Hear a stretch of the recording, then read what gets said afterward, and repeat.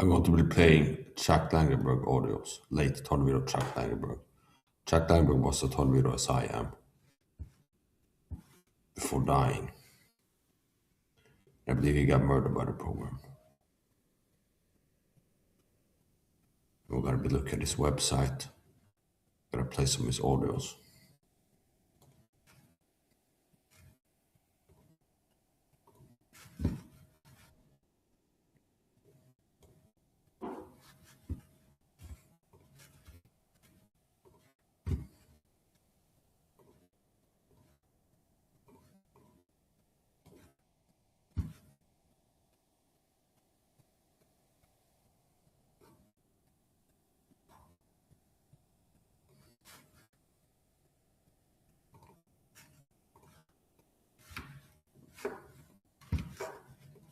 So here we go.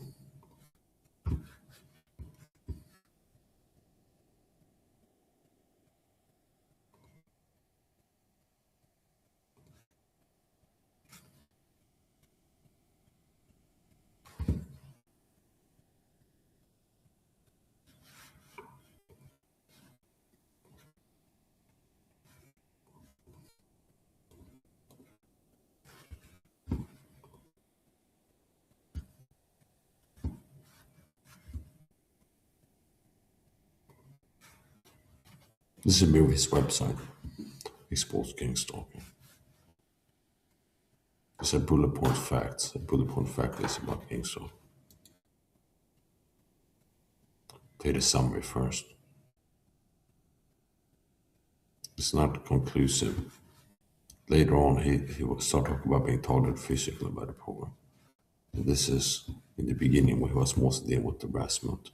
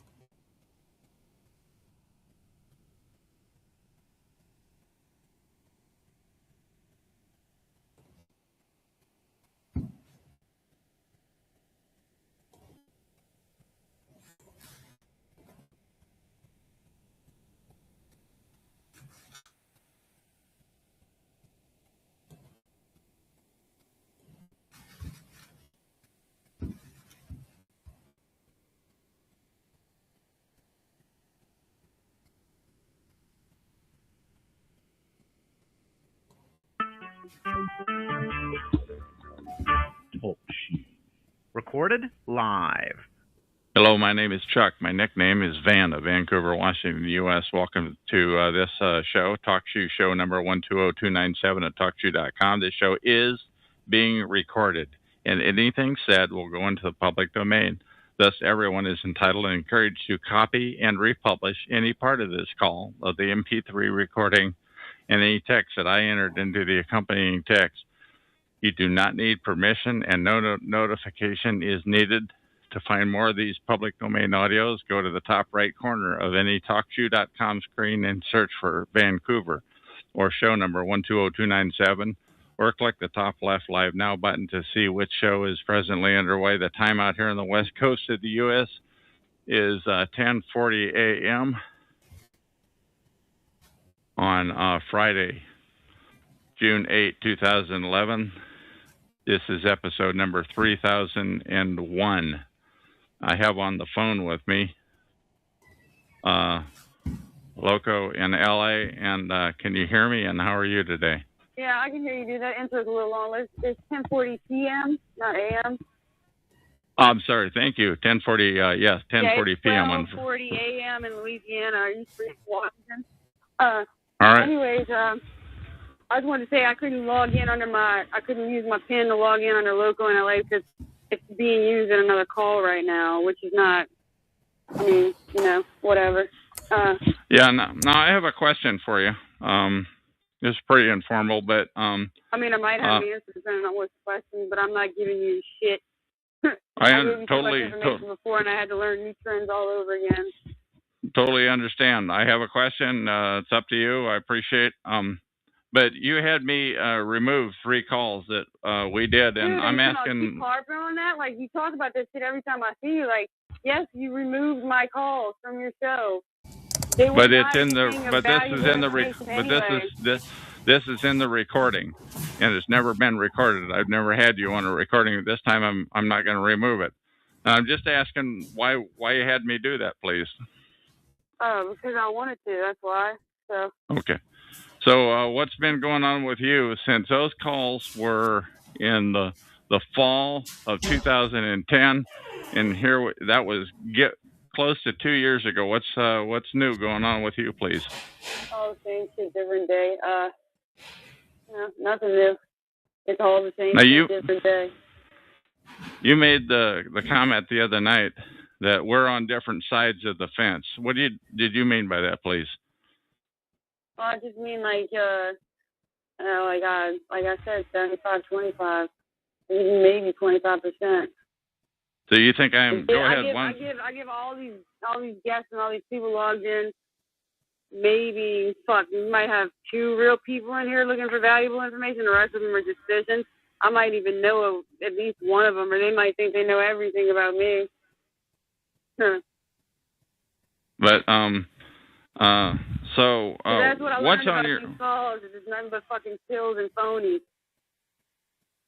A lot of shills and phonies on these calls at TalkShoe.com that are targeted individual oriented. If there's any real targets listening to this that's on this call, don't tell these people shit. Don't tell them a fucking thing. Don't get on these calls and think you can build trust with somebody and you can trust anybody from any of these calls with anything. You don't want everybody to know. I never did.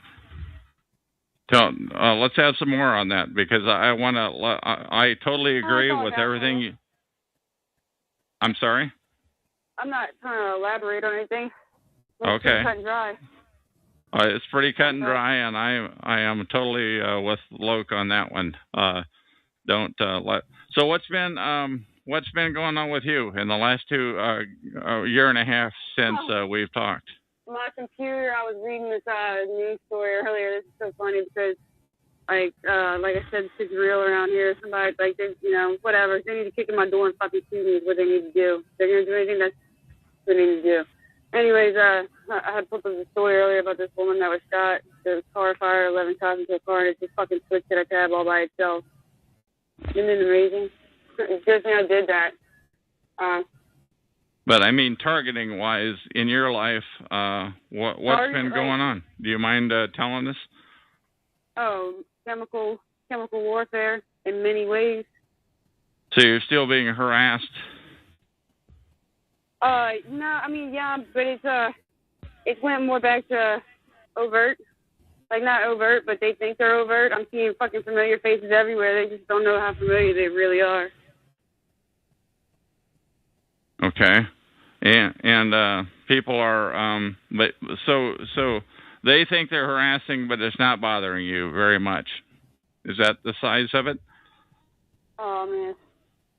You know what? It's like, what can you do? What can you do, you know? So what's new with you? What's new in the last year and a half? I haven't heard your cheerful voice in a year and a half. I'm just curious, what's new, please? Cheerful right now? Figure of speech. Nothing's new. Yeah, I'm sure it might be real fucking cheerful for you. You could be getting paid real well for this conversation right now. I promise you, I absolutely have my... I didn't come on these calls for, like, at least a year, maybe more. I don't even know. I don't keep track of time. You know. I didn't come on these calls, and I come to one call 2 weeks ago, and with my name, and, what did Guest 28 say? Never mind. I'll pull it up. Hold on, I'll just pull it myself.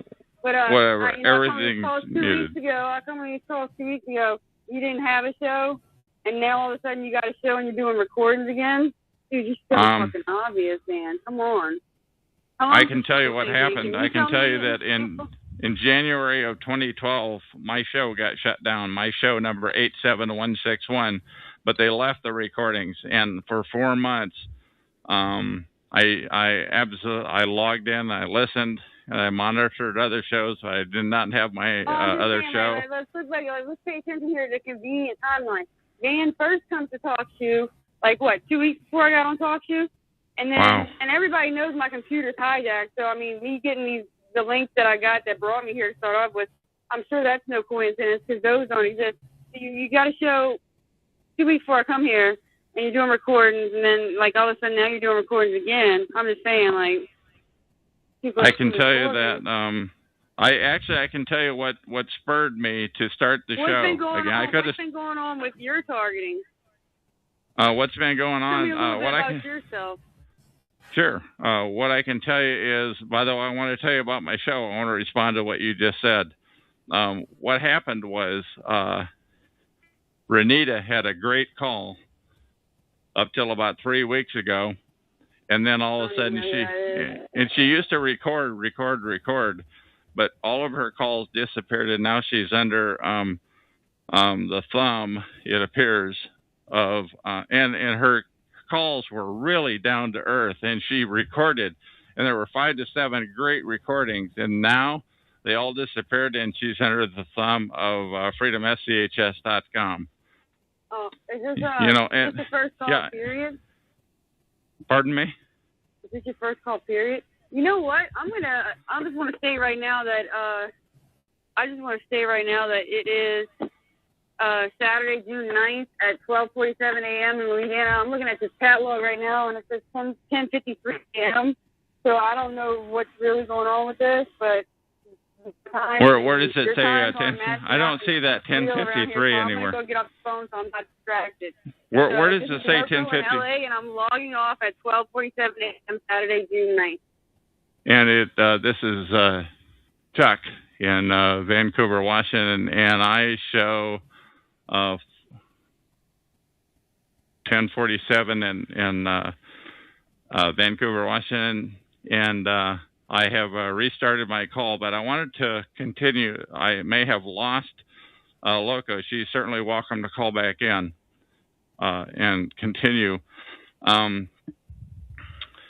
what happened was Renita's calls went away, which I was really upset about because they were so credible, because her calls were so credible, but they all disappeared. And that is what spurred me to restart my calls. Not so much only that, but that her calls now are no longer what I would call down home. They are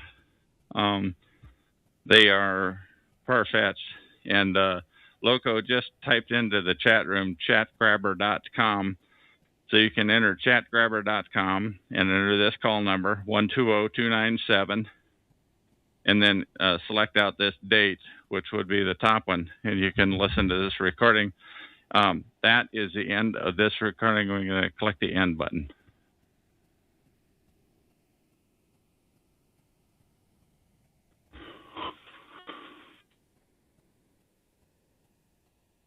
And I don't know.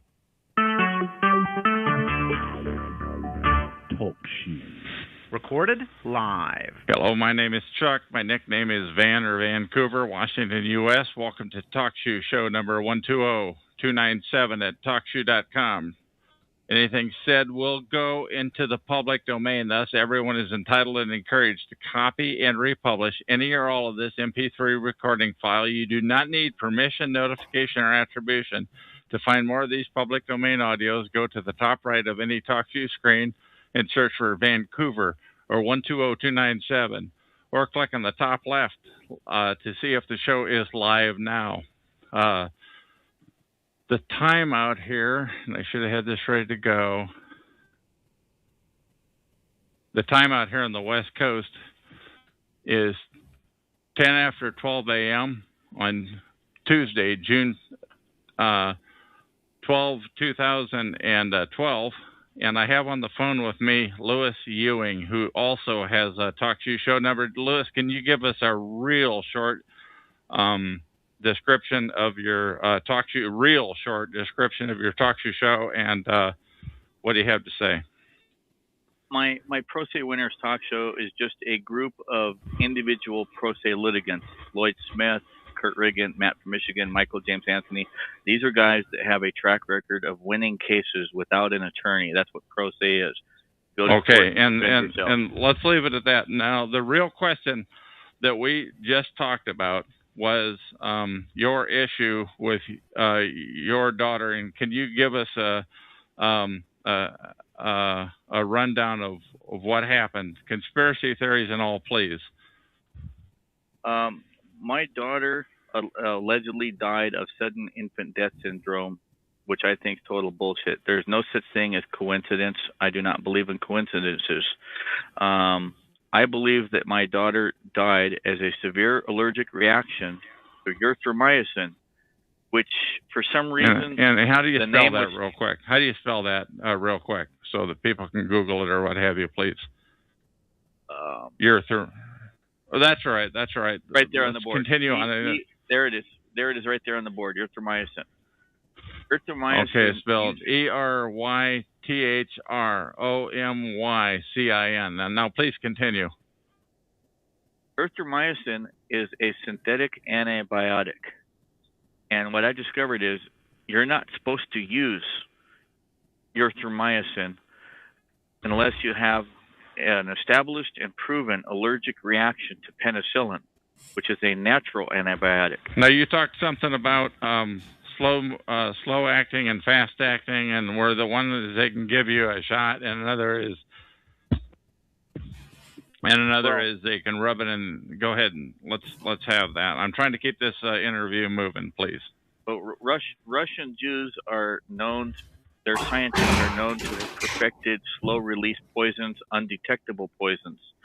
And they introduced erythromycin by rubbing a small amount in her eyes. And I now, how do you know that? I'm sorry, I'm being a pill here, but I'm just saying, how do you know that? Were you there? Go ahead. Yeah, I had just barely walked in because I just got back to the hospital from visiting my boys who were being babysitted while my ex-girlfriend was at the hospital. And when I walked in and I started talking to her, all of a sudden the doctor came in behind me, was examining the baby, and all of a sudden I turned to look at him again because, like, why was he, like, spending so much time? And he was rubbing something in her eye, and I yelled at him to stop. What was he doing? And he said, it's no big deal. It's just an antibiotic. And I said, she doesn't need an antibiotic. She's not sick. And now you're one of these guys that wanted, let's hear the one about the birth certificates, about your previous two children who got out of the hospital without names, and let's hear that, please. I got both my sons, little Louis Jr., and Phoenix.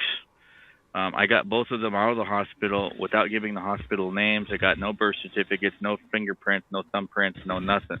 This is what, a couple of 3-4 years before the other? Yeah. Okay. Yeah.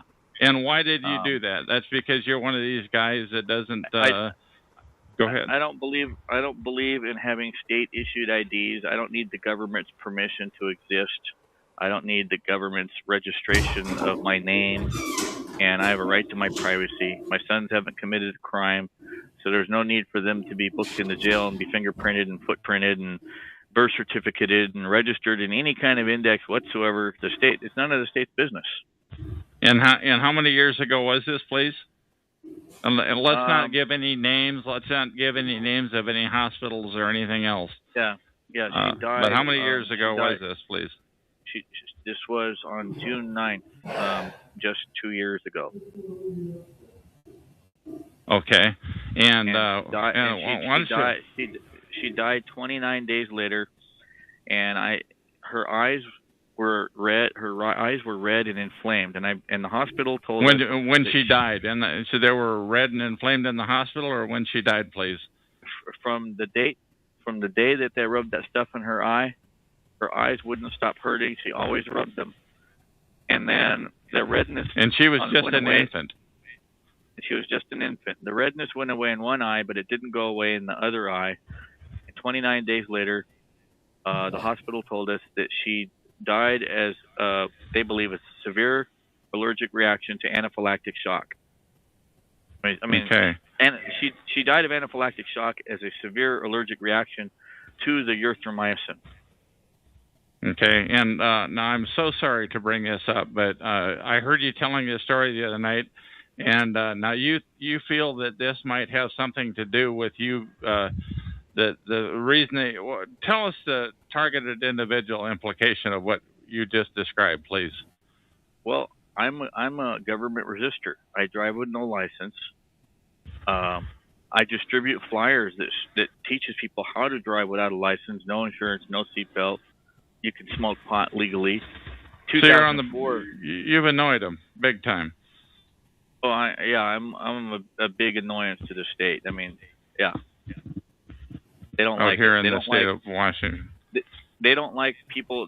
Cops call people like me a constitutionalist or a patriot or a freeman because I drive without a driver's license. Now, does anything else happen? Is there any other reason? Now, we've got two examples. One is that you drive without a license. One is that your youngster died. And is there any other reason why you might be considered why you may have provoked them?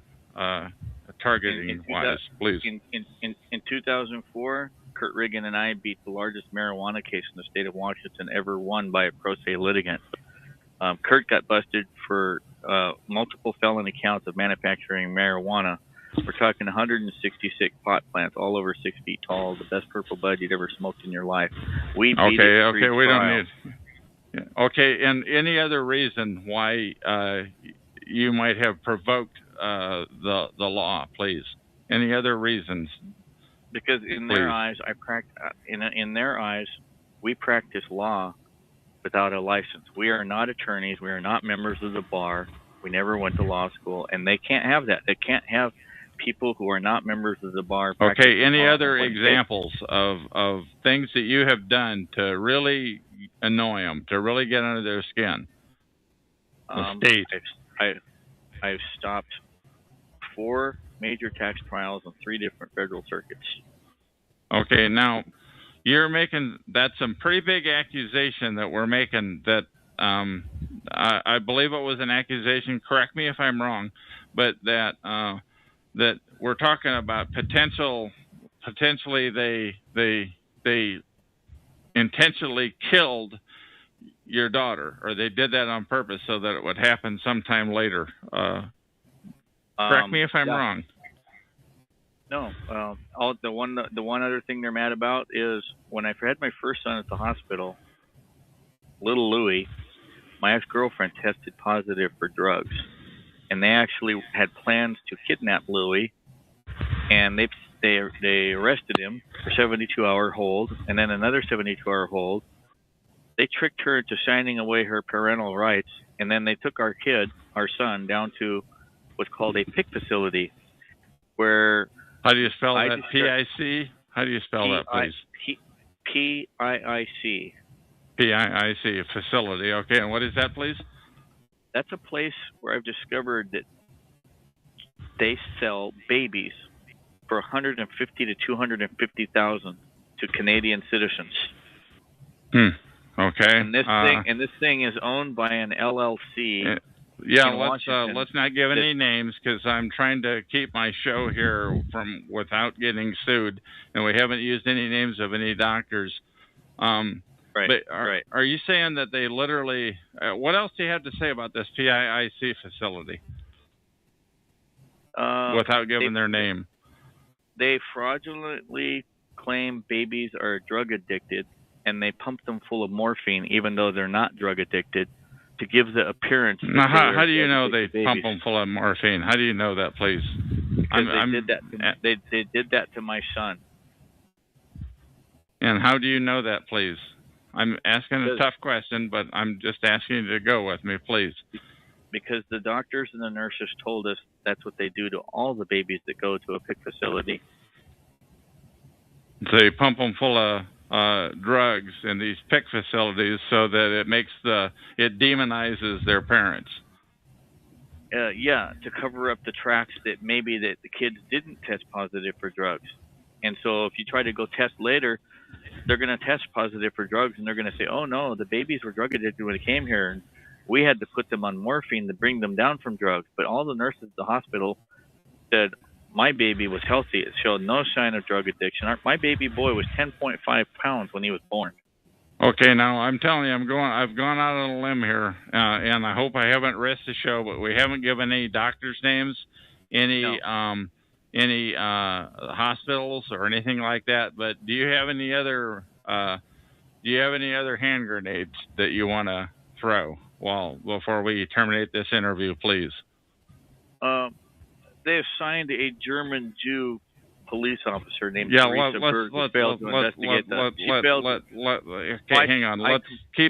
keep the religion out of this, please. Thank you, but please continue.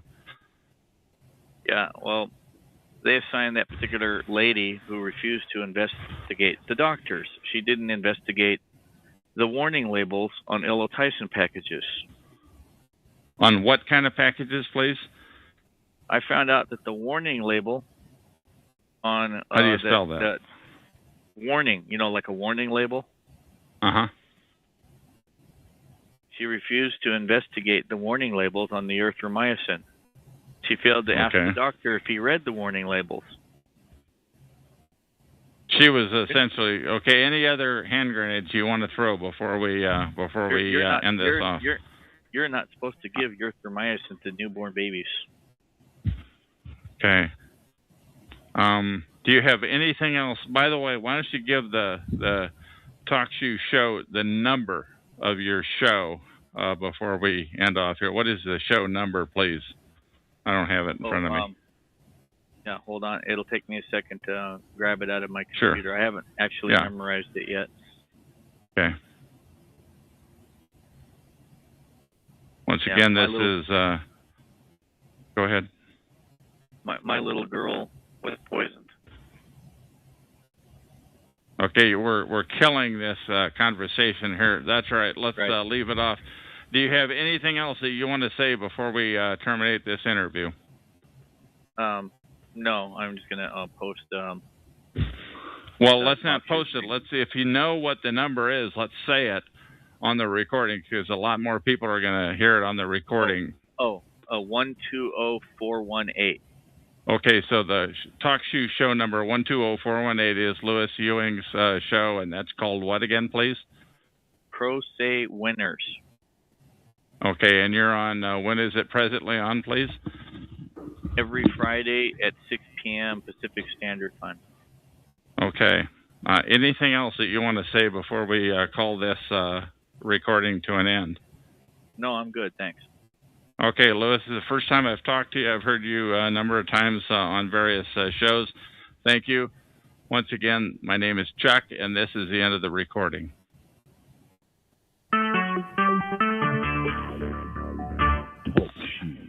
Recorded. Hello, my name is Chuck. My nickname is Vancouver, Washington, USA. Welcome to Talk Show Now. TalkShoe.com, show number 120297. This show is being recorded, and anything said will go into the public domain. Thus, everyone is entitled and encouraged to copy and republish any or all of this MP3 recording file. You do not need permission.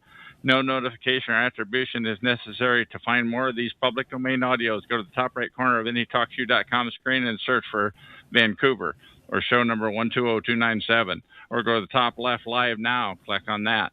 The time out here on the west coast of the U.S. is 4:25 p.m.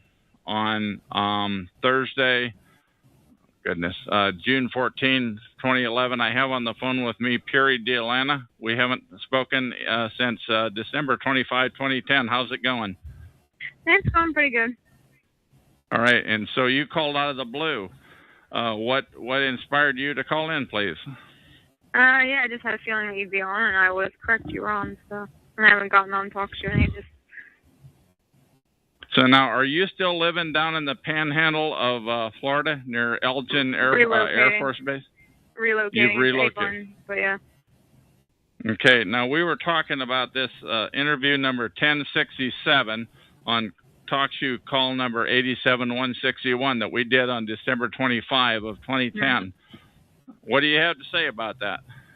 Well, I haven't been messed with those aircraft quite in some time. So no, that incident, they stopped doing that, at least to me. Those are drone aircraft, small drone aircraft that were unmanned, dark green. And they were actually engineered by an off-branch of engineering students that some of them intern at a corporation called Suns Microsystems, which is a computer technology system. How do you spell that? Suns, S-U-N-S? How do you spell that, please? Microsystems. Oh, S-U-N-S, like okay. Suns Micro, M-I-R-C-O system, okay. S-Y-S-T-M-S system. What else do you have to say on?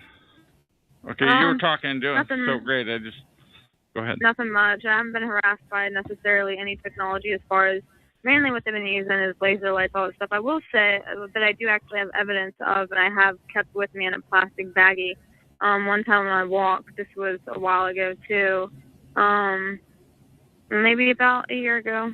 I don't know, somewhere around then. I actually found a small microchip on the ground about the size of half your fingernail, or your big thumb fingernail if you're looking at it, and I actually have it saved, and I actually have pictures uploaded, and I actually still have the evidence with me, and I cut the chip in half, and you can actually see where the copper is and all that stuff. And I found it on the ground during one of my runs to the entrance of the EOD base.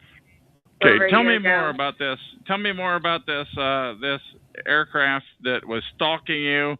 As I recall, you were like a block outside of Elgin Air Force Base in the Florida Panhandle. It was Eglin Air Force Base, and it's off branch of Eglin Air Force Base. It's not actually. How do you spell that? E-G-L-I-N?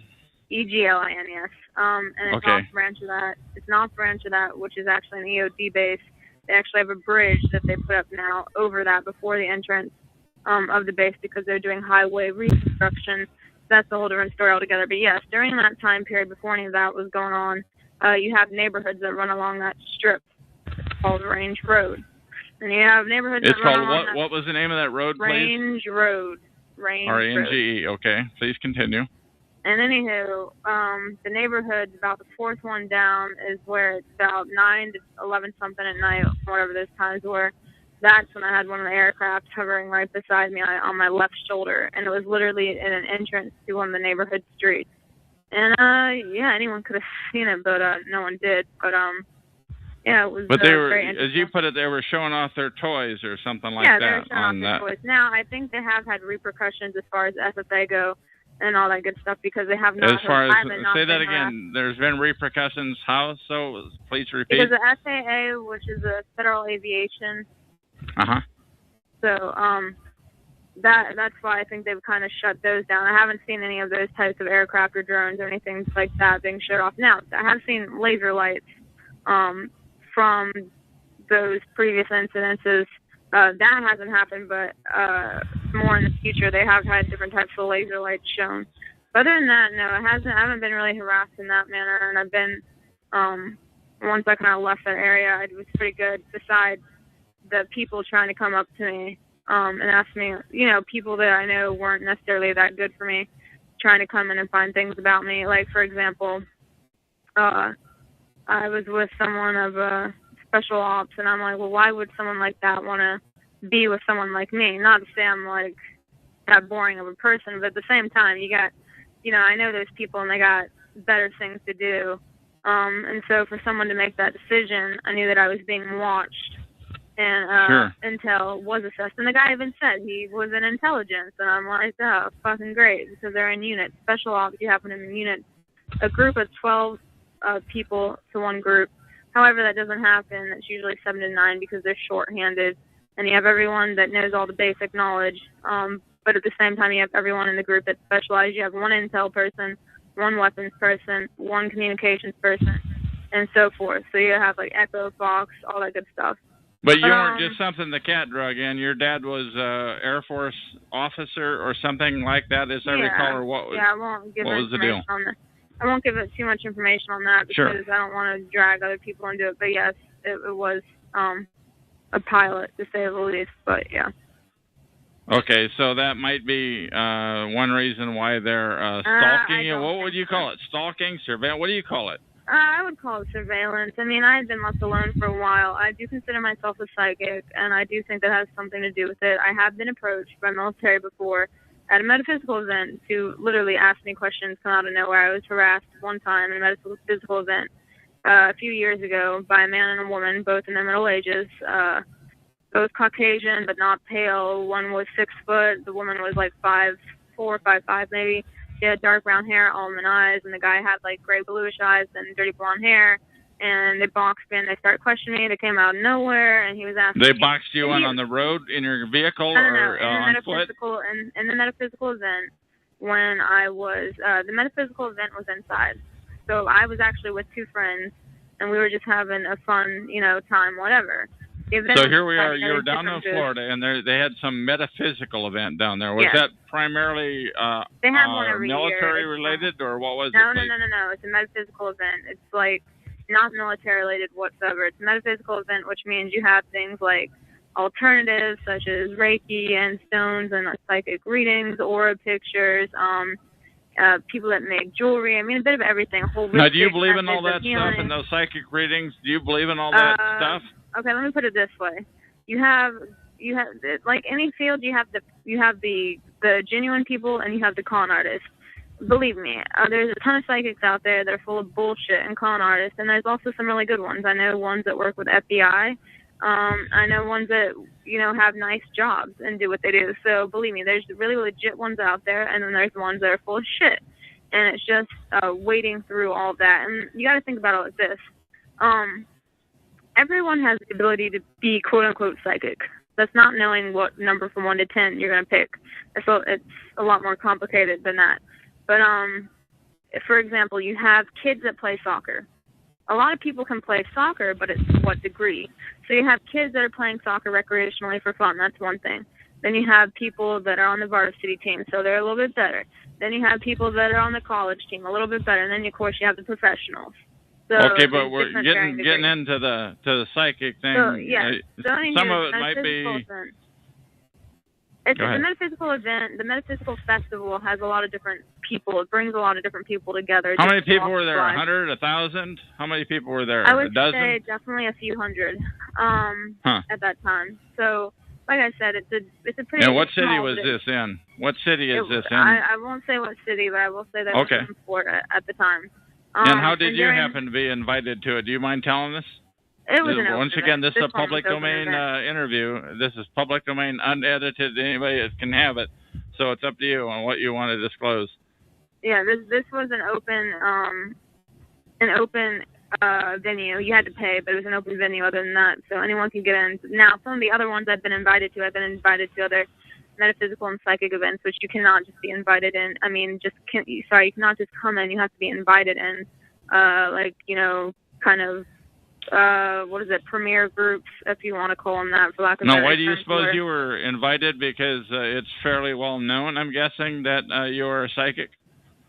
Yes, partially. However, I don't do readings or anything like that. Now, at that time, years ago, no one knew really what I did besides my family and a few close friends, and even then, people only knew if I, did a reading on them. But I still don't do readings for the general public. I go up to people and tell them what they need to tell them, but I don't put my name out there, so to speak. But anywho, these two people, my friends were getting their aura picks done, and I was standing by the white table waiting for them.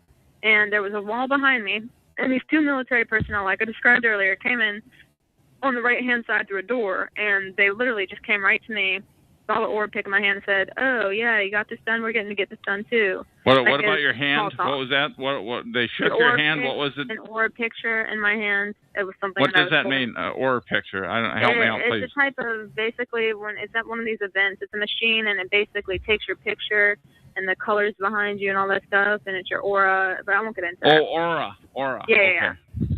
So anyhow, I just did it because I knew my friends. I wanted them to have a good time, whatever. So I got that done. I was just waiting for them. Sure. Now, getting back into the targeting part of this, we talked on December 25, 2010, and we talked about this issue, and you had a number of examples. What examples do you have about that sort of thing that may have happened to you since that call, please? Yeah, so hang on. Okay, so back to what I was saying with the two military individuals that came up out of nowhere. And he didn't ask my name. He didn't say, "How were you?" There was none of that type of conversation. He literally, after he asked about the aura pick, saying, "Oh, yeah, I'm going to get it done," whatever, which they didn't because I saw them leave after they questioned me. He said, "Okay, how long have you been able to read people? How often do you read people?" He just started asking me a slew of questioning. How old was this guy? I mean, was he 20? Was he 60? I told you, they were in their 40s. They were in their middle age. So, and I already gave you their description. But Sure. they were in full uniform too, and they didn't have any conception of space because they were like an inch in front of me. They were using an authoritarian tactic by their uniforms and the lack of space. But I kept calm, and I answered their questions. And then I was like, well, fuck, this guy's asking me all these damn questions. I need to ask one back. So I was like, okay, well, he was like a captain of ranking of some sort. I don't remember, but I asked him point blank, since he was asking me all these crazy questions. I said, well, then, with your abilities, you know, do you manipulate your soldiers to do things, basically? And without hesitation, this guy said point blank, he told me straight up that, of course, yeah, I manipulate my soldiers, da-da-da-da-da. And I was like, what the fuck? And then, you know, after that, he walked off and disappeared. And the woman didn't put say an end anything. to that conversation. Yeah. All right, and that was how long after December 25, 2010, when you and I last spoke, please? Do you recall, or is that open? I want to say that was maybe March of actually, maybe that was before. I'm not sure. I'd have to go look back in my log. No, it's okay. That's okay. Ago. It was in the first quarter. Ago. But I will tell you that lately, like I said, the only thing that's happened lately from previous to now would be the microchip that I found that I still have. And you mentioned that microchip off the air. Why don't you briefly discuss that and how you think it applies, please, on the tape? Microchip I found when I was actually jogging, and it was before I got to the base, and it was actually like covered to where it looked like it would be just dirt, but then I saw, it's kind of shiny. So it actually has, it's like I said, very, very small, like half of your big fingernail if you were to take it. It's round, it's circular. It had a brown strip that went around the circumference, and then the top was like a copper color with 3 rings.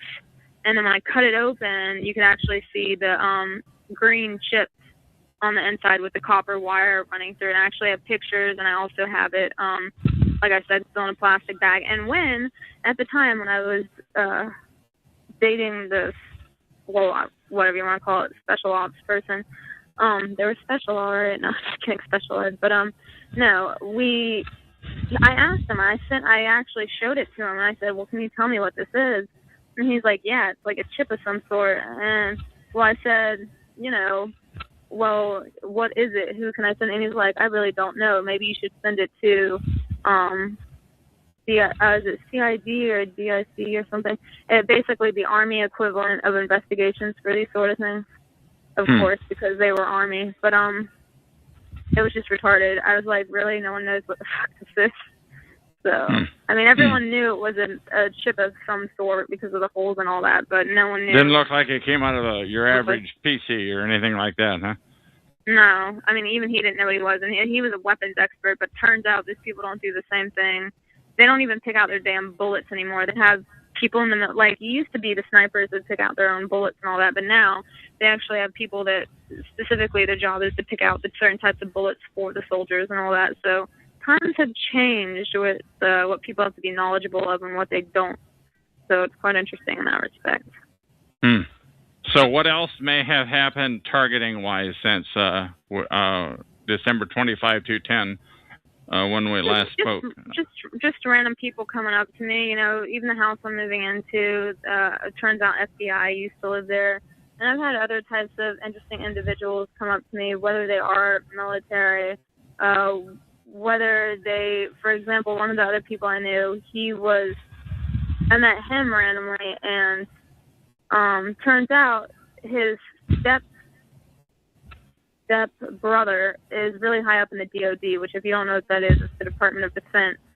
And he was talking about all this different technology and how they have a satellite, and how his step brother actually let him use one of the satellite things because he was an aircraft mechanic, and let him use one of the satellites. So some aircraft mechanic is got access to a satellite, or what's that about now? Well, please? Yes, because not access to it necessarily, but his stepbrother let him play with it for like not that long. I mean, just like for one thing. I mean, they were watching him when he was doing it, but it was a satellite basically because he's like, okay, stepbrother, who was like one of the high people up in the DOD, and the guy was like, okay, well, how good are your satellites? And the stepbrother's like, well, I can show you how good are satellites. And he's like, what do you want to see?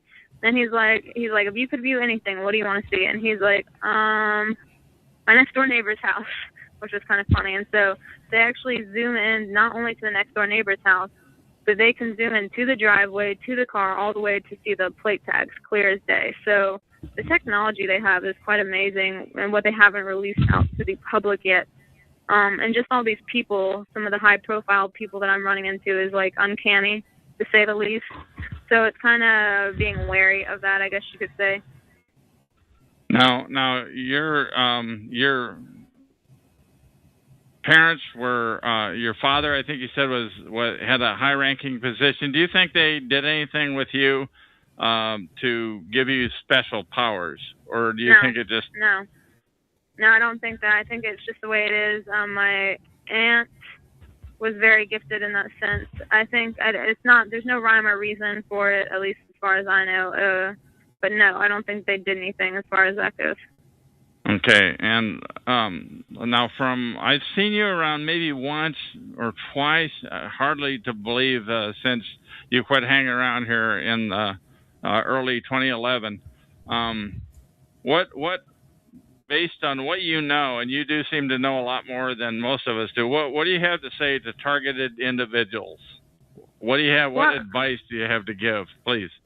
Well, keep strong, know your sources, document. If you want people to believe you, you better have good documentation. Keep all the evidence, document from times, all that. Don't let it get to you. I know people go crazy, but really, you need to build your own strengths and your own networking community. The more surface area you can cover and the more public you make yourself, that's having the right friends, having the right family, and really getting support. I mean, not going crazy with it, but just letting them know you're okay. You have to have a lot of these people, they get themselves in bad situations because they're unemployed.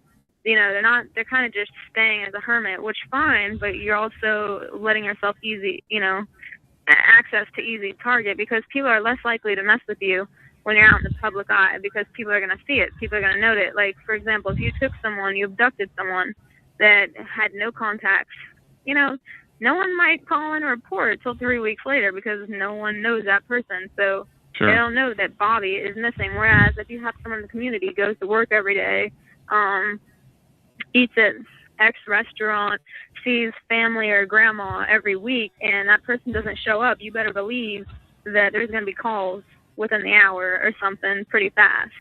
So but in your case, you've definitely been targeted, but in a different sense. You've had like highfalutin intelligence sources asking you questions, and they don't always identify themselves, I guess. Is that right? Well, to an extent. I think some of them identify themselves, and most of them are pretty blunt. It's knowing, at the end of the day, you just got to know that everything you say is public, and that you got to be okay with that, and you got to don't have any dirty laundry hanging out there, and you won't really have an issue. The thing is the truth definitely is helpful, and if you can be blunt and honest with these people and say, hey, this is what it is, this is what it isn't, and know when to shut a conversation off with these people and just walk the F away, then you're going to be fine, really. You will be. And I don't, even if you have a lot against you, it still doesn't matter, because there's a lot of people in history. Take, for example, Harriet Tubman. She's the honest, she... what was that name again, please? I missed that. Harriet Tubman. Harriet Tubman. Okay, do you mind spelling that, please? Harriet Tubman. Remember the slave, the underground tunnels? Okay, all right. Anyway, go ahead, please. But what I'm saying is, she went against the tide. She was a woman, she was black, and she freaking let slaves, she helped them escape to the north, and she was a spy. People don't know that a lot about her, but she was actually a spy. So she did all these things against the common societal norms. So at the end of the day, it's just all about what you believe you can do, no matter what the majority of society is thinking, because quite frankly, that just does not matter overall. And that's the advice that I have to give the PIs. Okay, now we've been on like 20 minutes. You know that this show is primarily about targeting and targeted individuals, TIs. Mm-hmm. And do you have anything else that you want to say to that audience, because they're going to be listening to this recording?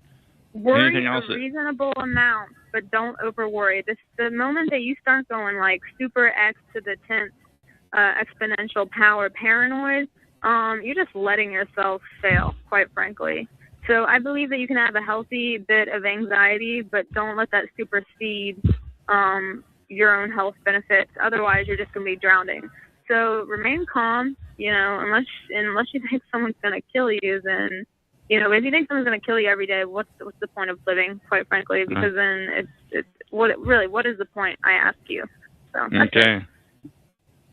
Once again, anybody who's listening in, I encourage you to go to talkshoe.com, show number 87161, and find recording number 1067. It was recording with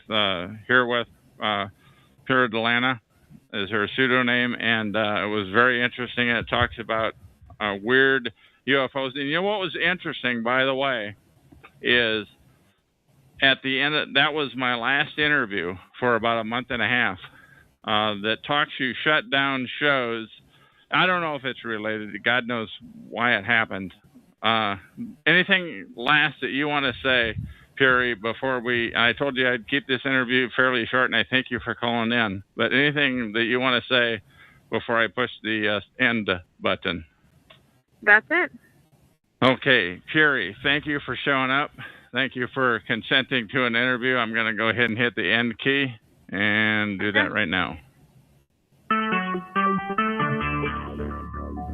Talk Shoe. Recorded live. Hello, my name is Chuck, nickname Van of Vancouver, Washington, USA. Welcome to TalkShoe.com, show number 120297. This show is being recorded, and anything said will go into the public domain. Thus, everyone is entitled and encouraged to copy and republish any or all of this MP3 recording file. You do not need permission. No notification or attribution is necessary. To find more of these public domain audios, go to the top right corner of any TalkShoe.com screen and search for Vancouver or show number 120297, or click the top left button to see if it is live now. The time out here on the West Coast is 5:05 p.m. Today is Tuesday, June 19, 2012. I have with me on the phone right now Jeff of Chelsea, Massachusetts, and he is going to interview me, and I'll leave it open to the door. How are you, Jeff? And the ball's in your court. Not a problem. It's the first time I ever interviewed somebody, and though I don't have my own show, this will be like me having my own show, and I'm going to interview Chuck from Vancouver, Washington. Chuck, how are you doing?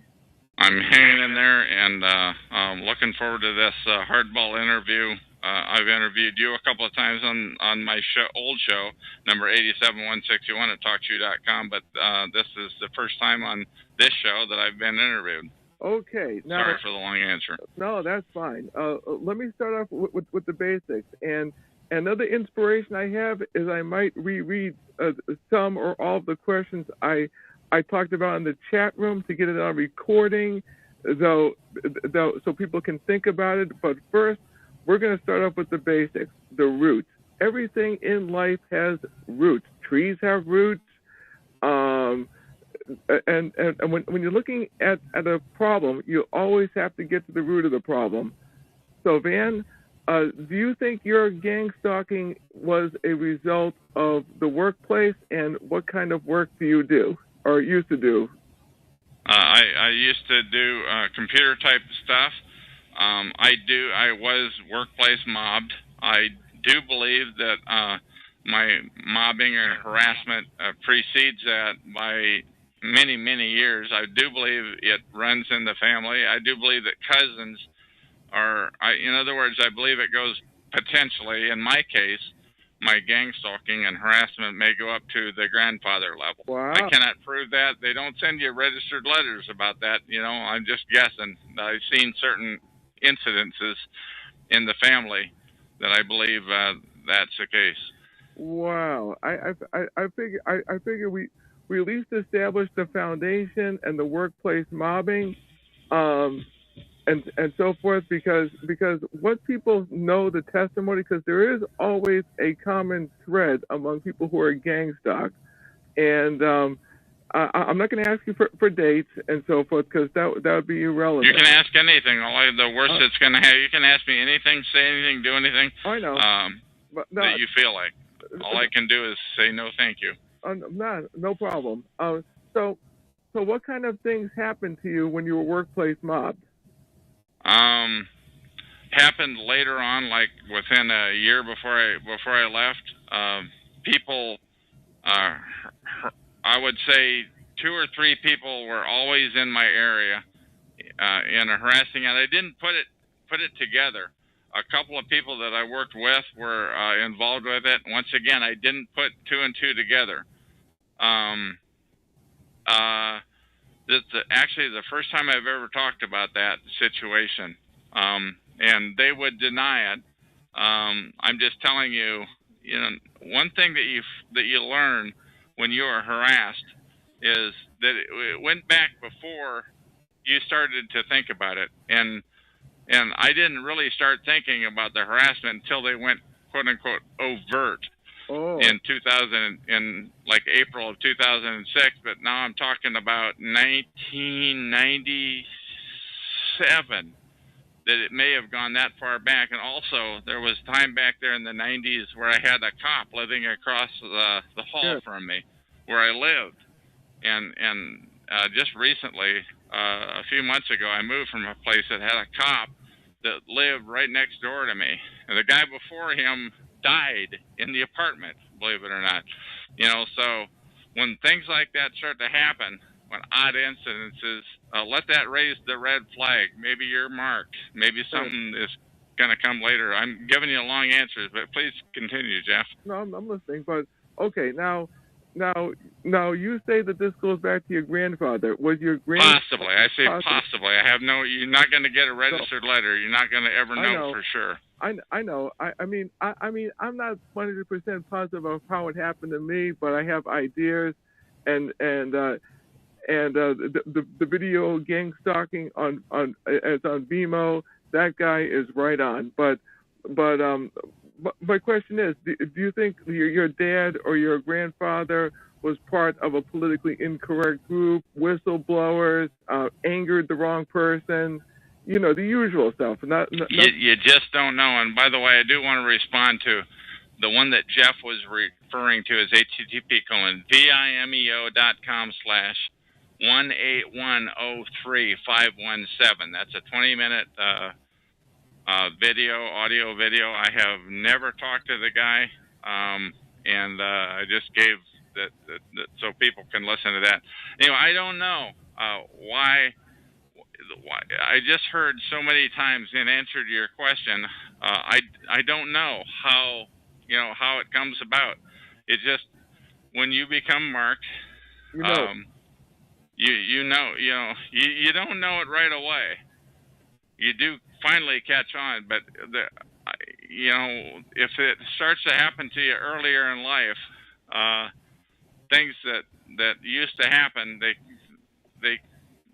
they catch up with you after a while. It's not necessarily anything I did wrong. If it's something that happened a couple of generations ago, I would not know. It's not anything that I did to bring this on. I think that's important for TIs, for targeted individuals, to understand that it's not necessarily because you did something wrong. Oh, okay. Because I figured they'd be talking the dinner table, stuff like that. But anyways, let's go forward. Sure. When you became overtly stalked, were you able to find a regular job afterwards, or do you work mostly for yourself? I was already working for myself when I became overtly stalked. That's when they really went overt in April of 2006. But they had actually started like maybe a couple of years earlier than that. The weird things started to happen to the point where even the woman that I was living at just wanted to argue about it. Well, people argue anyway. It's just a weird thing started happening. Things that happened. I was living in my RV at the time. I had to move the RV regularly. When things like that start to happen, that's something to think about.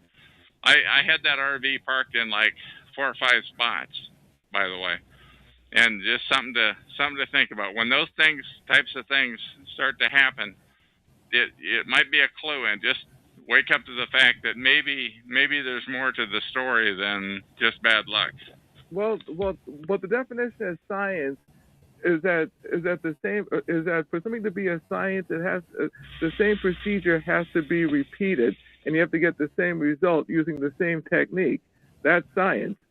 So when a person's being really gang stalked, you know it because there's a whole bunch of people doing the same thing, using the same tactic, getting the same results, which is driving you batty. And the gang stalking, though, per se, what I would call it, they went great guns back in April of 2006. The dogs came out. I mean, it was happening at the store like 4 to 5 different times at the store. It was happening when I go to the video store. People prior to that, people pulling out in front of me all the time. God, it was to the point where they call it sensitization, I think. Yeah. Where, honest to God, people who would be riding with me in my vehicle would make the statement, "Man, you are so careful of a driver." Well, the reason I'm careful is because people are pulling out in front of me, and you just think that's the way it is. Oh yeah, you were getting the verbal sensitization. I get more of the visual sensitization, but it's still the same thing. It's to sensitize you to a certain stimuli, and then when they do it, it's basically we're keeping an eye on you. So that's. I wasn't thinking though that people were keeping an eye on me as people were pulling out in front of me. It was a lot of times at one intersection or a couple of intersections, people pulling out in front of me all the friggin' time. I go, wow. It's like every time I come here and you don't get it. Well, just be it known. Let that lodge in your memory if anybody is listening in that may be a clue of things to come. Yeah, well, that's a good point, and also too, I think it's gonna be more overt. But let's see here. So at least you're making money to pay your rent, so that's a good thing. That helps. You know what else too is the secrecy. Why do you think there's so much secrecy with this? Because you do have Russian defectors, you do have defectors that come from communist and Islamic bloc countries. What makes this so secretive that your average Joe on the street would want to do this? Yeah, I don't know. I've only known. By the way, I started to be overtly stalked. I mean, like I said, the dogs came at me, and I'm getting to your question, but the dogs came at me in April of 2006. It was 4 years later, in May 2010, that I finally discovered the term organized stalking and gang stalking, and I finally started to YouTube those. So I've only known about this issue of organized gang stalking for 2 years. So yeah, absolutely, it's a secret.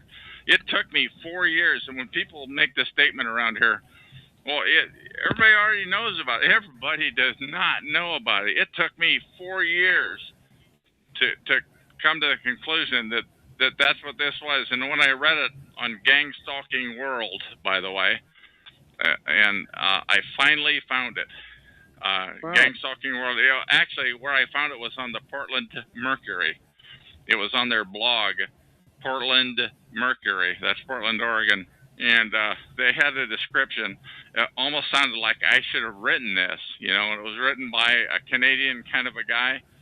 And he said, what is happening is you are being gang stalked, a term that's called gang stalking. And he wrote, and I've seen that term restated and rehashed many times. I've seen him paste that same text into many blogs.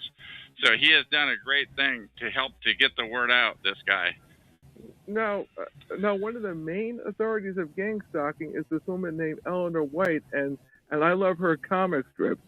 What's your personal take on her comic strips? Do you think there's crazy talk in there, or do you think it's sound? Because people who are listening are going to be grasping for straws.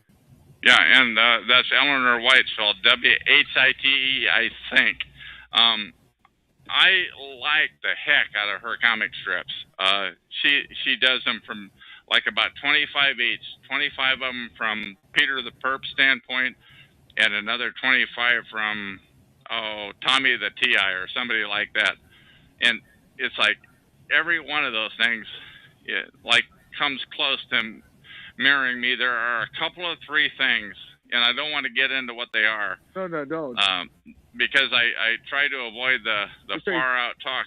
That there are a couple of three things in there though, in her Tommy the Ti that I find a little far fetched. And if any reason that I was ever to give them any credibility, it would be because she took the time to put them in her comic strip. That, honest to God, that's the only reason that I would ever, they're so far fetched. But that's only 2 or 3 of the 25 strips. The other 25, it's like a textbook on perping. Peter the Perp from the Perp standpoint, and Tommy the Ti from the Ti standpoint. They're pretty good. And also too, do you know any other authorities that would be good for beginners who are recently being stuck, who can grab onto it where there's no crazy talk? I don't know. I don't know. The only thing regarding the crazy talk, let me just address that for a minute. If it doesn't, to the people that are out there listening, and they're going to hopefully be listening to this in 100 years, or that this is public domain and it is yours, you own it. Please republish it in 100 years. But the people that are listening to it, if it's not happening to you, if it sounds wacky, it probably is. That's been my personal observation. Everything that happens to me is completely explainable. I have never found anything that I can't visualize from a realistic perspective as being real. I mean, from earthly, let's put it that way, something earthly. No, none of this wacky, woozy, far out stuff. Now we'll start nailing some of the questions I asked in the chat room, and now we will begin with, you've heard of Leon Trotsky. He worked with Vladimir Lenin in communist Russia. He was the second in command, and he has a quote: "You may not be interested in war, but war is interested in you." And what's this have to do with gang stalking? Well, do you think that there are people who are in neutral? And I'm going to rephrase the question a little bit. Do you think people who are in neutral, but can be threatened or drafted into it? In other words, we have this scumbag over here. We don't like him, and we know that the talents you have, like being a locksmith or surveillance and so forth, we want you to fix this guy. Do you think that most people are neutral, or do you think when the screws are really turned, do you think most people would cave in, or tell them to go blank themselves, or lash out? I think here's the deal. Just something that I know nothing about, like a locksmith. If you're a locksmith, the perps know where to find you, but you can't go out and find them. That's the first thing. And there are an endless numbers of perps out there that can harass you. So you really don't have any choice but to play ball. If you're not already a perp when you got in there, you don't really have any choice but to do what they want you to do in the first place. And then there's the guy's car, his family, his business taxes, his home. I mean, they can shaft you in any number of different ways. Essentially, if you're a locksmith, I hate to pick on them, but you're the one that brought them up, Jeff. What I'm saying is, I don't think you have any choice but to play ball. I don't. Can you trust a locksmith? I don't know. I guess you can, But if you're a target, they're going to get into your place when you're not there. God, I just hate to say that. It sounds so incredible. I'm just telling you. They want you to know that they've been there. They'll leave stuff behind. They'll move stuff around, so they, in my case, the last place I live, I don't smoke, and I never have. I don't smoke there was either. a cigarette butt one time in the unsmoked in my restroom. They wanted me to. They left it there. They wanted me to know. Hard. God, I flew off the. I saw that in there. I mean, I was really annoyed about that. Yeah, I walked around spitting and cussing, and, and I was really ranked about that. But that's the effect that they wanted. I almost called the cops. I almost did, because my place had been, and I didn't do it. And it's now that when I got into once I understood after May of 2010, once I understood about this gang stalking thing, the last thing you want to do is ever call the cops. The last thing you ever want, because they're going to say, "You sound crazy. We need to send you to the funny farm, and they'll come and haul you." I really, that's never happened to me, but I have heard about it enough times that I believe it. So it's a good thing I didn't call the cops about it. Never ever call the cops if you're a TI, if you're a targeted individual. No, there you go. No, this gets better. Basically, I have another question here too. Sure. Is why don't people think critically when they get any gossip on someone, or when a person receives gossip, why don't the average sheep take the bogus information at face value? That's a good one. God, I can't wait to answer that question. Yes. There is this guy here, and I'm not even going to say his name. Don't. That has he's a perp, and he's got a show here on TalkShoe about perping. Oh, we're so misunderstood and walked on and all that, and he's one of the disinfo agents. But this one time I logged onto his show as a guest, and I'm just listening to him talk, and he took like 5 facts about me, and he distorted every friggin' one of them. And he did that by adding information, by leaving out facts, by distorting, it's just like 5 completely different lies, about me. Pardon me? It's called spin.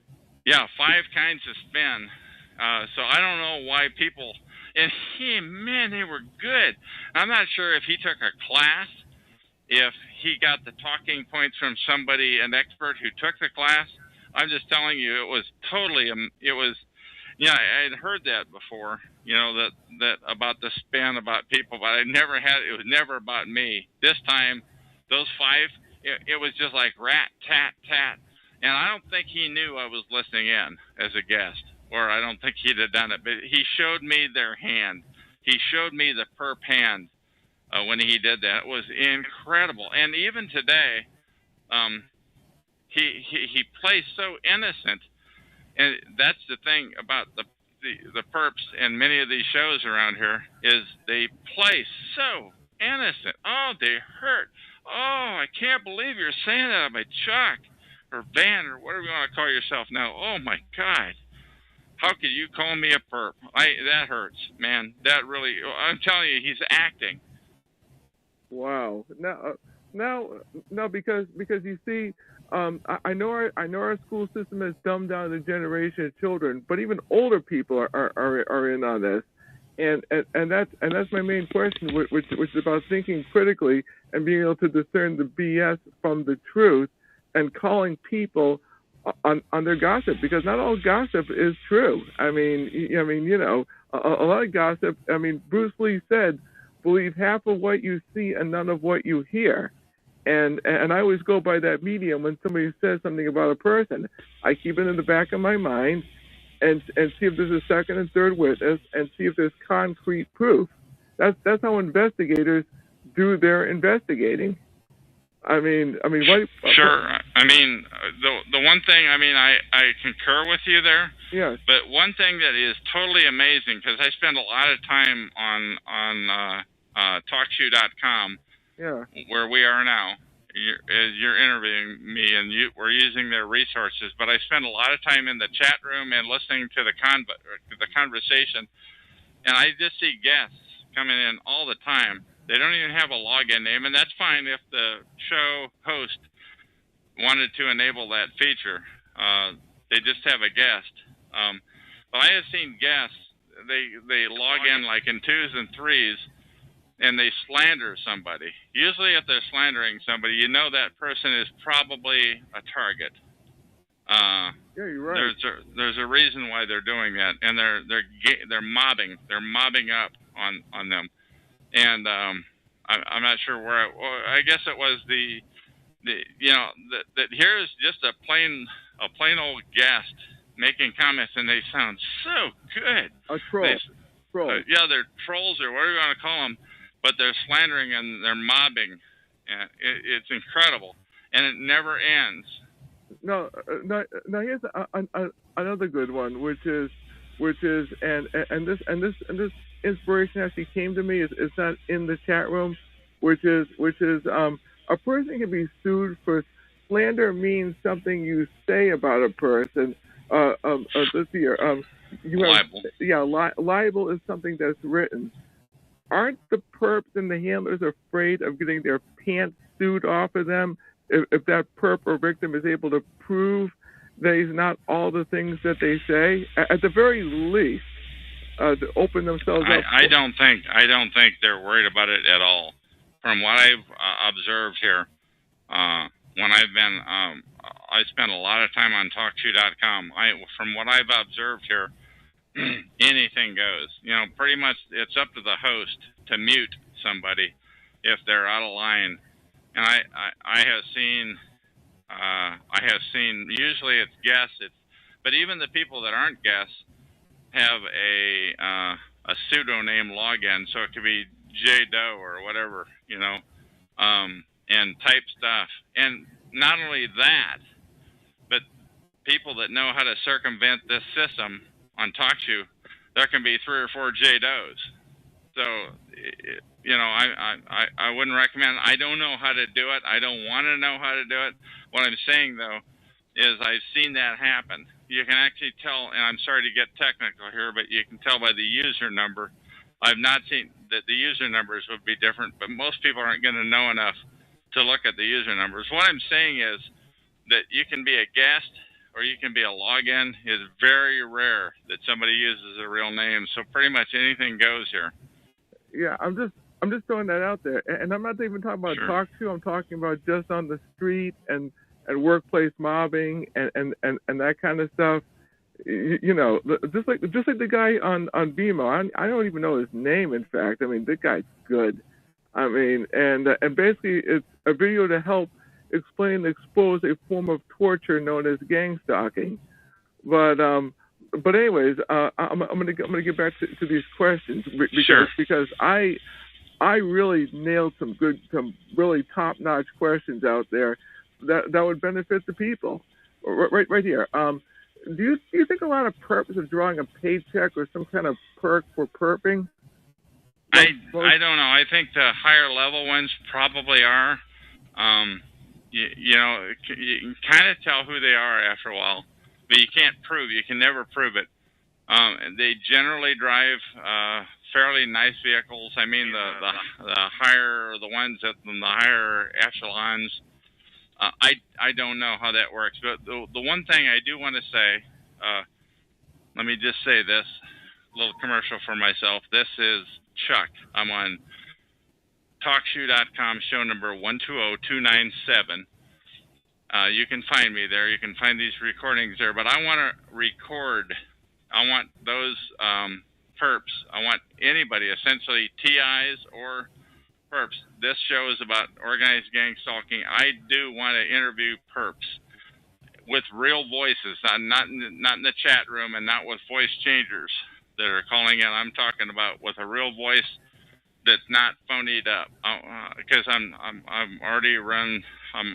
already give up on the fake stuff because they game the system. But when they have to use their real voice, it's a little bit of a different deal. But I want to interview those people. I want people, maybe they went to the doctor and they know they have only X weeks or whatever to live. Yeah. Hopefully, while their mind is still working, they'll give me a call. I'm on here right now as of June 2012. I'm on here like every day for large chunks of the day and night. So give me a call.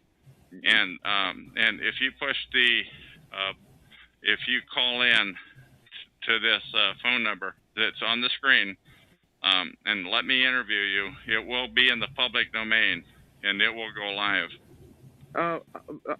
Unlike yourself, because you hang out and talk show, I listen to a lot of Patriot radio, conservative radio, even a lot of mainstream stuff when I get a chance. But I've kind of cut back on it. But there's a pastor named Pastor Lindsey Williams who in fact worked on the Alaskan Pipe Project, and he was a chaplain to all these elite oil men. And what's this have to do with somebody dying? When you talk about somebody who has a few more weeks to live, the thought came to my mind, which is Pastor Williams and this anonymous person who is giving him information on what's going on in the world. So I figured I'd just throw that out there, because when somebody doesn't have too long to live, or so forth, or are so old they're tired of it, they do spill the beans. When you're ready, anybody that's out there that wants to spill the beans, you call me if you want to talk about this issue of organized stalking or gang stalking. I'm the guy to talk to, as long as it's down to earth stuff, because I will not kill the recording if it sounds legit, and if you're not gaming the system.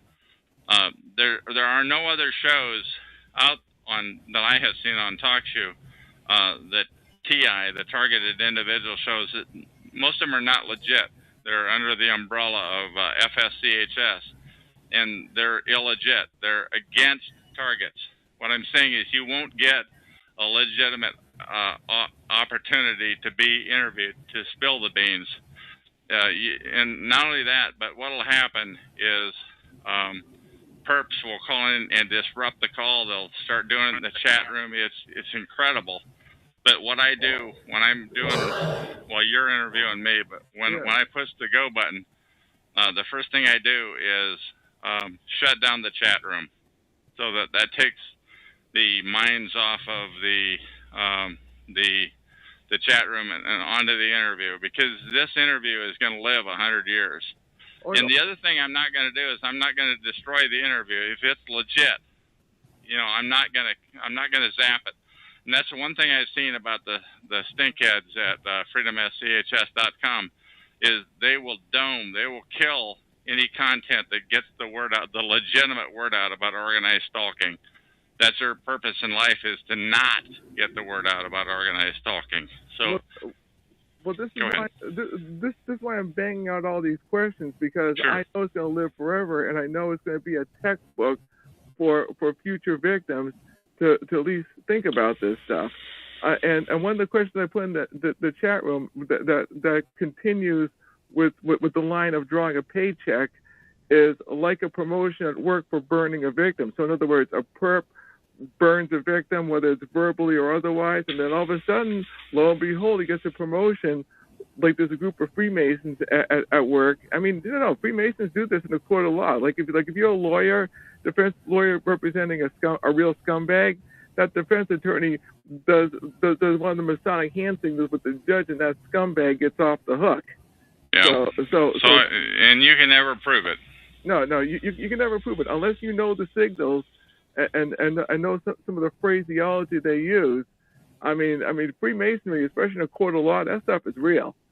Yeah.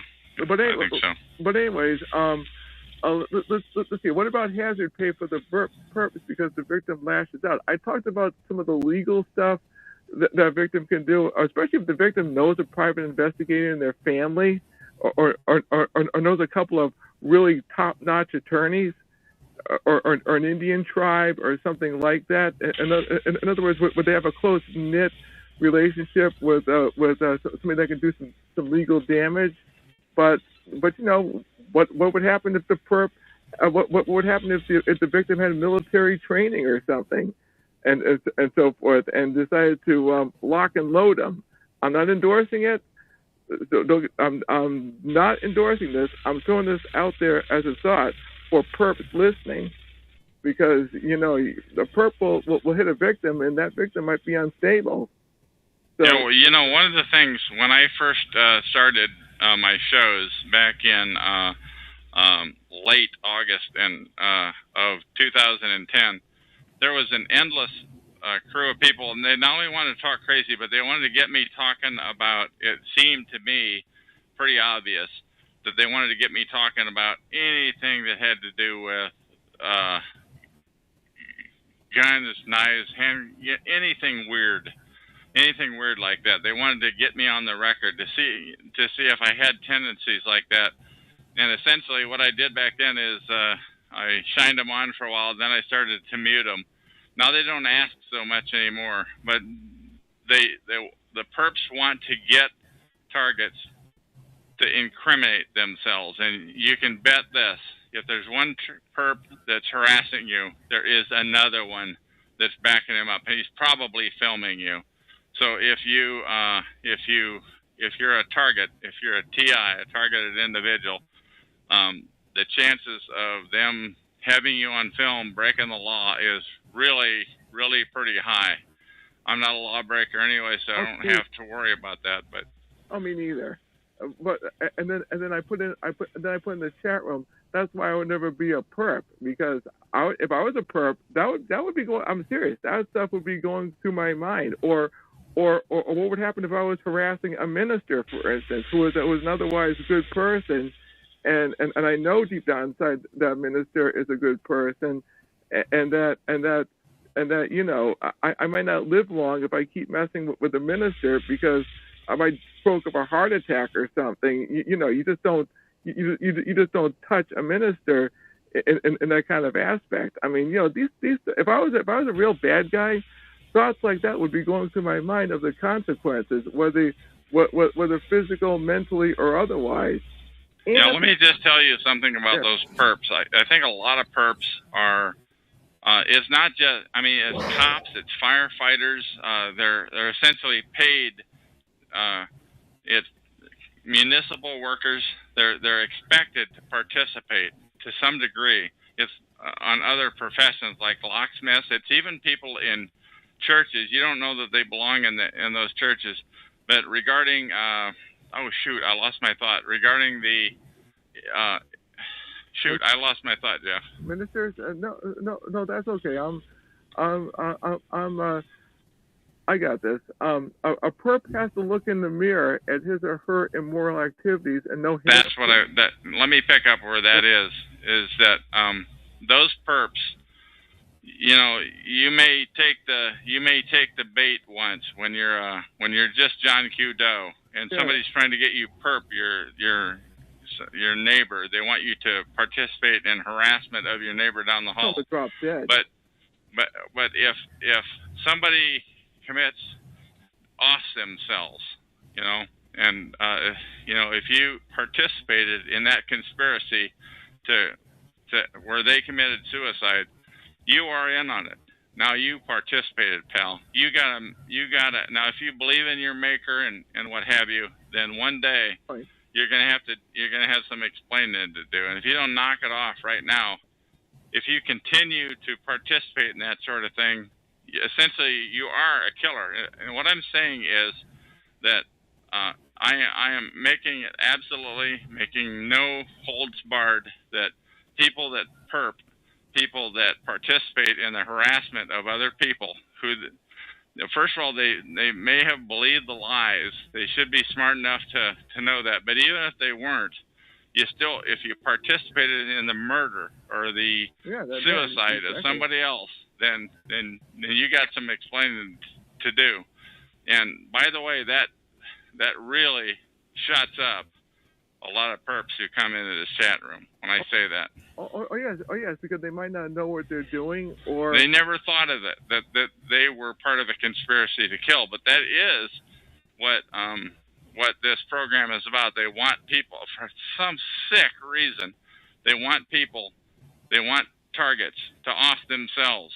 I guess they have parties. They think that's like real cool stuff. I can't even imagine the mindset that goes with that of victory, I've heard, by the way, I have heard, I'm sorry, Jeff, I'm jumping all over, but I just wanted to interject this one thought, that Satanists, from the very offset, I had heard that Satanists were involved. Not all of them, just a chunk of the people that are involved. They have covens, and there's 13 people in each, and I guess that's the maximum size, and they like get off in it. That's what they look just like you and I and everybody else. You don't know who they are, who you're dealing with. Go ahead. Well, that makes sense. I mean, a lot of corporations have witches and New Agers and stuff like that. That what you're saying makes sense. I never would have thought so, but it's started to maybe make sense to me recently. Now that I think it's some of the stuff that they do, it's pretty incredible that a human being would do that, and they just think it's great. It's not just cats and dogs that they kill; it's literally people. Oh, of course. I mean, William Schleblin is a good name to look at in that aspect of former Satanists who came to Christ and so forth. How do you spell that last name? I can't spell it off the top of my head. I'm not going to run and grab it. That's right. But people find it if they want to Google it. I'm just throwing it out there. But the thing is, a lot of these workplaces have New Agers, government places have New Agers, and occultists. So what you're saying is a true statement. Now, let's see here. If perping is this bad in good times, in other words, when people are making some bacon, when people aren't feeling the pinch, stuff like that. If perping is like this in bad times, what will perping be like when the average person has no money coming in? In other words, when there's a collapse in this country, and the country goes belly up, which I believe will happen because we owe Red China our lives basically, with trillions of dollars in debt. And so forth. What would happen to the average person? Would they get worse, or would they get better? I think possibly. I think though that probably. I can't imagine how much worse can be, but I think they'll make do. I think they're pretty bad.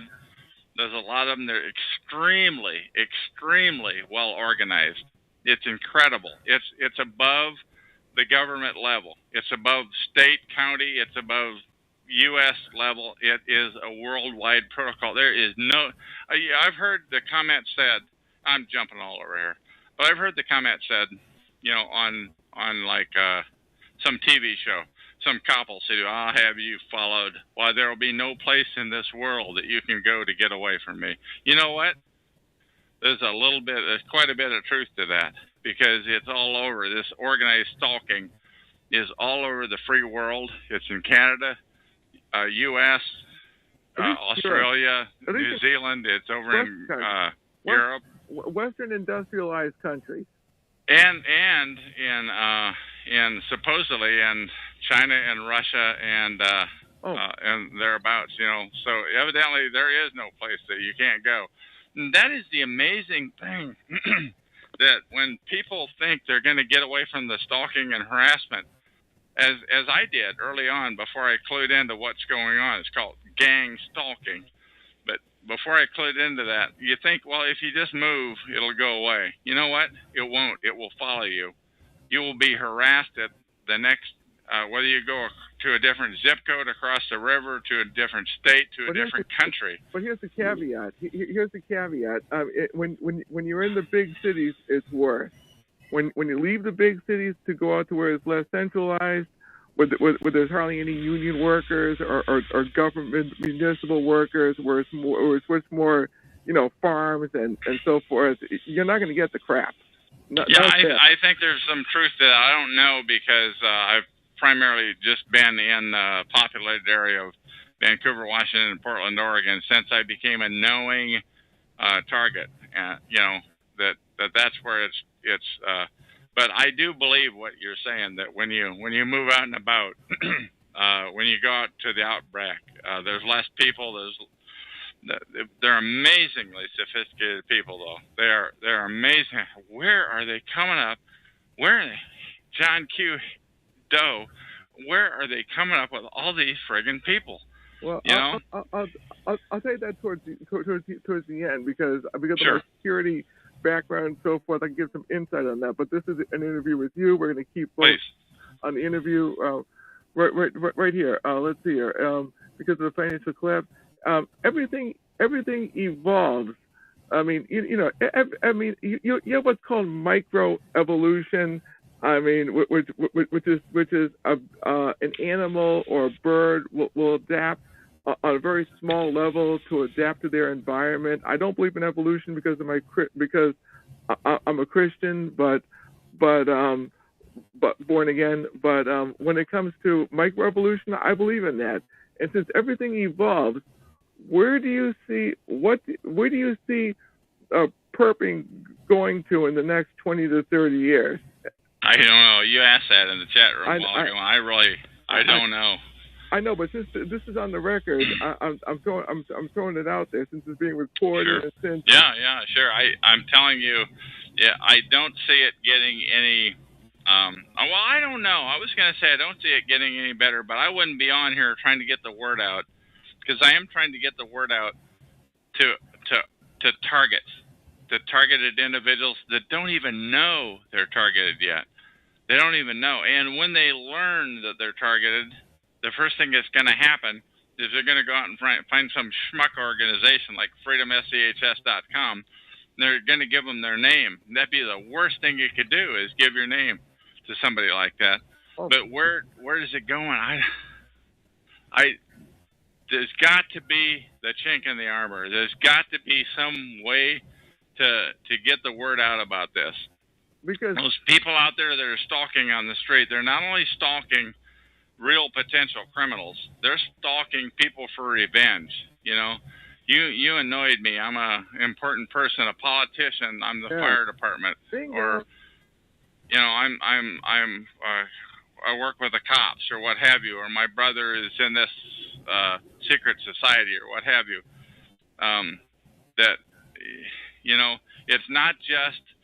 It's not just about lawbreakers. And they're using the same resources for the lawbreakers as for harassment, for getting even. They're harassing people, and they want them to know they're being harassed, and they don't want the people around them to see it. They want it to be invisible to everybody else. They'll talk. It's called directed conversation.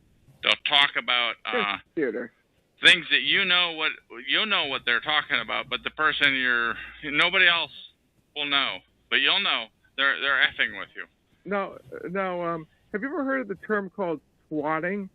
SWATING. I heard about that the other day. Help me out a little bit. What does that mean? Yeah. I'm typing it up on my computer. Basically, roughly, it means if a person doesn't like you, they'll call the police department and say, Vancouver just murdered somebody, and he's screaming Heil Hitler, and he's and he has blood so everywhere. They're calling the what do you call it? The police, the SWAT unit. That's why they call it swatting.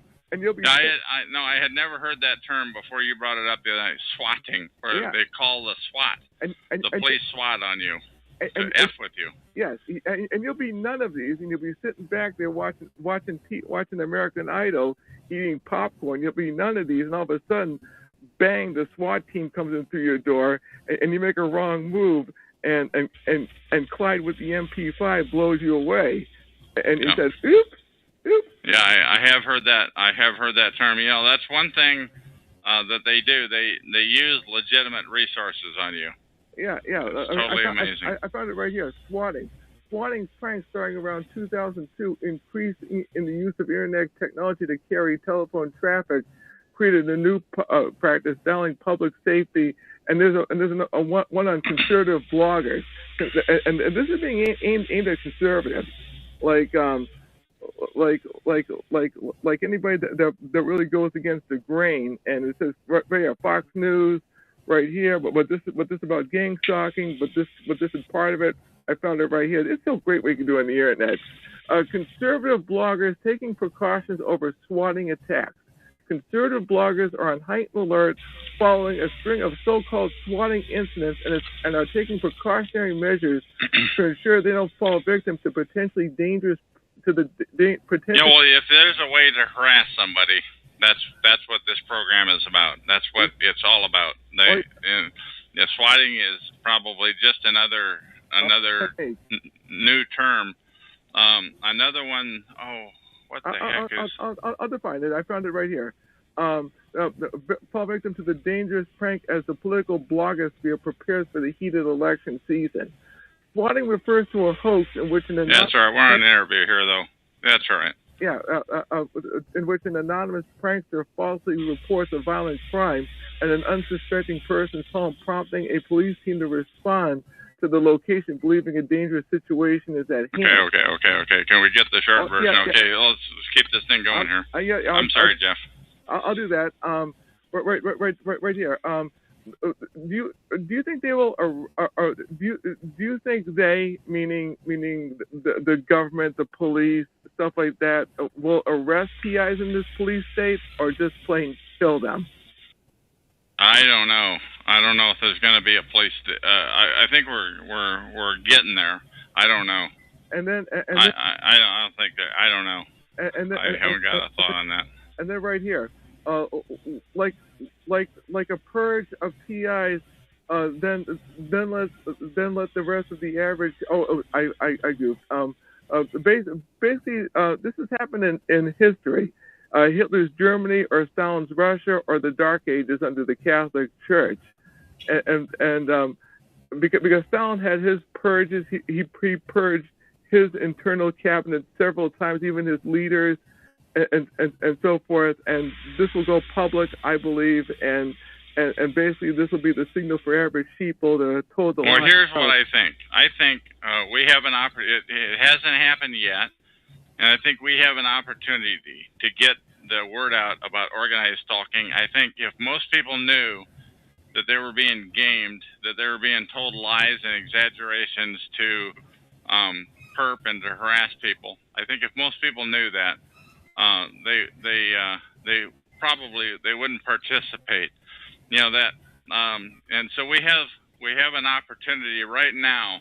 In June of 2012, we have this opportunity to get the word out about this issue of organized stalking, and that these guys, you know, that it's not. They're saying you're a bad person, that people should participate in the perping of this person. He needs street justice. Yeah. You know, and that's what they're saying. But they're doing it to get even. They're doing it to get that person's assets. Yeah. What have you? It's illegitimate. Oh yeah.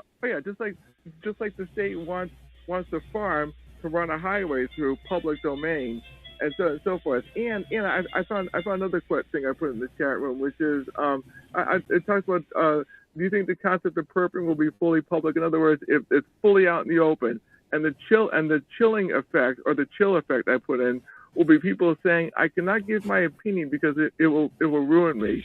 Plus the sheep will say, everything is fine, the president is good, you must leave. I do not want to be stalked and then taken to a camp. I'll add concentration camp. So yeah, I don't know if that's gonna happen or not. I just it's totally illegitimate. When it happened, when it started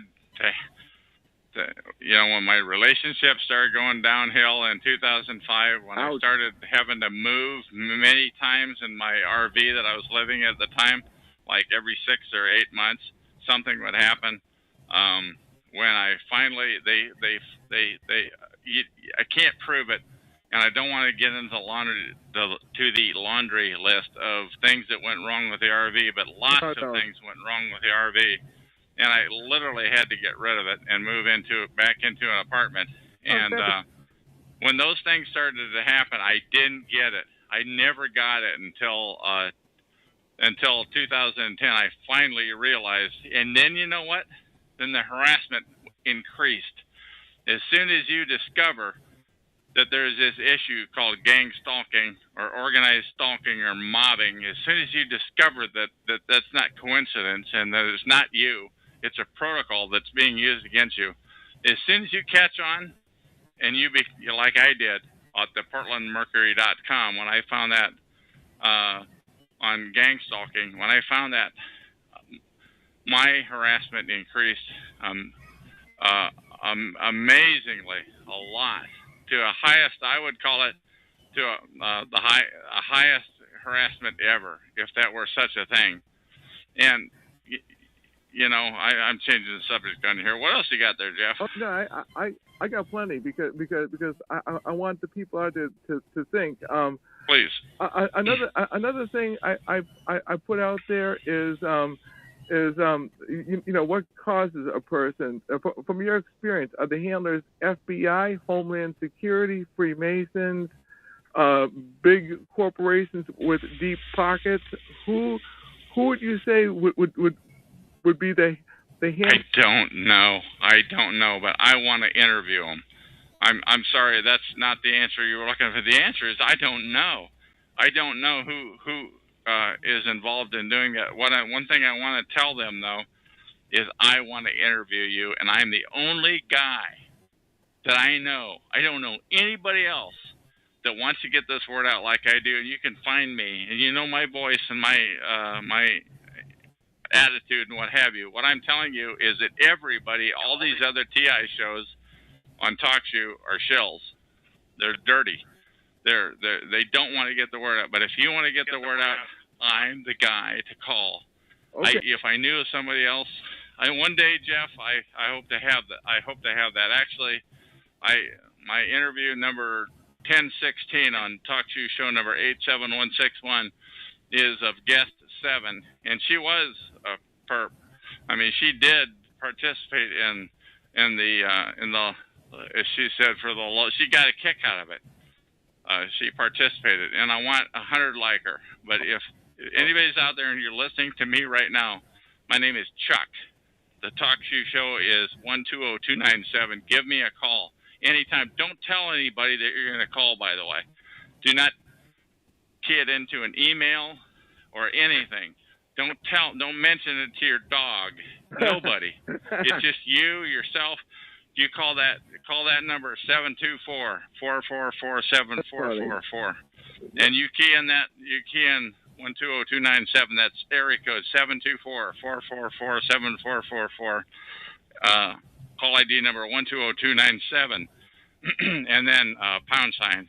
Okay. And follow give me a call. I'll interview you like you've never been interviewed before, and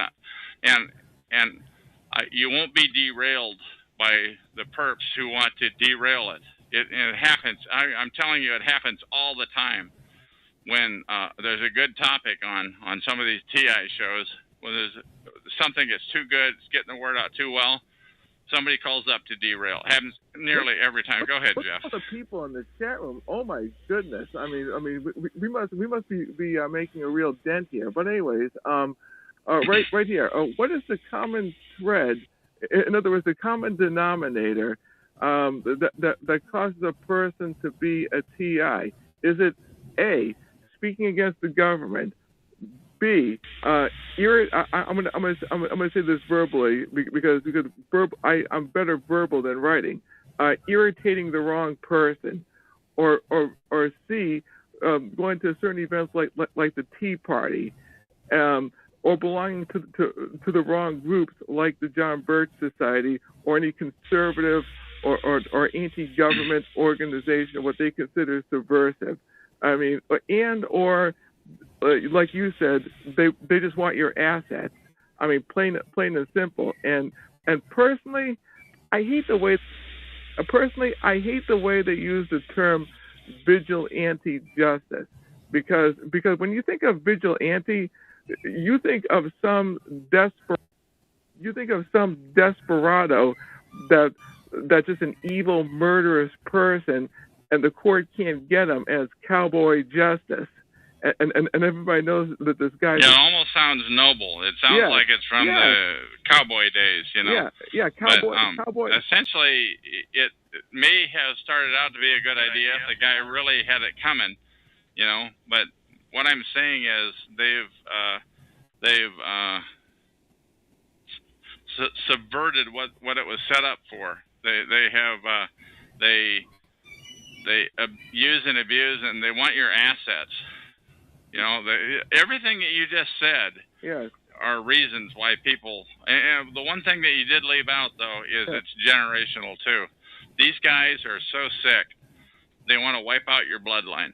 Yeah, you don't have to believe me. I'm telling you. Anybody that's out there listening, if you don't want to believe me, then don't. I'm telling you. I believe you because you know that that to me makes sense. I mean, I'm the reason why I'm throwing out the vigilante part is because when I was a kid, especially when I was a kid, I used to read comic books like The Punisher, because the Punisher went after bad guys, and this is why people like Charles Bronson and people like that, because the bad guys slip through the system, and the bad guys get. Oh, I remember that series. I never thought of that. That was a long time ago.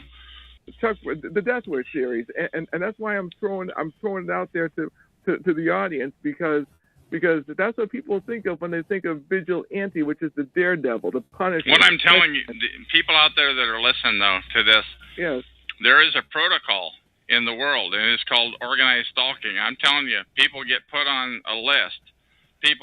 Some people may deserve it because they were in prison or because they made threats about national security or what have you. But some people are put on the list out of revenge, and they don't get a trial. They just get put on a list, and they're screwed with by the same resources. And if you participate, if you're one of the neighbors down the hallway that participates against, if you're the one whose phone rings and says, okay, walk out, same time entry and exit is what it's called, walk out, just to harass the person, to the point where the last place I lived, like literally every time, I don't care what time of day or night it was, every time I walked out and came in, there'd be somebody out there. It primarily came out of about 4 units, by the way. Now, when you participate in that, that's not to say that it's legitimate. Now, you may hear a story. They may show you a picture. Look at here, and he's a pedophile. They love to call everybody pedophiles. So I hear. I don't know what they're saying about me. They don't want you to know. And not only that, but if you are a neighbor down the hallway, or if you are in the block watch, the first thing they're going to tell you is, now don't talk to him. Don't compare notes, because if he hears that they call him a pedophile, he can say, that's not true, I'm not. Exactly. Well, wait, no, because I like when I do an interview, I love getting into history. Back in medieval England, there was a group of people, and it's called the Star Chamber, and basically it was extrajudicial justice. That's roughly because I want to keep the flow of this show going, not to bore people. Sure. But basically, look it up on Wikipedia, the Star Chamber, not the movie with Michael Douglas, though that's pretty good, and you see a modern version of the Star Chamber, but the ancient version of the Star Chamber, they basically just killed you or did some kind of extrajudicial justice, and that was the end of you. And it started, and it was the Star Chamber was an English. But what we have today is mobbing and stalking and harassment. Yeah, it's totally amazing. That said, at the Royal Palace of Westminster until 1641, it was made up of privy councillors as well as common law judges, and supplemented the activities of the common law and equity courts in both civil and criminal matters. The court was set to ensure fair enforcement of the laws against prominent people so powerful that the ordinary courts could never convict. And that all sounds good, and that all sounds fine and dandy, but in this case, they don't even tell the person being harassed. They don't even tell them that they were that they had their trial. They weren't invited. No, you don't know that it was a fair trial. How are you going to have a fair trial when all they want is your assets, or because they want to get even with you because you did the American thing? You spoke out about an injustice, but that got you listed. That got you harassed for the rest of your life, and possibly your family too. Oh yeah, that's pretty rotten, and they didn't give you a trial for that. Well, this is where the kicker is. When you read something, there's what's called the kicker, which wraps it all up. I'm seeing what I sense as the kicker. Court sessions were held in secret with no indictments, no right to appeal, no juries, no witnesses. Evidence was presented in writing. Over time, it evolved into a political weapon, a symbol of misuse and abuse of power by the English monarchy and the court. And what term is that on? Is that on Wikipedia? What was that under, please? Yeah, Wikipedia. Just under what term did they search to find that, please? The Star Chamber. That's all. Star Chamber. Okay. Yeah. No, I have not heard. Yeah. Thank you. Yeah, you're welcome. Now, as I was saying before, let's see. The purpose was made public. Basically, when it comes to extrajudicial justice and so forth about speaking, you know what? The person could be killing a patriot like myself who would do no harm, who's not a threat to security, and so forth.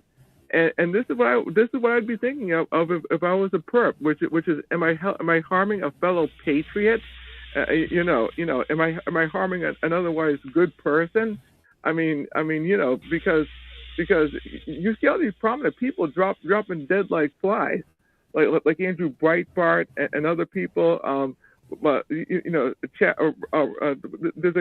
a patriot named Chapman. I forgot his first name. I think his name is Robert Chapman, and other people like that. I mean, patriots are just dropping dead like flies, and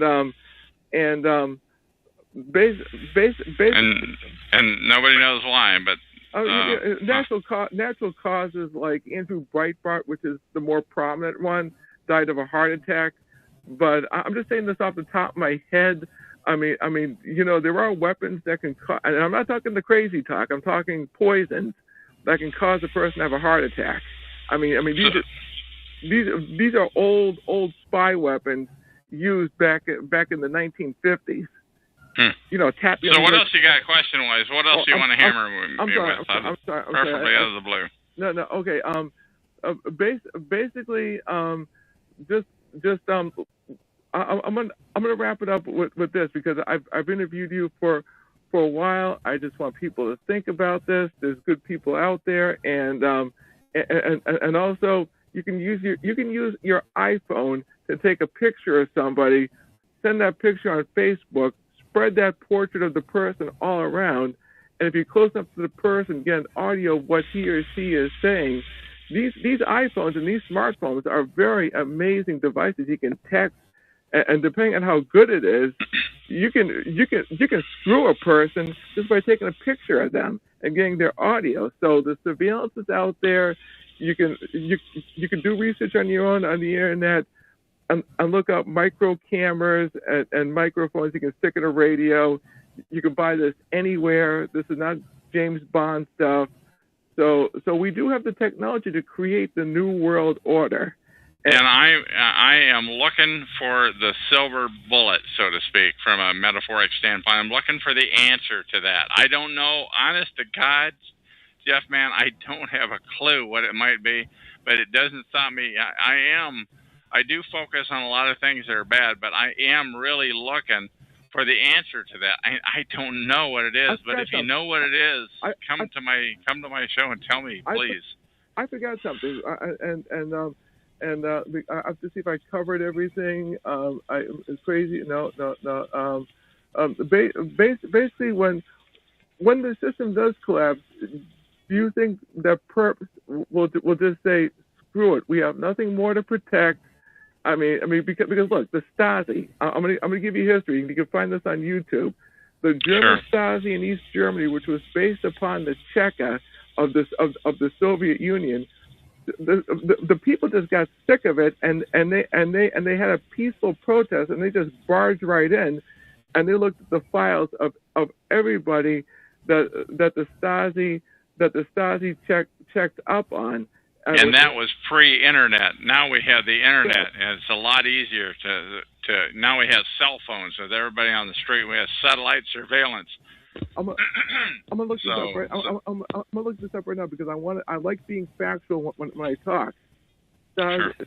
East German Stasi, and you can find a lot of YouTube videos on the German Stasi. East German ERMAIN Stasi STASI. I think I got it right here. And you know what? I mean, if the Stasi wanted to fix you, like if one of the party heads wanted your girlfriend or something like that, I mean, you'd really get screwed royally. I mean, and it was the secret police, and right here, Ministry for State Security, and that's what it stood for. And one of the more prominent people who was the head of it was Erlich Miki, and basically they ruined a lot of people's lives. And when people went in there and they shredded files towards the end, they shredded files, and they're still putting the files together to find out what these people did. I mean, people actually got real jail time and you know, beatings and stuff like that, and so forth. But so have you got any other good tough questions that you want to hammer at me there, my man? I'll wrap it up with this. Like East Germany unifying with West Germany and East Germany collapsing and so forth. Right here, between 1950 and 1989, Stasi employed 274,000 people to root out the class enemy. Look this up on Wikipedia on your own. Sure. Do you think Americans, being spoiled as we are, when the country collapses, do you think Americans would demand to see files written up? You know, the one thing about, you know, what I'm hearing is that it's not just people that dress nice. I mean, I'm talking about it's ex-convicts. I mean, it's homeless people. There's a lot of people that are involved in harassment and perping. You know, so it's not just your t-shirt wearing guy walking down the street. It's a lot of people, a lot of groups. It's nearly many groups. I found this right here. Stasi informants by 1995, 174,000 have been identified, which is approximated 2.5 of East Germany's population between the ages of 18 and 60.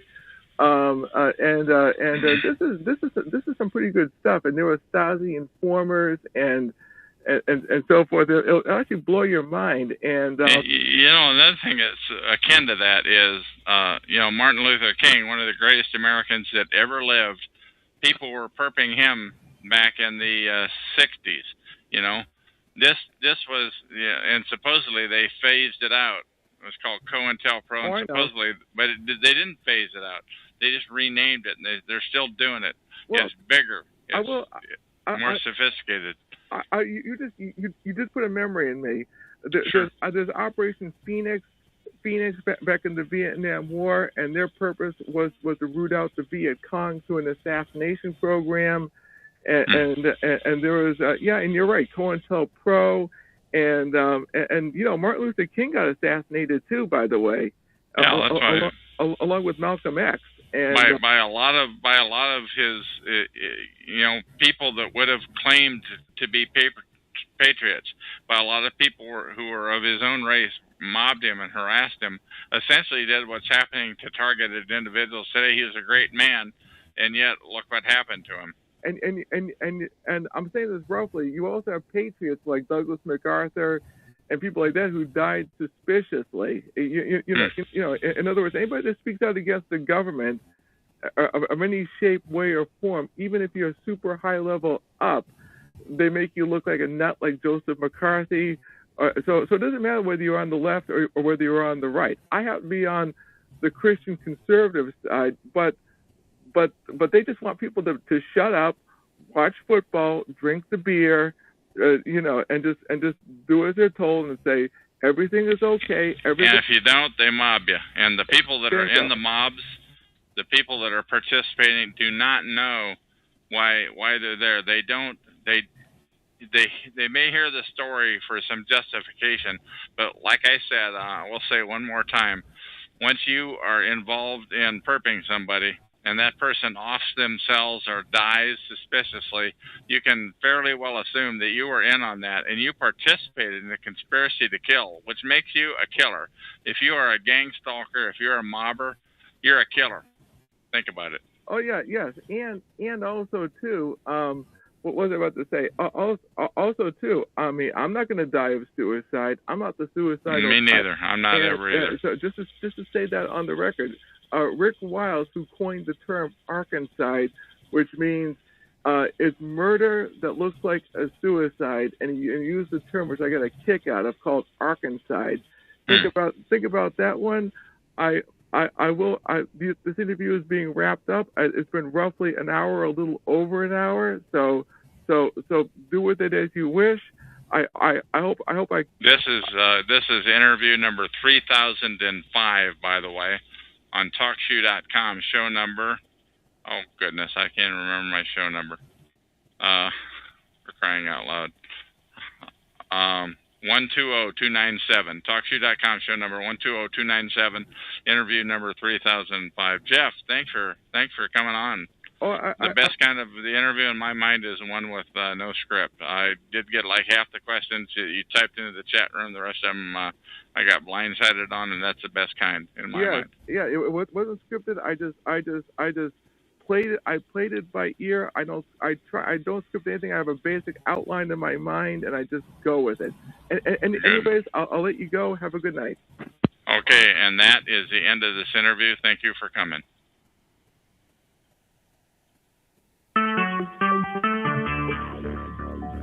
Talk Shoe. Recorded live.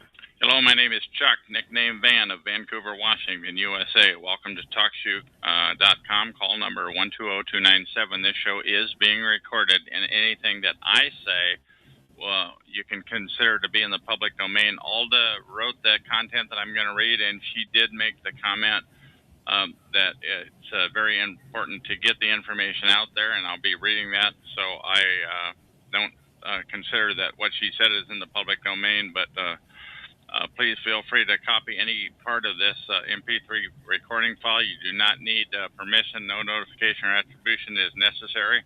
To find more of these public domain audios, go to the top right corner of any TalkShoe.com screen and search for Vancouver or show number 120297, or click the top left purple button to see if there's a show presently underway. The time out here on the West Coast is 12:30 p.m. on Saturday, June 23,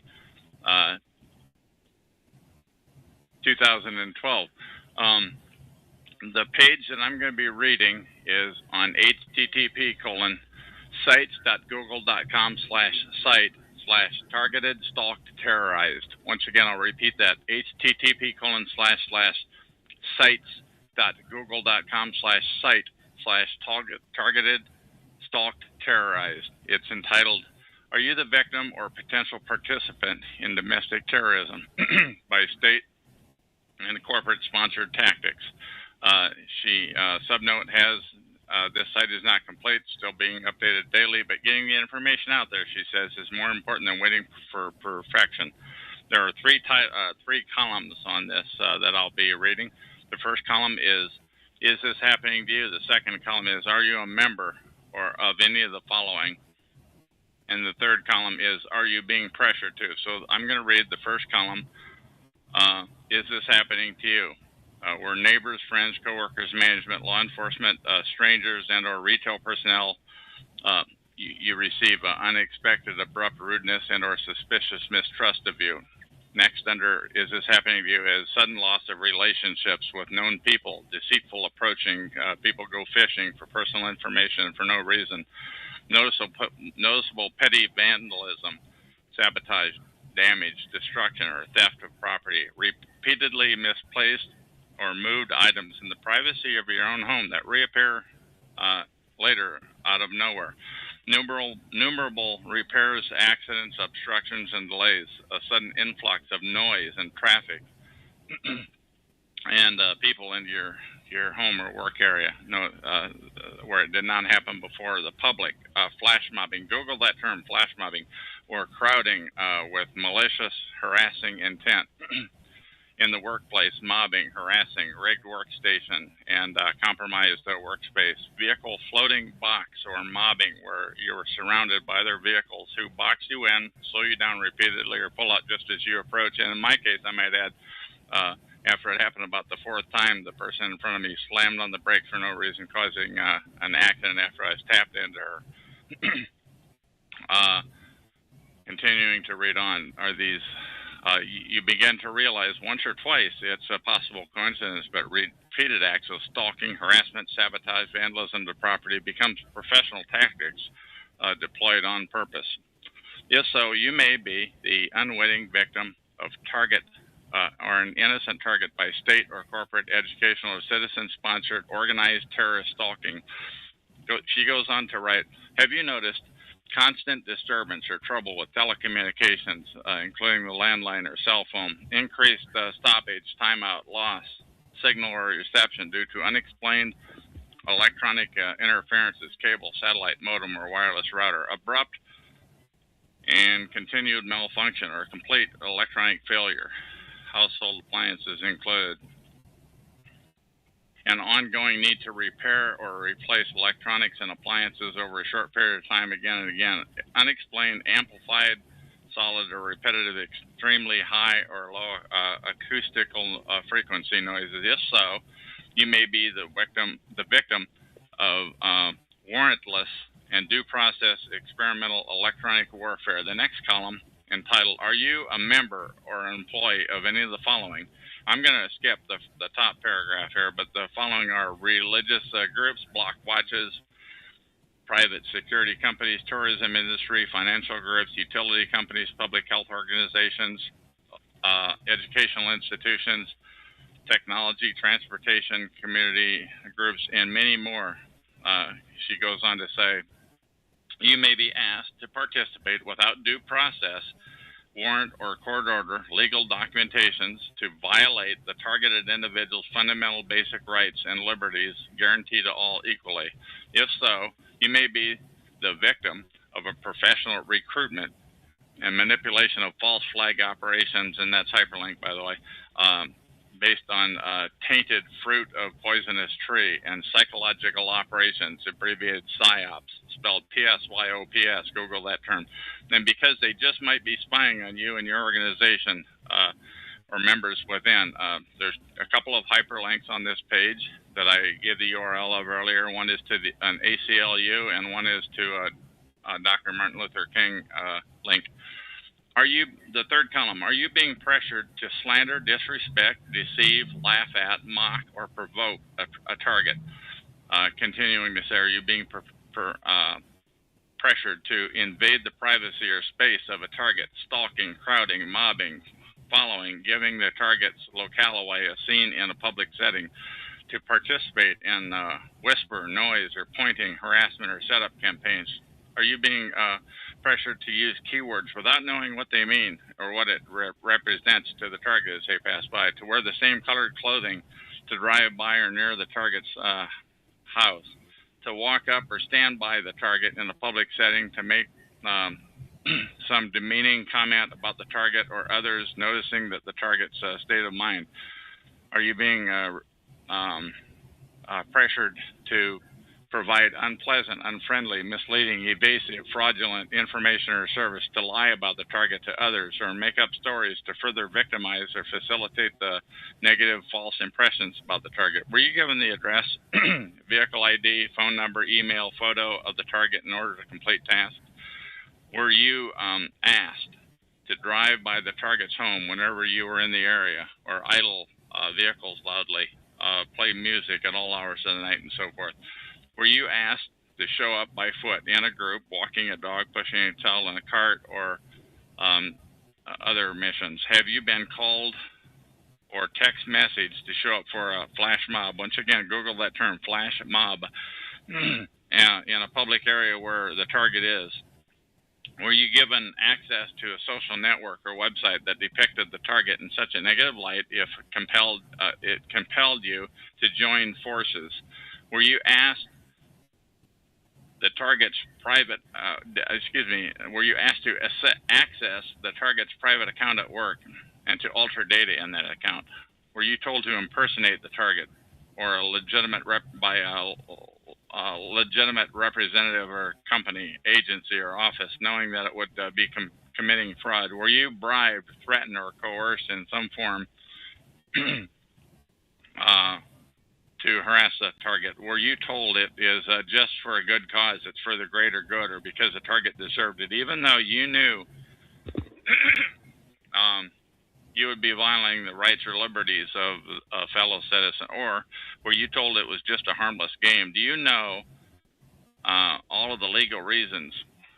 Do you truly know the reasons you were asked to participate? Do you have copies of any of the documents that were presented to you? And did you take them to an unbiased outside source to validate, verify, and vet the legitimacy and the legality of the documents before you participated? Were you asked to sign a non-disclosure confidentiality statement? Were you told all of this is a secret? And if so, you may be the victim of recruitment by state or corporate, educational, citizen-sponsored, organized terrorist. And that is the end of this recording.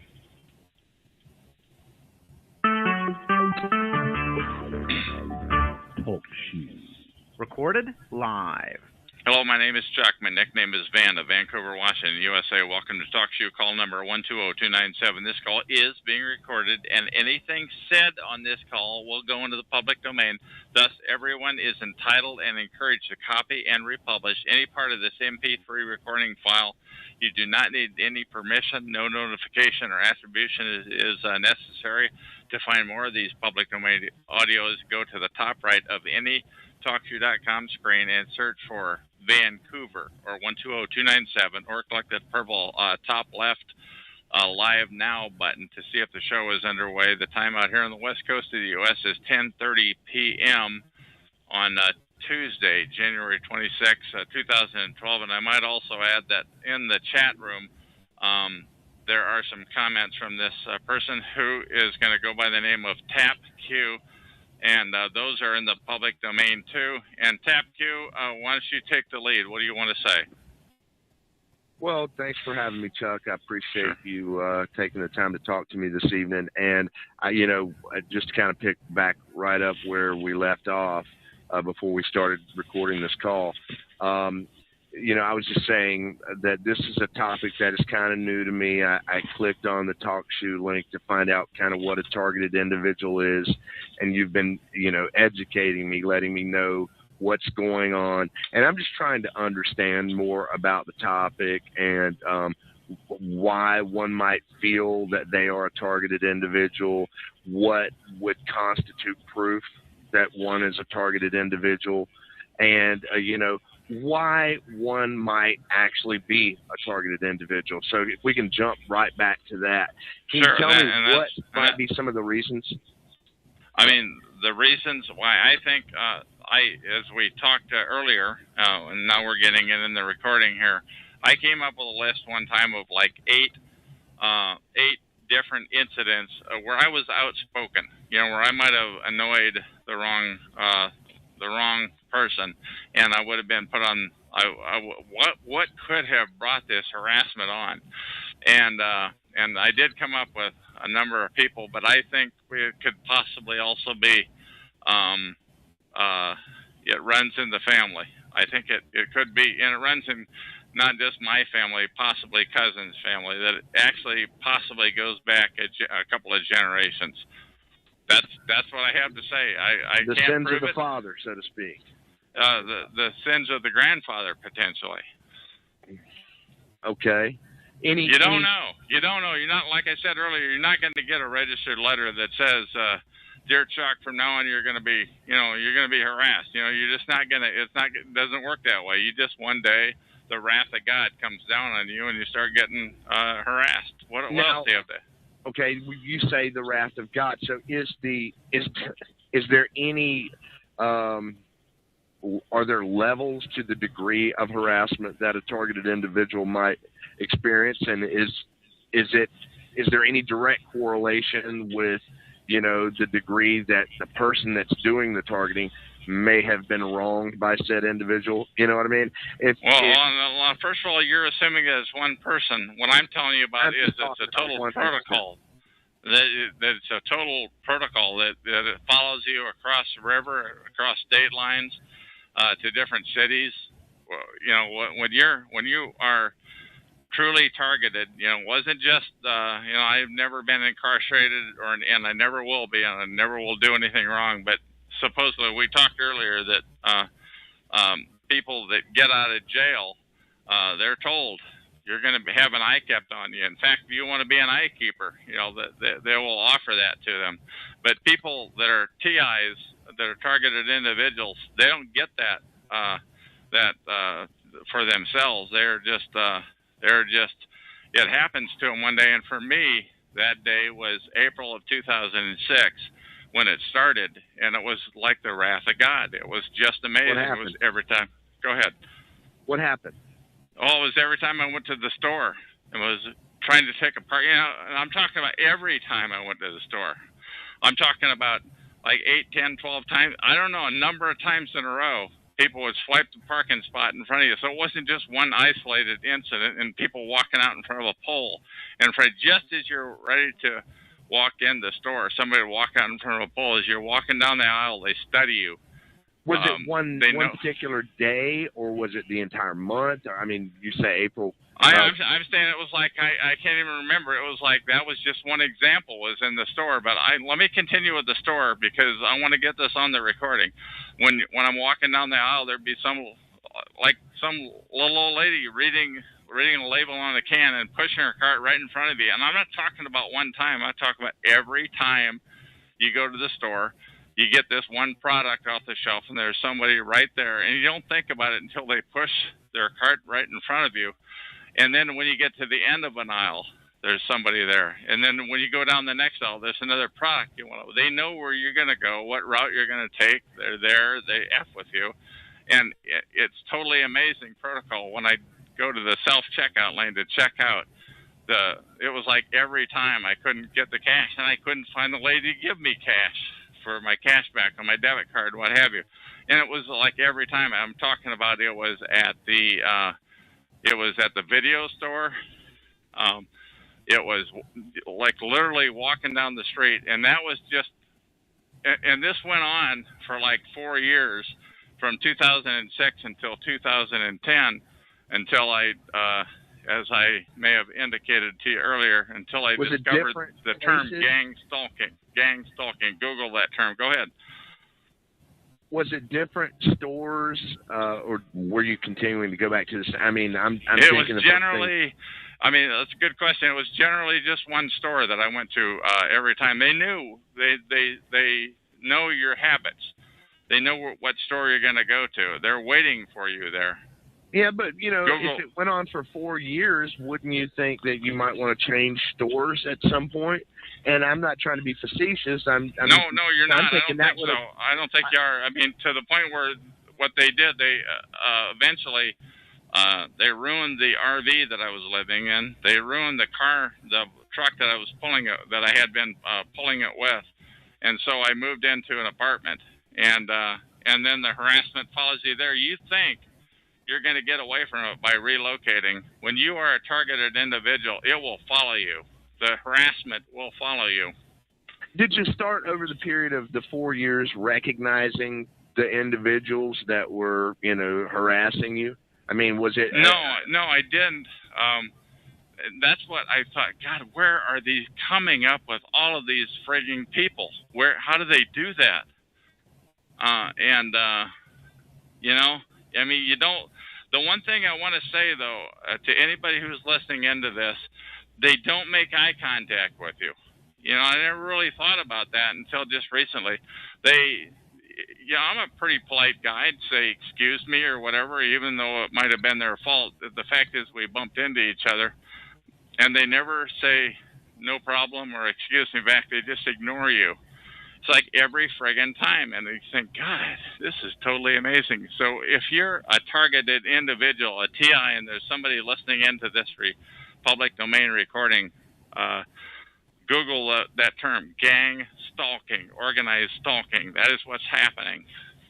Is there any possibility that, it's just, that's just the way people are? I mean, I experience the same types of things that you talk about going to grocery stores or any busy store.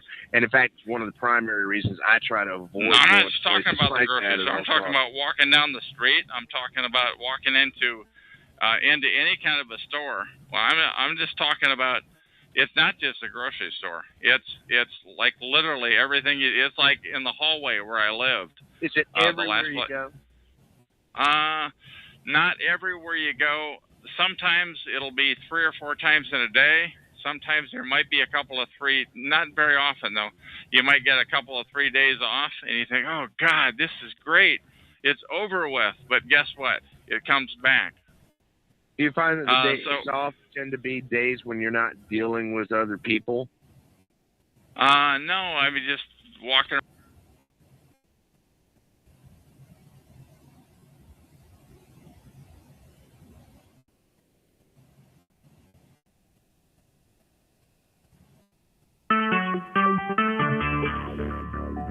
Talk shoes.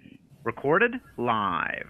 Hello, my name is Chuck. Now, this is part 2 of 2 from Tap Q's call that got terminated. I don't know why a few minutes ago. I'm responding on this call to his text questions before the last one. Anyway, my name is Chuck. Nickname is Van of Vancouver, Washington, USA. Welcome to TalkShoe call number 120297. This call is being recorded, and anything said will go into the public domain. Thus, everyone is entitled and encouraged to copy and republish any or all of this MP3 recording file. You do not need permission. No notification or attribution is necessary.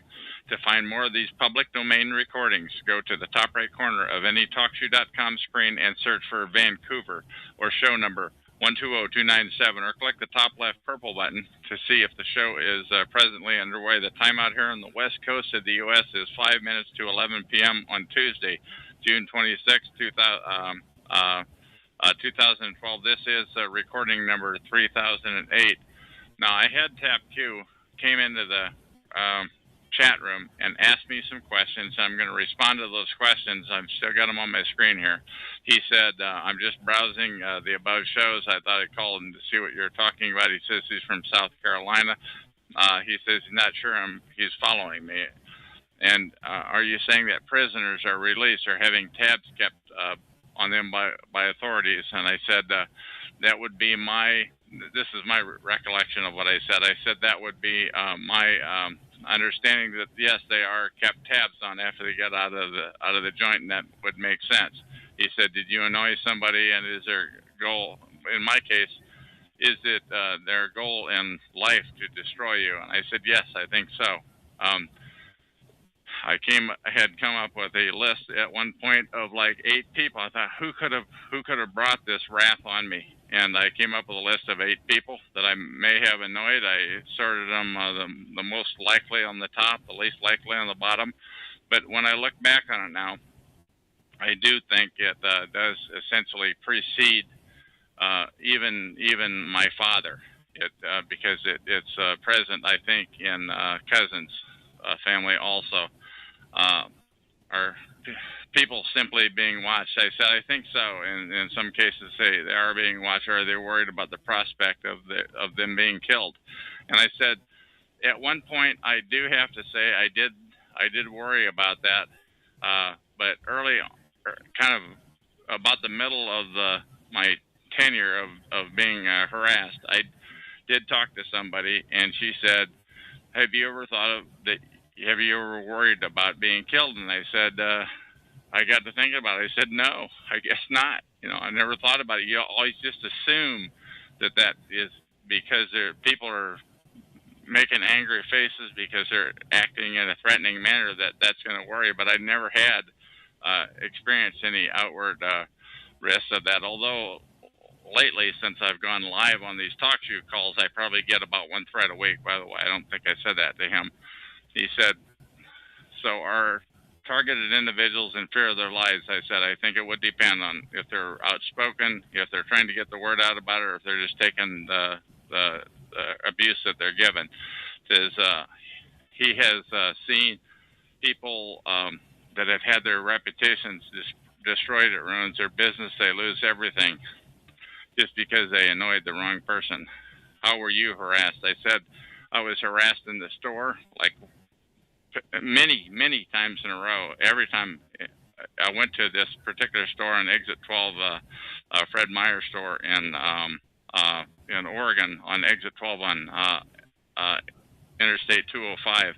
And it was like every time I went, like perhaps a dozen. I don't know how many times. I really don't. I didn't count. It was just, when you went to when I went to take the parking spot, somebody would swipe it away at just the last second, and even swipe away the next parking spot at the last second because they knew what kind of a spot I wanted. When I went to walk in the door, somebody would always walk out in front of a pillar at just the last second, and I would say okay, and they would never acknowledge me. You know, I would say excuse me because I'm a fairly polite guy, and they would always ignore you. They would never respond in kind, and I thought, God, that's weird.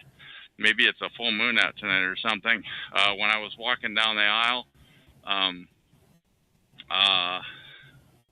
I was ready to grab a product off of the shelf, just as I was ready to grab it, some little old lady would push her cart right in front of me to break my train of thought. I would say, excuse me, I would take the product, you know. And once again, this wasn't just one time at the store. This is like every friggin' time I went to the store, and you think, how can this be? How can this? Pretty soon you begin to realize you're being harassed, you know. Either that, or you could think it's going on in your head. But I never thought that it would happen. When I got to the end of the aisle, somebody would walk out in front of me. When I went down the next aisle to grab a product off the shelf, same thing. Somebody would always cut off my forward motion. It was just amazing. It was clearly orchestrated. It became very clear after a while. When I went to check out on the self-checkout lane, it was the same thing. If I wanted cash out of the machine, I could never get the cash out of the machine, and I could never find the cashier to get that from. He said, well, maybe some people are just being rude. You know, he typed into the chat room, because once again, I am responding to his chat room comments on this call. And I said, you know, I mean, I never had that happen before. You know, I'm the same guy I always was. He says he sees a lot of things that I'm talking about, and he just chalks it up to a crazy world. And I said, well, I would too, but it's like every time. So there was clearly something going on that I had never heard of anything like this happening to anybody. It was a complete new experience for me. He said, other than inconveniences, how has it affected your life? And I said, potentially with customers, with gaining new customers, potentially driving the car. I had, and I've talked about it on another recording here, somebody, like, for no reason, like 3 or 4 times, maybe more, I don't know, going south on I-5 before I got the exit 12 in Oregon on I-205. Somebody just slammed on the brakes in front of me, and the guy behind me tapped me into her, and she got like she nailed that for. There was hardly any damage to her vehicle, but she got, like, I don't know, $1,500 out of it, and another $1,500 for whiplash for visiting a doctor, you know. And I thought, God, that's weird. I said to the insurance adjuster, eventually I did have to get rid of that truck. I had to get rid of the RV that I was living in. He says, you know, a lot of people are having trouble finding employment in the economy, in this economy. Life sometimes is a son of a gun. And I said, well, I never had any problem before, but I don't have any more to say about that other than I hadn't had it happen before. He learned in life not to focus on the negative things. Just keep your head above ground. And I said, you know, I could do that if I wanted to, but in my objective here is to get the word out about organized stalking, and that is what I want to do. You know, I've read, forget the name of the book, but you know, and basically what I wanted to do is to get the word out about organized stalking, about gang stalking. And if you Google those terms, organized stalking and gang stalking, that is more important to me than worrying about myself. You know, he said you should count your blessings. Well, I believe our ears responded to that. He said if it's real and it's not killing you, it'll make you stronger. Don't let it cripple you or be paranoid. I said, well, you know, once again, I want to get the word out. That's my objective in having this show. He said he's not a He said, if you are not a religious man, ask God for your guidance and maybe he'll listen. Once again, it's not about me. At this point, I want to get the word out. This is uh, a protocol that I was not aware of. In April 2006 it began, and I didn't find out what was going on until May of 2010. And once I found out that there was this issue called organized stalking, and you can find that on the Portland Mercury blog if you search for that. And I found essentially a 2 or 3 paragraph write up by a person named Gang Stalking, a person from up in the French district in Canada, and he wrote this write up, and I have since seen it, those very words published on many blogs across the internet, and I realized that's what's happening. It fit me to a T. I was being organized stalked, and once again, I Googled the term gang stalking, and I found it. But one thing that I really found that was really pretty, that made me raise my eyebrows further, was when you read about organized stalking, gang stalking on the Google blog, or rather on the that Google linked you to, so much of it was crazy talk that never. None of this stuff ever happened to me. Anything that ever happened to me was completely earthly, and that could be completely explained. And so it became pretty obvious to me after a while that the plot was even thicker than I originally thought it had been. That there was an infrastructure in place that was to stop the word about organized stalking from getting out, because there was all this other stuff flooding the channels about all this crazy talk. And I thought, wow, this is really weird. And then I found TalkShoe.com, where I am right now recording this, and I found that in May of 2010, about 4 years, almost to the day of when this took off with me, and then at TalkShoe.com, I found there's all these other shows, many of which were centered around freedomschs.com, and most of them were crazy talk. And clearly they were driving the TIs, the targeted individuals of gang stalking, away, and they were talking about these other wacky stuff that are unearthly, that are not what I would call earthly, and I'm not going to get into what those are because they're just crazy talk. And so once again, the organization that was supposed to be leading us out of this horrendous issue that we're in was working against us. It appeared to me they didn't want to talk about organized stalking, which I believe is the only thing that's real here. They wanted to talk about all this crazy talk. They just take it for what it's worth. Don't give them your name though. He said some people may think you're crazy. I said couldn't really blame anybody who thinks this sounds crazy. But there is this issue when people get out of when people get out of the joint, when people get out of jail, they're going to have an eye kept on them. I never really thought about that before. I never had any reason to think about it because I've never been in jail and I'm never going to go. But what I'm saying is what's happening with gang stalking is those resources that are harassing and stalking and mobbing people out on the street are also being diverted to people who merely crossed the wrong person, who annoyed the fire department, police department, who sued a municipality or what have you. They often find that they get stalked and harassed, and they can't prove it either. Anyway, I'm not saying he's crazy. I was just listening.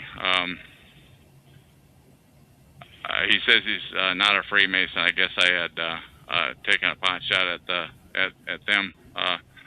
But he's seen some videos. They're a scrumpy group, devil worshippers. I said my understanding is yes. Once they get up to the 33rd degree Freemason, that's when they begin to worship the devil. Believe it or not, that's pretty weird, and really doesn't fall into the realm of this talk show, but I'm going to continue reading on. Said he watched a video the other day where Alex Jones, the talk show host, went to the Bohemian Grove and they did a ceremony called the cremation of care. So I wrote that down, and I will have a look at that. Cremation of Care, Bohemian Grove, Alex Jones hosts the keywords where you would, it was a mock human sacrifice. And I said, my understanding is that there's some pretty bad characters, that they don't just, they don't just sacrifice cats and dogs, that they do it to humans too. It's pretty disturbing stuff. From my perspective, everything he says, everything you're saying seems plausible, but extraordinary claims require extraordinary proof. And my comment to him is, you're not going to come up with proof about this. But I have not stopped. It has not stopped me from trying to find a way to get this word out. Let's see, but all evidence is anecdotal, and if you believe it, you need proof. I think basically people are afraid to talk about it. I want to say that. People who it is happening to, if they speak out about it, their assets, their children, anything dear to them, their job can be compromised. The bad guys can go after it, and it's just something to think about. And I don't have a number of those issues, and so I am feeling that it's an obligation to try to get the word out about this issue. He said, here is what I would do. He would ignore it.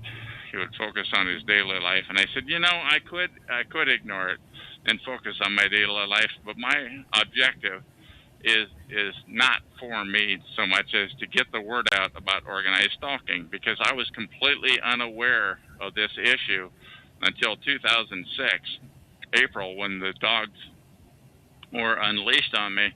And I walked around for 4 years being harassed, and I had no idea that this was a protocol that was real. And so now I'm mad. Now all I really want to do is get the word out about this issue. And so once again, it's not about me. He said, maybe keep a camera with you and keep it running at all times. I said, I did that for a short while. I had my camera, and I'm kind of half glad I did, because I have on film the incidences of the harassment, but it's still not proof. And besides that, when you go around taking pictures of everybody, you look like the one who is doing the harassing, rather than the other person. So while it might be true that it would make sense to have a camera with you at all time, it doesn't make you look particularly stable. At that point, I realized that we had a live wire on the line here. I talked to him and I said, can I have your permission to use your comments in a recording? If so, please state so. And he said, yes, I can. I said, this would be a public domain recording. There would be no compensation, and the recording will live forever. And he said, okay, no problem.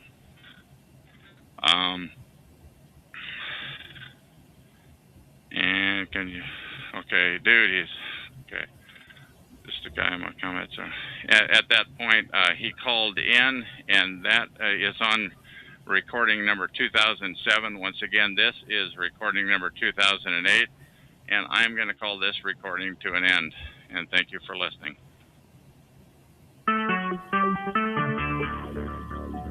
Talk shoe. Recorded live. Hello, my name is Chuck, nickname Van, or Vancouver, of Washington, USA. Welcome to Talk Show number 120297. This call is being recorded, and anything said will go into the public domain. Thus, everyone is entitled and encouraged to copy and republish any or all of this MP3 recording file. You do not need any permission. No notification or attribution is necessary. To find more of these public domain audios, go to the top right corner of any TalkShoe.com screen and search for Vancouver or show number 120297, or click on the purple top left button in the top left of your screen to see if the show is live now and underway. The time out here on the West Coast is 3:05 p.m. on Monday, July 2, 2012, and this is recording number 3009. Okay, this is what I call a chat summary from a visit I had to my chat room yesterday afternoon, Sunday, July 1, 2012, and I have highly edited this, I might say, but I believe I've retained the substance and the integrity. And I'll start off by addressing why I would do a chat summary about a white separatist. And the answer is because Martin Lindstedt of Missouri, the self-proclaimed white separatist, is a TI, a targeted individual, and TIs are what this show is all about. As you listen to my reading of this, please ask yourself if you think TIs exist, and if so, does the government have an obligation to surveil them everywhere they go? And if there is an infrastructure in place to follow him 24/7 by 365 worldwide, a surveillance infrastructure that exists right where you live, in your workplace, in the streets, church, that you go to everywhere, and where the psychiatrist used to isolate him for 3 years. But also, please ask yourself if these very same surveillance and harassment resources are abused to get even with innocent people, to gain control of their assets, to compromise their children, to wipe out their bloodline, to use them for medical experimentation. So anyway, let me begin.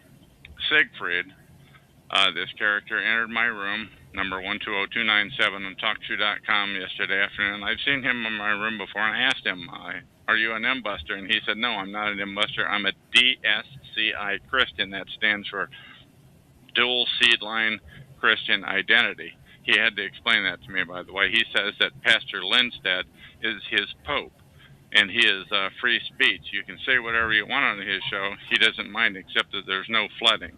And I replied, by the way, I do the same thing on my show. I appreciate dissent, but not flooding of more than 2 or 3 lines in a row. Siegfried says, Martin's call is on in a few hours, Sunday, July 1, 2012 at 9:15 p.m. Eastern Standard Time. It's called The Dick Show. His talk show is number 111132. By the way, you have to remember that number because it's an unlisted show, so you won't find it any other way. One way to go to that show is to use an existing URL and replace the show number in the URL line with 111132. Siegfried said Martin's previous show was kicked out of TalkShoe because of his feuds with DSCI folks. Once again, DSC file equals dual seed line Christian identity.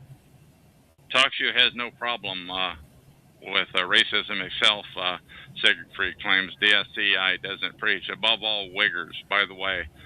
That stands for 2 words combined, white plus the N-word. And the N-word does not come from my lips, I'll tell you that much. TalkShoe deleted his previous show after legal issues, but his show number 111132 is new. They deleted his old show while he was still doing an episode. 1 minute, he said, he was on, the next minute his show was all gone. And I replied, I've seen that happen when TalkShoe shut down multiple targeted individual shows at the start of January 2011. Right in the middle of the show, it would no longer appear on the Live Now page. Thus, it would not get new traffic for that show or any previous calls. By the way, this did not happen to the 4 or 5 stinking FreedomSCHS.com shill shows. In other words, FreedomSCHS.com, the crazy talkers, the shill shows remain, and the purge and survive the purge of the TI shows of anything that they disapproved of.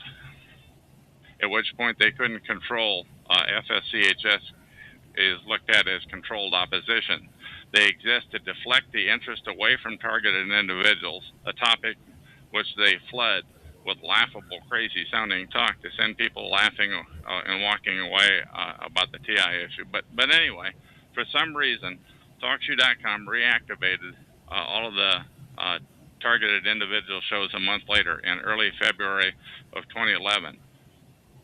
Now, I do want to take a second here to say that I don't blame them. I don't blame TalkShoe, as they would have only been complying with the demands of the higher-ups. But Siegfried continues, Martin is a targeted individual, a TI. He spent 3 years in a nut house on false charges. Siegfried says, but in the end, they let Martin out with no charges. Read the short article. Now, I want to say that web address is too long, so I'm not going to read it.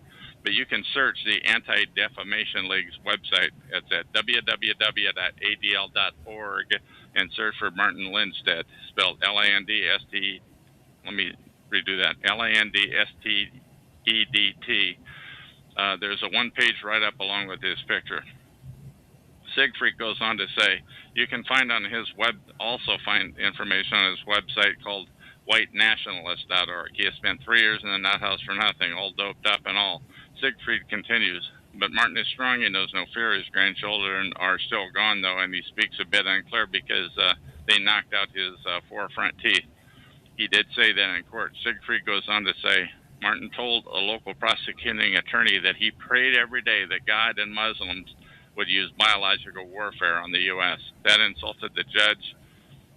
So instead of jail, they doped him up and put him in the nut house for 3 years, and they released him without charge. Siegfried goes on to say, above all, the problem is Uyghurs, not Jews or blacks, spelled W-H-I-G-G-E-R or W-I-G-G-E-R, which stands for white plus that N word that I don't say. Now, I'm going to interject something here. You might ask yourself, since I am not a racist, why am I giving airtime to this subject? And my answer to that is because Siegfried came into my chat room, number 120297 here at TalkShoe.com, and stated that Pastor Lindstedt is a targeted individual, a TI. And that issue, the issue of TIs, is what this show is all about. But in any event, if anybody has surveillance coming, it would be Pastor Lindstedt because of the threatening statement he made. However, many TIs are being harassed because they spoke out about a politician, the police, a city official, or the wrong important person. And the TI's family is being slowly eradicated, sometimes generations later, or harassed because the crooks in power want their assets on the cheap for pennies on the dollar. In these cases, the harassment resources are being misused and abused for illicit and reasons that I've stated above. Siegfried asked me, did I spend time in jail or in the nut house? And I answered, no, never. I do not plan to do anything to ever merit those issues in the future either. However, I have often heard, and I've come to learn firsthand, that the perps regularly provoke targeted individuals, during which time the TI is filmed to gain evidence to film any possible lashback, and the film evidence would be used to incarcerate that person in jail or a mental institution. So obviously I don't recommend that.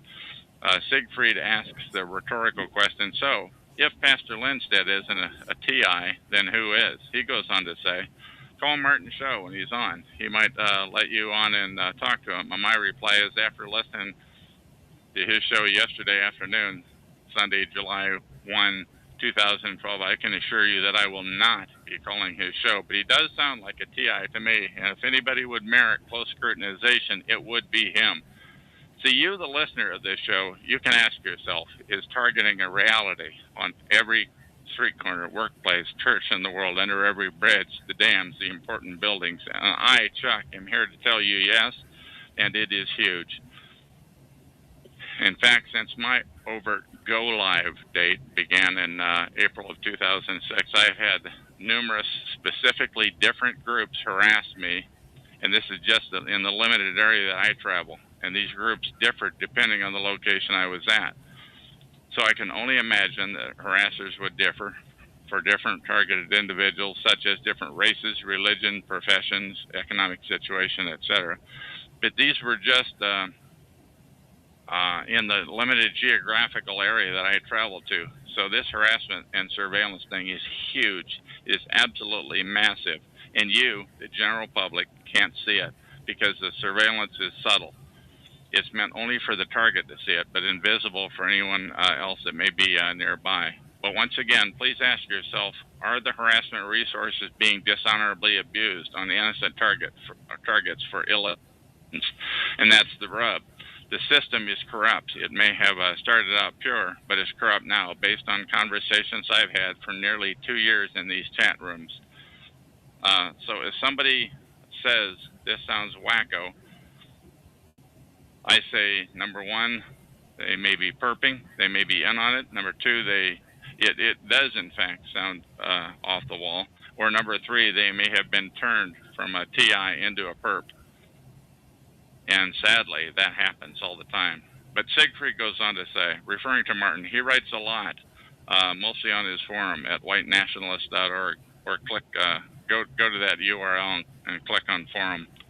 I asked Siegfried about a guy named News Guy on TalkShoe show number 99598. Siegfried replied, "News guy is Jewish and a conservative, and Martin is a DSCI, so they are not friends. But Martin calls into News Guy's show almost every night, like News Guy's show yesterday, or 2 days ago, on Saturday, June 30, 2012 at 10 p.m. Eastern Time. Once again, News Guy's show is 99598. Siegfried asked me for the second time, if you are a TI, why haven't you been to jail? Do you work? I work on the web, I responded. And as I indicated earlier, I have not been to jail nor the funny farm, although the perps have continually tried to provoke me into doing something rash that would have sent me there had I lashed back to get even. If you are a TI and you are listening to this, do not do anything to get even. Remember, where there's one perp, there are more, and one of them is filming you. You can book that. Siegfried changes the subject. Blending in is like the movie They Live. You can watch it for free. I said, somebody told me about that one time in my chat room, and I watched a trailer that I got from YouTube.com. When the guy had sunglasses on, he saw one thing, but with the sunglasses off, he saw something different. To view the video, search YouTube.com for They Live. But I suppose what you're saying is the target can be actively harassed and anybody who's nearby will not notice it. Siegfried responds, yes, that's it. But it's a good movie. The 90-minute movie is a free URL, and I'm not going to read it because it's so long. But I'll paste it into the chat room here on TalkShoe.com, show number 120297, this is episode number 3009 of July 2, 2012. Or you can go to TalkShoe.com and search for They Live and find the 90-minute movie or that 2-3 minute trailer that I told you about. I am also going to paste a link to my old TalkShoe.com show, number 87161, recording number 1082 of Shannon, who took the government on in Texas and he became targeted. Siegfried changes the subject. Most white supremacists are TIs, but since they know no fear, they really don't care. Fear is a fundament of obedience. If you fear, you are chained. Your mind, fear freezes the mind. Fear stops you from evolving. It makes a prisoner out of your mind. I found that profound, although I did mumble the reading of it. So it was at this point that I decided I wanted to do a reading of this chat log, and I started. And I stated, Siegfried, please copy and paste the following statement. I, Siegfried, created these statements herein, and I relegate them to the public domain. He replied, all I can say is public domain. But that was good enough for me, so I consider this entire chat summary to be in the public domain for all eternity. Siegfried went on to say, Churchill called it an ugly truth. The fear is the fundament of obedience. If you have power, you are the law. So with no power, you're screwed. It's like the movie 1984, but 1,000 times over. Technology has made harassment easy for them, but the mind is endless. I said, I requested, can you please provide a bit more of a description, a one-line description of DSCI, which means dual seed-line Christian identity? How would you prefer that be said to people that are recording? And Siegfried replied, I don't care what they might or might not think of DSCI. It doesn't matter what they think. That is very liberating in itself. People always worry about what other people think. I don't. I am sincerely asking you, I said, to please define it in one line so people who listen to this show can be informed. You can't define certain things with words. One has to feel it or not. You want to educate people. I don't. So it is your thing, not mine. Then I replied, one more thing. It just seems to me that the white separatists in these TalkShoe.com rooms not only don't care about TIs, but actually pile on. What do you say about that? Siegfried replied, since they are TI, they tend to be somewhat sociopathic, dysfunctional, into confrontational. It's no big deal. Now, I must say, I'm taking a time out here. I find that statement by Siegfried to be amazing. They've actually got him believing that targeted individuals are nuts and have it coming. But in any event, as far as Siegfried is concerned, he could care less about TIs. But part of the reason why I say they have it coming is because most of the people that hang out in these so-called rooms are actors. But in my opinion, 1/10 of 1%. I'm saying this, in my opinion, 1/10 of 1% of TIs have wised up to the protocol of harassment that is happening to them, as they're in different stages of escalation, sometimes harassed for a lifetime. I asked, can you really paint the other 99.9% with the brush you just described? He replied, what they think is their perception, not mine. And what they think doesn't bother me. It's their truth, it is. But for me, it's mine. Perception is reality for each individual. I said, my opinion is they have no idea and no truth. They have been harassed, and it is a secret protocol intended to sound crazy. And there is a worldwide infrastructure behind the harassment to inflict it. And this does sound crazy until you think about it. But it is the harassment protocol that is crazy and sociopathic. It's not the TIs. Siegfried, by and large, ignored that statement. He said 20% are leaders, 80% are followers, and they don't care anyway. Many TIs, I'm saying, are paid back. They're eradicated for what their parents or forefathers said or did. There is no 2080. My assertion is that the vast majority of TIs are in the dark about this protocol, and there is a queue 100 miles long of TIs in waiting and not knowing it. And targets are at various stages of escalation. Because as I have indicated on other shows, my harassment did slowly increase over the years to the point where there was a go-live in 2006. They are being screwed with by perps who ask no questions and dispense the harassment to whoever they are instructed to inflict it upon. Some of the targets on the harassment list are payback targets, being softened to obtain their assets for pennies on the dollar. But you seem to feel there is integrity to the list. I do not. Siegfried had to go, though, and he did not respond to that. He replies, anyway, Lindstedt is about to start. I have to go. Cheers. Thanks for your visit, I said to Siegfried, and off he went. And that is the end of this recording.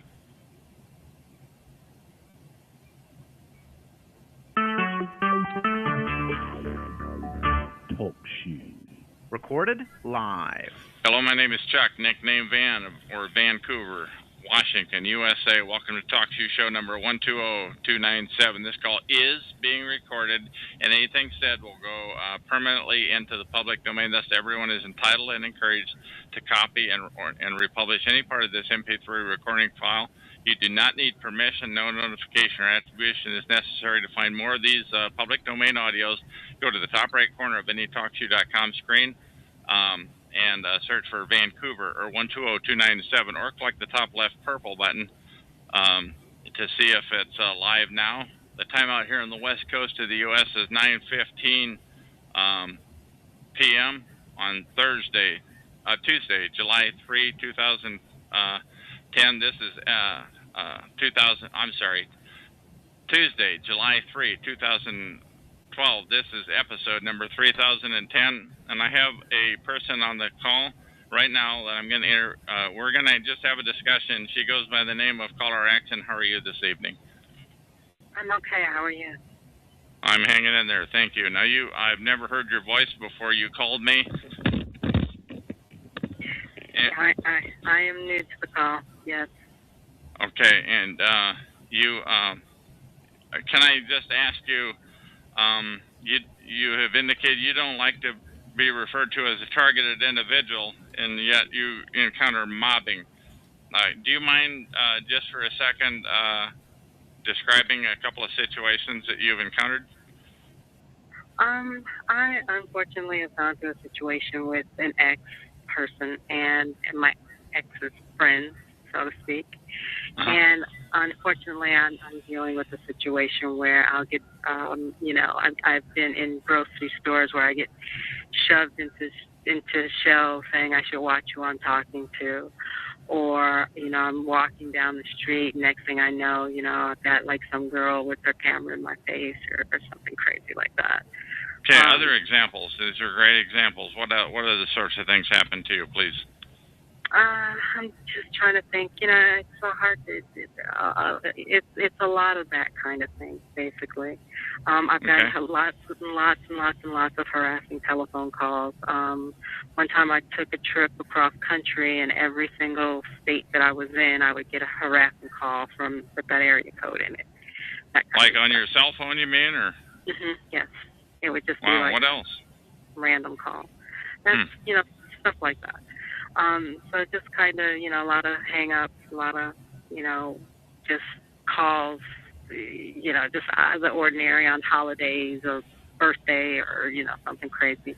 I had my car vandalized. I've had the windows in my house broken out. I've had all kinds of things happen. And all of these are as a result of the stalking that I'm dealing with.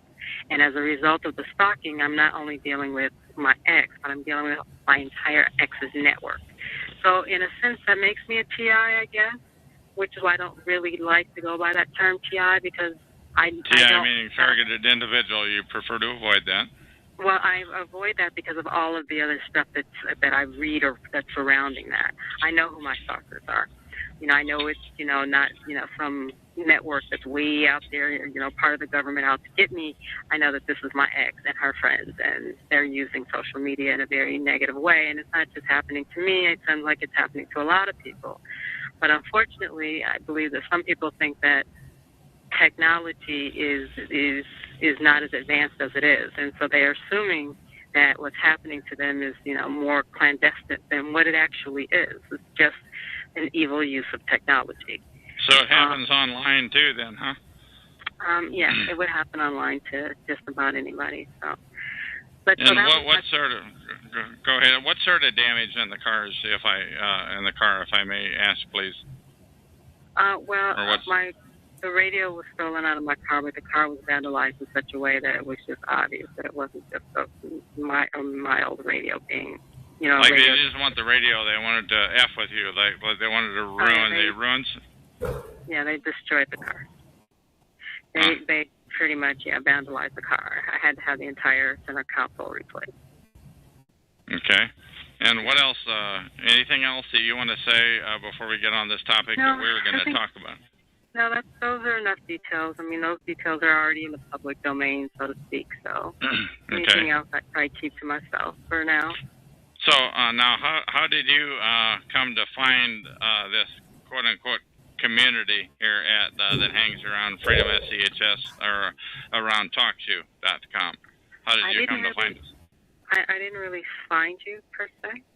I've kind of known of the existence of TIs, and I've kind of been monitoring the whole situation because it parallels what I'm going through, and it's just kind of, in my opinion, something that's interesting. But what I don't find interesting, or my question to you was, why aren't you all networking together to deal with this situation the way that the people who are mobbing you are doing?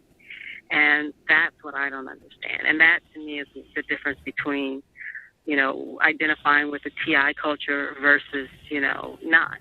Because why would someone want to actually, associate with the whole TI culture if there's, if you guys aren't doing anything except for, talking about your experiences, and that's pretty much it. If you're not going to work together, then what is the point? You will always be targeted. Always be targeted if you don't work together to actually. Okay, and my answer to you earlier, before we went on this recording, is the reason why we don't work together is because the dirtbags at freedomschs.com, essentially, who are orchestrating this quote-unquote community around here that hangs around at TalkShoe, they have the ability to, they have, like I would call them, a cult of people. And they're not real people. I mean, they're real people, but I mean, they're not real TIs. In my opinion, they're dirty. It's a dirty cult. In my opinion, they make stuff up. They make up crazy stuff. Now, how can you make peace with somebody like that when the only organization that supposedly the premier organization kills off other organizations, gets their calls killed, floods their calls with crazy talk, and does crazy talk on their own calls, and essentially they're the only game in town, and they make sure it stays that way. And that's my answer to you. But they're not What the say only you? game in town. I say that they're not the only game in town. You're our game in town, and here I am. And here you are. Here are the other people who are here listening to you, so they're not the only game in town. So it's not all their fault.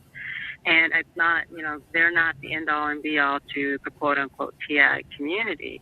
And even if you don't want to deal with an organization per se, why aren't people banding together individually?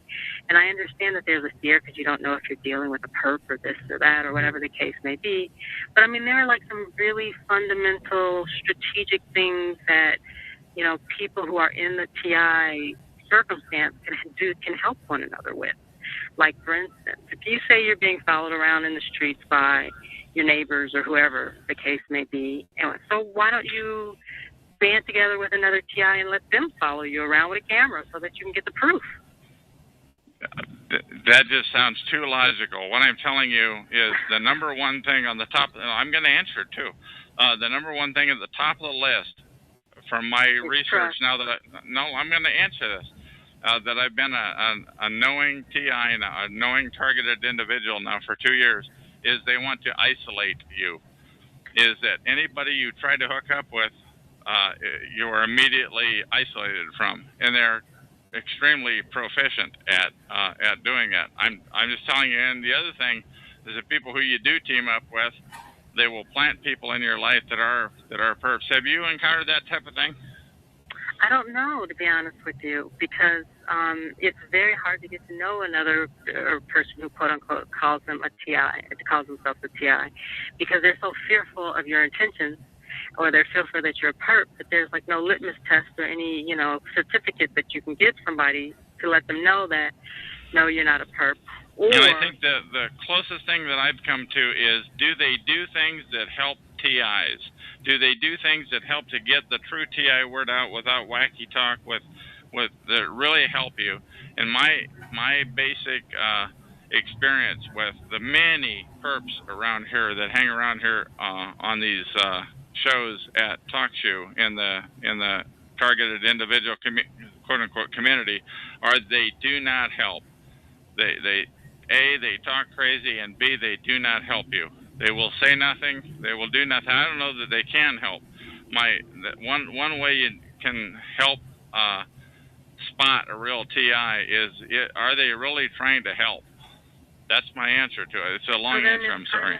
I know it's a great answer, actually, because it's kind of a catch-22 situation. Because what we're trying to do right now, what you and I are doing right now, is having a dialogue about trust.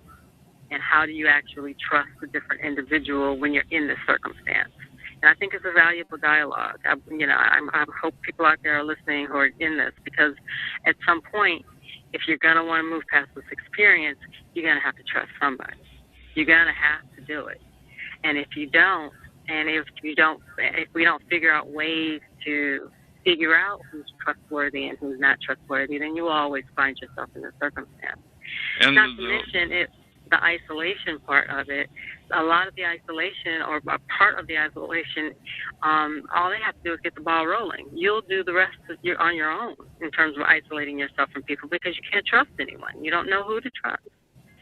So as a community, the question is, how do you pass that feeling? Because those little seeds grow, and it's unfortunate to see so many people. Totally got more questions, but if anybody has the answers to these questions, I wish you'd please come on my show anytime and talk to me. It's an open show. I don't have a schedule. I'm on here all the time during the daytime. Please come in and talk about how to do that. What I can tell you is that the majority, my experience has been as a TI or a targeted individual, is that the majority of the people who you run into, the plants are planted, and somehow they're infected. They're I don't know if infected is they're told the stories about you. I know how they do it. I want to know how they do it. By the way, I really do want to know how the super perps get to your potential friends. I've seen it happen like at the drop of a hat. You're having a good conversation. But it could be a self-fulfilling prophecy as well. I'm telling you, I'll give you an example. The other day, just a couple of days ago, I was somewhere and I was sitting at a table with two guys having a great conversation with two guys that I never have talked to before. One of them got up and left, and when he came back, he whispered into the ear of the other guy, who like bent over right in front of me and talked to a third gentleman on the other side of the table, and just carried on an endless conversation, whispering in his ear. It was a whispering campaign. So the guy who left came back. He whispered into the guy's ear. He bent over and essentially ignored me and carried on a long 30, 40 seconds conversation, which is totally rude to do that. What I'm telling you is that this was at a church that I go to. These two guys were ushers, right? And I'm telling you, and I'm really letting the cat out of the bag here. That's as identifying as I'm going to get. But these guys appeared to be, they didn't know that I was a TI. They came and sat down next to me. This third gentleman came and sat on the other side of me. And that's an example. These guys, they changed at the drop of a hat. Now, that could be all my imagination, that person number one came back, talked to person number two. He whispered in his ear, who turns and bends down right in front of me and talks to person number three, and carries on. And 34, I don't know how long the conversation was. I eventually just got up and left. It was so long. That's harassment. I don't know. But you can't prove it. Well, see, that's the thing, too, because I had a situation, just to name, or you could have been projecting, just to throw that in there, but I had a situation where I met a gentleman who was a quote-unquote TI person, right? Mm-hmm. Now, I know I'm not a perp. I can probably sit here all day long and tell you I'm not a perp and you'll never believe me, but I'm not. And so when I met this guy, he seemed like he was decent, but to be honest with you, as our conversation went on, we had lunch.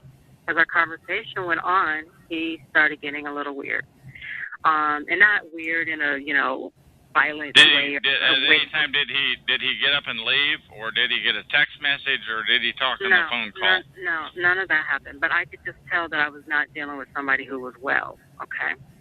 And when I say well, I mean I'm not trying to make a judgment on him, because I know that this experience is very stressful, and it can be very it can just really mess with you. But this gentleman, it was the conversation that he was having. It was just a little bit off, so to speak. And any rational person, when you encounter that kind of thing, you're going to back away. But what I did at that point, I'm backing away because now I'm protecting myself from this person who I'm now realizing is not. And what was it that he did? He then basically turned around and said, "Okay, you're a perp. And I went to the bathroom. So when I came back, he thought that somebody had infiltrated me, and nothing of the sort had happened. But he left our meeting convinced, because I told him, I'm a very upfront person.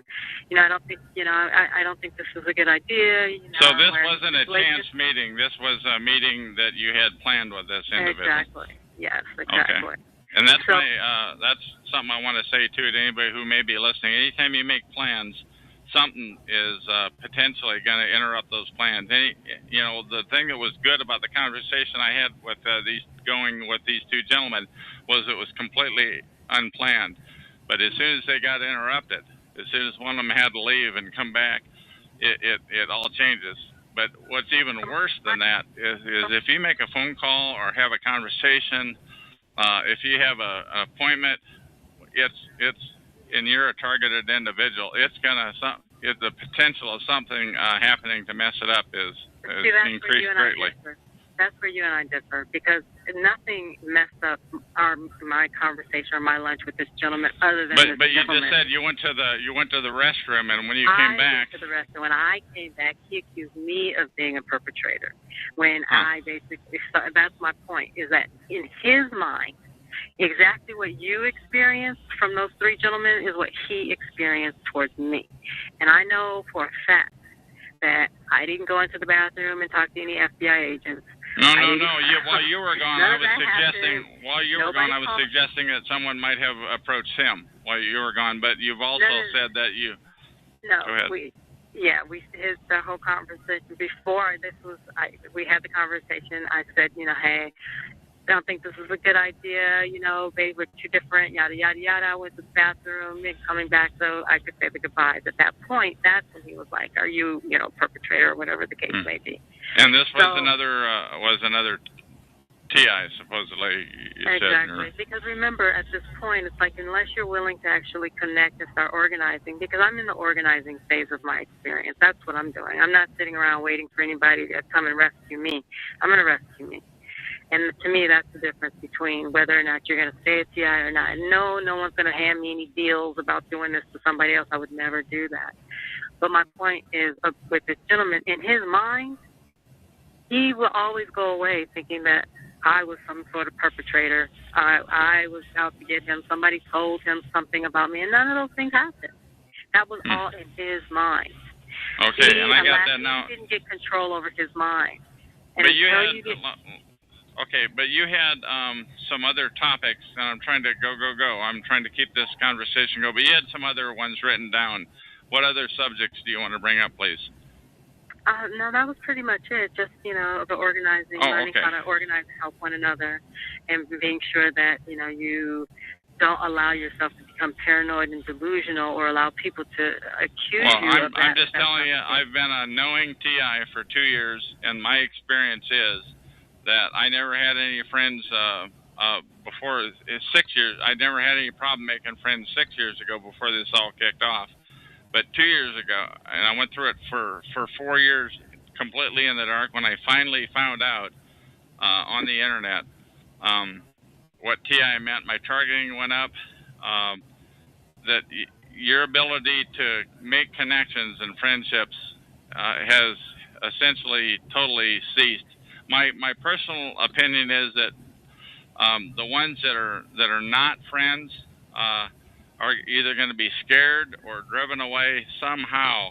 I don't know how they do that. I don't know how the perps get to people like at the drop of a hat. Like, how did they get to the gentleman that left the table and came back? How did that happen? That was but my point is, it might not have been anybody. It might not have been the situation that you thought it was. And so my advice to any TI or anybody who's going through this is check yourself first. Check and make sure you're not twitching at the table or doing anything crazy. Or yeah, whatever. I'm telling you, my experience is that just about everybody that you come into contact with is going to get gamed. You can do all the checking you want, so you can formulate your opinion that I must have been twitching at the table or something like that. What I'm telling you is, I already told you, impersonating. What do you have any other subjects? No, I mean, I'm not trying to argue with you or try and. I don't want to argue. I just want to know. You had 3 or 4 different subjects written on your paper. Do you want to bring up any? I didn't have a paper. I'm sorry. I was just wondering about the TIs and organizing and trying to move beyond the experience and that kind of thing. What I'm telling you is if you come to TalkShoe.com and you find these TI shows and you find what I consider to be a scumbag operation of Freedom SCHS, they're by and large perps. They are, and don't give your name out. Anybody who's listening to this recording, don't give your name out for a couple of weeks or a month. Give it some time before you give your name out, because you can't ungive your name out. They're probably going to know who you are anyway. Just give it some time to listen in on some calls. When they start talking about things they're wild and woolly and wacky, that might not be the kind of person that you want to team up with or get together with. Right. Okay, do you have anything else to say before I terminate this call, since those other topics that we talked about are not... Well, what were the other topics that you were... I don't know. Do you have... Because I'm getting ready to terminate this call. Do you have anything else that you want to say before I shut her down here? No. Just good luck to everybody. Be safe and, take care of themselves. Okay, thank you. That is the end of this recording.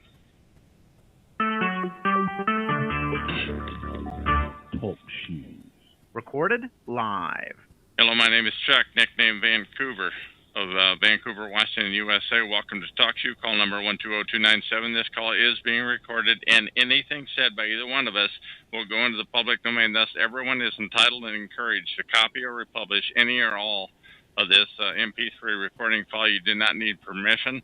No notification or attribution is necessary. To find more of these public domain audios, go to the top right corner of any TalkShoe.com screen and search for Vancouver or 120297, or click on the purple top left live now button to see if the show is presently underway. The time out here on the west coast of the U.S. is roughly 10:20 p.m. on Saturday, July 7, 2012, and I have on the phone with me Newsman of Talk Show. Sorry, I should have had this ready. Number 99598. He's got his show on Talk Show. It just ended a few minutes ago. He's on every Saturday night at 10 p.m. Eastern Time. Newsman, what do you have to say? The ball's in your court, man. Well, thanks for having me on there, Van, or Chuck. I'm really glad to be talking to you finally after all this time. And, you know, it really is very interesting because this whole concept of the targeted individual is one that I never really had a name for, but was one that I have experienced before over the years in viewing different people as they've been targeted. But I wanted to ask you specifically, Chuck, first off, when was it that all of this did start for you? Well, when I noticed it, actually, was in April of 2000, right about tax day here in the USA, April 15 of 2006. And I knew I was being screwed with. It was totally amazing. And I didn't catch on. And I'm a good internet searcher, but I didn't catch on until May of 2010. So I went 4 years. And the search results were gamed, but I hope I've answered your question. So I caught it. Started in April of 2006. I finally caught on in May of 2010. That's how secretive it is, and that's how difficult it was for me to find out about it. Now, before you were being targeted in 2006, were you politically active in any way? No, I would say I've never been politically active, but I have been outspoken. Generally, if I didn't like what a corporation was doing, I would say it. If I didn't like what, I thought it was like the American thing to do, to speak your mind, but it turns out that that can work against you. On the other hand, I do think it does go back to my much earlier years, like my 20s. In other words, 40 years ago, possibly. And you can't prove it. You can't prove that things were happening. But I'm talking about like 3 accidents in the span of a month and a half. That everybody's going to say that wasn't their fault. But these accidents were setups. What I'm telling you is, and the individual was a family member that was carrying my insurance, and I think he was a TI. And so it's kind of like they got 2 for the price of 1. Now, when you were being vocal about corporations, what was the extent of that? Well, getting on the internet, and I'm not going to mention the corporations at this time. I want to answer your question, but I do want to tell you, I came up with a list of about 6 or 8 incidences of times when I've been outspoken, and I kind of arranged them in descending order. The extent of it was, though, that I was on the internet, and I was ranked. I mean, I was really hot. I was angry, and I was letting the cat out of the bag. Okay. Using the internet. And you were using the internet. You were were you posting on message boards? Were you sending emails to these corporations? I started out. I posted on the internet on a web page, which is still there. The last time I checked, and I never said anything that wasn't 100% true. I really never. But they don't care about truth. What they care about is shutting you up if you're speaking out about them. So I used. Go ahead. These corporations, they were pretty big to be It was essentially one big corporation, one very big corporation, who I was very outspoken about, and they were totally gaming the system, and they were totally doing it in plain sight. I mean, anybody who had their head where the sun shines could see what was going on, but they were so clandestine about it that they were really good at kind of like hiding it. I mean, they just made use of every capability in their powers. Now, when you were being vocal about this, how vocal were you? I mean, was there more than this? I mean, how there had to have been something that pushed them over the edge. You know what I mean? Yeah, I got.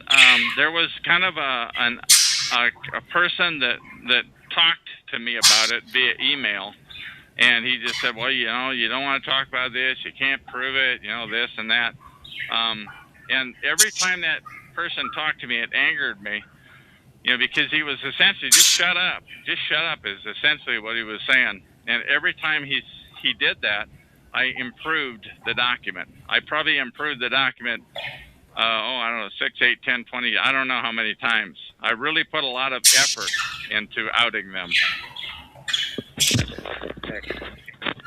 Did these documents, they make a lot of exposure on the internet? Do they get a lot of play or a lot of press? No, but the fact that they're out there, the fact that it was out there, it was essentially one document that continued to improve. And, you know, look, I'm not a professional writer. I've definitely improved that over time. But the fact that it's out there, that people can search on it, you know, today with a Google or what have you, they can Google it, and it'll come right up. And when people look, yeah, go ahead. No, you go ahead. Okay. When you were looking at these, when you were discovering that these strange things were happening to you, what were the strange things that you were finding out? Let me give you an example. Like on the night of tax day, 2006, I got home. I was living in my RV at the time, and I got home to my RV, and my lock on the RV had been jimmied with. It was kind of like somebody had put sand or salt or something in there. It was really hard to get open. I was lucky to get it open, and when I got in there finally, I heard this high-pitched, whiny squeal. I'd never heard anything like it, and it was hard to, you know, and who'd have known whether that was associated with it or not? You don't know. You know, you don't get a registered letter saying your lock got jimmied with, you know, but that was the kickoff. And another kickoff is like when I would go to the video store or to the grocery store, where I was actually harassed. I mean, the way I looked at it, that was the term I was looking for on the internet. It was, to me, it was harassment. It wasn't stalking. Stalking is something that weird guys do to their ex-girlfriends, you know. That wasn't, I was not being stalked, but it turns out that that's what it's under if you look at it on the internet. Right. Am I answering your questions? Okay, go ahead. Oh yeah, definitely. You're answering the questions. So your lock was jimmied, and you were being stalked. And at the video store and the grocery store. At the video store and the grocery store. Right. And what were these things? What kind of things were happening to you at the video store and the grocery store? Let me give you the grocery store, because that is the most damning. And that was a place where I went so often, you know, like 2 or 3 times a week, I'm guessing. I never kept track, but it was like every time I tried to take a spot in the parking lot, somebody would swipe it away at just the last second, and I wanted a certain kind of a spot. And what I find out later is that they surveil you. They know what you're looking for. I wanted the kind of a spot where I could pull through where I could pull in one way and out the other, so I could actually leave going head out. That would be the first thing. The second thing, and I spent too long on that, the second thing was, as I was walking into the store, somebody would walk out behind a pillar at the last second, you know, and I would go, excuse me, you know, because I'm kind of a polite guy, and they would never make eye contact with you. The other thing is, when I got in the store, there were a couple of free products that I always bought, and there would be somebody like reading a label on a can or something, and they would push their cart right in front of me at the last second. And just as I got to the end of that aisle, somebody would walk out right in front of me just as I get to the end of the aisle, and I'd go down the next aisle that they knew I was going to go to because I was going to buy that product every time I went to the store, and that sort of thing. And if this would have happened just one time, you know, no big deal. But this happened like every time I went to the store. Like, I don't know, 8, 10, 12, 14, 20. I don't know how many times I didn't keep track of it. And pretty soon you get to realize you're being stalked, you're being harassed. So I started to look it up on the internet. Go ahead. Yeah. No, go ahead. You were looking it up on the internet. Yeah, I couldn't find it.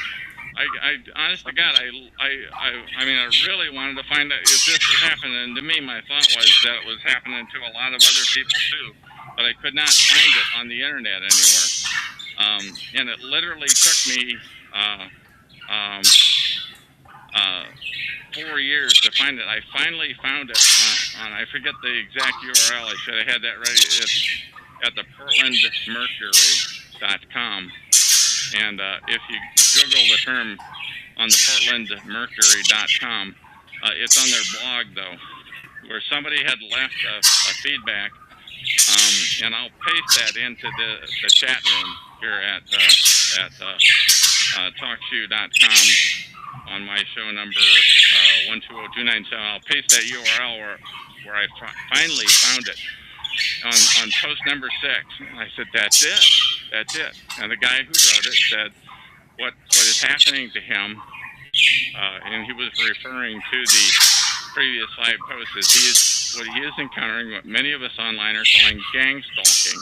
And it was really well written, like 5 or 6 paragraphs that described essentially what was happening to me, and I've never looked back. Wow. But that's how I found it. So going back to the corporations, now the corporations that you were being very vocal about, I know you don't want to name the names. That is correct. I don't know why, but I just don't. Well, what is the industry that they were in? Yeah, I just don't want to. I'm sorry, I don't want to get more identifying than that. I'm sorry, but I mean, they just didn't want to be talked down. They looked at it as they're being talked down, but they were clearly being illicit. I mean, that's what they were doing. Were they retail involved with the government? Okay. No, I don't think any more than any other retail establishment would be involved with the government. Okay. But it just seems a little strange that, like, maybe like a retail establishment, even if it was, say, Walmart or, Target or something big like that. Yeah, it is somebody really big, yeah. Okay. But if it was something along those lines, it just seems a little strange that they would want to. I know. I could make it not strange, and I'm sorry, I'm just not ready to name them yet. I don't know why. I'm just not ready to name them yet. Because I can't, name them without outing myself. And I'm not ready to out myself just yet. I've gone live with my first name, Chuck, but I have not. I used to go by the name Van or Vancouver, where I live. And I did that for like a year and 10 months. And then finally, I decided when I go live with this new show that we're on now, that's got 10 recordings so far, that I'm going to go live with my real name, my real first name anyway. It's a step in the direction of full exposure. Now, how long have you been living? You've been in Vancouver for how long? Probably six years that I've been stalked. probably about 7 years. I came down from the Seattle area where I lived before that time. Okay. So, have you ever engaged in any of the recreational drugs? No, nothing. No, nothing. Nothing. I have never done any drugs. Never will. Never broken any laws. I'm a street legal kind of a guy. I'm just outspoken. No, I've never. The answer to that is no, absolutely not. Yeah, that is interesting. That is very interesting. But you speak out. Let me tell you, if you speak out about a corporation, expect to be.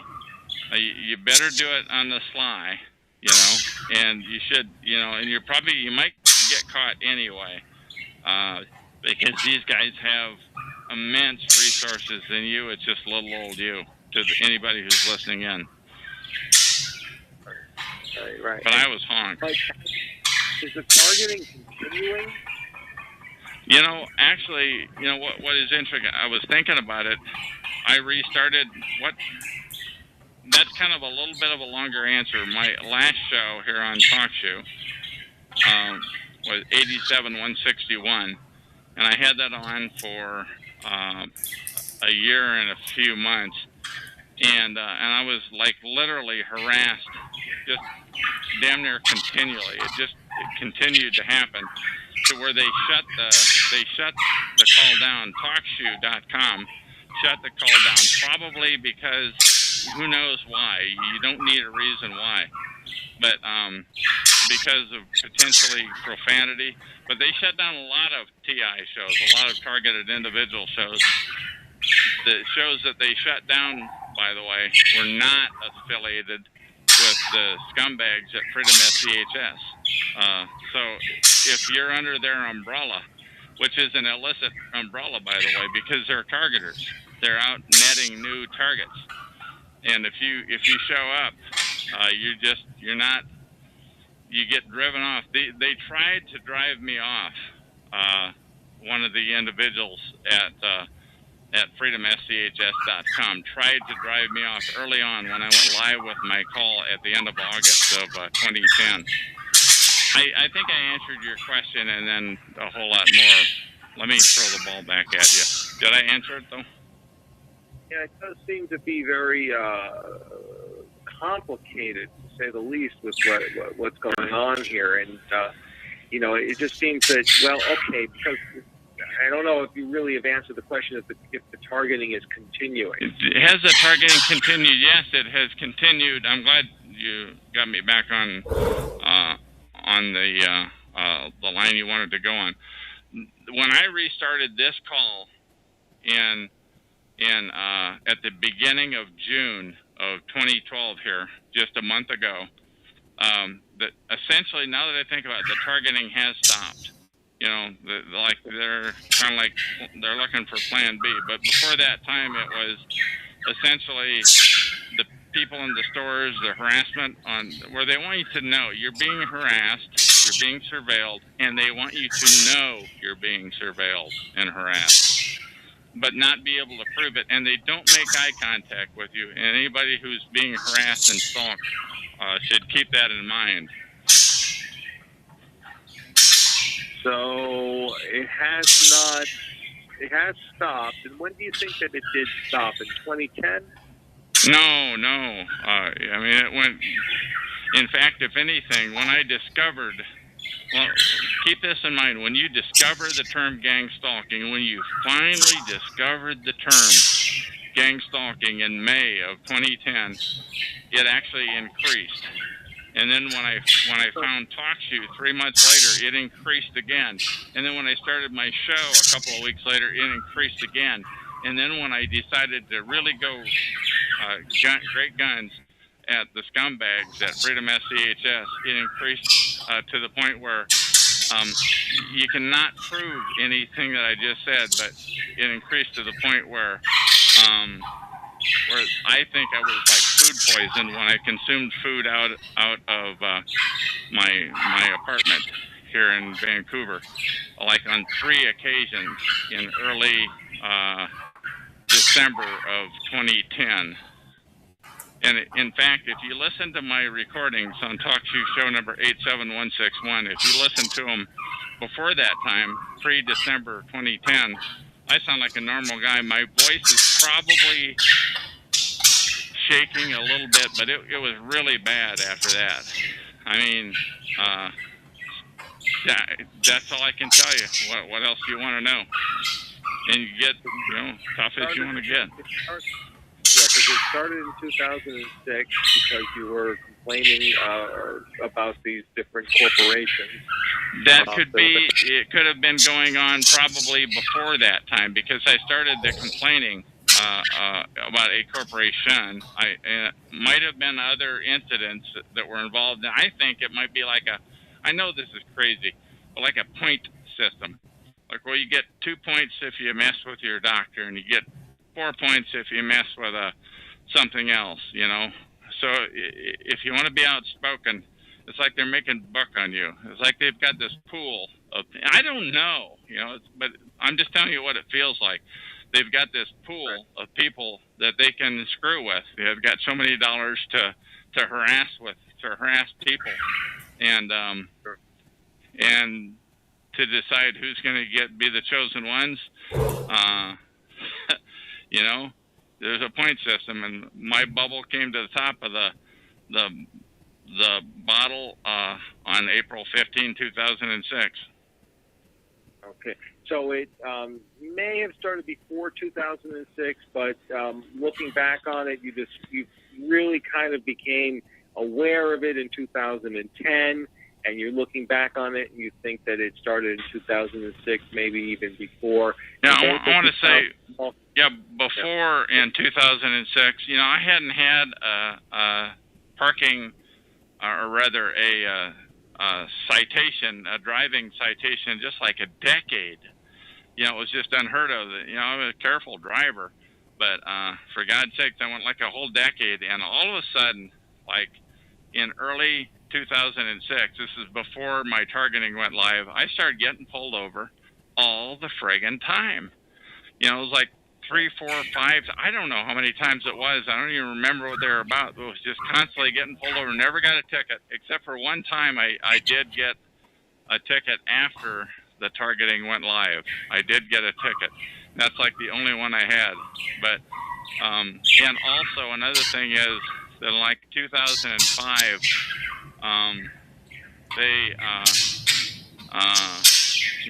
the weird things started to happen. Like I essentially split up with my girlfriend, and they will now. Things that I found out since are that they will work over any relationship that you have. That's one of the things that they do. Way before that, I had in the mid 90s, I think, I had a cop that lived right across the hall from me. And just keep that in mind, anybody who's targeted. If you've got a cop that's living across the hall from you, and if they're outside, it's called same time entry and exit. And he was just like always outside. I never thought about it. It's just he was a good old guy. He didn't make any qualms about what he did for a living and what I care. It felt kind of good having a real life cop living across the hall. And also at the last place I lived, 7, 8 months ago by now, I had a cop living right next door to me, and that's, and I tried to tell him that and it was like, oh God, that I was being harassed, and I knew he was in on it because he was always out there. I was slowly coming to the realization of what was going on, So, go ahead. I wanted to backtrack a little bit about them because you said this statement, the targeting went live. What did you mean by that? What do you mean by that? It went what somebody here called go live in April of 2006. And that is when they want you to know, man, and granted, before that time, you were pulled over a lot and what have you, but now they want you to know. On tax day, 2006. That's when they went live. And they went live. I mean, every time I go to the video store, there'd be somebody blocking the path that I wanted to go. It is every time I went to the video store, because that's what they do. They surveil you. And if it happened once, twice, 3 times, I mean, it happened every friggin' time I went to the video store. And every time I went to the grocery store. And when those kinds of things continue to happen, that ought to be your...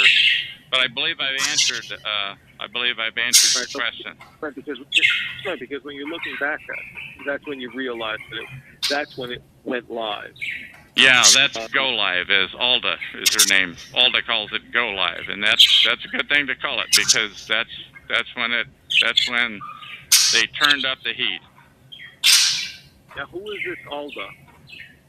She is a targeted individual that lives in California that I met, quote unquote, here on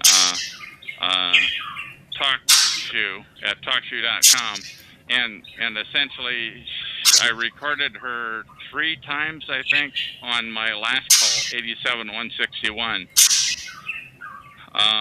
And, you know, I mean, I believe she is a real TI, but, you know, a real targeted individual.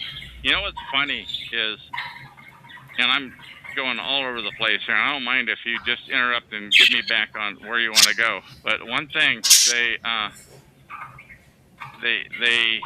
have a way of taking what I would call a pure TI and compromising them, and I don't know why she's never started her own calls. She's got her website is sites.google.com/site/targeted stalk terrorized, all one word. Let me repeat that.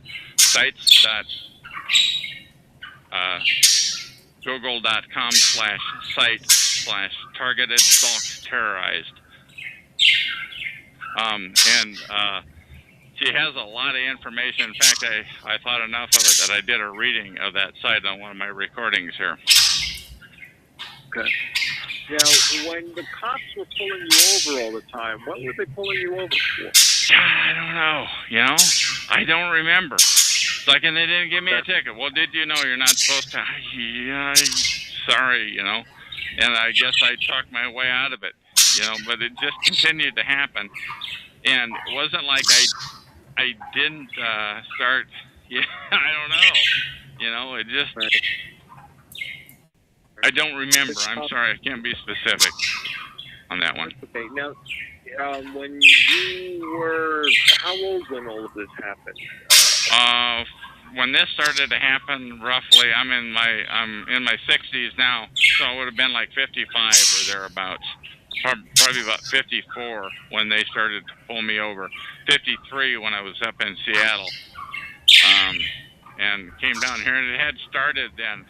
But way back, even before that, even back when I worked for a corporation, I was what you call workplace mobbed, and that is where a couple of different, you know, and you can't put your finger on that. You literally can't prove it, but there were like a couple of the people that worked with me, and a couple of the other different people that were always in there, just ask them to leave, you know, and they'd leave, but sure as heck they'd come back the next day. It's like they were effing with me. It was just amazing, and now that's a reach. What I'm saying is what I have just described is a reach, but I think that possibly those are involved too. So you don't know. You can't. You know, you don't get a registered letter that says, "Dear Chuck, here's the way it's going to be." Right. But it just seems to be very interesting that you wrote some things on the internet about a corporation or corporations, and then you've been stalked for maybe 6 years. Yeah, for 6 years go live. 6 years go live. And you've been harassed for 6 years. It seems to be. I mean, it seems to be a little strange, you know, a little unusual, to say the least, that you would be. Well, let me address that, because I think once you become stalked and harassed, I think it's for good. I think people that participate in that sort of thing need to know that that they're in, the target is in it for the long haul, and they don't know, the people that are doing the stalking and the harassing. They don't know whether the person that's involved is of noble intent, who's spoken out,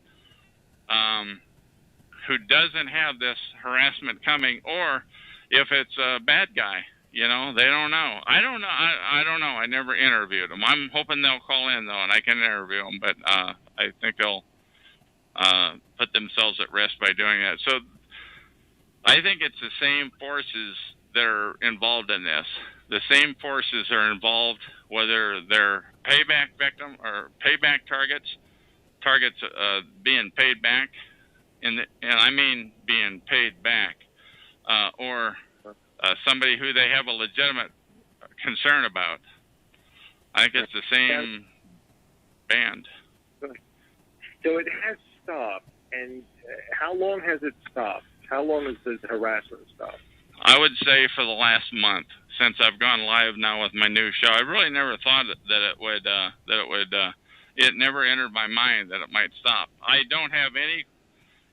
I have no illusions that it's not going to start up again, because it had stopped three times while it was going on. Like, it would stop for a couple of 3 days, and you think, God, it's over. Thank God.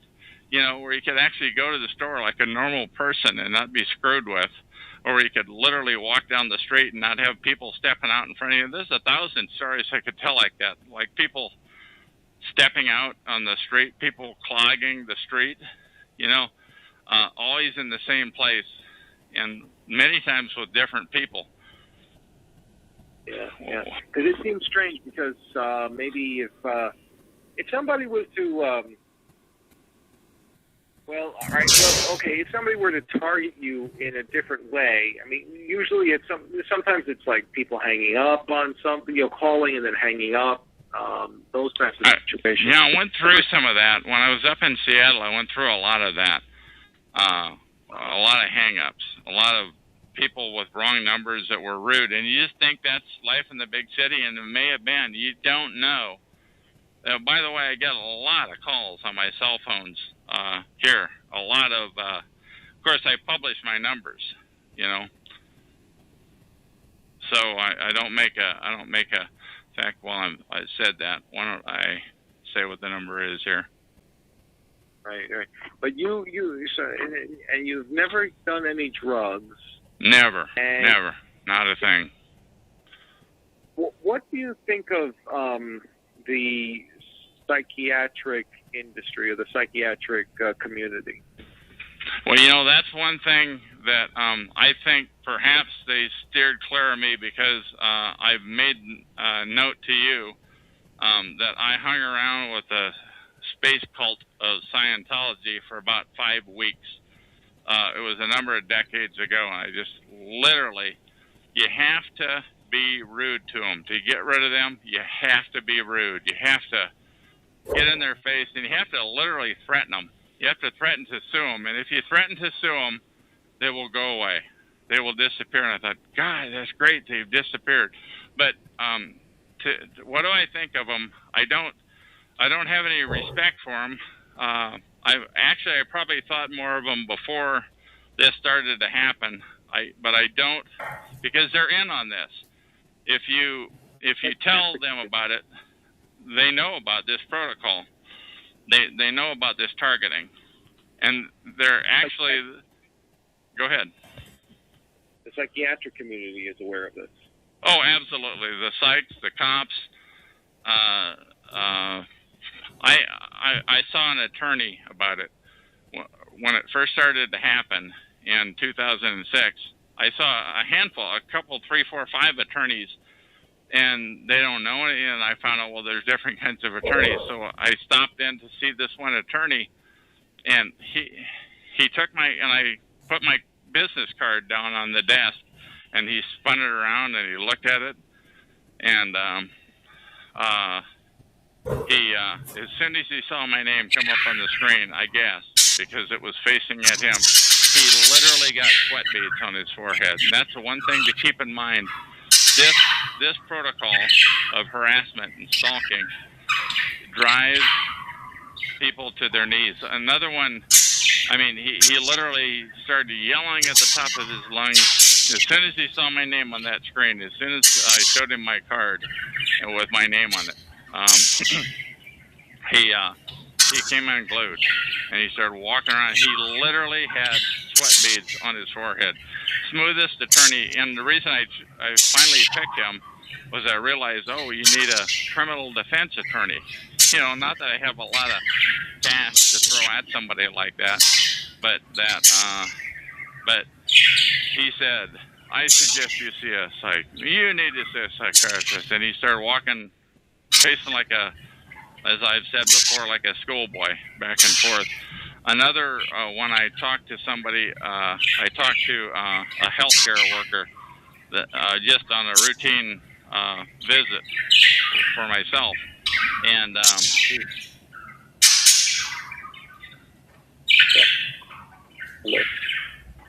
sorry about that. I have to turn this phone down. But go ahead. No, go ahead. Somebody just tried to messing with me. They're trying to interrupt this call. What do you say? You were saying that somebody was calling you or something like that. Yeah, well, yeah, somebody just called me on the cell phone number that I published, and I just muted the phone so that if they call again, that it'll be muted, so that we can put the priority on this. So just letting you know what happened there. Okay, but you were saying about the psychiatric community. Now, the psychiatric community is aware of this TI protocol? Oh, absolutely. Absolutely. The cops are aware. The psychs are aware. The healthcare worker that I saw, they're aware. She was the healthcare worker that I talked to, and I said I'm being harassed. And by the time I saw her, I had actually wised up to the term gang stalking. And what I didn't realize at the time was you don't want to mention this to healthcare workers, or they'll have you committed. They will have you committed if you claim to have this type of thing happen to you. They will do whatever they need to do to have you put away. And I didn't know that at the time, so it would have been, that meeting would have been right around May of, a little shortly after May of 2010 when I discovered that, now that I think about it. Or I discovered this term on the internet. Right. Have you ever, have you ever come close to being committed? No, nothing like that. Never, ever. No, I've been gainfully employed all my life, and self-employed now, and for the last number of years. So no, it's never been an issue. But I understand that a lot of people have had that type of thing happen. But I think what they do, I think they're just gonna harass the living crap out of you. You know, for if you're targeted, they're coming at you. So go ahead, ask those questions, those tough questions. All right, because that's the whole thing. I mean, it just seems to be, it's just a little, it seems to be, okay, you found out in 2006, well, it started in 2006, and you look back at 2010, you realize that this has been going on, and now it's stopped for about a month or so. Right, since I started the show up again. Right, but why do you think that is, that they're not targeting you anymore? I think it's because I have no idea what goes through their minds, but I think it's because I'm raising so much Cain about it, and I'm a lot more proficient at raising the Cain than I am. I mean, if you listen to my recordings on 87161 and listen to my recordings now, more matter of fact, I'm more I don't put up with a lot of nonsense, which happens to you, by the way. There's a literal army of people that don't want the word about organized stalking to get out. There's a literal army of people. And by the way, they on TalkShoe, they center around Freedom SCHS. They center, and what they do, they crazy talk. They talk about wild, crazy, unachievable, wild and woolly stuff. But I don't encounter any of that. I just have encountered people, boots on ground people that have been involved in the harassment. Yeah, and now that you have not had this targeting for harassment for a month, but there's no real way that you can see that it's going to end. But yeah, I would have to say I have had some same time entry and exit. I have had some from my abode here, where I'm living. I have had some as each time when I come, or not each time, but many times when I come or go. There's always, thinking, whatever you wrote about this corporation, whatever corporation or corporations it was, I mean, this must have been some sort of a scandalous thing that you were publishing about them. Yeah, it was absolutely true. It is absolutely true, and it's in plain sight. And anybody that has their head where the sun don't shine, I mean, anybody that is looking for it can see it. And I'm so sorry that I'm not gonna say who it is right now. Right. But but it was in retail. We understand that much. But I mean, what kind of things were you alleging about this retail corporation? They're shysters. They put up signs that are intentionally fraudulent. They put up signs that can be taken two ways. They're so well worded, and that you assume it to be this, but in fact, it's that. I don't know how to say it any more clear than I just said it. That there's ways to write a sign that sound pure. Go ahead. Like a bait and switch. They would bring you in for something, they advertise one deal, and then they bring you in, and then they say, well, that deal is over, but here's something else. Or they put it up early and take it down late. I haven't read that write-up in a long time, but it was like 6 or 8 different things that they do that are all different. They're all scandalous. And each one, and that's one of them, was to put it up late or take it down early. Put it up before it starts and leave it up after it finishes, and that way, when it gets up to the checkout register, it rings up at such a price, and they're not looking. The customer, and they're going so fast. They're going so fast that the customer is not really paying attention, and you don't really notice it until you get out of the store. But when you get out of the store, it's too late. Oh, well, that's okay. It was only $1 or $2 per item that I bought, so never mind. And the next time, it's the same thing. Wow. Yeah, but it just seems. Yeah, okay. It just seems that that's just something that a lot of people have complained about over the years. Doesn't seem to be anything so scandalous that would require you to be targeted and harassed for like 6 years. I don't know whether a lot of people are going to write a web page up on it, though, and improve it every time they hear about it. I don't know about a lot of people who are going to put so much effort into outing what they're doing. Right. And did you name any names? I mean, besides the corporation itself, did you? No, I did not. But because that's not pertinent, is because the people that are there are doing their job.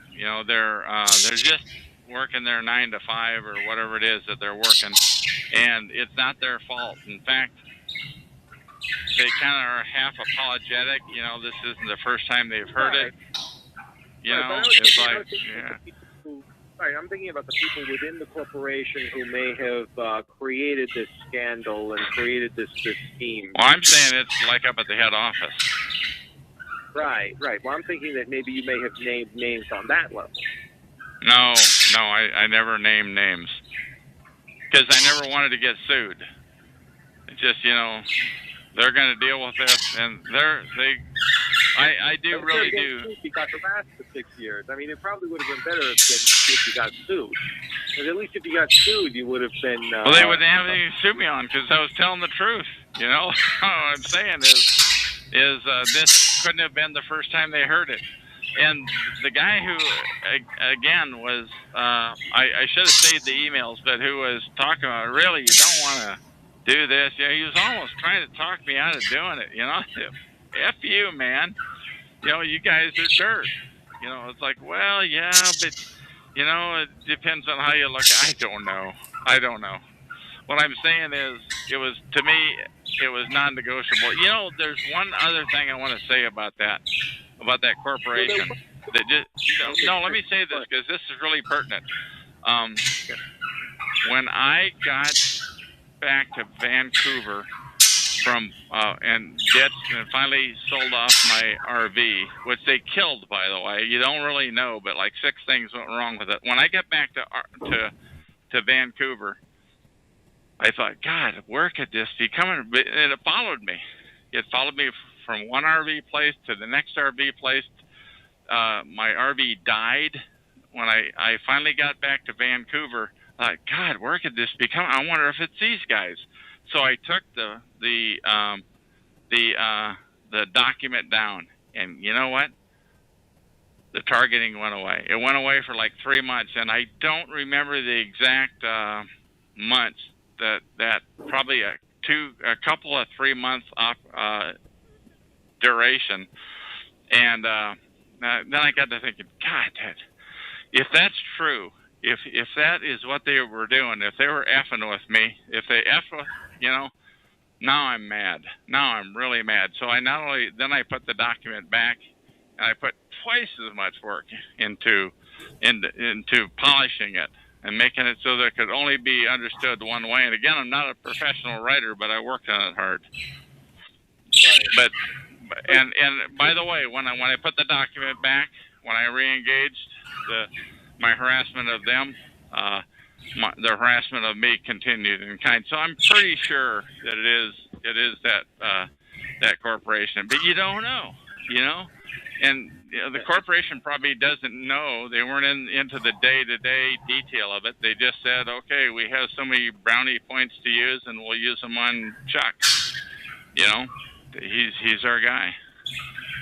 Yeah, so that guy was you and trying to persuade you to take it down? Is that what you said? Yeah, it was some guy via email.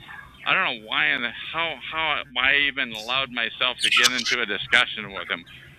You know, to an email discussion, you know. I don't even know why I did that. I don't know if I have the emails or not anymore. And who knows whether he was with them or somebody. It was probably with somebody else. It was kind of like he was trying to just talk some sense into me, trying to talk me into stop this, you know, stop. It was he played like a guy who just found this document that I had written, and I was big tough Chuck, you know. I wasn't trying to hide who I am, because at the time I didn't realize that you better watch it. I didn't realize that. I didn't know about this thing called targeting. Right. I had no concept about it.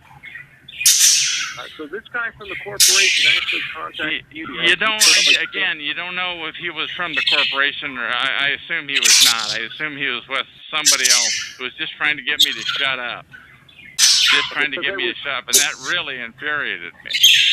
So it was somebody who was, so you don't know who it was, but it was somebody who was just trying to say to you, hey, take that thing down that you were writing about this corporation.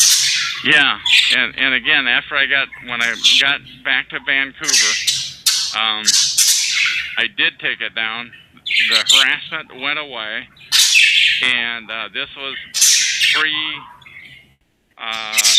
of 2010, so the harassment did go away, and that really infuriated me. That you can't prove it. You can't prove that this guy was working for this corporation in a way, you know, or for who knows who he's working for. You don't know that. You don't know that the corporation knew anything about it. They just said, hey, shut this guy up, is the way I took it.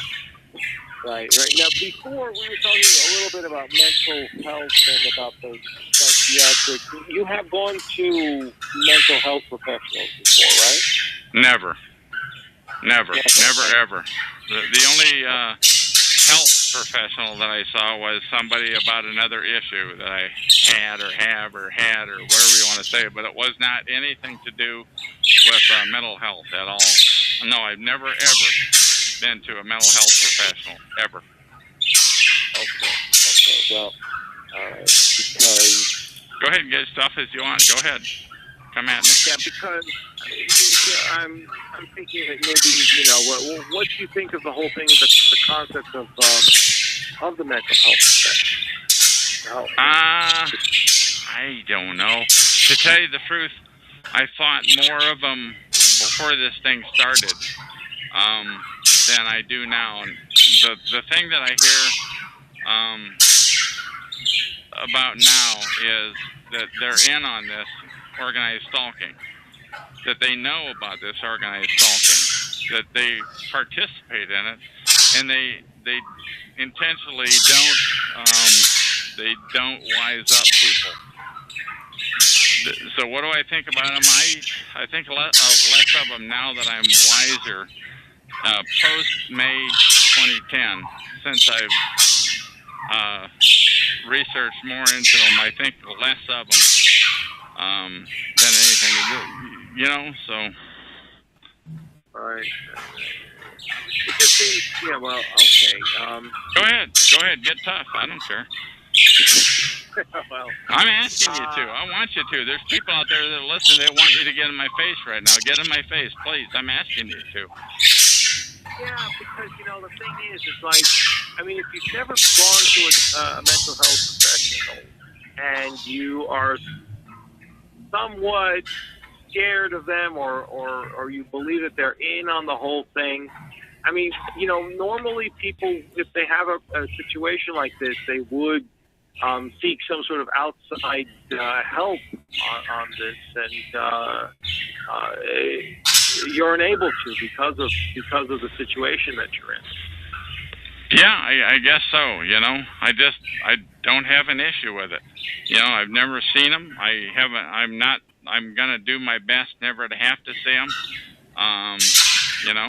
What I can tell you though is, if anybody who Googles the term gang stalking or organized stalking, that is going to be one thing that they're going to find. That if you speak to a mental health professional, their objective is to get you thrown into the funny farm. That's what I've heard. So I would have no reason to talk to them. What was interesting though is when I did mention they would probably diagnose you with some form of paranoid schizophrenia.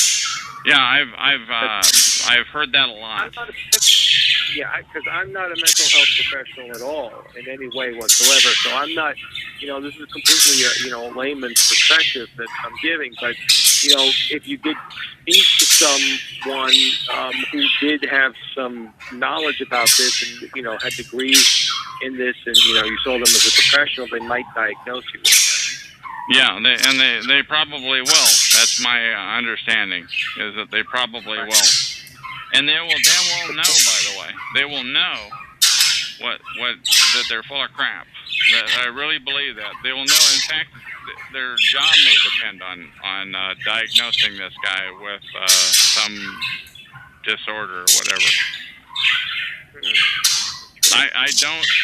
I don't have a lot of faith in their integrity. Let's put it that way. And I'm not even talking about the Scientology crap from a long time ago, because you're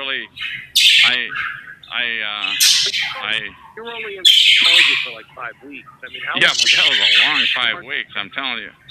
But what I'm telling you is they continually run down the mental health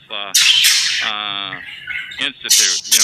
They continually, and I think that is probably part of the reason why, if they've got some makeup of me on the screen, why they're laying low on me, because they know I'm tough-minded and I'm gonna they're not going to get out of me what I don't know what they want, but they're not going to get it.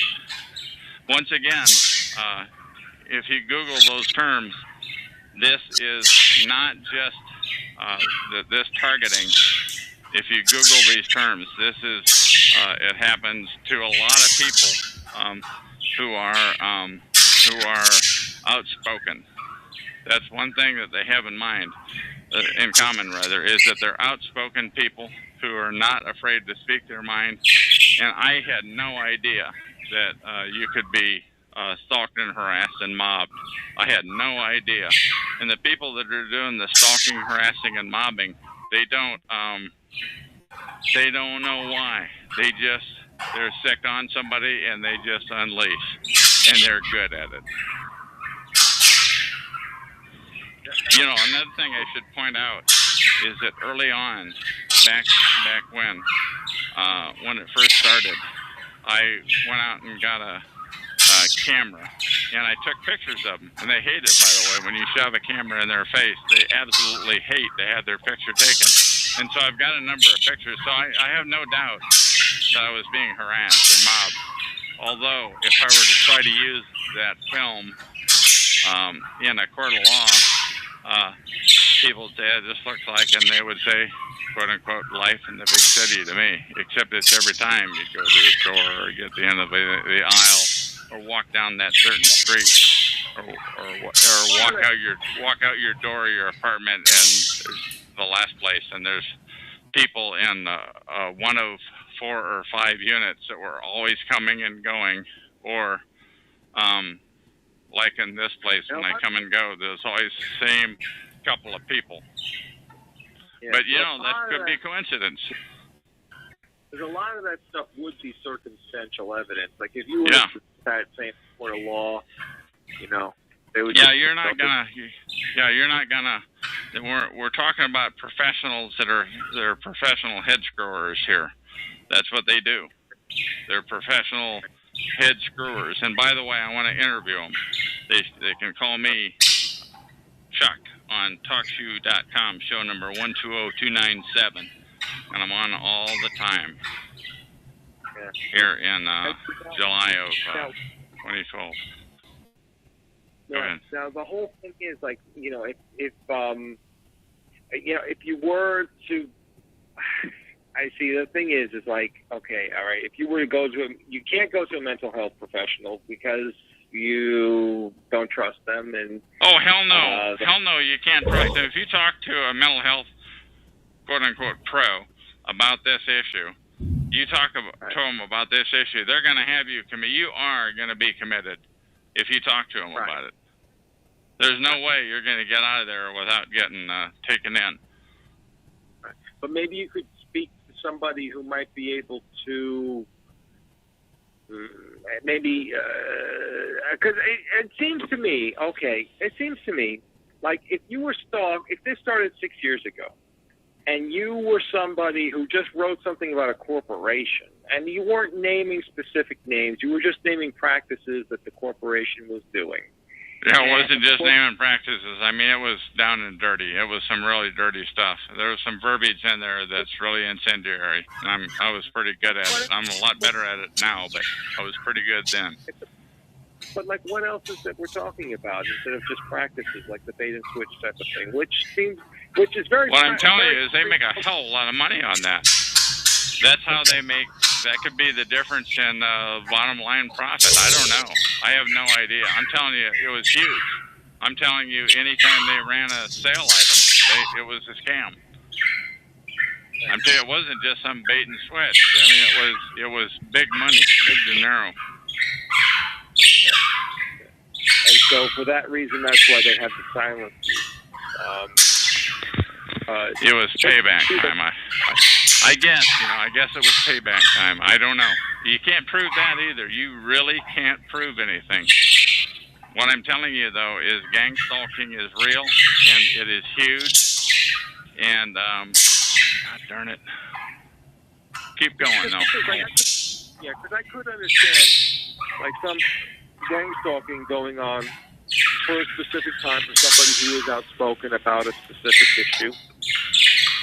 and maybe What I'm there saying are. is there's no specific time about it. What I'm saying is it happens. It happens when it starts to happen. It happens. As I believe it now that I've studied up into this for almost 2 years that I've been aware now. It happens for life. They're literally going to F you to death. That's what they do.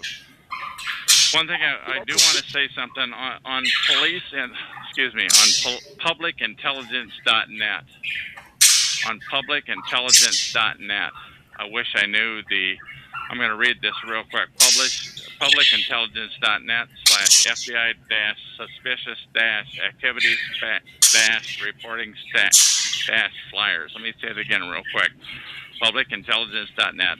FBI suspicious activity reporting flyers, and put a dash in between each one of those words.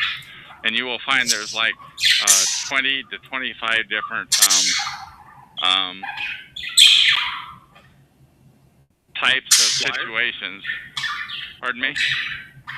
25. Yeah, let's not get into it right now. But yeah, there's 25 different flyers that are out there, and I can only assume that there's a ton more that people are stalked and harassed and mobbed.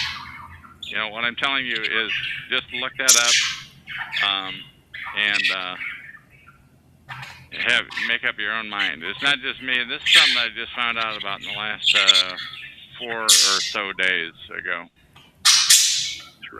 Interesting. Because, yeah, that will be something to check out and maybe talk to you a little bit more about later. But, you know, I don't know. It just seems to be, you know, I mean, if you can't get the help, but then you're just I mean, you know, let me say that about the help. All avenues, when this happens to you, when you are a TI, a targeted individual, all avenues to help are cut off.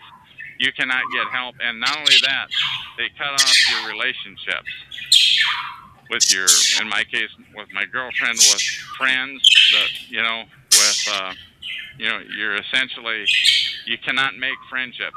When you're standing there on a street corner and you're striking up a conversation with a stranger, it's like you're literally, now I don't blame you for raising your eyebrows on this, because this does sound a little bit wacky, so it's up to you.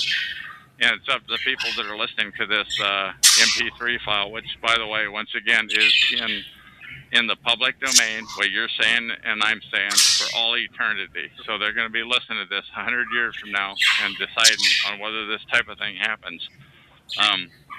When you're being harassed, it's it is. Go ahead. It is a tough situation, because normally the type of operation that you're talking about would only be normally associated with government targeting specific political activists and that type of thing. But in this situation, we're talking about a corporation that's targeting somebody who was just talking about corporation with deep pockets, yeah. Deep pockets, yeah. So this is something that, you know, and you're talking about their business practices. What I'm saying is there is an infrastructure in this country, in this world, actually, because you literally can't. I moved from one city to another in Oregon in my RV. When I moved across the state line, across the Columbia River, back up here to Vancouver, it followed me. When I went from one apartment building to the next and to the one I'm at now, it follows you. You know, all you're going to do by moving is deplete your financial reserves.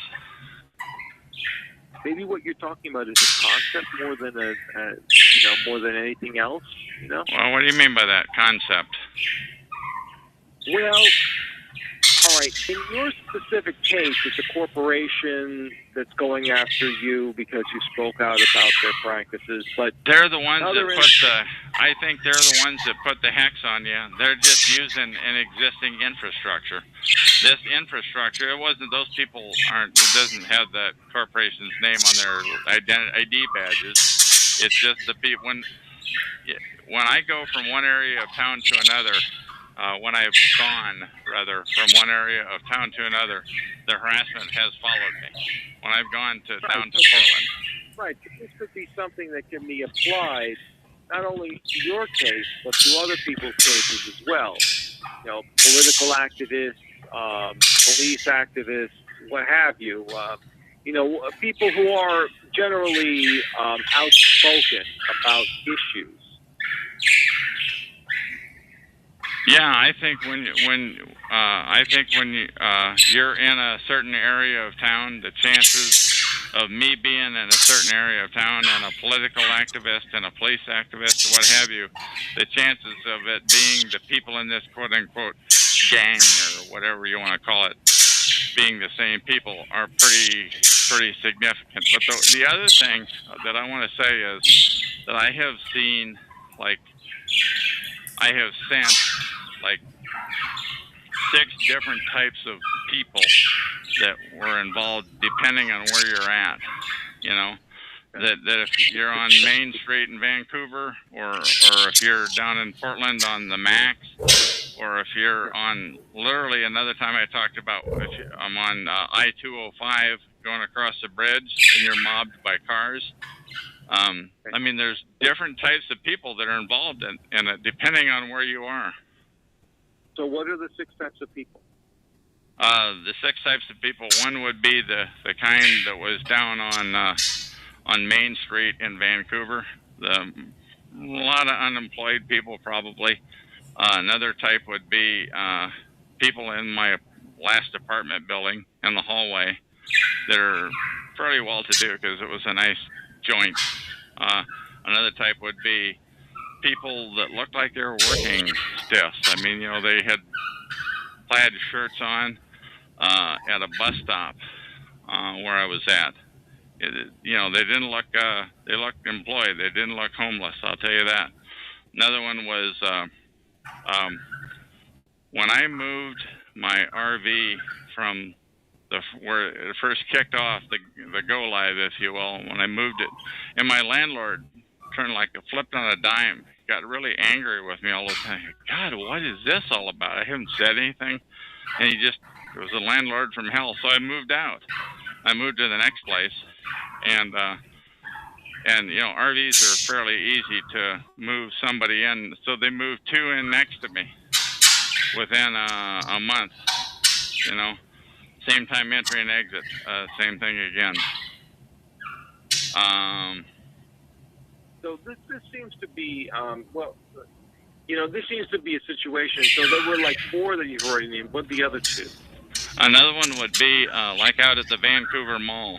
That would be the 5th one. Another one would, like, and those were, yeah, I'd say middle-aged. I was going to say yuppies, but like middle-aged. It's like they got a message on their phone that says "show up to this eyeglasses store," you know. And as soon as I walk in there, the place floods with people. Is that weird or what? Another one was the kind of people that were blocking the exit at a video store. When I was walking out, they were like 25-ish with short-sleeve shirts, looked like they stepped out of a church training or some insurance company or God knows what. You ever hear the whole concept? Like there was this thing that came out a couple of years ago with the what was it? They were using SMS to coordinate flash mobs. That's it. Thank you. Yes, flash mobs. I mean, so anybody that's listening, I want you to Google that term, flash mobs, because in my estimation, that's what happened. Another one was at a church that I went to, and I go there like at midday, and like one day though in particular, like a whole bunch of people flooded in. Like, God, what was that about? So that was like 3 situations. One was at the video store. One was at the eyeglasses store at Vancouver Mall, and the third one was sorry, I lost it. But I forget. Oh, at the church. You know, it was where people would just show up, poof, out of nowhere, and I mean a gaggle of them. I mean, it's like, God, it was like the people that were standing in front of the door, I literally couldn't open the door at the video store on Highway 99 in Portland South, Highway 99 South in Portland. And I literally had to push the door slowly and then put my hand on the shoulder of a couple of guys to push them. There was like half guys, half girls. And woof, they all split in different directions and they disappeared. I was like, God, that is weird. That is effing weird. And I got back to my vehicle and I sat there and I rubbed my eyes and I thought, God, did I just see that? And there's nobody there to be seen. They were just all gone. That was the weirdest one of all. And that was really early on in my stalking and harassment. So there's just people, and I'm not saying that they were all, that they knew what they were doing. Those people that were participating, they didn't. Well, they knew that they were head screwing, and they were like enjoying it, and they were keeping a straight face. The other thing too that I wanted to say about that, leaving the video store that one time, was when I went in, I rented my video or two, and as I'm walking out of the door, there's like 20 people blocking the door, standing outside, all talking to each other at the top of their voice, nose to nose. The craziest thing you ever saw. And they're carrying on conversations with God knows what they were talking about. And then poof, they all disappeared. Craziest thing you ever saw. And that's a flash mob. And actually, you know where I got that term? I explained that to one guy at a convenience store that I used to go to, and he said that's a flash mob, and I'd never heard that term before. And so I wrote it down on my hand right away so I didn't forget it. And I got back home and I Googled it, and sure as heck, that's what was happening. It was a flash mob. And then I realized that guy eventually, he got turned into that. Testing 1 2 news guy. News guy. Yeah, for some reason I got hung up on and then I had to call back in. Okay, well I was talking about a flash mob. I heard everything that you said because I was just in the chat, but I was listening to what you were saying. So it is. Okay, I'm glad I looked back at the tube then because I unmuted you. Please continue. Thanks. But you know that's the whole thing with the flash mob. That did come from something. It is very interesting to see that these concepts get applied to what you've experienced on some level. You know, it is very interesting to see this. But you know, it is very. I mean, it is very. At the same time, it is still head scratching to understand. I know. I don't blame you, man. I don't blame. That's why I want you to be as tough as you want to be, because people are expecting that. Yeah, because people are listening to this recording 100 years from now are expecting you, newsman, to really pour on the coal. So I'm not asking you to take it easy on me. Okay, because that's the whole thing. I mean, listen. I mean, if somebody is saying, all right, listen, I can understand this if this is a political activist, left-wing activist, right-wing activist, but this guy was just talking about different, practices of some company somewhere, some chain store somewhere. Why are they going to target him for 6 years to silence him? I mean, they're going to target you to death, man. Well, that's what I think. I think when you get put on this list, you're on it for eternity. You're going to die this way. But that really doesn't seem to be something that they would target you for 6 years and drive you into some sort of place where you are isolated from everybody, and because they could just as easily at this point, for example, there have been people who have had their information posted on the internet, pictures of themselves posted on the internet, and they've been able to take down websites very successfully just through copyright control argument. And so what they could do, I mean, you know, so there are different mechanisms for these corporations to just silence you without having to drive you into some sort of, you know, some sort of place where you're isolated. I don't know what it would be. I was not going to shut up. They pissed me off so much. I'm still not going to shut up. Right. You know, I have had, it took me 4 years of my life of being targeted and harassed and stalked and mobbed. It took me 4 years to finally catch on to the term gang stalking. Google that term, organized stalking. It took me so long, and I'm not just going to shut up about it. You know, most people would. And by the way, I think a lot of people do shut up about it. And a lot of people have showed up here on TalkShoe.com on these shows, and they show up on like the skank calls on Freedom SCHS, and they talk about it, and they get mobbed. They get driven away with crazy talk. These people over there, they start talking unachievable nonsense, crazy talk, and they're driven away. And I decided no crazy talk on my call. I'm not letting them talk about that off-the-wall nonsense. If it doesn't happen to me, it doesn't get talked about. So you think that these guys, like the Freedom FCH, which is also another talk show, and they're not really an organization, are they? They claim to be. I think they're paid perps.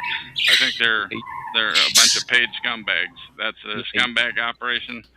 They're on like every night with hidden calls. I'm going to read some numbers here. Call number 66339 is Derek's Saturday night call. Filthy Joe's nightly call Sunday through Thursday is 89899, and his is hidden. You got Jay Wojciechowski as a call, and Nigel. I really do consider all those people to be perps because they talk about the wackiest, farthest out stuff. None of that crazy stuff ever happened to me, and they get so annoyed with me for not being willing to accept their story, and I just don't believe it. I think they're liars. I don't think they're crazy, by the way. I think they're making it up. I mean, just to briefly get into it, I mean, because really we're focusing on you, but I'm curious, what kind of crazy stuff are they talking about over there? Yeah, I'm not gonna get into it. And the reason I don't, no, I know. You can talk yourself blue. I'm not gonna get into the example. Okay. And the reason I'm not is because that just makes my call another crazy talk call. So I learned early on not to talk about just to let people know. If you're listening to a call and they're talking about some wild and woolly, wacky stuff, everything that I have said is earthly. It's far-fetched, I'll grant you that, but it's earthly, it's achievable. The stuff they talk about over on those crazy talk calls is way off the deep end, and they do it non-stop. And if anybody wants to show up and talk about normal stuff, like I'm talking about, they get flooded. They get flooded away with the wacky talk. That's their job, as near as I can tell. That's their job. That's their purpose in life, is that there is not only this thing called organized stalking, but it is a secretive protocol, I think, by and large, by secret societies that inflicted on people. And they don't talk about it. There's no talk about it. The same people that essentially killed Martin Luther King Jr., one of the greatest Americans who ever lived, the same people that killed him are the same branch of people that are doing this. They don't talk about it. You don't hear the details about it. But that gets into some really weird conspiracy theories, you know. I mean, if you're talking about things like that, I mean, you kind of like, you open up a whole new Pandora's box of things about secret societies and Illuminati and all that. I didn't say the I word, but what I'm telling you is, I thought, where in the hell are they getting these people? How can they do that? How can they come up with all of these effing people nonstop? Every time I go down this street, there's people that clog my pathway. It's like, and they're always different, and they never talk to you. How do they do that? And and I think a lot of it is churches. Believe it or not, I really do. I think and they tell lies to, I guess, to the churches, to the people that are involved. You know, to get them to participate. Well, this guy is a pedophile and he has it coming, so you should join us and harass this guy because he's a bad character. And after all, you wouldn't want your kids. And let me tell you a story. I want to tell you a story about this one guy, and I don't know his name, but it was down at Esther Shorts Park. And I ran into him one day, and he lived in one of the buildings there, and I lived in another one. And he talked about he was talking one day. It was like he was whipping a line on me. He showed me the perp hand. Now, this guy had stalked me on a number of occasions. You know, so I knew he was a perp, but I was carrying on the conversation. And he was talking about the fire extinguisher at the end of one of the hallways was missing. And we do want to stop the fire extinguishers from disappearing, don't we? You know, and we do want to, you know, it was kind of like he was building up the ammunition. He was laying the line on me. It's like he forgot who I was. But he was kind of like, it was like he was trying to recruit me to become a stalker. You know? Yeah, it was like the craziest. It was like, I don't know why he was doing it. It's like he slipped, his mind slipped when he did that one time. There was another guy, and he's in this room right now, and I'm not going to say his name, but one time he was in his room. He's a perp. He's with freedomfchs.com. And one day, he was telling stories about me. And every story, like 5, maybe it was 4, maybe it was 6 stories. He'd just go from one to the next, to the next, to the next. And every story had an element of truth to it. And he'd mix it with lies and omissions. He'd add lies and he'd leave things out to paint me in the worst light. And I thought, God. And I was logged into his room as a guest. And listening to him tell these stories, and it was like he screwed up. He showed me the perp hand. He totally screwed up by, yeah. And he took things that I was actually proud of, my proud achievements, and he would make them sound bad just by exaggerating and by leaving things out. That's how perps get. That's how they recruit other people to join their cause. It was an amazing thing. So there's like 2 people that I seen, 2 perps, clearly perps, no doubt about it, that showed me their hand. Why they did it, I don't know. It's up to you whether you. That is interesting. That is very interesting. I'm thinking that there's a lot of stuff that you've brought forward, and it is very, very fascinating to say the least. And we'll have to definitely think about this, what you're talking about. And, you know, so it really is. Even though this is applied to you, this can be applied to other people and to other situations. Oh, absolutely, absolutely. What I want people to know that are listening to this is that it's not just about me. I can't be bought now. There's no way. I want to get this story out about organized stalking, that it does take place in this world, and that targets, unfortunately, and I hate to say this, but they are turned into stalkers. Targets become stalkers. And when they do, they're not coming back. That's been my experience, and I'm in a unique position here because I've been hanging around TalkShoe.com on these shows every night for, a year and 10 months now, give or take. And most of the time running my own show, and a lot of times listening into the other targeted individual calls.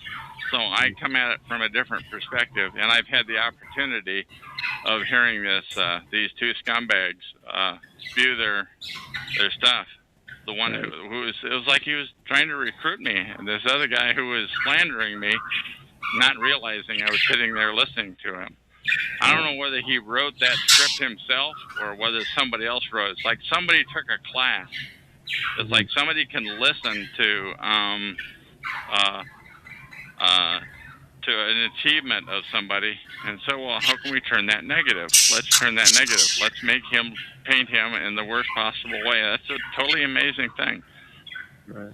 That's very, very interesting. Well, Van, Chuck, I really appreciate this. I mean, I think that this has been very good, and it's been very enlightening, and it really gives a lot of insight into what you've been going on, and what you've experiencing, and we'll just have to maybe do some more follow-ups on this as well.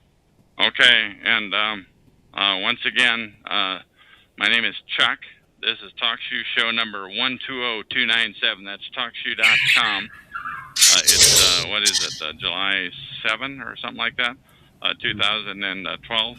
And call me anytime to get to let this happen. Is there anything that you want to say about this news, man? Any other questions that you want to ask? Not any more questions right now, but I'm pretty sure they'll have some follow-ups on this. Okay. Thank you. I'm going to go ahead and hit the end button on this recording. That's the end. Bye-bye. Bye-bye.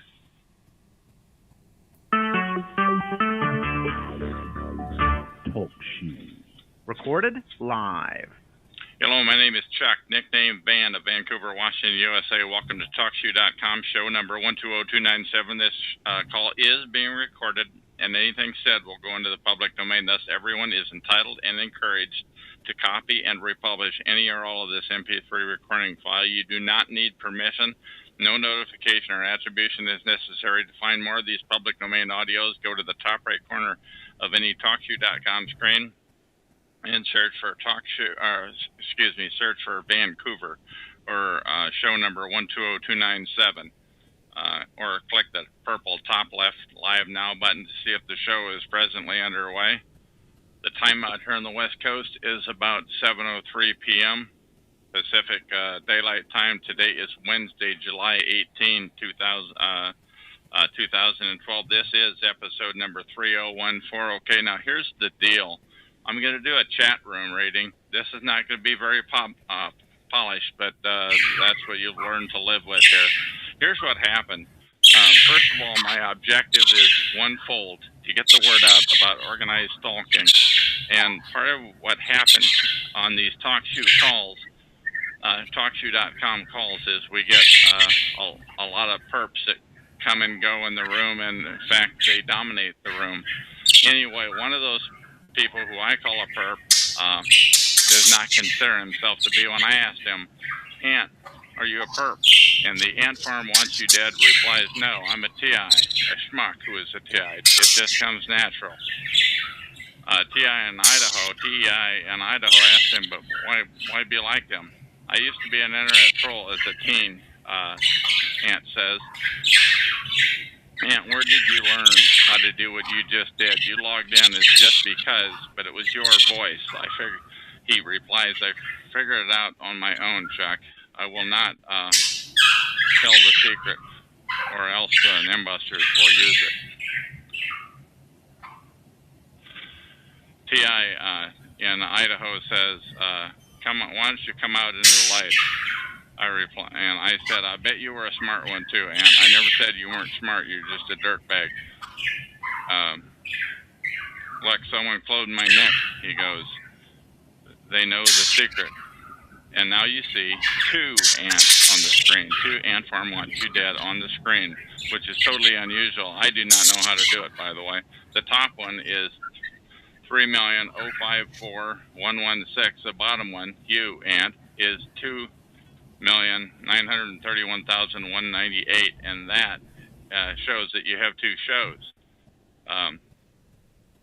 So you were an internet troll. How did you do that? Ant replies, it is the cool thing to do on the internet when you're a teen. Everyone that does try to do it, although he is, as I recall now, in his late 20s now. Are you being sure that everything you are typing is going into the public domain? Are you? And he says, well, I don't know. I don't want to be displayed on the website that shows up in Google. I said, Ant, I repeated myself, will you put everything you are typing now into the public domain so that I can publish this for all eternity? Go ahead, he says. I say, thank you. This is very very powerful spoof that you've caught on to. How many people have you pretended to be? I don't know. I don't normally do it, he said. I stopped doing it a long time ago. But when I figured it out, I would impersonate just because. That's a user here. Just because, as a joke. And I replied, so you just did it a minute ago to show TEI in Idaho, TEA Idaho, number 3.30,000,57642, that two logins were possible on the TalkShoe.com system. Yes. And how many times have you impersonated me, Vancouver? And he said never. And who else have you impersonated? And he replied, Ant replied, I don't remember. This is, I think, one time I impersonated Chrissy or Derek. Note that they are from freedomschs.com, who I guess are not friends of Ant's, but I would doubt that. Just to prove to TEI Idaho, will you impersonate him for a minute, please? It would take too much work, he said. But I can impersonate anyone, like I saw, just because setting it up takes a while. And I'm saying, okay, so let the record show that right now there are two, the Ant Farm wants you dead, in the chat room right now. The first one, number 3,054,116. The existing one is number 2,931,198. And thanks for the demonstration, I said. And boy, sure, I have to interject here. I sure hope that I'm not breaking any of TalkShoe's terms and conditions, but I'm skating thin ice here. I do realize that. Anyway, and I go on to say, and would you please type something under the new login? And he does that. He says, click my details. I have just unmuted the top Ant, I say, and he types, see my name. The other Ant is not me. He said, yes, I see that there are two Ant Farm. The Ant Farm wants you dead. The top one is blue. The bottom one is gold, by the way. Evidently, they can't control the colors of them. There's a glitch. I changed the name TEA Idaho. Wish that guy had changed his name. So what kind of a kick do you get out of doing this sort of spoof? Ant, are you there? I said. He doesn't reply. Why are you doing it right now and admitting it to me? Yes, I saw the top Ant left. Ant says, it was never a secret that I can clone Nix. I do not know. I did not know it could be done until 3 or 4 months ago when you first began demonstrating it. Ant says, has anyone ever, I asked, has anyone ever lost their life because of this sort of thing? Ant, what is the worst thing that has ever happened? Ant, are you there? I said. Hello, Ant, Earth to Ant. Ant said, how many, I reiterated myself, how many,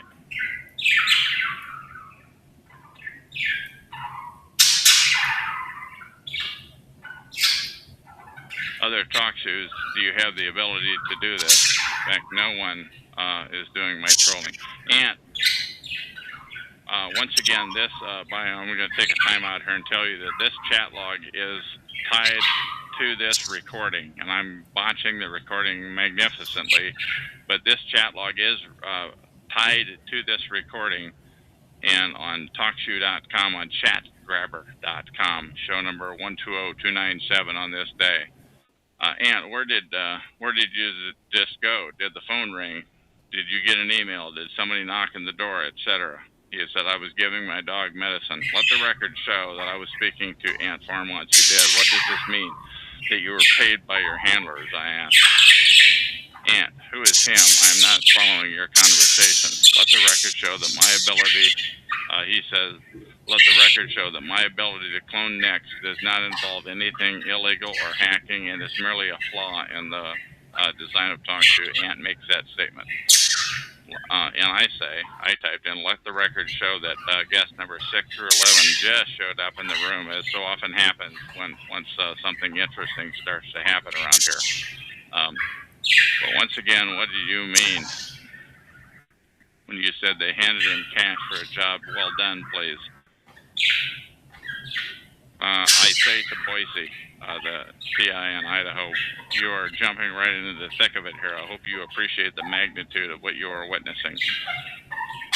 And I say, Ant, do you consider yourself a perp? And he says, no. I said, what kind of a kick do you get out of pulling such a prank? If I become compromised, he replies, I'd kill myself just for fun. To your question, I said, what do you mean by if I become compromised? He said, he replied, if they tried to control what I say to the perps, I would kill myself. Wow. I'm just reading what's in the logs, folks. Ant, where did you learn to duplicate other logins on the TalkShoe.com system? He says, I figured it out intuitively. How many other people know how to do it? And he says, I don't know, but at least one. Today, I first witnessed someone else doing it. It took me more than a year to catch on to it. I said, how long have you had this ability? I don't remember. He said, I'm thinking to myself, in what room did you witness somebody else doing it, please? And he said, in here, the ant clone. Really? Somebody was cloning you earlier today. Is that what you're saying? Are you saying somebody is screwing with you? He said, yes. And do you have any idea who that person might be? And he said, no, it's probably a nimbuster. So once again, how many other people do you think have this ability on the TalkShoe.com system? He said, there's no telling.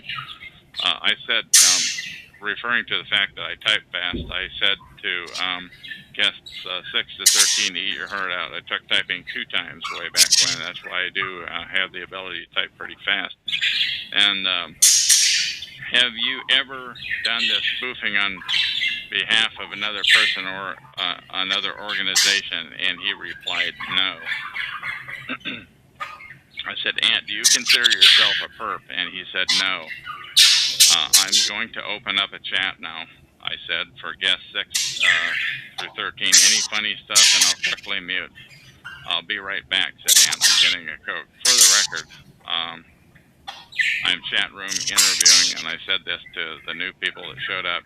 Ant Farm Wants You Dead, number 2,931,198. Here comes the URL, and the URL is in there, and it'll be on the chat log.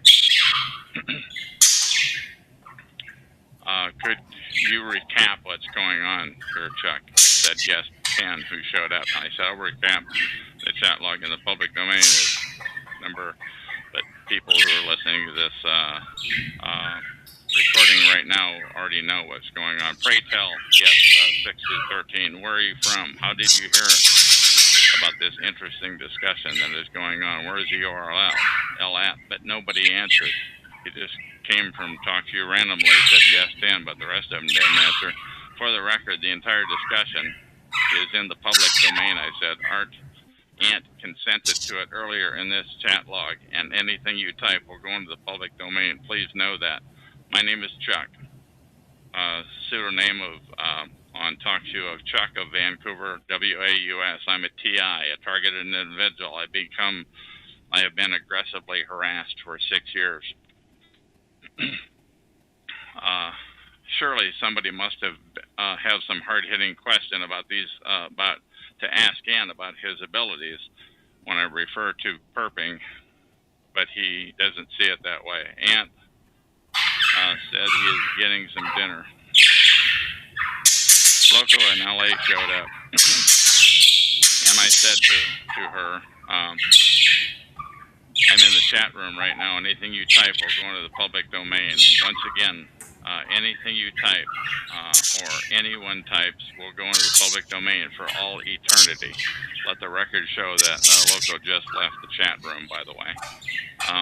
I don't believe you, guest 3 said. I have seen Ant do his spoofing before. I don't no, I'm just reading, folks.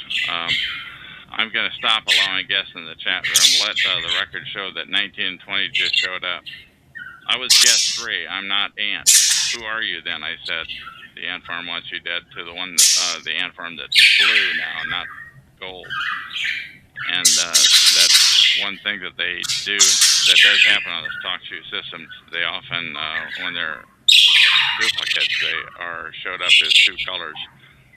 It's not hard to do. Anyone with an IQ over 80 should be able to figure it out. Would any other chatters please comment something that is short and meaningful? So why am I being muted? Guest 3 said. Guest 3, I'm so sorry, folks, that are listening to this, but just hang in here with me. I'm going to go to my profile page and look for my name. Would the Nimbusters among us please say what chat room URL you were just at where you heard this from? Nobody answered. Let the record show that we have now 3 Ant Farm Wants You Dead. The third one, number 2,349,262, looks suspiciously like Nick, what I refer to as Filthy Nicky, but goes by the name Nick Spinner. Yes. You can have fun impersonating everyone. For the record, I'm going to mute the top 2 ants. Please say what you will first for the next 60 seconds. Now that I am no longer muted, said guest 8, I will ask a couple of questions. Chuck and Ant are the only big lie. You two have some reality TV or sci-fi show. My reply to number 8 is, let the record show. That is a fair question, I said. I pledge that I am a loner. I am not affiliated or compensated by anyone, was my reply.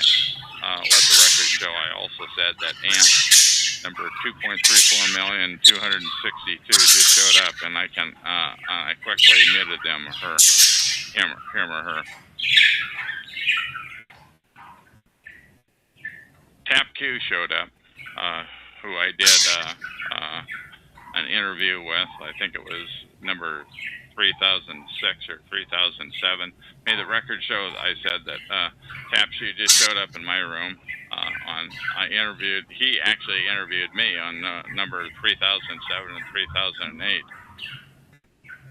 He said he watched an interesting video on the cult of Scientology, that they're sure to have the targeting system down to a T. And I said, I'd like to hear about that sometime, but right now something else is going on. Please do bring back that in the future. I will do that, he said, and he laughed. Once again, I assume that there are Nimbusters present. I said, would one of you please say what URL you were just at and where you heard about this to come here? Guest 7, I just said, I just like Ant's voice. I said to guest 7, I just like Ant's voice changer too, but my confidence is very high that I'm communicating with the real one at the moment, and that was based on user ID. Let the record show my confidence high that the third Ant is Nikki. So at least a few people must know how to do this spoof on TalkShoe. The Ant Farm Wants You Dead. Do you have anything else to say before I terminate this chat log? And I asked him again and again, and he did not respond. And that is the end of this recording.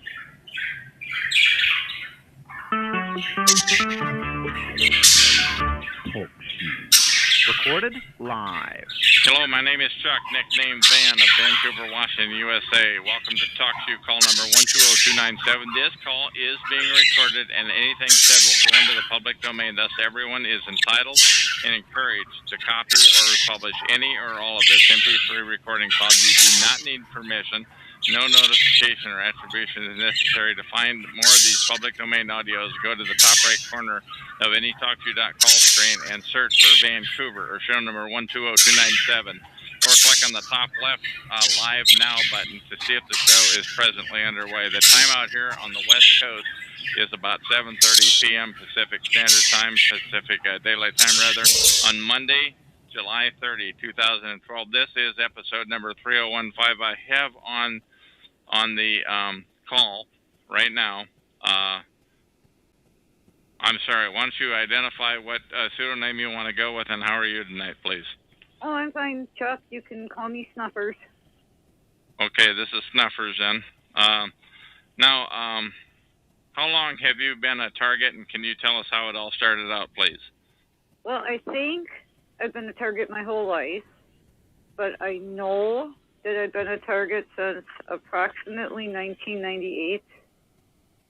That's when I really figured out stuff weird was going on, but I had no idea about gang stalking until last summer, probably August, September.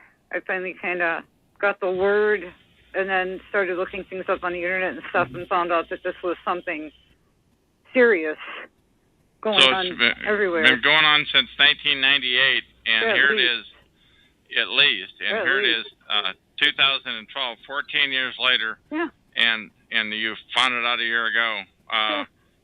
How did you find it out, please? Well, I just finally started typing stuff into the computer about being followed by strangers and stuff like that. And then I caught onto the phrase targeted individual. And then that's what got me off into the whole gang stalking, targeted individual, learning about. And I had no idea this was going on with people all over the place.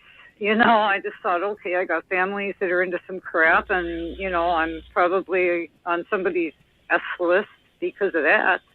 Now, when you say you have family into crap, can you tell us what that means in a nutshell? Nothing too incriminating or anything, but... Well, the biggie is my father was a master mason in the Scottish Rite, and we just never got along on that topic. I used to call him the Grand Poobah, and, you know, I had no idea what power they had, or I wouldn't have done so much to stick the hornet's nest, but I didn't like the fact that he was involved with it. I saw how it took him away from my mom and the family, and I was very critical of it, and that obviously made him upset.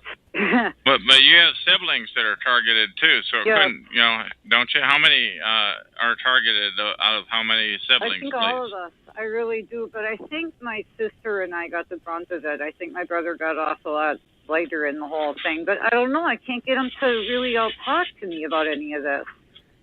I try to talk to them, and they just, like, don't even want to discuss it. They'd rather just say I'm being nutty and that I should forget about things and move on and find a hobby and, you know, all this stuff. And it's like, come on, we have some weird family history here. You know, like I mentioned in the chat earlier, all of a sudden, as soon as my sister's 10 years older than my brother and I. And I think something went on during the 10 years in between my sister and I that just totally blew my family apart. I don't really know what.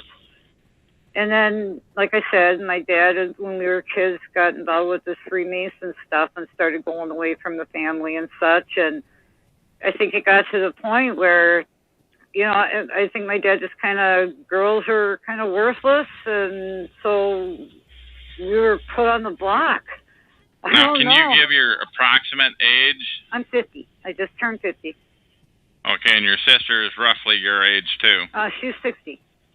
Okay. And then my brother's really close to my age. He's like 49, going to be 50 in a month. So. And then you said you had another one that was 10 years older or younger or something like that? I have a sister that's 10 years older and a brother that's like a year and a half younger. And are they targeted? What do you say about that? My sister for sure, definitely. My sister definitely from putting together things. She's been mobbed out of a couple of jobs. She got mobbed out of the state job just before she was up for her pension. She was working a little food store job, and they set her up to get her kicked out of that. She was working a little what, please? A little job in a food store. I'm very sorry if I sound slurry. I had jaw surgery. No, it's not. No problem. You had what kind of a I had cancer in my jaw. So if I sound a little funny, I wasn't even supposed to be able to talk by the time it was over, but I beat those odds too. So you're doing pretty well. I wouldn't have even noticed it. Thank you. Now, what sorts of things happen to you when you're targeted? When? In the beginning or now? Now it's just like, now I just get basically mobbed in comments when I go out. I mean, it's definitely died down a lot since I've gotten back here. But I've died down a lot since I've gotten back here. It was way crazier in Las Vegas, and it was way crazier up north when I lived in an apartment up north. So what sorts of things happened in Las Vegas? And did you live in the city thereof or out in the sticks? Or? No, I lived in the city. And what sorts of things happened in Las Vegas? And was that more than a year ago after you figured this all out, or what? That's what helped me figure this all out. I didn't know what was going on in Vegas. I still had no idea that there was such a thing as gang stalking. I didn't know there was such a thing as gang stalking until after I got back down here. So even and when I you was say up down north, here, you mean back in the Midwest? Right, and back down towards the city. I lived in a little town village up north for 3 years, and that was really a nutty place. Very, very strange, old school Catholic cult kind of concept mixed in with a lot of Freemasonry, and then Catholic, I was what there. Cult? Did you call that C-U-L-T-S? C-U-L-T-S, yes. How do you? Could you just elaborate on that a little bit? I have not heard that term before, please. You never heard the term cult? On Catholic cults, I had not heard. You should. All you got to do is Google Nestida Shrine, and you'll. What kind of a shrine was that again, please? Can you spell that? Necedah. Nestida is a small town in Wisconsin. They had a big apparition thing going on in the 50s. And a lot of the remnants of them people are still up there and breeding and doing their thing. And people should really get up there and see it. They have dioramas set up with like Jesus standing with George Washington and Abraham Lincoln. I mean, there's just some very weird things going on up in there. But getting into the gang stalking of it, okay, so what sorts of things were happening to you in Las Vegas, in Vegas, please? Vegas was the trickiest. Vegas was where I was first, nailed with a helicopter light. Okay. Now, when you say, go ahead, explain that, please. Well, it was going, it's very hot in Las Vegas, so it was night when I went out. You have to go get water there. The water in Las Vegas is very bleachy. Uh-huh. Yeah, so, let's stay away from the water. Let's get into this organized stalking. Please. I was going to go buy some water. You had to go get good drinking water from a machine, and you would take your gallon jug and you go to this machine that was across the road by a store from me, and then you put in your quarter and you get your gallon of water. Well, it was like 2 in the morning, and I was off to go get my gallon of water, and all of a sudden this helicopter came in and put its light on me when I was at 2 o'clock in the morning. Yeah. And did that just happen one time, or was it many times, or? It happened 2 times that I got hit with a helicopter. Okay, now what other sorts of, that's a good example. Now what other sorts of things happen gang stalking wise in Vegas, please? I got out of one of my jobs there. I worked in a phone room, and I was just like, work that I had done, I was not being given credit for. I had some guy tell me that I was fired when I wasn't fired, but they told everybody I was fired. So then when I showed up for work, everybody was like, what are you doing here? You've been fired? And it's like, I wasn't fired. And then I wasn't fired. Okay, so that's then the phone room. And what else? So let's get some more examples, more, please. Let's have lots of examples, please. People, I have long hair, people messing with my hair, they'll come up behind me and they would flip my hair and... Okay, that's an example. What else, please? In Las Vegas? Yeah, in Las Vegas. What sorts of things did they do to harass you or to gang stalk? A lot of times they were trying to get me to, end up taking their money. That was a weird thing. I was you hit casinos after work or whatever, and I'm not a big gambler. It was always penny slots or something like that, Yeah. But I go walking by, going to leave, and I'd have people at a blackjack table or something. This place where I used to go to a lot, you had to go by the blackjack tables to get to the door, and I like blackjack. And there'd always be somebody, well, not always, but a lot of times, there'd be some guy sitting there, and I'd be walking by to get to the bus and be like, hey, you want to play? And they'd hold money up. They were going to give me money to play, and you just know that's a setup. So, of course, my answer was no. Okay, and what else? Other examples of things that happened in Vegas of the stalking and harassment, please. In Vegas, and this is going to sound nutty, and this is where I lost you the last time, and I hope I don't lose you again. What? Yeah, go ahead. There was a smoke detector in my apartment, and it got to the point where I noticed that at certain times, at certain words, certain places. It got to the point where I could almost talk to this smoke detector. Because, you know, they have that little light. This little light that normally just stays on unless there's all right, trouble so with the why battery. would you be talking to a smoke detector, please? Just to make sure that I wasn't crazy. You know, she's like, okay, I know there's something Well, wrong this with is the smoke starting to detector. sound crazy. I just don't know why are you talking to a smoke detector. There must be, I'm trying to get you to clarify why you would be doing that. The smoke detector would, like, blink at certain words, and especially when I was married at the time, and I'd be talking to my husband, and like when the conversation got to politics, because I'm kind of outspoken in that, it would start like blinking, you know, and like, but it wasn't like the battery was dead, because at first I thought, okay, this thing is blinking, the battery must be dead, and then my husband's like, no, this thing it's a hardwired smoke detector. It's part of the whole building. It's not an individual one with its own battery. And we're spending a lot of time on this smoke detector. Well, that sounds weird, but that was a lot of it. Was this, hey, something's weird with the smoke detector. Hey, I can get to the point where I'm having freaking conversations with a smoke detector. What the heck is going on? And that's when I figured out that this thing's got to be wired and people are behind it. So somebody's effing with you, you mean? Somebody was on the other end of some switch. Right. Okay, that I get. All right, what other examples, please, of things that happened in Las Vegas, if I may, please? Well, that's where I got the cancer. I ended up getting cancer out in Las Vegas. Yeah. Okay, but what are the things that are well, then, stalking related? Well, for part of this cancer, I had to go into Los Angeles to see a doctor at UCLA. And because I was sick, I couldn't drive it.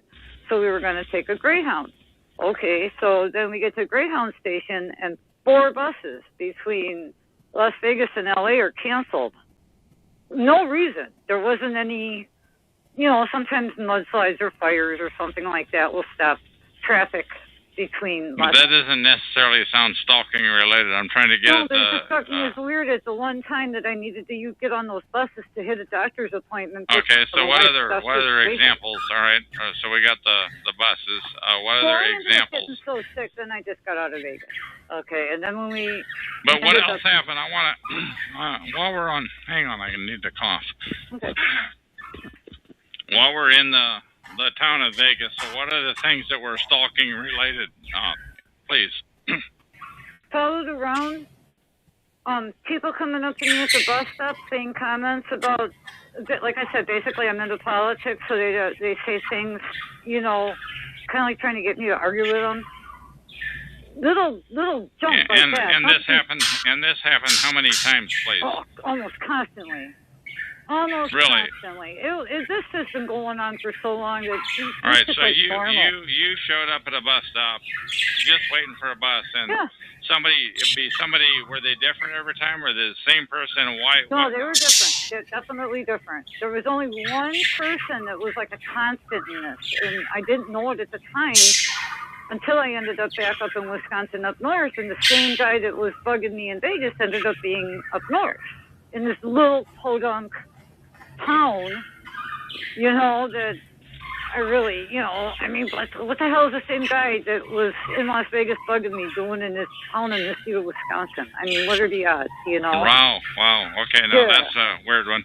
All right, so that couldn't have been a cheap one for him. Yeah, but how many people do you guess? Finally, I asked him, I confronted this guy up north, and I said, you know, I recognize you from Vegas. And I could tell I freaked him out by coming up and saying that. I said, you know, I recognize you from Vegas. Why are you following me? And he goes, because I'm your defender. And I'm like, what? I never knew this person, never met him. And I'm your defender. And then it ended up he was behind the stalking. Now, was this the guy that was a constant harasser in Vegas, or no? He was an occasional harasser in Vegas, but I noticed it because I thought he was kind of cute, you know. Now, although I was married and wouldn't have gone anywhere with it. Okay, all right. So now, how many people in Vegas? How many people do you guess would have wanted to argue about politics at the bus stop? Oh, right. It was going on a lot. I'd be 20. I mean, Okay, it and was this like, is they over. got to the point where it was like all the time. And it's, you know, okay, yeah, I mean, I like paying attention to politics and I have my views, but it's not the only thing I'm going to be rapping about with strangers out And these there. were different people over time, and this is over a period of how many months, please? Except for the one guy that ended up being up north. I probably ran into him Yeah, 3 or but this 4 is over a times. period of, I got that part, but this is over a period of how many months? Oh, over 4 years. Over 4 years, 20 people over 4 years, or was it all stacked mostly it got progressively worse. When I first got there, it wasn't that bad. It was just a couple of weird things, like they took my cat, you know, and I had to fight to get my cat back. You know, little weird things like that in Vegas. Now, when you say they took your cat, on. where did they take your cat? To the Sure, Humane I got it in my Society, or? No, I got it back, luckily. Where did they take it? Where did they take your cat? Yeah, I don't know. I got her back. But she was a very old cat. I mean, she ended up dying not too long after. She was a very old cat, and I took her to Vegas because... So you don't really know that it was stalkers per se. That, I'm sorry to be so antagonistic, but you don't really know that it was stalkers per se that kidnapped your cat. Maybe the cat just decided they took it. She was a very weird little cat, and she was very old, and it took me a long time to get her to even like to lay by the door in the sun. But I knew the sun would feel good on her hips, so I got her to the point where she trusted laying in the door. She wasn't a cat that was going to run away or anything. And the door was open, the cat was laying in the doorway. Next thing I know, the cat's gone. And I know, but I still don't get how you associate that with the stalking. I don't get it. Because I saw the guy that worked for the apartment place by those stairs. And then the next thing I know, my cat's gone. So I'm like, put 2 and 2 together, the house guy took the cat. And how long of a period of time was the It took cat me 4 gone? hours to get the cat back. Okay. And all right. Well, what other examples, cat aside, let's move on from the cat. Then what other examples of stalking? Little things like that ended up being... Let's have some examples of those little things, please. Well, we got the cat. We got the bus stuff. We got the smoke detector. We got the guys at the gambling tables where they kept trying to get me to take their money. We got the cancer. We got the bus thing. That's another thing about the cancer, too. I kept going to doctors, and, you know, you're on this insurance plan, so there's only certain doctors that I was allowed to go to. And I go to this doctor, and I'm like, listen, dude, this isn't lupus. Something is wrong. Could you take a biopsy? I want to make sure it's not cancer. No, he wouldn't do it. No, he wouldn't do it. No, he wouldn't do it. You know, I go to the plan. I'm like, listen, this doctor's bogus. I got to see another doctor. All right. What are the sorts of things in Vegas, though, if I may, please? Well, that's pretty much it, because then I got sick, and it was just getting the heck back. First fighting to live, and then all right, so go getting ahead. out of there. All right, so now you're back in the Midwest, and what sorts of things are happening there? Other than that's pretty weird, that one guy who showed up from Vegas, and he said he was your protector? My defender. Your defender. My defender. And I'm like, what do I need a defender for? You know, because... And what did he say to that? What was his answer? He just laughed. This is one of these, like, kind of deals. Like a, I'm like, what do I need a defender for? Especially since by then I was up in Nisita. I'm like, what do I need All right, a so defender what for? other sorts of things? What other sorts of things are going on back in the Midwest, please? Well, okay, in the Midwest, an amazing apartment opened up magically just in time for me to move into. Okay. And at the time I was still married. And so we moved into this apartment. It was for senior and disabled, and he was a senior and I'm a disabled, so it worked out. And it was just a cluster. That's when I really, I mean, all the weird stuff in Vegas, okay, hey, Vegas is weird. I put it all out of my head, whatever, that was in Vegas, you know. Now I'm in small town Wisconsin. I got a couple of friends that lived up around there. That's why we were in the area to begin with, was because I had a couple of friends that lived up around there. So we ended up living up around there. And we okay, yeah, but I'm trying to keep the focus on the stalking and the harassment. What other sorts of things are?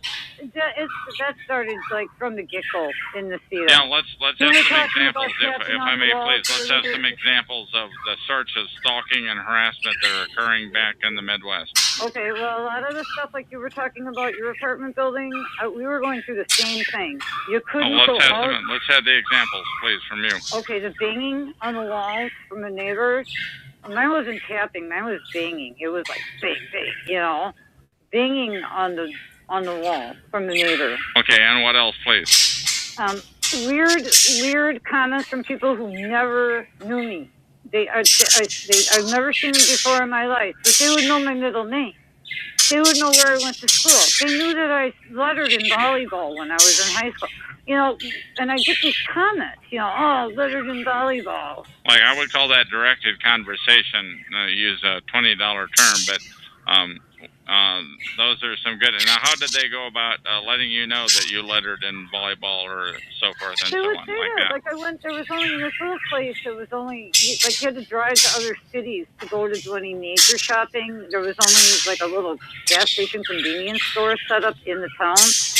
So that's where you had to go, like, to get your day-to-day little stuff. And then you had to go to a big city to do your big shopping. So I went into this gas station one time to get a couple packs of smoke. You know, and I'm new to this little burg. I didn't really know anybody except my couple of friends and my husband there. And that's what I got. I went to get this pack of cigarettes. Oh, lettered in volleyball, eh? So just out of the blue, some guy says that. Yeah, this wasn't even a hello, how are you? You So they were outwardly effing with you. Yeah. Well, how about another example or two? I'm sorry to be so pushy, but by the way, we may lose our connection. If we do, I'm sorry. But please, and that'll be the end of the show if we lose our connection. Like a loon here, but... No, you're not. You're not. I'm glad I'm being so persistent, though. I'm pressing for a clarification. Well, they got to the point where they wanted to jail me. You know, they ultimately want you to send us. Nacita, I wrote about this in your chat room. And Nacita was also the place that, from the minute we got there, every night at the same time. No, they only had one cop at the time in this town. They ended up now having, they might have a cop now, but by the time I left, they didn't have any police. But they only had one policeman there. Every night at the same time, that guy would be sitting by my car, in his car. You know, he was in a police car, sitting in the parking lot, in front of my car. So, like, if I would have wanted to leave, I would have had to ask the policeman to move his car so I could go. Looking up at my apartment every night. It got to the point where I told my husband, I said, I don't know what he was not just parking his car out in front of your place, but he was also doing that and looking at your apartment. Yeah, he would park his car, like, okay, like, it would be, like, blocking my car in. Like, there was a parking space, and then he would pull up to where he would be behind my car that was in the parking space. Then he would get out of his car and stand by his car and be looking up at the window. Every night. And it got to the point where I was like, what the hell? I mean, it's not like we talked quite a bit, and I took some notes as we were talking earlier, but you said your sister was mobbed out of her last two jobs. Why don't you cover that briefly, please? Yeah, well, she worked for the state, and I don't know the whole story about it because she will not talk to me about a lot of this stuff. She doesn't want to. I don't know whether she doesn't believe it or she just doesn't want to deal with it, but she just won't talk to me about it. I also think that she's part of, I think she kind of turncoated in on me now, but that's beside the point. She worked for the state of Wisconsin for... You mean she's become a perp, Yeah, I think so. Okay, but please continue on with her situation. Well, like, she worked for the state for almost 10 years, just to the point where she was going to be vested for her pension. And then, bam, she ends up getting into trouble with a couple of co-workers. This is all I know. I don't know the details, or I give them to you. All I know is she ends up magically, all of a sudden, getting into trouble with co-workers, and she's out of her job. And just magically, no, but you said she lost her last two jobs. What about the other job, please? The last one, she worked at a food store. Okay, see, we live here because my mom is elderly, so she was taking care of my mom, and then I moved back to kind of help her out because it's too much for one person. Yeah. But so she was working part-time because she was taking care of my mom. My dad was still alive at the time, and she would work like 4 hours or 3 or 4 days a week just for some tin money, you know, nothing major. Sure. So what about her job perping? Well, all of a sudden, she had this guy, one of these stock guys, the guys that put the bags, you know, food in the bags and stuff, like stockers. Not a stalker, but he could have been. Stock, S-T-O-C-K. He was a stalker. Right, he was a stalker. And he started, like, knitting on her, you know? He started, like, haggling her or something. I don't know the whole details, but I know that it was getting very much stressful for her. And I tried warning her then that, hey, there's people that do this for a reason, and don't let them get to you, and yada, yada, yada, you know, trying to give her the pep talk. And what was their reply to that? Well, she kind of went along with it then. She was like, yeah, I can't let them get to me. I need some money, you know, I got to have this job, gets me out of the house a little bit, yada, yada. I don't know the whole story, but what ended up going on, and her story and their story are all different, so who's to know? But what ended up is apparently she touched this stock guy, and she used that saying that she assaulted him, and so she ended up getting fired for assaulting a fellow employee. Wow, okay. But she didn't now, assault him. I mean, she didn't, like, go and beat anybody up or no, of course not. Now, you had made the comment earlier when we talked. Do you think teens are doing this stalking on vacation? Why don't you tell us why you feel that way, please? Well, the last couple of times up here they have these double coupon days, you know. So you go shopping on double coupon days to get double coupons. So they know when people are going to be shopping. At least they know when I'm going to be shopping, you know. And I was 2 times ago. It was this kid. It was like a teen kid. So it was like 3 or 4 of them. And they walked by, and I heard the one guy said, "That's her. She's on drugs." As I was looking at cat food. I'm like, okay. And how in the hell would this guy know if you're on drugs or not? Did you know this guy? No, never saw. I don't have anything to do with kids in this town. I mean, I raised mine, and I don't have any friends with kids or anything. I don't have anything to do with kids in this town, you know? Yeah. And, yeah. So, 4 kids come up. One of them says something derogatory about you. She's on drugs. Okay, what else about and kids? The next thing I know, one or 2 of them, there was 2 boys and 2 girls. And I guess the boys were trying to show off or whatever. They were picking on me or whatever. This one would be like, okay, like I go down the aisle, he'd stay at the front of the aisle, and then like stand there and look at me. And then if I looked at him or looked his way, he couldn't duck in, like duck away, you know? Like just wanting me to see him and then ducking away. And that lasted the whole rest of that store trip. So that was that store trip. Now, is this just one time at the store? Was this a number of times at the store? This last time I went to the store, it was 2 teenage girls. And no matter where I went, they would be there giggling. Just giggling, not saying anything, you know, to me or about me that I could hear. Okay, now, this is 2 incidents in a store. Any other incidents in the store, please? Totally. One time I made the mistake of saying out loud that I was going to go and get some smoke. Man, I got up there and normally... Like you were talking with somebody on the phone saying that, or what? Sister. See, my mom's got this EDT thing. She's got a what? Oh, EDT. Electronic. So I always... What does EDT stand for, please? EDT. It's one of those senior things where they push a button and they're connected to people that will call 911 or something for. Oh, okay. So your mom's got that. All right. So now and there's this box on a table, on the kitchen table, that's constantly, you know, they're connected. So I always assume that this place is wired. So I very much try not to ever... The place that your mom lives at. Right, and I do too. Yeah. Okay. It's 3 of us at the homestead. And, all right. So I always figure this place is wired, so I try not to ever state my intent. Plus the fact, like I said, I don't necessarily trust my sister anymore, you know? Sure. So I try not to let people know what I'm doing and where I'm going.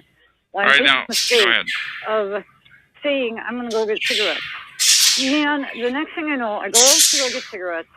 Not only are there 4 cop cars in the parking lot, just kind of watching me, you know, but I go in the store and there's already like 3 or 4 customers max. There was like 20 people in there.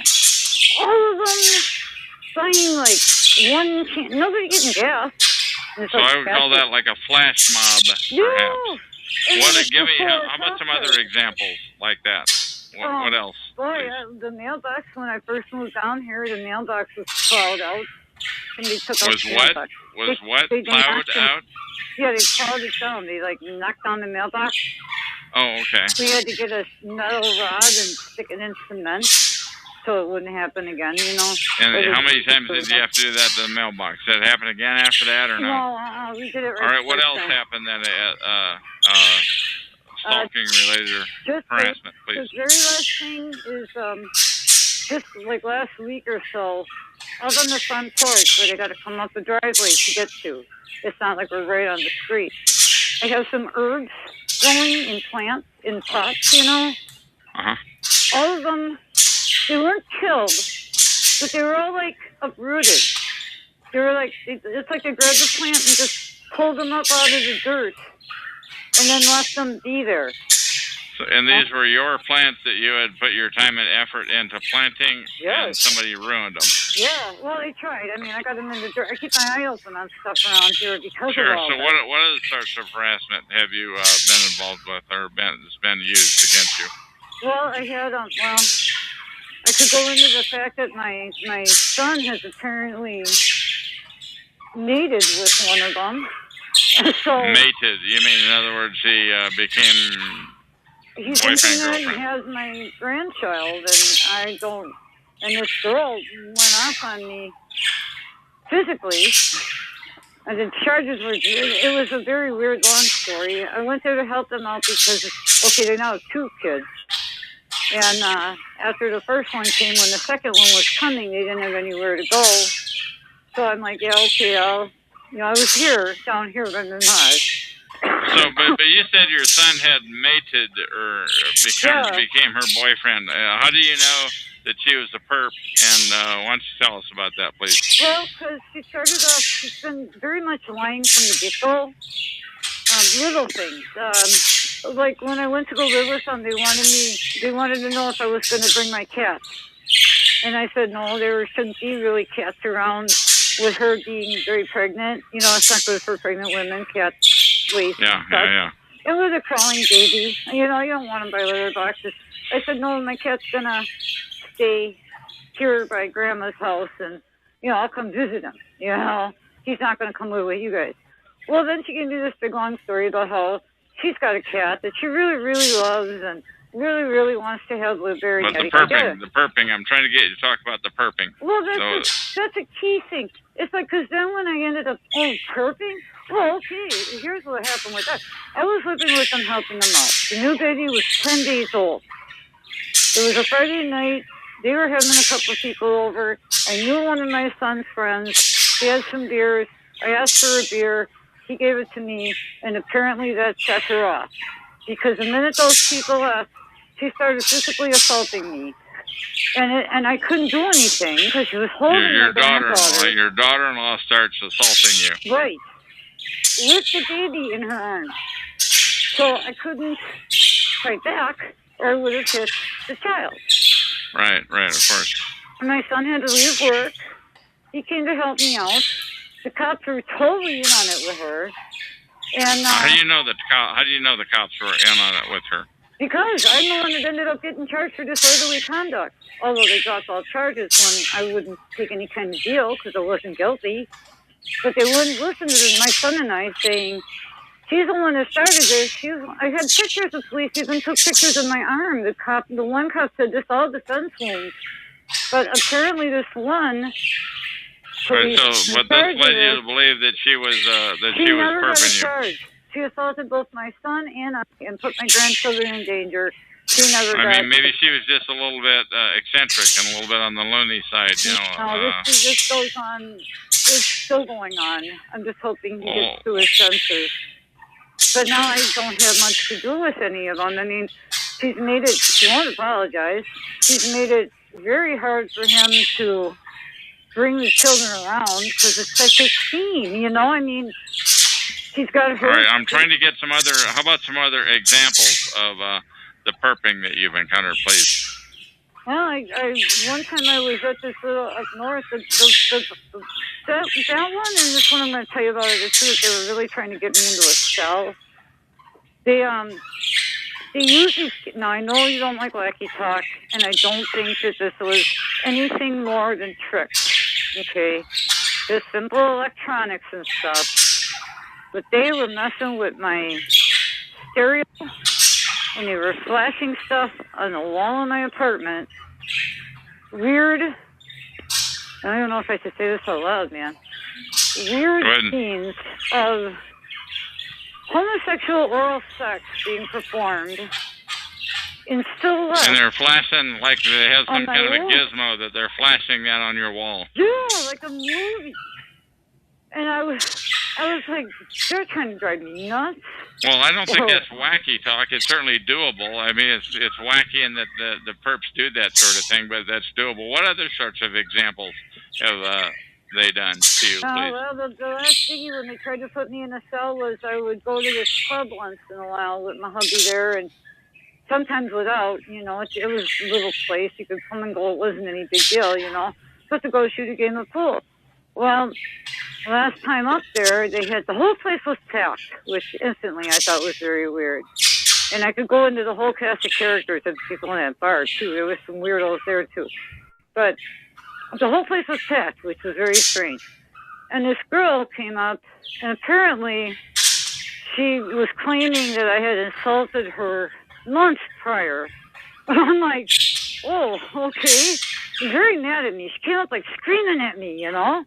So some girl that you never met, or did you know her? Had you seen her in this place before? Or? Yeah, no, I had seen her. I knew her. I mean, we weren't friends or anything, but, you know, and we didn't talk. We weren't friendly, but we weren't unfriendly, you know?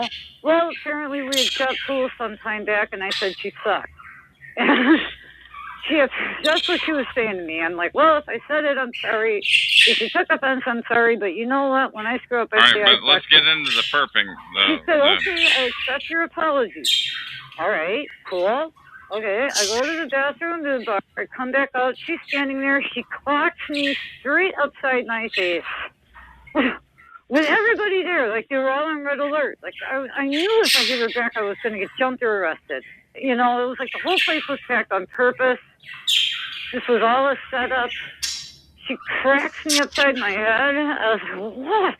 You know, I did go make a stance like I was going to pop her back, but then the lady behind the bar, like, stopped that one quick, you know? All right, so what other examples of perping that I would call it? Boy, that's all I can come up with. I mean, if you want to count in a few strange phone calls, I've gotten a few weird calls where they play music, in, like a song, and it's not the same song, so it's not like there's any meaning to it, you know? Are you getting any directed conversation at this new location you're at in the Midwest? Only at the store when that kid was like, man, that's her, she's on drugs. You know, like that. But other than that, not really. But like I said, they've got me to the point where I pretty much don't do much. You know, got you to a point where what again, please? Where I don't do much. I don't go out much. I don't do much. You know? Now, why do you not go out much and do much, please? Well, I don't like this crap. I don't like the fact of thinking that everywhere I'm going, every time I'm out someplace, somebody's keeping their eye on me. You know? So what makes you think that? If I may please ask that. It's a little bit antagonistic, and I apologize, but. Well, what makes me think that is because it's what happens. Yeah, why don't you give me a couple more examples, though, please? I'm really liking these examples. I would appreciate if you give a few more. I don't really have that much more. I really don't. I mean, I don't know what to tell you. All right, so other than Las Vegas and Wisconsin, other than Las Vegas and the Midwest, where else have you been that this type of thing has happened? That's all I've lived at. I've only lived in Wisconsin and Nevada. Okay. Yeah, I grew up in Milwaukee. I mean, I grew up in New Berlin, then I lived in Milwaukee, then I went to Las Vegas, and I came back to Now, when Berlin, you were in Milwaukee, did anything strange happen there? Well, no. You know, I don't know. I'm just finally getting to the point where I'm starting to think about things that were going on as I was raising children. Uh-huh. You know, I mean, I was so busy. I was basically a single mom. I always worked 2 or 3 jobs. You know, I mean, I can say things like, okay, when I took the father of my kids to court and they ordered him to pay child support and they said there would be a warrant out for him until he paid it. And yeah, but I'm trying to get into the stalking. That's what I'm trying to get into, the stalking Yeah, issues. no, you know, I really don't know. I've just tried to try to figure out if stuff was going on back when I was raising the kids and I just didn't notice it. And you can't, are you saying that you can think of such events or no? I can think of weird situations, but not outright stalking. Not where I had people, maybe it's because I just don't notice. You know? I mean, I just like, I don't notice a lot of this stuff, especially back before I knew all this was going on. And I was busy with the 2 little kids. You know, if we went out, I was busy watching them. I wasn't worried about people watching me. Now, you had said earlier, I wrote the comment down is when we were chatting in the chat room before we went live on this call. You had said earlier, nothing left to lose. What did you mean by that? Well, you know, I think my oldest son is in on it now. What makes you think that? Now, keeping in mind that this call is going in the public domain, so I don't think you want to be too identifying. But I know. I've talked to him about this too. It's just all of a sudden the basic disrespect, the broken promises.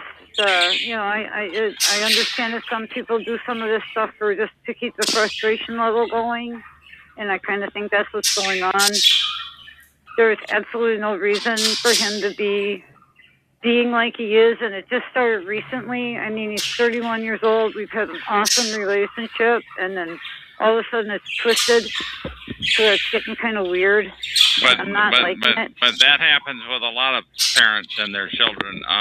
What would make you think that it's stalking related? You know, I can't tell you. So maybe I shouldn't even go there. I just have this feeling that something is asking weird. the kind of question people are expecting me to ask. I'm doing my best. Oh, okay. And earlier we talked about, you brought the issue of blackmail, and all I wrote down was blackmail. Do you recall what that was in relation to? Oh, they were talking about perps. I said, you know, you got to be insane to be a perp. Which I agree with. I think you got to be nuts to be a perp and do this to people. But I say, well, I think a lot of perps, from what I've heard, I don't know if this is true. I don't know any perps. I'm not a perp, but that they get blackmailed into doing it. Now, where did you hear that? If I may please ask. Yeah, I don't know. Just off the internet somewhere. Somewhere along the travels. Yeah. Okay. Just somewhere in one of them sites. So perps may be blackmail. Do you think? And how many? Sure, with that whole Freemason angle in my family, I mean, that could be a huge possibility because I know for a fact that that's how they work. Okay. All right. We're getting ready to terminate this interview. Do you have anything else that you want to say before we call this thing to a close? Well, number one, I want to thank you for doing what you're doing. I think it's very brave. And for another thing, I know it sounds nutty, but I appreciate you not treating me like a nut. Well, I haven't heard anything that I have not heard it. I want to be on the record for saying this. And to anybody that's listening, my name is Chuck. This is TalkShoe.com, show number 120297. It's July 30, 2012. And I have not heard anything that you have said on this interview that sounds far-fetched, because this is a far-fetched issue. But I have not heard anything that sounds nutty, per se. I appreciate that, because it sounds nutty to me. Yeah, well, I mean, it is. It's a far-fetched issue, but on whether people are stalking. So, what advice do you have to give to potential stalking victims, such as yourself, please? I'll tell you, the biggest thing that's gotten me through all of it is to try to.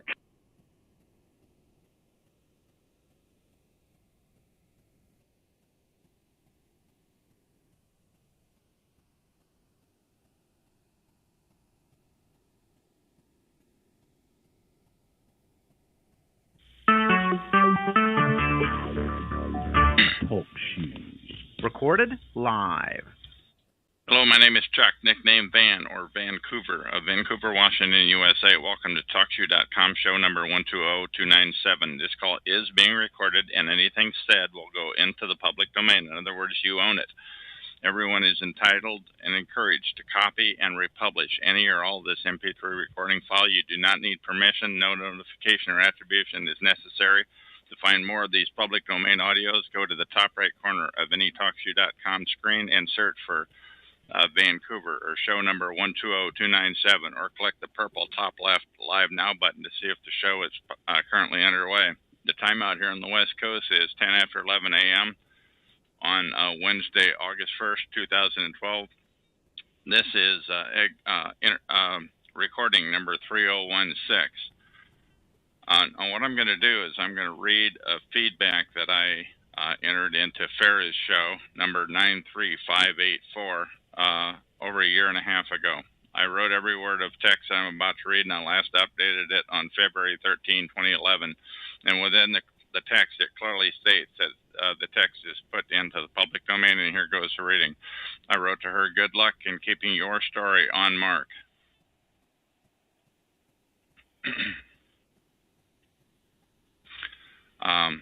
I would listen to your first two messages, and I would classify what is happening to you as gang stalking. Good luck keeping the gangs in this community at TalkShoe who flood every call with crazy-sounding talk. When I say at TalkShoe, I'm talking about the TalkShoe TI calls, by the way. A small army will gang up on anybody who challenges any piece of their nonstop crazy talk, although they may fabricate other reasons for the attack. Early on, knowledgeable and rational-sounding people will attempt to con you out of personal information, such as forcing their name onto you, even though you didn't want or ask for it, and then acting as though that entitles them to pressure your info for them, or else this complete stranger calls you paranoid and acts surprised if you don't provide it. Whatever you do, don't give your name out until you know what you're doing here, by the way. This is a con job by a perp, and there will be many more to come. Some perps are easy to spot right off. Others are extremely skilled and patient. They won't slip up or become obvious for months. I was shocked by the amount of time, skill, and gang size, the team size, and seamless organization that they expended into building my confidence, and con is capitalized, by the way. You will continually hear advice that you should spend your time on less effective activities, which don't get the word about gang stalking out as well. But I believe in the open talk resources that are displayed in the recordings that last forever, and not just heard by the few people who were listening in when it was said. You get more bang for the buck and infinitely more coverage in the same amount of time when you record, like I'm doing now. The resources that the dark side expends here is in order to derail and distort the gang stalking message seems immense. On top of continual head screwing, part of the PSYOP, spelled P-S-Y-O-P, part of what they do is intended to divert your attention away from getting the word out about gang stalking.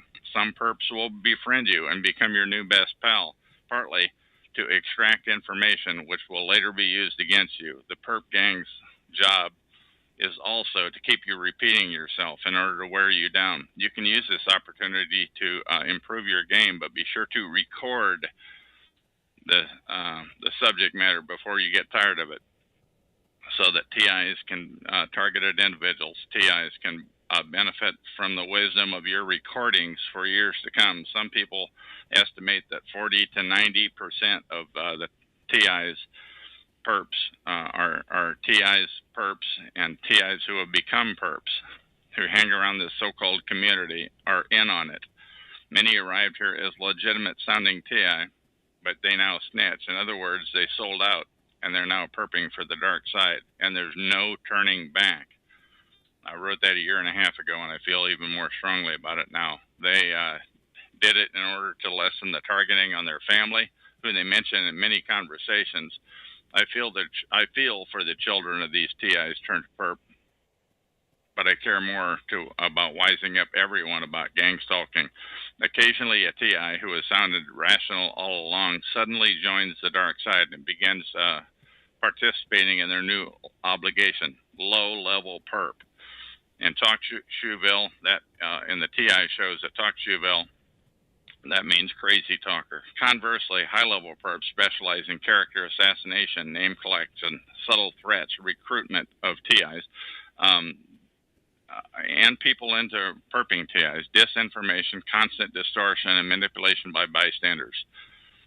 manipulating bystanders to engage them in harassment of TIs. This is a tough landscape, and there's never an official announcement when a TI falls to the dark side. One day, they just begin spewing out crazy talk in every conversation. I think getting the word out about gang stalking is our best chance, and the only way to do that is to record the whole true story and say onto the recording, each recording that is in the public domain, if you have the right to do so, such as I do now. So the content can be used freely and not buried because of unknowns and some copyright legalese by some self-anointed experts who think gang stalking can somehow be presented positively when it's sanitized. Remember, their job is to stop the word from getting out about gang stalking, but if word does get out, they want to make it sound as crazy as possible. Non-stop crazy talk is their continual objective of this PSYOP, once again spelled P-S-Y-O-P. Google that term, PSYOP. Lastly, there are hordes of TI perps, targeted individual perpetrators and handlers who continually assassinate the character of TIs and conspire to ruin any rational sounding gang stalking message. Just like on the street, the gang stalking occurs in cyberspace too. If your message has integrity, and if you're to successfully disseminating it to a wide audience, then you are a threat to them, and they will never stop discrediting you, just like they've been doing all along on the street, though. It's nothing personal, but they'll make it look that way or sound that way. It's just their pathetic job to attack you or subtly threaten others to manipulate you. Don't fall for it. You're up against the full resources of the U.S. government, FBI, mafia, CIA, intelligence quality. Whatever you want, the perps want the opposite. Every loss for you is a victory for them, and vice versa. Good luck getting your story, keeping it on mark, and disseminating it wisely. I am placing this text in the public domain, Vancouver. Okay, now read. Search for, once again, Talk To You show number 87161, which is a disabled call, or this call right now, which is number 127290, and either one of those numbers in the top right corner of the screen. And that is the end of this recording.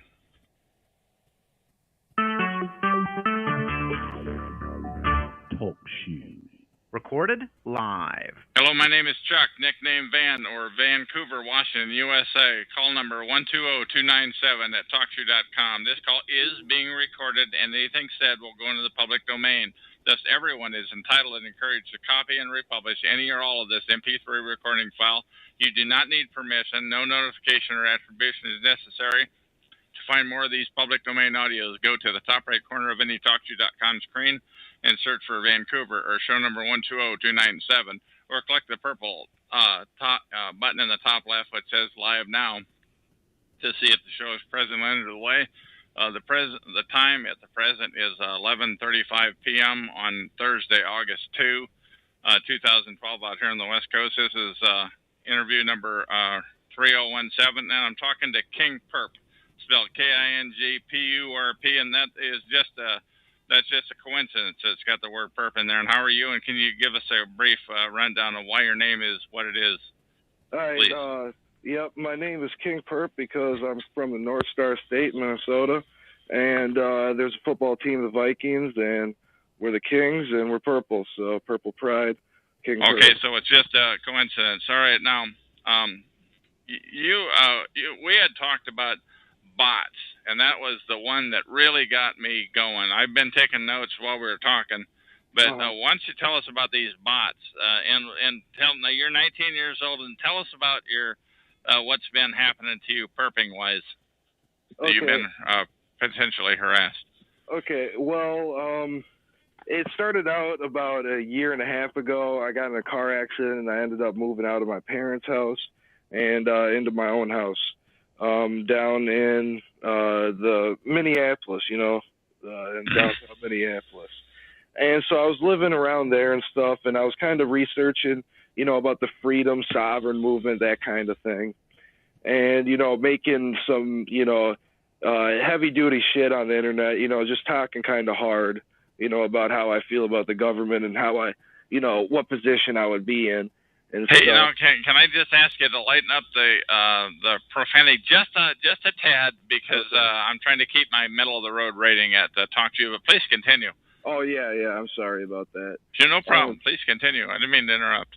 Yeah. And so, I'm living down there and just doing my research, and, I'm a big guns rights guy or whatever, I believe people should be allowed to have guns and whatnot to be able to protect themselves. So you're a guns rights guy, you're outspoken, you're not a government fan. No. And you've been outspoken about it on the internet. In what way have you been outspoken, please? Well, it's just more posting, with different, with a persona or two on the internet, just talking about, guns, Patrick Henry style revolution, stuff like that might have been a possibility, back in, maybe 4 or 5 years ago. Stuff like that is when I, first started talking about it. Really? And, so you started this when you were like 13, 14 years old? Yeah, I was pretty young when I got into politics and stuff. Okay. And what else? Go ahead. I mean, I was just living my life and stuff. And what really interested me one day is when I came home and there was marks on my door, looking like someone, broke in or whatnot. But, the door was still locked and stuff, so I went in and I looked around and nothing was missing, and I didn't really think anything of it. Okay. And about maybe a month later, I come home after being gone for like 20 minutes, 30 minutes, and my door's kicked in, and I'm like, oh my, what's missing? Is all my stuff stolen? And so I go look around and nothing's taken, and that really takes me aback. Because I'm like thinking if somebody, broke into my house to steal stuff, they would have stole something, because there was some valuables in there and whatnot. Didn't you say you had a lot of money laying around there or something? Yeah, I had money laying in there that would easily be found. So, but they didn't take that money. They just were giving you a wake-up call, or what? What do you think? Yeah, that's what I really think it was saying, hey, we know, who you are. We can do this when we want to. And just kind of more letting me know and trying to tell me to shut the fuck up. Excuse my language again. No problem. Shut up, is what they're trying to get me to do. And so, I kind of backed off then on the internet and was kind of more, playing the back burner. But that's really when, the COINTELPRO that I posted a link to on the chat, it really struck a chord with me with seeing how the forums were being manipulated. Because I really liked using forums to just talk about different stuff, learn new techniques for, like I was big into jet skiing and paintballing and stuff like that. Yeah, but you mentioned that they were manipulated and that annoyed you. Can you tell me in what way the forums were manipulated? Well, it was definitely to control certain, political persuasions per se, it'd be like, let's say you make a 2-3 paragraph, thing outlining your position on a certain subject. It would just be flaming with just nonsense, just absolute nonsense.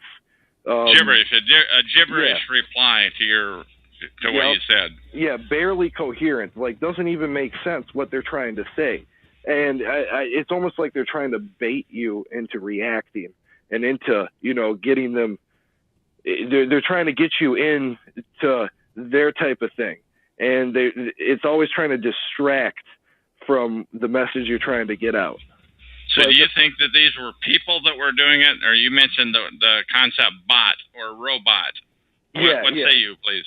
Well, this is why I think it's really software and not, humans behind it for the most part, is because the amount of manpower it would take to do something of this operation on the computer would just be massive. And that's why I think, I've played video games and there's something called a macro. Okay, and a macro is just doing repeated motions on a computer it just keeps going through a cycle, So all I think they developed this program that can take what you say, will pick up keywords and then respond, and then try and control the conversation, or like a lot of forums you can only see 10 posts at a time. So they would try and if you make a post and let's say a thread is 190 pages, and you make this big long post showing how their position is bullshit, they'll just spam a bunch quick, boom, on to the next thing. So your whole entire thing is not even seen. So you're pushed to the second page. You're not on the main page that most people would see. So they exactly. Yeah, they'll even try and get you on the fourth or the fifth page. Is really the goal, is to get you just completely out of sight. And that's why they'll just spam pointless topics, pointless threads. And another thing that they really do try and focus on is the moderator positions and the administrator positions. What do you mean by that? What do you mean by that? Oh! You mean they're trying to spam or bot the moderator? Is that what you're saying? Well, no. What I'm saying is you have the moderators or admins that are in charge of a specific website or forum. What they'll try and do is they'll try and get large post counts. So they'll get certain accounts that will get large post numbers, so then they can get moderator or administrator status, and then they can actually boot people off and ban them from the website. So you get people that are well-spoken or that are outspoken or that have a particular viewpoint, and you get them booted. Yeah, they just go out and ban them. And now, have you seen that? Has that happened to you or have you seen that happen to others who? Yeah, that's happened. Those have happened to friends of mine who are outspoken, on the internet, who are really focused on, blowing through a lot of the bullshit. They just wanted to get through it, and show what's going on, and those people would get banned, and it'd just be for really, really pointless stuff. Like they'd say it'd be for, attacking a user or something with, or like threatening them or something like that, and it's not. And it's just like they're banned off, and that's that. Okay, so, and you had used the concept of they discredit people. Now, how did they do that on these forums, please? I mean, it'll be more just like saying, oh, you have, where's your proof? It's more like just they pick certain words. Like, let's say you write 5 paragraphs, right? They'll take 2 sentences out of that, and then just go off on that, say, oh, this is, you're just complete bullshit, and have maybe 5, 6, 7, 8 accounts all agree, boom, boom, boom, boom, boom. So it looks like the majority is against this person. And so they're trying to go with the almost group mentality. That's how they discredit. They discredit you because they get 5, 6, 7 people who are essentially all bots, right? Yep. Just fake accounts, not a real person. What else did they do like that? And also, while you're on that mission, talk about COINTELPRO aspect of all this. Whatever you take, whatever spin you put on that. I mean, that's really kind of what I'm going over right now is the COINTELPRO. I mean, they have a lot of different techniques out there that they do. But I mean, okay, but that's all right. No, but anyway, so you're 19 years old. You've been doing this since you were 13 or 14, and so back when you were a kid living at home, and then you got into the freedom movement. Why don't you tell us about that, please? Well, I actually got involved with the court system when I was like 16, and I got brought through it for some small little misdemeanor, I think, of disorderly conduct. And so I got to see the system and how it worked, and how I knew I should have got off of how it was presented to me in school and on TV and whatnot. I should have been gone out the door, but that's not how it was. And so I knew there was something else going on with this court system, And what do you think that was going on with the court system, please? In my mind, what the court system is there for, I honestly don't know. It would be my answer right now.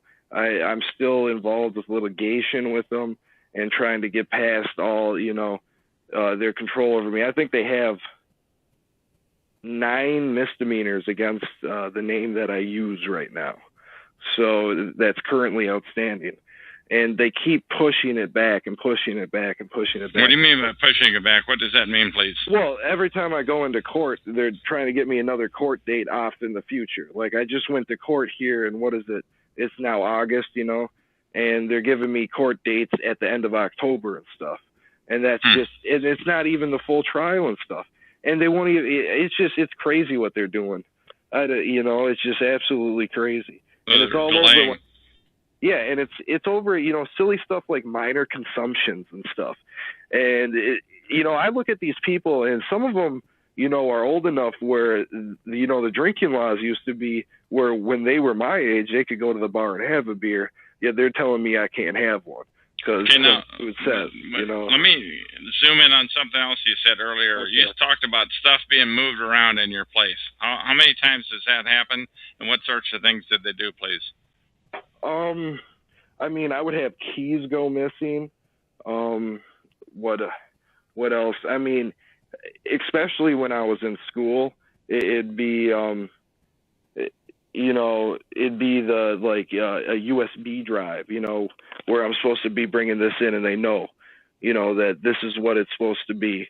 I'm trying to think. A lot of it wasn't really face-to-face encounters. I haven't had a face-to-face encounter, I don't believe. It's all been over the internet or them hitting me when I'm not home is really what it is. And it's just, it's little minor stuff. Keys being moved around, papers being moved, food being moved. I don't even know what else to... And this is one situation. So you think they have the keys to your place, or what do you say, please? Yeah, it maybe they had the keys to my place, or they have some type of universal like janitor's key or something. I don't know. Yeah, master key or something. Yeah, I have. So how many times do you think they've been in your place? Would you guess? I'd say at least 6. Okay. And that's, all right. And that's with them. I'd say it was 2 times that they made it obvious, and the other times are just me guessing without proof. And I think they're good at doing it without proof. So now, how did you find these shows here on TalkShoe.com? These targeted individual shows. How did you find those? Well, I just saw. I was looking through live chats because I just got off with another one. Dealing with, claims and stuff like that with court. And I was just kind of bored, and I saw the targeted individual, and I thought this really intrigued me and interested me because of what goes on with the forums, and then plus my door being kicked in too and that kind of stuff. So.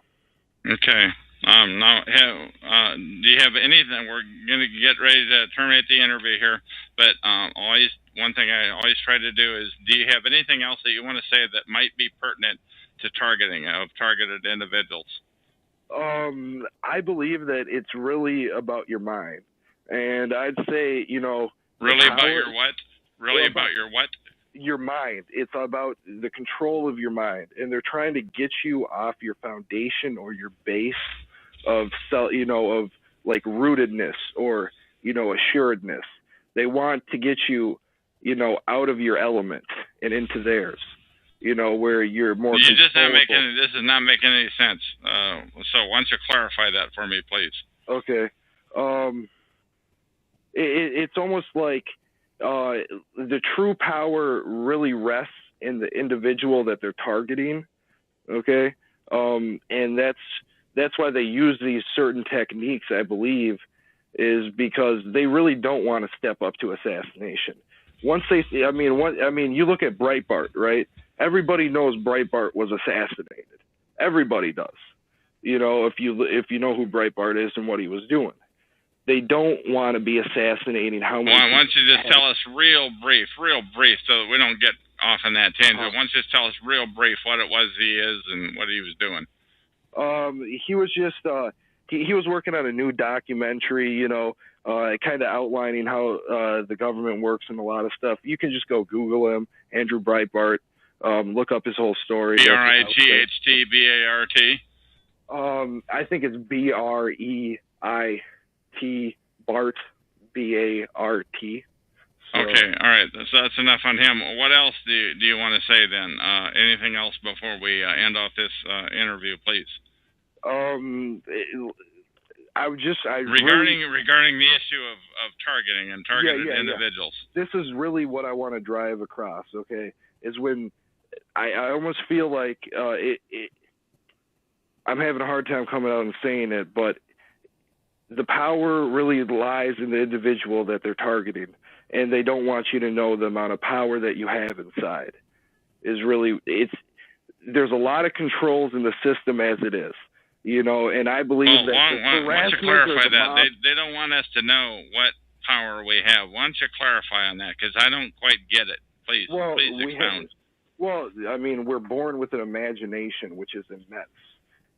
This just like when you're a little child, you can dream these beautiful, beautiful things, and they try and take that out of you through the schooling system and whatnot.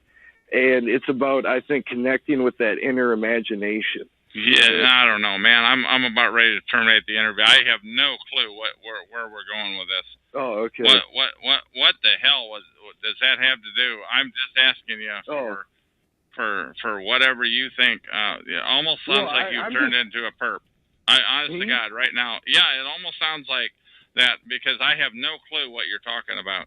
Oh, I'm talking. It's like when you go into court, you don't get a lawyer and just give all your power away. Do you see what I'm saying? Yeah. It's not about letting them have the power and let them control your lives through what they're doing to you. You control your life. They're going to do what they're going to do. Like you were explaining to me before, what are you going to do? Just punch everybody? I don't know. Yeah, you can't punch everybody. I made the statement that you can't punch everybody who is in on the organized stalking, but you have indicated that you've had that happen on the street, maybe. Yeah, I think in the grocery stores, maybe, but I don't really go out much more. I really don't go out much, and if I'm going to go out, it's to a friend's house. It's not, really public places. So I don't know. I'm more the internet guy, That's more my domain, you could say. So. Okay, so like King Perp, what else do you have to say before we hit the terminate button on this interview? I just say, good luck to everybody, and hopefully we can solve this issue and bring out these people who are committing these acts out into the open. And that's what I would like the whole thing to be, a big light shine on it and actually blow up. Blow up in their faces. So that's really what's happening. All right, and that's the end of this interview. Talk show. Recorded live. Hello, my name is Chuck, nickname Van of Vancouver, Washington, USA. Welcome to Talk Show call number 120297. This call is being recorded, and anything said will go into the public domain. Thus, everyone is entitled and encouraged to make a copy and republish any or all of this MP3 recording file. You do not need permission. No notification or attribution is necessary. To find more of these public domain audios, go to the top right corner of any TalkShoe.com screen and search for Vancouver or show number 120297, or click the purple top left live now button to see if the show is presently underway. The time out here on the West Coast is about 5 minutes after 1 a.m.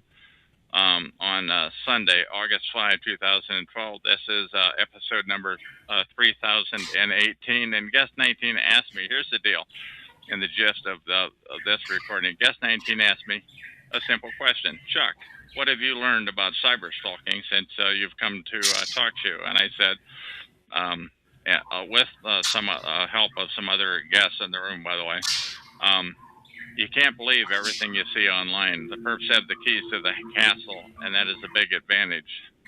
I've learned that 75 to 90% of the supposed TIs here are TIs turned into TI perps, and they will never own up to it, and they will act head-effingly hurt if you say it. I've learned that all normal avenues of help are plugged with scumbags, such as Freedom SCHS, who are great actors and getting better quarterly.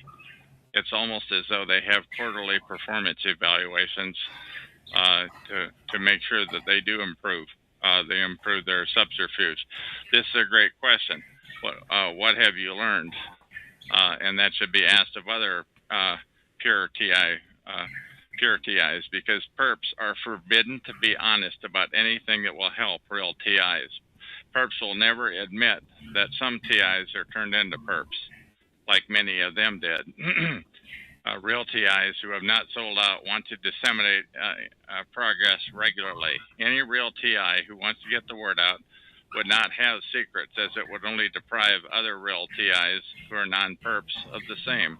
To put it another way, now we're not talking about where the keys to the house are and things like that. We're talking about the big picture stuff like they're in this paragraph that I'm reading right here. To put it another way, by keeping big picture secrets from perps, you also keep those secrets from other non-perp TIs.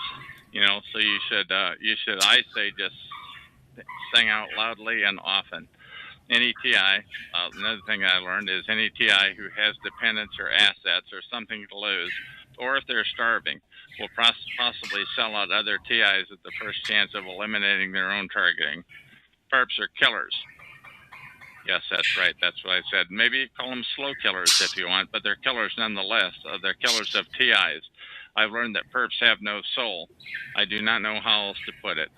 Even in church, sadists will screw with TIs, even and head screw TIs while pretending to be covertly unaware. Perps just mess with TIs all the time, and that is the end of this recording. Talk shoe. Recorded live.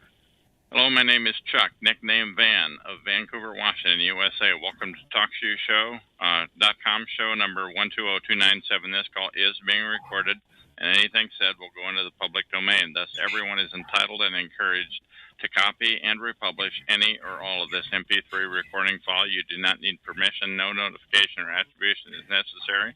To find more of these public domain audios, go to the top right corner of any TalkShoe.com screen and search for Vancouver or show number 120297, or click on the purple top left Live Now button to see if this show is presently underway. The time out here on the west coast of the U.S. is about 1:10 a.m. in the morning of Monday, August 6th, 2012. This is episode number 3019. Okay, now this is the text that I entered into TalkShoe call number 89899, episode number 759, dated Sunday, August 5, 2012. That's just yesterday. That call is put on by illegitimate false front organization known as freedomschs.com, which stands for Freedom from Covert Harassment and Surveillance. I visited their TalkShoe call, which I often do. But when the moderator, Joe, acted surprised that only 30 people were in his chat room, I couldn't help it. I felt compelled to speak out.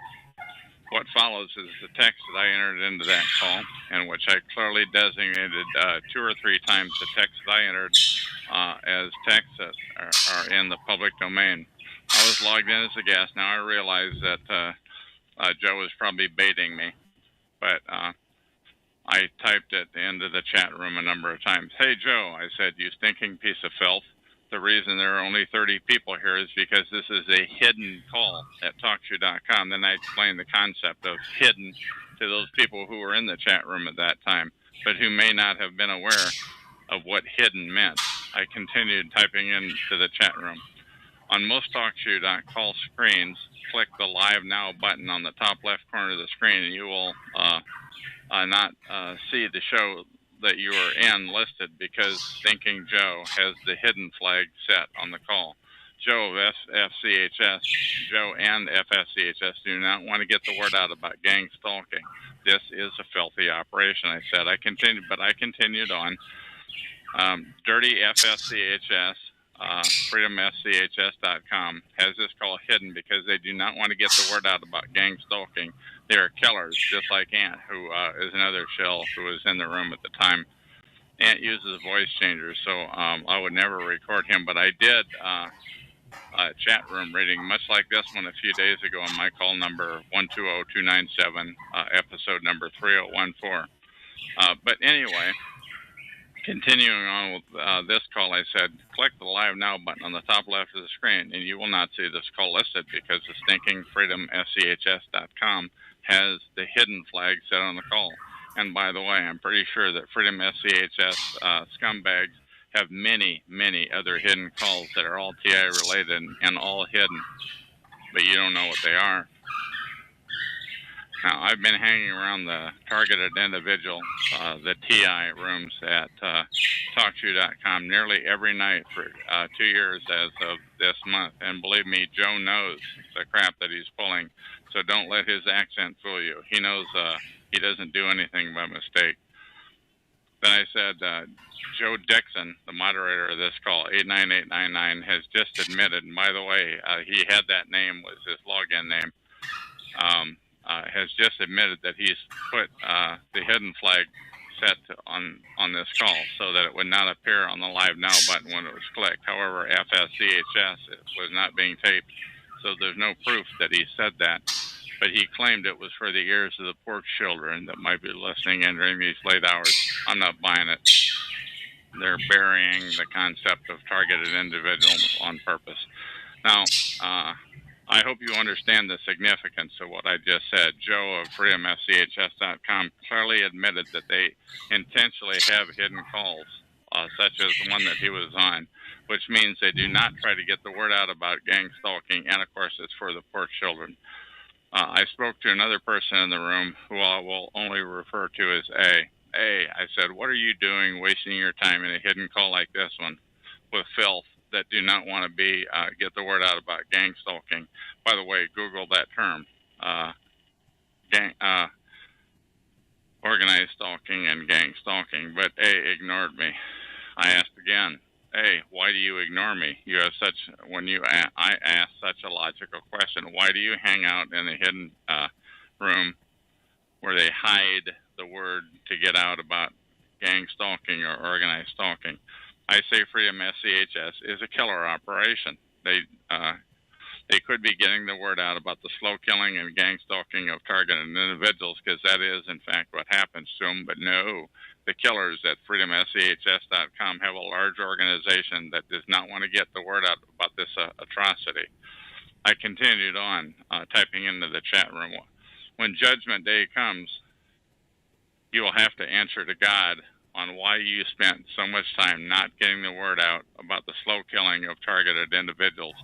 DirtyFreedomSCHS.com has this call, number 89899, live 5 nights a week, Sunday through Thursday night, plus many other shows where they corral people into not getting the word out about gang stalking. But these people hang out with each other and just repeat the same thing over and over. Now, why might that be? But if they aren't an illicit perp operation, it was at this point that I decided it didn't look like Joe was going to mute me, as he has done so many times before. So I typed in the following statement. I typed this into the chat room. Everything I have typed into the chat room, I am placing into the public domain for the eternity of mankind. It is free for all to republish. When targeted individuals are gang stalked, they are intentionally killed by the perps, deprived of employment, kept isolated loners, especially isolated from each other. Guest 7 said, stop flooding the chat, Van. You never stop, do you? You do not practice what you preach. Now, I have to admit that there is some truth to what Guest 7 said, that on my talk show, number 120297, the one that I'm doing this recording on right now, I do ask flooders in the chat room not to flood, or I mute them. On the other hand, if somebody comes into the chat room and they show some pure intent and they're not spamming a bunch of crud, I would probably mute everybody else, assuming they're a fast typer. And the reason I would mute everybody else, because when the typing starts getting good, the flooders just flood. It's just amazing. It's like an amazing protocol. Anyway, in this case, this was a rare opportunity to speak to Joe's audience where Joe was not going to mute me, and I was going to make the most of it. So I continued. This is on TalkShoe call number 89899, which is a chat room operated by freedomschs.com, a false front operation. They are slow killers of TIs, targeted individuals. Earlier in the audio portion of the call, the user, Joe Dixon, played a tape about gang stalking of targeted individuals, but he did not record it. The reason Joe didn't tape the call was because freedomschs.com does not want to get the word out about the gang stalking of TIs. Once again, Freedom SCHS is what some people call a false friend. They exist to divert the attention of others to get the word out. I continued into the chat room. Now I realize that many of the participants in these hidden calls, they do not know the calls are hidden to the public at large, even though they're in them. And I just kind of think everybody would know, but not so. Some people are just in it for months at a time and don't realize the call's hidden because they just click on an email they got. In other words, nobody else can see or hear the information because the dirtbags at freedomschs.com don't wise up participants to the chat room about it. Many of the participants of these calls do not know they're hidden from the view of public. These people just talk to each other over and over again. The participants of the Freedom SCHS administered calls just spin their wheels. They do not get the word out about gang stalking. Now, to be honest, I think the vast majority of the participants in FSCHS's rooms are secret society filth and TIs who have been turned into perps. Now, think about that. I think the large majority of the participants in the FSCHS rooms that are visible are secret society scumbags and TIs who have been turned into perps. And I go into that on a number of other recordings, why a TI would become a perp to like protect their family or their assets or what have you. Of course, nobody is ever going to admit to being impure, so you can't prove what I just said, but I'm certainly there for many calls about gang stalking. It was at this point that I clearly identified myself. Most of the chat room participants knew who I was anyway, but I put it on the record and I said, incidentally, this is Chuck of Vancouver, Washington, USA. And once again, everything I have typed into the chat room of this call, 89899, is in the public domain, everything that I have personally typed. I'm going to read, I told them I continued to type, I'm going to read into the public domain text what I just wrote in my in my call number 120297, episode number 3019, which is this recording. For the record, I am typing into freedomfchs.com talk show call number 89899, episode number 759. The time here on the west coast of the U.S. At that time was about 10 p.m. Sunday, August 5, 2012. But once again, I specifically stated that my text was in the public domain, which means everyone owns it for all time. I continued to type into the chat room. To the moderator of this freedomschs.com call, number 89899, he is logged in as Joe Dixon, and I want to thank him for allowing me to type this text in unrestricted. However, I waited until after a quarter after midnight to start my recording that I'm doing right now on Sunday, October 6th, 2012. My call, number 120297, is only about gang stalking. None of the wacky sounding false front crazy talk about the Freedom SCHS puts on their calls. I don't accept any of that. For the record, one way to tell if somebody is making this crap up is when they spew unearthly, unachievable talk that is laughable. If those are some of the elements, you know it's false front, it's crazy talk, it's intended to discredit. It is my assertion that the purpose of Freedom SCHS is to make up far-fetched, laughable crap, and that FCHS is what's known as a false front. I then said to Joe, thank you for allowing me to say my piece. I have no idea why you usually mute me, but you've allowed me access to the chat room this evening. Again, I want to say that I am no way compensated, expected, threatened, etc., etc., etc., to do this. I'm only doing it on my name. Goodbye, I said, and thank you for allowing me to say this. And that is the end of this recording.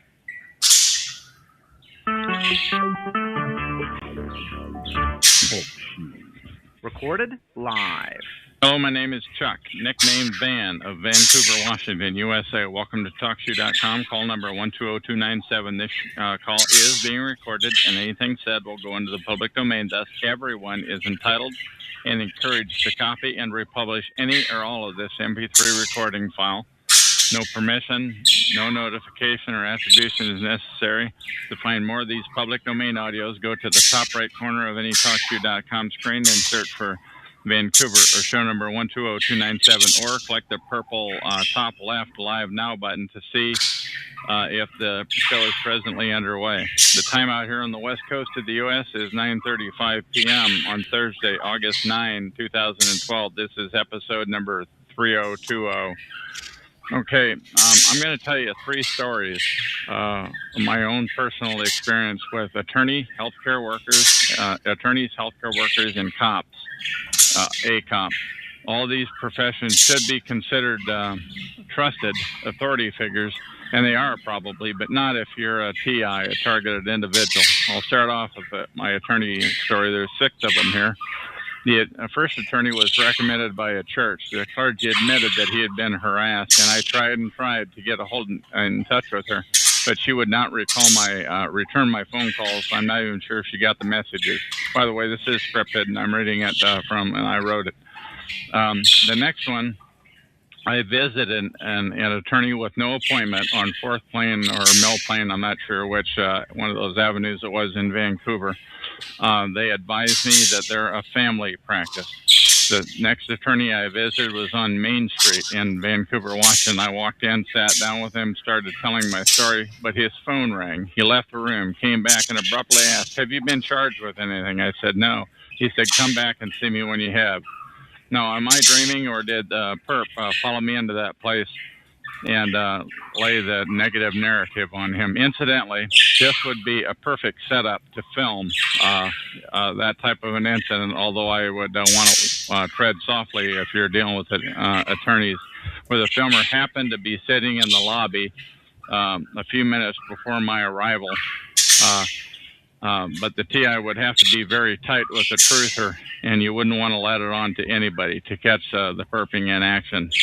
Another incident, by the way, I went down to Portland, walked into a skyscraper, looked on the reader board. I saw an attorney on the elevator. I forget if it was like the 10th or the 14th floor or something like that. Somebody followed me on to the elevator immediately and pressed the next floor higher than I was going to. Once again, this would have been a perfect setup to catch a perp if they were as they were doing their job.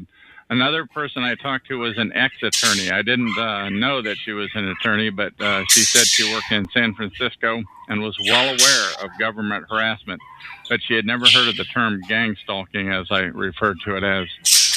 Another story about a visiting attorney in a Portland skyscraper, and this was the straw that broke the camel's back.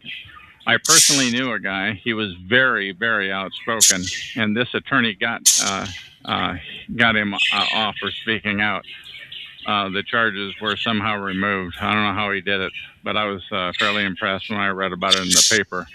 I personally, so I visited the attorney's website, by the way. He was a former prosecutor in another state, a very populated eastern state, but I'm not going to say any more. Anyway, I walked into his office with no appointment. Nobody followed me on the elevator. Thank you very much. The attorney wasn't there, but the receptionist got him on the phone. He said to call the next day before I came in. Now, by then, I learned not to signal my intent as a targeted individual, but I had no choice in this case because he wasn't there. So I called him the next morning and showed my hand, and I showed up. And I put my business card on his desk. He keyed my name into his Macintosh notebook PC, which was faced toward him and not me. And I swear the sweat beads on his forehead started to appear as we talked. He acted animated. He suggested that I go seek psychiatric help. I mean, I hadn't even talked to him for 2 minutes. And I asked, "Do I owe you any money?" No, you don't owe me any money. Just go. It was then that I realized that I was in some deep crap. This is something this is going to be very, very bad. I found the term gang stalking on the internet shortly thereafter. Group stalking, organized stalking. If you Google those terms, you'll see what I'm talking about. But shortly after this incident, I found that term, and this was the tell-off of why the sweat beads were on his forehead. This is a terrible injustice that is being on the streets, that is occurring on the streets where you live. Some of the attorneys could have helped me, but they were silent, in my opinion. They were handcuffed, and they were threatened. TIs, targeted individuals, are not to be wised up, or the attorney will be gang stalked too. And if you don't believe me, ask an attorney if they're silenced about stalking, and watch for the sweat beads on their foreheads as you do it. And don't tell them what you're doing. Also, I want to tell you my healthcare worker story. Shortly after I found out that I was gang stalked, organized stalked, group stalked on the internet, Google it, I had a doctor's appointment with a routine visit, but the appointment was way before I discovered that TIs had targeted individuals had better be careful about who you talk to about this. So I was cocky, and I asked, "So are you going to have me committed? Ha, ha, ha." And she replied in a very threatening voice, "Do you want to have me commit you? Have you committed?" Once again, I was just beginning to realize how deep this thing is. This is a very deep rabbit hole. Lastly, I will mention cops. Never tell a cop you are being stalked. The only cop I ever spoke to about it with was my next door neighbor cop in the last place I lived. I realized that it was no accident he lived there, because he moved in after me and just happened to be out on the hallway as I came and went. I surmised very soon that there was surveillance in my apartment. Now, I don't think this is too far-fetched. I actually don't think he realized how involved it was until I told him. One time I told him about gang stalking, and he played dumb, and he wanted some examples. And I gave them to him of my harassment and stalking. And he said, "Well, that just sounds like life in the big city." But, that was the same exact quote that the sweaty Portland attorney used on me. That sounds just like life in the big city. Anyway, the cop said offhandedly that he knew somebody he'd like to set gang stalking on. I realized he was just talking. I hope he was just talking. But I continued to force myself on him every time he just happened to meet me in the hallway as I came home and left. And I was approached with the latest story. I always, when he would happen to be there in the hallway, it got to the point where he would just slam his door. He was just doing the job. He wanted, to let me know that he was watching me. Because they want you to know that they're watching you. The long story short, the authority figures they know about gang stalking and organized stalking. You'd be telling them, if you do, what they already know. And the thinking false front operations such as www.freedomschs.com, FSCHS, and their wacko talk shows on TalkShoe.com. It's their job to mix a generous amount of wild-ass stories in with every one of their BS episodes. And you can tell the storyteller is a liar if they dwell on crazy, unachievable talk. These people are not crazy. They're crazy talkers. It's a false front. The president of FSCHS, his name is Derek Robinson, who admits, by the way, that he used to work with the NSA, the National Security Agency. So now, what do you think?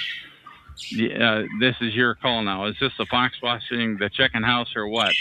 The people that are supposed to be leading us poor TIs out of this terrible dilemma are the stinking NSA.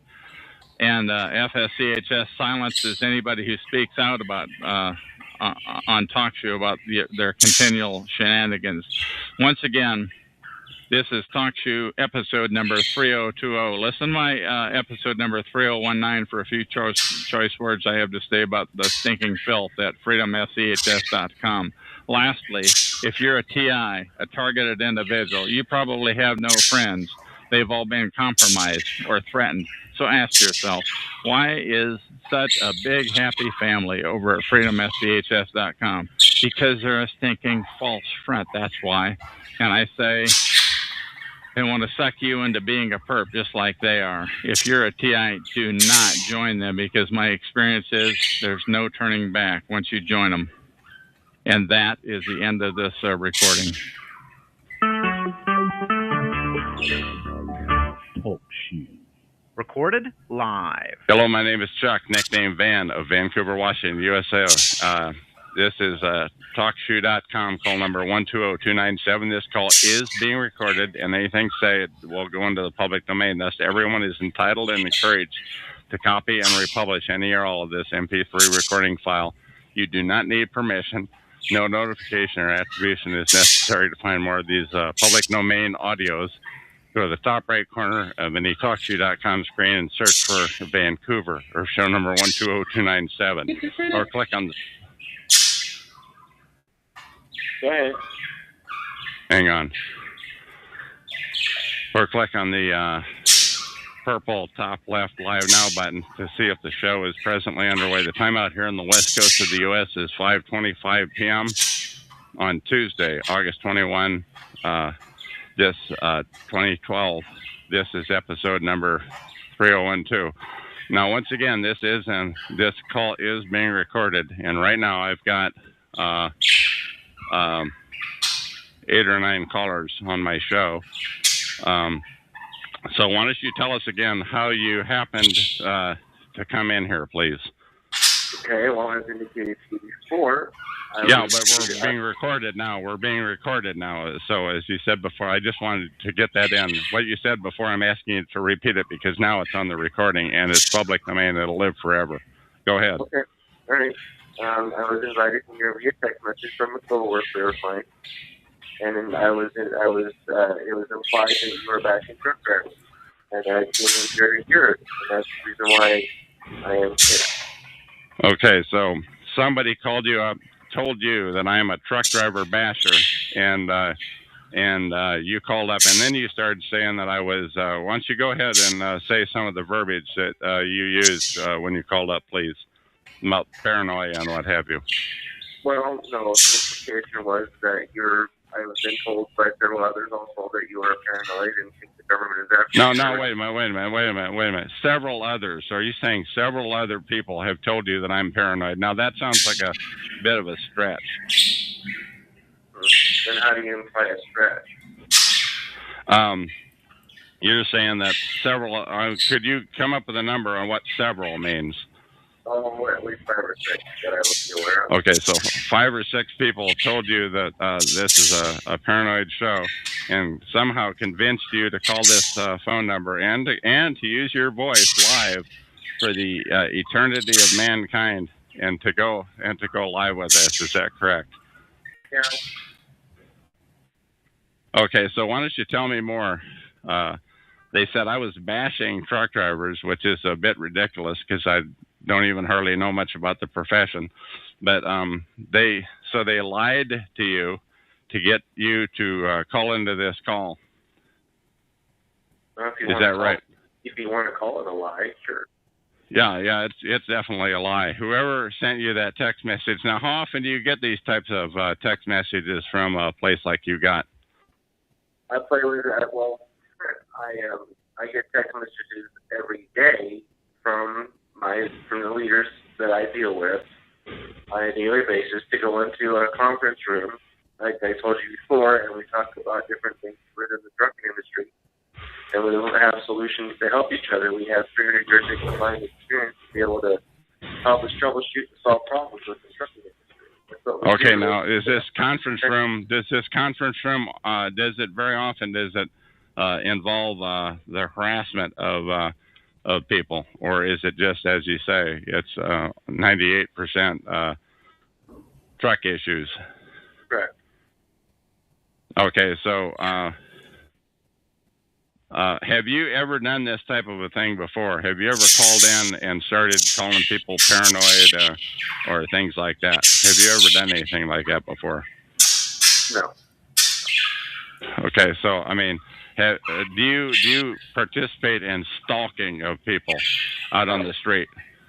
No. If I were ever stalking someone and they asked you to leave them alone, I would.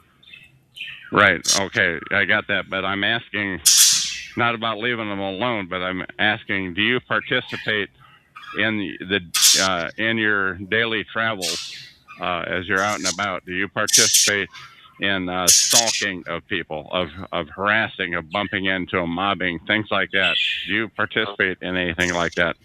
No, and I would consider that an extreme waste of my time and talent. Yeah, I would too. So I just wanted to know. So this will be a fairly short call, but right now we've got about, in this room, which is totally unusual, we've got like a dozen, 10 or a dozen callers. I've got them all muted, by the way. And for some reason, you were the one that I chose because you're in my state of Washington, USA.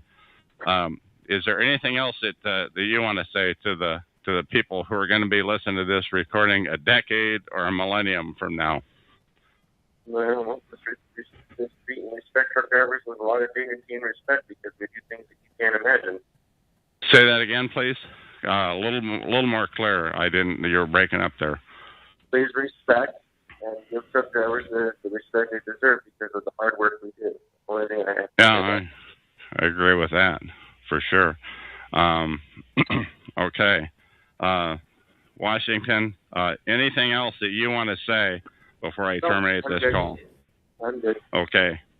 So that was somebody from my state of Washington. He's still on the line. That was somebody from my state of Washington. I'm Chuck. This is Talk Shoe Show number 120297 out here on the west coast of the U.S. And that is basically an example of what I would call organized stalking.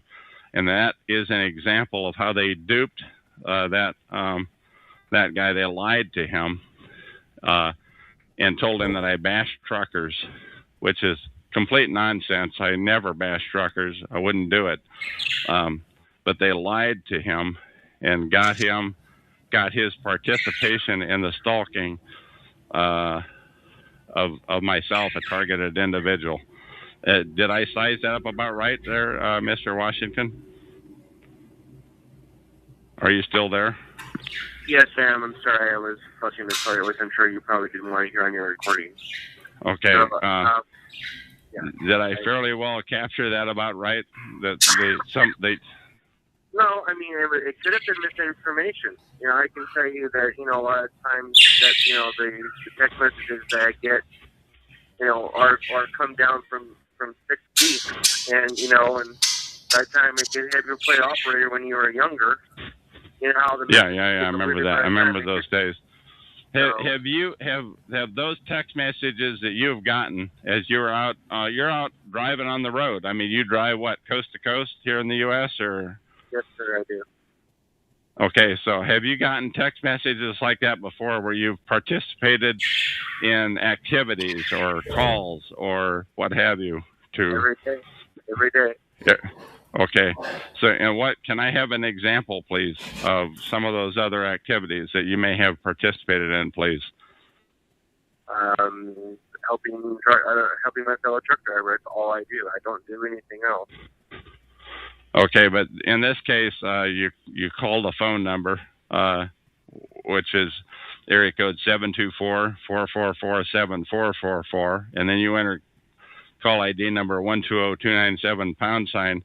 That brought you up on my reader board, and I was talking to you. Have you ever done that sort of thing before? Just called in, kind of like a cold call. Have you ever participated in anything like that before? Oh, certainly. I've done that before most of the time. When I first started calling the truckers' conference and chat rooms, I used to sit in silence and mute in the background and listen. So you're just listening. I wasn't there to stalk them or berate them. I was just actually there to see what it was all about. Sure. Okay. But this is a bit of a different type of a call that you're on right now. I mean, go ahead. I understand that, and but the only thing I was concerned with is that I thought you were blatantly attacking truck drivers. Okay, so I got that, and I think the people that are listening to this got it, and that what I'm telling you is you were used to participate in what is called organized stalking, that they actually used, and I'm watching 10 or a dozen different callers right now that are where I assume also used to call and participate in organized stalking. And I'm asking you, when you get back to the truck stop tonight, I assume most of you have internet when you're out and about on the road, or when you get home. Google the terms organized stalking. Google the term gang stalking, because that's what you're doing, right? I can imagine what you're referring to, because I imagine that any type of organized crime type of thing like you're referring to, they would have to have more than one person be able to arrange and to be able to publish something that would be able to have more than one person show up in order to stalk somebody. Because if you look at the definition of the word stalk, that means that you are intentionally following somebody, and we don't do that. Well, it's a different type of a stalk. It's a different type of a gang, if you will. I mean, this was highly unusual that so many of you showed up on the call. But once again, I don't want to make this call too long. I am going to go ahead and terminate the call, but not without giving you one last chance. Anything that you want to say, please. Well, unfortunately, one of my counterparts is telling me in a text message that this is a public room. So I can understand why, if you want it to be private, why you don't want it to. Say that again, please. Yes, this is a public room. I do, and the reason it's public is I am trying to get the word out about organized gang stalking or organized stalking.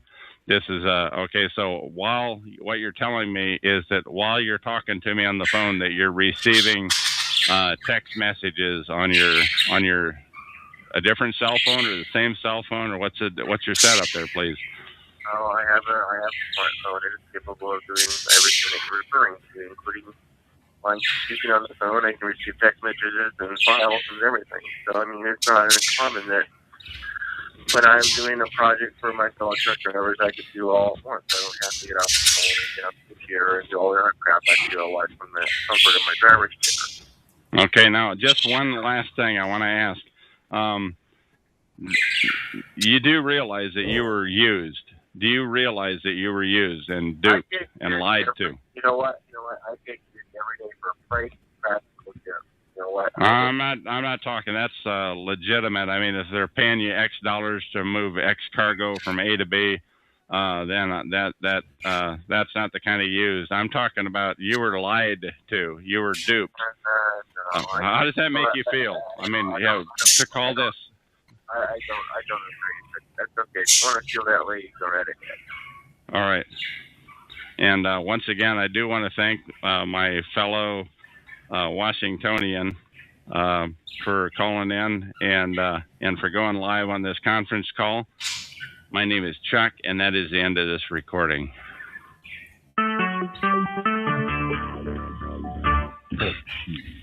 Recorded live.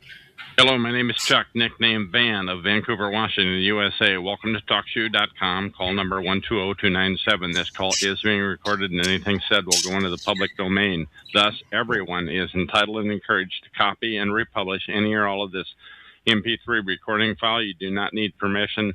No notification or attribution is necessary. To find more of these public domain audios, go to the top right corner of any TalkShoe.com screen and search for Vancouver or show number 120297, or click on the top left purple Live Now button to see if the show is presently underway. The time out here on the west coast of the U.S.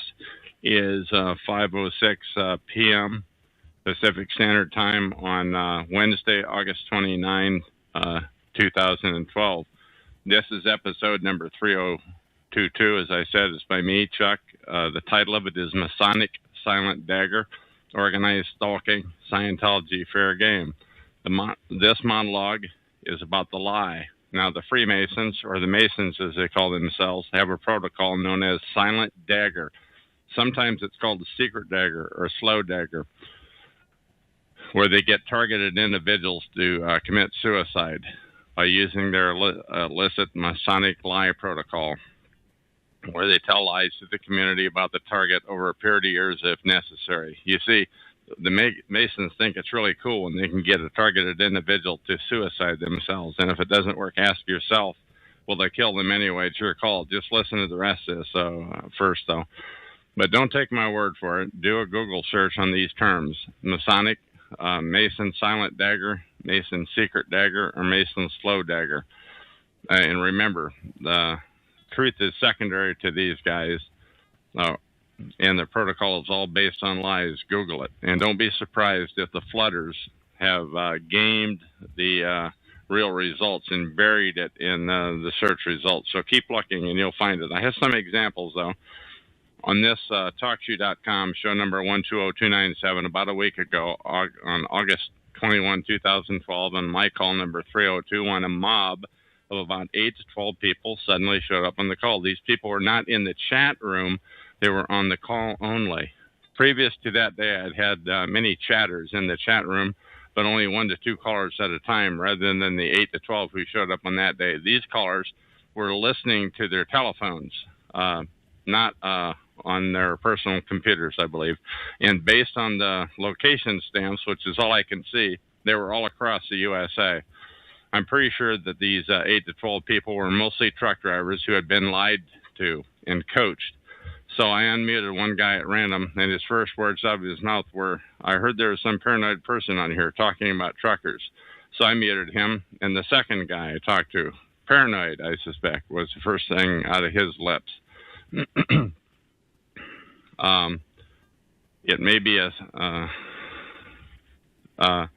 by the way, don't forget the word paranoid. When you hear somebody say that word, it may be a stinking Mason covering up the silent dagger. And if somebody else is trying to get you to call someone else paranoid, consider that they may be using you.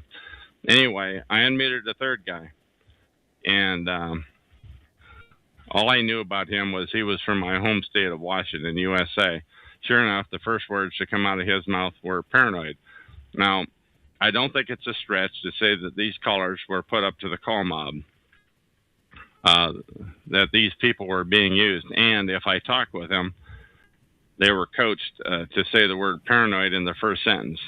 And as I said, I did unmute 3 of them one at a time. But anyway, I engaged in a conversation with the third caller.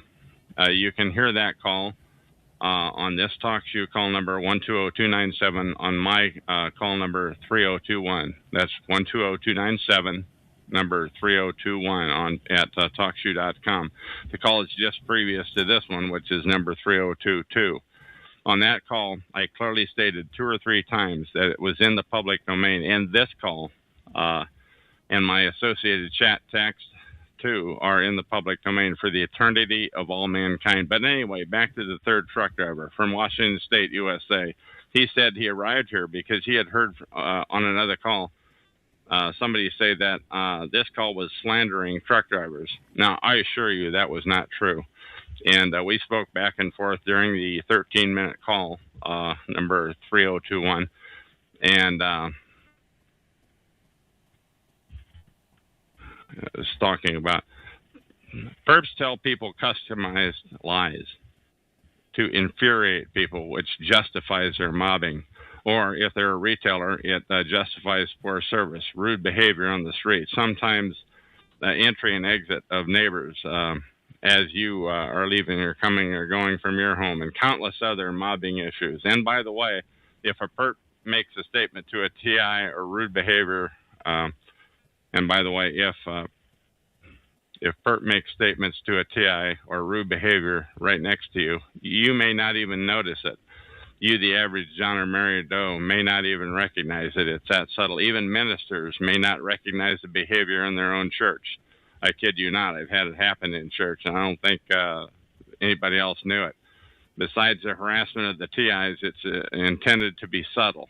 Therefore, just because perping may occur in a church, that does not mean that the local church hierarchy is in on it, because churches sometimes have high turnover at the top, but not at the usher or the perp level. This stinking protocol of organized stalking, gang stalking, has been perfected for many decades, perhaps centuries, but now in the year 2012, we've had the internet around since 1995 or so, and street perps have text messaging capability on their cell phone. It's gang stalking or organized stalking on steroids. That is just one example of organized stalking. of gang stalking being duped of targeted individuals, people being duped into participating in harassing and stalking targets. Incidentally, I, Chuck, do hereby attest that my previous story and the one I'm about to tell you now is true and accurate. Now, I'm not exaggerating. I wrote every word I'm reading, and I hereby place it into the public domain. Use it as you see fit for all eternity. No attribution is necessary. But now I have a second story to tell you. This story is about a guy on TalkShoe. He calls himself Ant Farm. He has used many pseudonyms on TalkShoe, such as Anomic and others. His latest pseudonym, though, is Ant Farm, though. He is a stinking perp, meaning he's a perpetrator, a slow killer of targeted individuals, of TIs. Ant uses a voice changer when he speaks, which disguises his voice. So there may, in fact, be many people using that technology for all I know. But regarding organized stalking, he focuses on unearthly, crazy-sounding talk. It's unbelievable, unachievable. It's nonsense. That's why I know he's a perp, and the many people that he talks to. His crazy talk is intended to discredit the TI issue. Incidentally, there are many TI calls on TalkShoe. Most are centered around freedomschs.com. They regularly take truth and mix it with unearthly sounding, wacky sounding nonsense. This is what's called a false front. Google that term. To keep people laughing and not believing the situation of targeted individuals. They are professional perps, a paid brigade.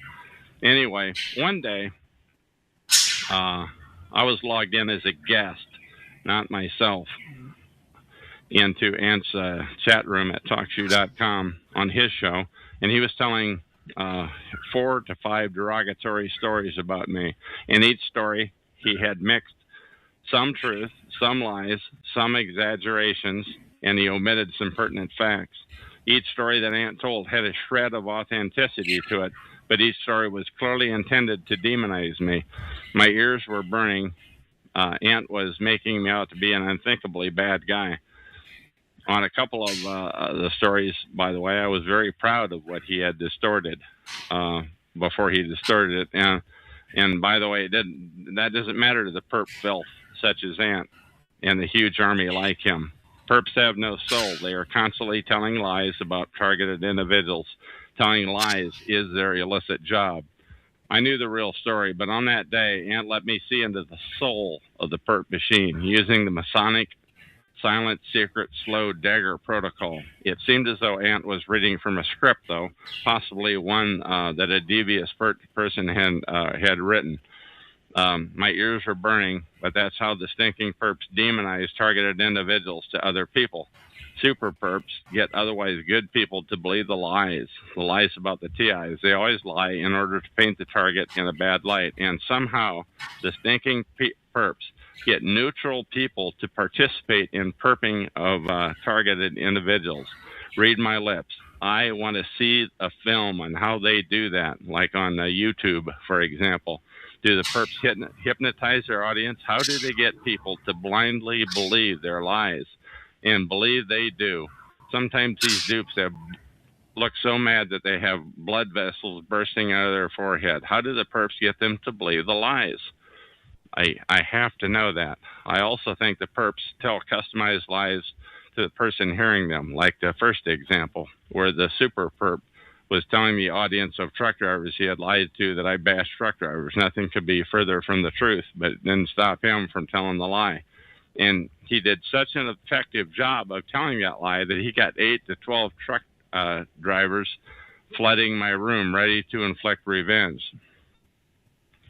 All of that said, not every Mason would be in on it. The crime of silent, secret, slow dagger example, it would be disclosing. They wouldn't want to disclose that to talkative people, and they must have their share.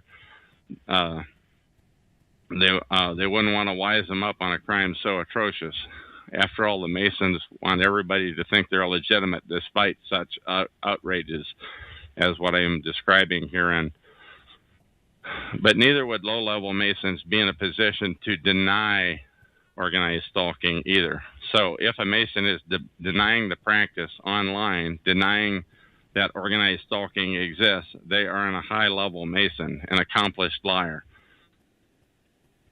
But by the way, anytime the subject of stalking comes up in a chat room on the internet, or the subject comes up on an internet phone call or in a chat room, a mob will deny it. They are dispatched from where, I don't know. I have to know that too. However, on my own talk sheet number 120297 that you're listening to right now, I immediately mute any such nonsense. I suspect, but I cannot prove, that this mob is what's called, much of this mob are called sock puppets, meaning that one person has many logins on standby to flood away any info that comes up, which is true, but which negatively impacts their illicit cause. Sock puppets are paid liars. They're flooders. So when somebody conveniently shows up to derail the conversation, to flood away the topic to another topic, anything else, as long as it's not what is being talked about. Lastly, don't forget, when you hear the word paranoid that they have brought up in a negative narrative, they may have brought up in a negative, they're fighting the perp's battle. Or they may be a stinking perp trying to get you so infuriated that you'll fight the battle for them. Lastly, 3 things. Number 1, organized gang stalking. Number 2, Masonic secret, silent or slow dagger. Scientology, fair game. These are all the same thing. I'm going to repeat that. Number 1, organized or gang stalking, same thing. Masonic secret, silent or slow dagger, and Scientology, fair game. These are all the same thing. Attacking the credibility of a targeted individual, a TI. Once again, you can get all the text of all this on TalkShoe call number 120297. 120297, episode number 3022. That's the number that I'm going to put on it. Or at chatgrabber.com, search for 120297, episode number 3022. Also, the text of this, keep in mind that the text of this audio and the verbiage of it are in the public domain for the eternity of mankind. And that is the end of this recording.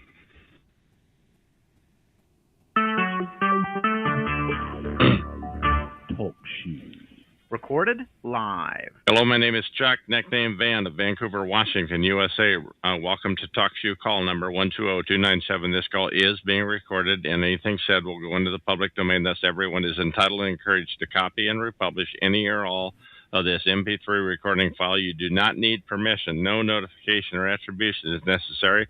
To find more of these public domain audios, go to the top right corner of any TalkShoe.com screen and search for Vancouver or show number 120297, or click on the purple top left Live Now button to see if the show is presently underway. The time out here on the west coast of the U.S. is 8 p.m. Pacific time on Tuesday, September 4, 2012. This is episode number 3023, and I have on the call with me, and you know what? I didn't even get your name. What do you want to go by on this call? A pseudonym is fine. Yeah, let's just go by Sydney. Sydney, okay, SYDNEY. Right. Is that right? Yeah, that's right. Okay, now you said you have been stalked for 20 years. Can you tell me how you, when you came to the realization that you were stalked, and why, and what sorts of things happened back then? Well, when it first started, I just would see somebody watching me, and when I would look at them, they'd look away real quickly. You know, like okay. They would pretend not to be watching me. Give me another example, please. People would say things that directly to me that were about me that they should have no information about. Things that happened while I was at home. Such as, like what sorts of things that happened at home, please? Well, we're talking about 20 years ago, so, you know, I'm sure. not so sure I can remember, but it was just so clear that I had not mentioned anything outside of my home. Okay, other than people seeing you turning away quickly, things that happen in your home, I would call that directed conversation. What else type of thing happened, please? Oh, people 20 years ago. Into my house. People broke into my house. There were clear signs of people breaking into my house. Okay. Other examples? Go ahead. What was run over, you say? the more recent things that really made me understand there was a big problem.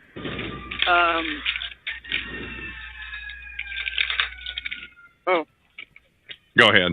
Go ahead. Can you hear me? Yeah, I can hear you fine. I closed the window though. Go ahead, please. Let's keep the recording going here. The most recent things that happened were, I noticed somebody was breaking into my house repeatedly. There was damage to the door. Slowly, every person I had contact with, whether it was by phone, whether they had been a long-time acquaintance, just acquaintances on the internet, one by one, every person from my life disappeared. The last people to disappear were my 3 brothers. They just all of a sudden quit speaking to me. Everybody in my life did that to me, except now my you say kids. this was fairly recently. What does that mean? In the last year? In the last A month? year and a half ago, almost 2 years ago, is when the last part of that happened, where I lost contact with my family. Okay, now when you say you lost contact with them, is that because you're living in another state, or what's the deal, please? I had a brother who I know was logged onto my computer because he kept saying things that showed me that he was tracking me by my phone, GPS, which he paid for, and by my computer, which he gave me. And I started mentioning it on the phone. I was going to take my computers in to have them looked at. I talked to my son and said, somebody's on this computer with me. My sister had said the same thing before she died. And She I said didn't believe her. people were on her phone, were on her computer with her? Yeah, she said, somebody's logged on here with me. Somebody's messing with my computer. I didn't But believe you her. didn't. Yeah, okay. And so when Wow. it started How happening long to ago was me, that? If I may. 2007. 5 years And- ago. Yeah, and so when I realized somebody was really on there, I talked to my son on the phone. I said, I'm going to bring these computers into you. I put them in my car, and I went everywhere with them in my car, and then when I got home, I would take them inside the house because I couldn't get to the computer guy yet, and I didn't want anybody to have access to them and remove whatever tracking stuff was on there. And so I finally, I took my daughter to get a blood test one day, and this woman was standing in the clinic, and she stood at the doorway and watched me the whole time and kept looking out into the parking lot. I didn't really think much about it. Were the computers in your car out in the parking lot, you mean? Is that what you're saying? That's what I'm saying. And then Okay. as we started walking out into the parking lot, I saw this woman run away from my car.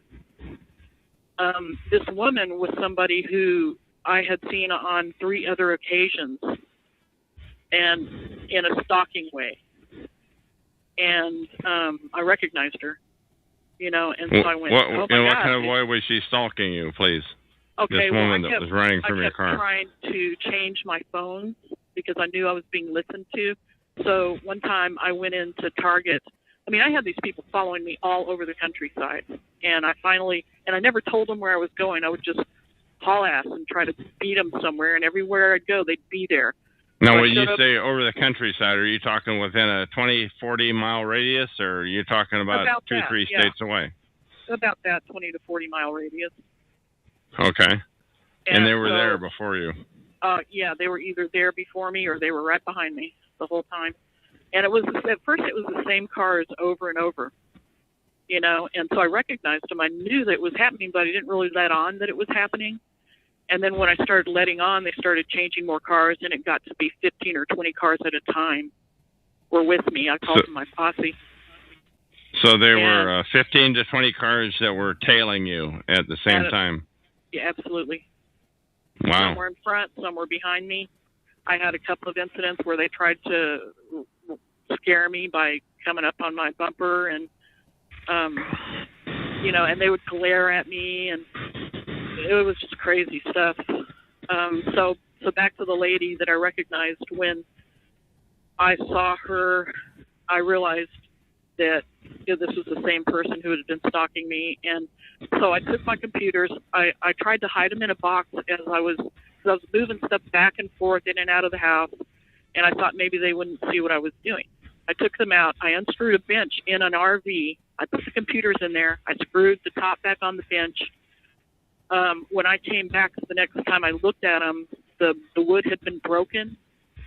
Somebody had access to everything. When you came back, was that like 5 minutes later? Was it an hour and a half later? No, What? no, it was days later.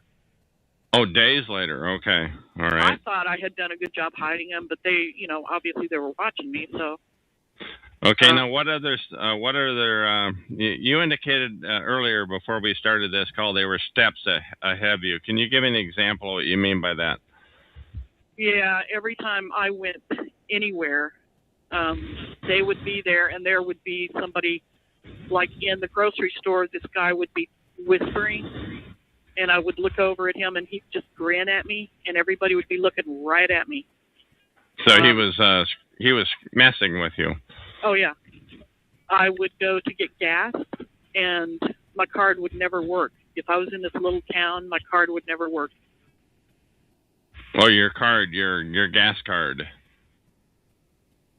your car. I forget. Was it your car or your card? Are you there? Shoot, we lost Southwest Ohio, the woman that we were talking to, Sydney, and hopefully she'll call back in. My name is Chuck. It's 8:09 p.m. Pacific time today on September 4, 2012. So we're waiting for Sydney to call back in. She was a sudden drop. After a short bit, I'm going to go ahead and terminate this call, but I hope I won't have to do that. Hopefully she'll call back in, Sydney, and I've just unmuted her on the PC here. I just realized I had her muted, so hopefully she'll see that she's been unmuted, or if she's listening to us on the speakers on her PC. We'll see. This is going to get to be kind of uninteresting, hearing me do my best to ad lib in a situation like this, difficult as it may be. My name is Chuck. This is TalkShoe call number 120297. To call into this talk show, you can call area code 724-444-7444. When it prompts you for the call number, enter 120297 #, and then enter 1 £, and it'll bring you right on my board, at which point I'll see you and unmute you. So once again, we lost Sydney, unfortunately. Maybe sometime tonight, I'll give it a couple more minutes here. We'll see what happens. I always hate this, but this is not an unusual type of thing anyway. I'm out here in Vancouver, Washington. I'm a targeted individual. I'm talking to you right now on the TalkShoe.com network, which is free. You should start your own call regarding this issue of organized stalking. It is my belief, my assertion, that 2/3 to 9/10 of the people that are in this room right now, and there's probably 15, and there have been as many as 20 during this recording of Sydney. Most of them are not TIs. Many of them are just casual listeners. The word went out somehow that this is a place that there was something going on here, because I don't do recordings that often. Once again, if Sydney comes back to her PC, I hope that she calls back in. But anyway, a huge number of what we call perps, or perpetrators here, and they get their perp training essentially by listening into these calls, and they start to emulate some of the things that are said, which is why I try to. My phone disconnects every time I call you, said Sydney. Just typed in. Well, you might just call. Oh, I see. So I guess maybe we'll have to call this call to an end then. Anyway, Sydney just typed in, my phone disconnects every time I call you. Once again, I don't want to make this an overly long interview. This is Chuck. I'm going to shut this call down now. And that is the end of this recording. Talk shoe. Recorded live. Hello, my name is Chuck, nickname Van, of Vancouver, Washington, USA. Welcome to Talk Show call number 120297. This call is being recorded, and anything said will go into the public domain. Thus, everyone is entitled and encouraged to copy and republish any or all of this MP3 file, and you do not need to permission, no notification, or attribution is necessary. To find more of these public domain audios, go to the top right corner of any TalkShoe.com call screen and search for Vancouver or 120297, the show number, or click on the purple top left Live Now button to see if the show is presently underway. The time out here in the west coast of the U.S. is about 8 minutes until 10 p.m. And today is Tuesday, September 4, 2012. I have on the phone with me from the last call where she ran out of minutes on her prepaid cell call phone, Sydney, and how are you? I'm great. How are you doing? Hanging in there, thank you. Now, I've been doing a lot of talking in the chat room, and there are, I don't know how many people are there, but 10 or 15 people in here. What have you learned that what rocks your boat that you've heard? I'm concerned that nobody's really networking enough. And I don't know how you accomplish that when you're afraid. I don't know how you get to that. But it seems like if things are really going to change, that's one of the things that needs to happen is people need to be able to stick together. And I don't know how you do that other than what is happening with this. Now, I hate to be defeatist, but I do want to respond to that. You've heard me say that 2/3 to 9/10 of the people that are in this chat room right now, I believe, are perps. What do you think about that? What percent would you give it? What do you have to say about that?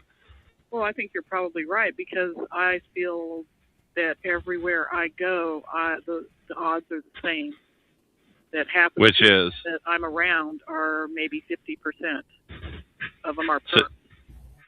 Okay, but so there are a lot of perps, and so you're not delusional. You're not making this up. You just think their perps are effing with you where you go, and that's now I haven't had it in a while, but there were times when it was the case with me. Anyway, tell me about the isolation that you've encountered. That's one thing that we talked about earlier, and I'm asking you to repeat that, but this time on the recording.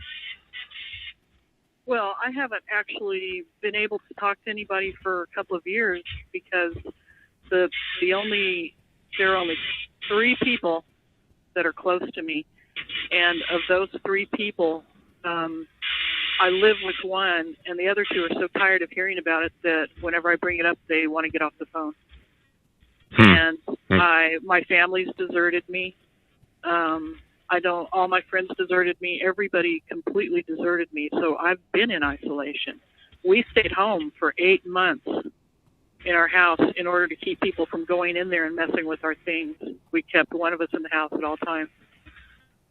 And well, at least you have somebody else. At least you have somebody else to be in the house with that you can share that responsibility. I envy you for that. Yeah, and that's the thing that has saved. Really, is being able to be close to one person. Okay. And over the 20 years that this has been happening, I slowly withdrew. I mean, I was kind of a shy person anyway, but I was just starting to find my way, and so I just withdrew into this shell and got to be the kind of person that didn't really associate with anybody because I knew that I couldn't trust any of those relationships. So it stole my life from me, basically. Okay, but what happened? What event was it that happened? You mentioned 2 years ago where you found out that there was this protocol. What happened, please? I started noticing that somebody was breaking into my car about 5 years ago, and I thought it was the original group from 20 years ago. And I still don't know for sure if it was the same group at that time, but I know now they're related, but I don't know if they were related 5 years ago. And I just noticed that somebody had been breaking in my car. I believe what they were doing was putting recording devices in my car. And, the carpet had been pulled out of its metal trim, so somebody was in there because I hadn't touched it. and nobody else gets in my car but me and one other person, and she's not capable of doing that.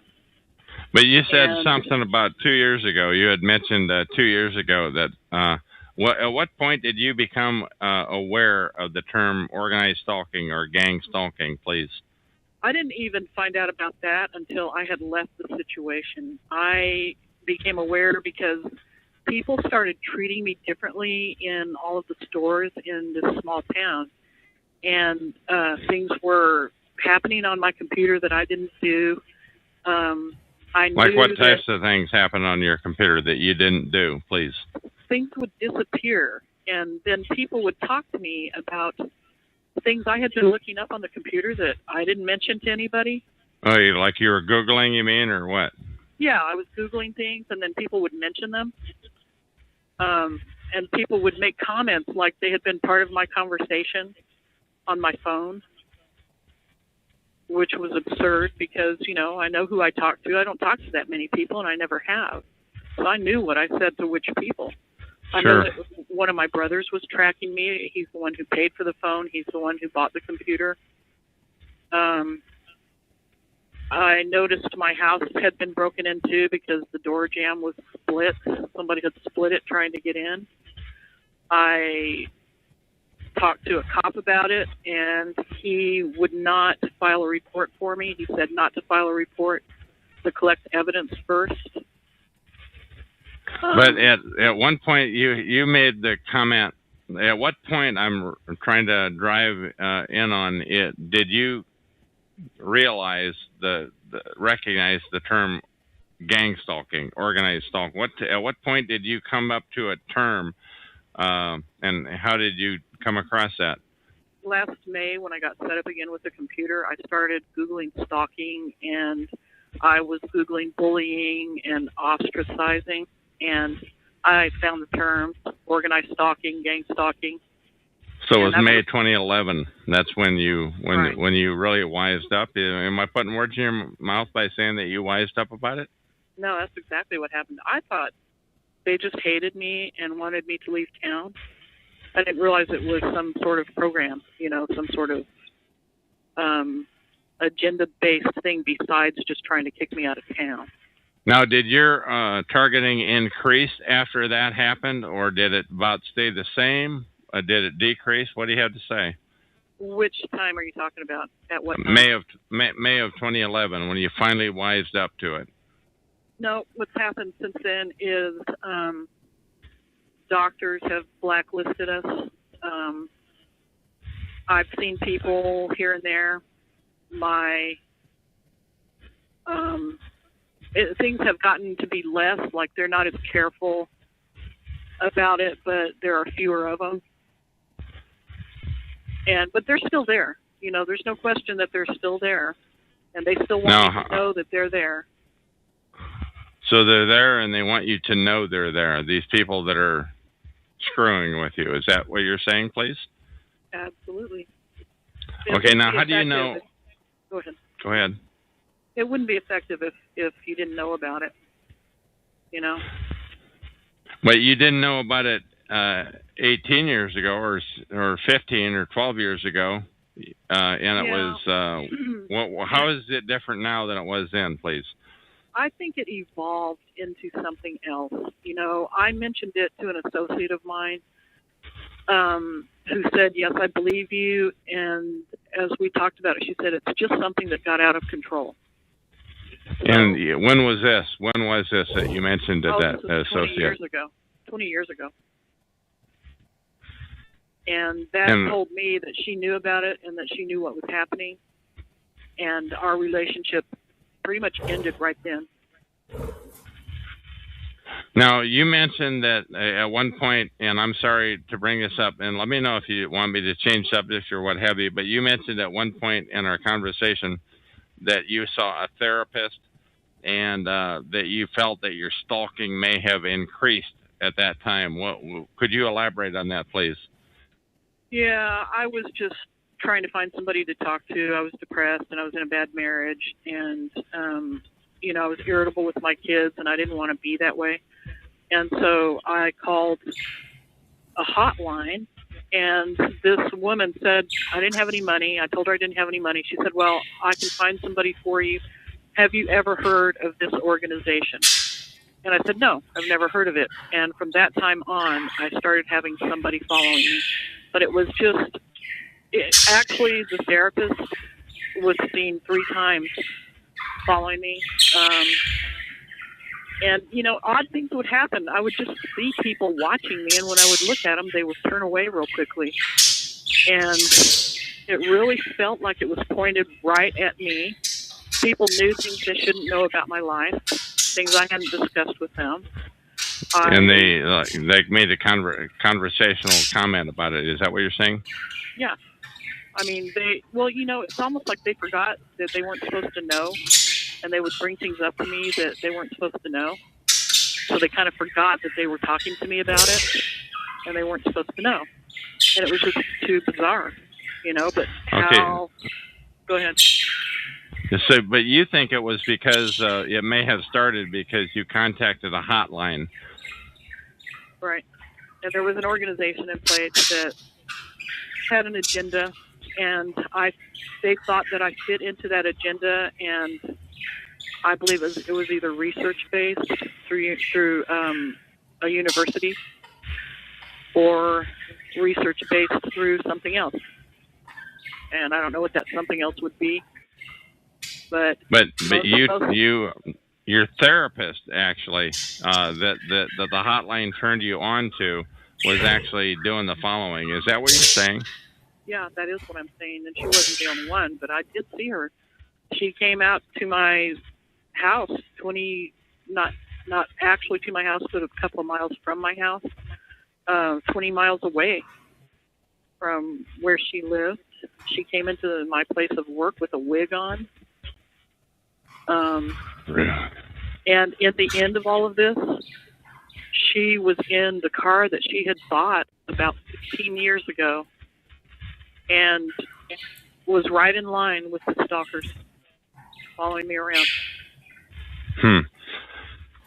Tell me about, now I'm just bringing some ideas off of my list because I made some notes before. Tell me about, you found some porn on your PC and they framed you for it. What do you have to say about that, please? Oh, that wasn't me, but that was somebody else that said that. Oh, okay. Said they found it. All right. So a couple of years ago is when you finally put your finger on it about organized stalking. Is that right? And how have things changed? How's your life changed since then, please? Oh, my life is completely changed. I don't have the freedom to be who I want to be. I haven't had that freedom for 20 years, but it's gotten a lot worse. You know, I used to have hope about being able to pursue my dreams and not be blacklisted everywhere I go. Now I don't believe that's ever going to happen. I don't work out of the house anymore. I don't go out and enjoy myself much. I pretty much stay in the house most of the time. And I may or may not change that in my life. It depends on how things go. I was totally afraid. A year and a half ago, I was really afraid. I'm not like that now. And I don't expect to ever feel like that again unless I'm physically threatened. Okay, but now I want the word out. You want the word about once you fill in the blank. I want the word out about gang stalking. I want it to. I want people to get together and try to do something about it. Okay, now how do you see people getting together? Given that we kind of, I think, agree that in this room right now there are like 20 people, and we think, I don't want to put words in your mouth, but what percent of them do you think are perping or here to screw with us? Well, you know, I'm not looking at the phone numbers, but just based on the people that you had muted earlier, I'm thinking it's probably 50% might be perps. Okay. I don't know these people, though. I'm new to this, so, you know, you've probably dealt with some of these people before. So you've only been around, I don't recognize most of the names either, and I can't see the phone numbers. All I can see is guest number 3, 4, 16, 17, 8, and so forth. But you think your doctor had you blacklisted? Can you tell us more about that, please? Yeah, every time I've been to a doctor, whether it was for me or somebody else in my family in the last 2 years, and even a little bit before that, it's there's always something wrong. You know that they are treating you in a way that is different by comparing how they treat other people. Sure. They treat you with disrespect. They give you looks that don't make sense. I went into a federal office for something for somebody to help somebody get something, and they glared at me. They started yelling at me. They accused me of something. So you're saying in a federal office they actually were outright nasty, burping? To the point where I went to get a lawyer. Really? To take care of the business. Yeah. Yeah. Tell me about that lawyer, if you would, please. And how many lawyers have you talked to regarding this issue?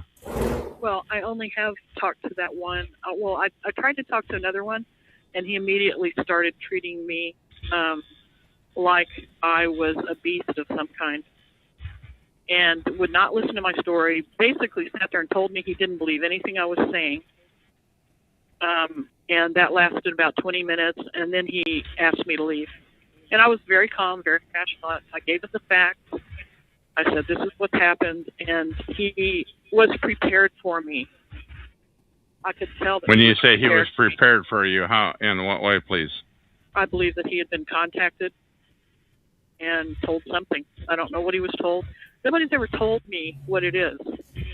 One of my brothers did say over the phone before he quit me, he said, it sounds like something you guys did it sounds like it's because of something you guys did a long time ago. My neighbor. Okay. Now that. Go ahead. No, please, you go ahead.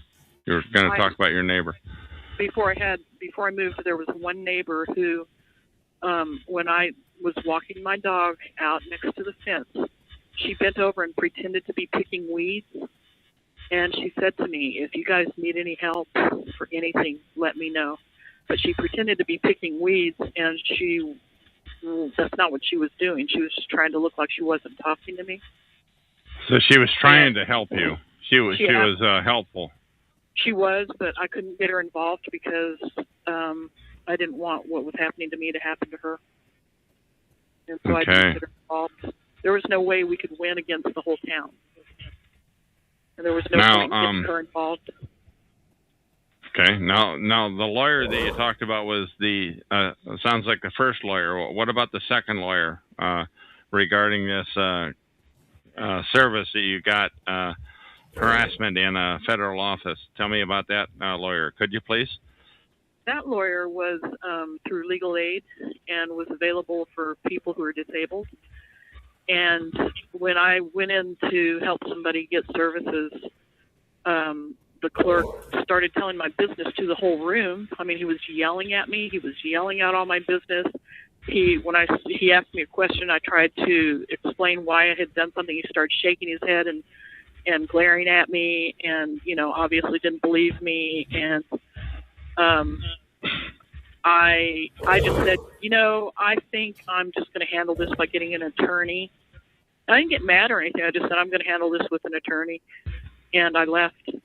And the other time I had been in there, the person who was helping me said, this isn't yours. Like I was trying to get benefits for myself. And it absolutely was not for myself. It was for somebody I love.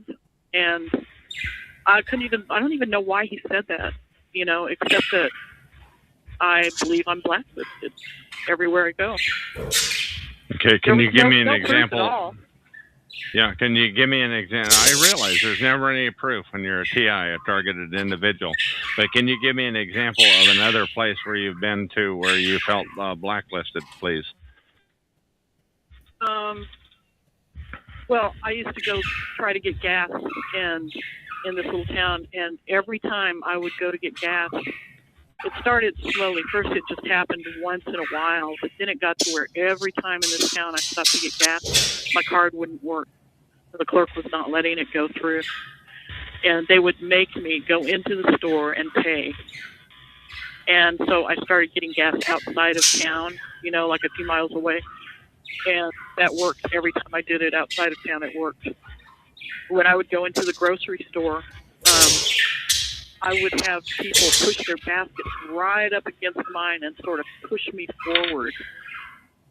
I had two people. One of them was a local female cop. I had two people just glare at me and stare me down with hatred and rage in their eyes. And it just seemed to me that it just came out of nowhere.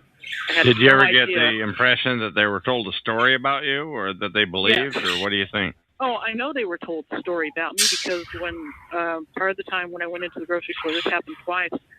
This guy who I sort of recognize, I'm not quite sure who he is, but I know I've seen him somewhere in my life. He would stand there and talk to a group of people, where they have the self-checkout registers. He would stand there and he'd be talking to everybody, and they'd all turn and look at me. I'm down the road, down the aisle, checking out myself, and everybody all of a sudden turns to stare at me. And as I walk by him, he laughs at me. And everybody's just looking at me like I'm a monster. And I have no idea what it was about. Okay, other examples of that, other than the store, or other, how many times in the store does that kind of thing happen, please? Every time I went into the store for the last year I was living there. Every single time, every store. So was it the same guy? Was it a different guy? What do you think? Oh, no, it was different guys. And every time I would go to a store, there would be somebody with, the people who were following me all wore baseball caps, and they all had the lights on their cars. So every time I would go into a store, this one store in particular, I would go at 2 a.m. sometimes just to avoid everybody. I went in one time, and this guy in a baseball cap, this kid, he's like 15 years old. I walk in, and the clerk says to this kid, she's here, and he was sleeping on one of on a booth. They had a little eating area. He jumped off the booth and puts the phone to his ear and pretends to be talking on the phone. And I just walked out of the store. I wouldn't even deal with him. Another time in a different store, the same thing happened. I walked in, and the guy immediately got on the phone. Another young kid standing there in his cap gets on the phone. How young? What's the age? I don't want to dwell on 15, it. probably 15, 14. Okay, please continue. When I was in my backyard, a kid 2 houses away that was about 12 was shooting at my house with a BB gun while I was out there. And I just, I stood up and looked at him, and he quit doing it for a few minutes, and then he started again. Huh. I had to throw things at my house. One of the neighbor kids? Yeah, he was a neighbor. I don't know him. He lived, like half a block away. Okay. What else were you going to say? They'd throw things. What was that again you were going to say? I would sit outside. This caused me to start smoking cigarettes again for a while. And I was sitting outside smoking a cigarette, and something hit my house. It's like somebody was throwing rocks at my house. You're cutting out. You're cutting out completely.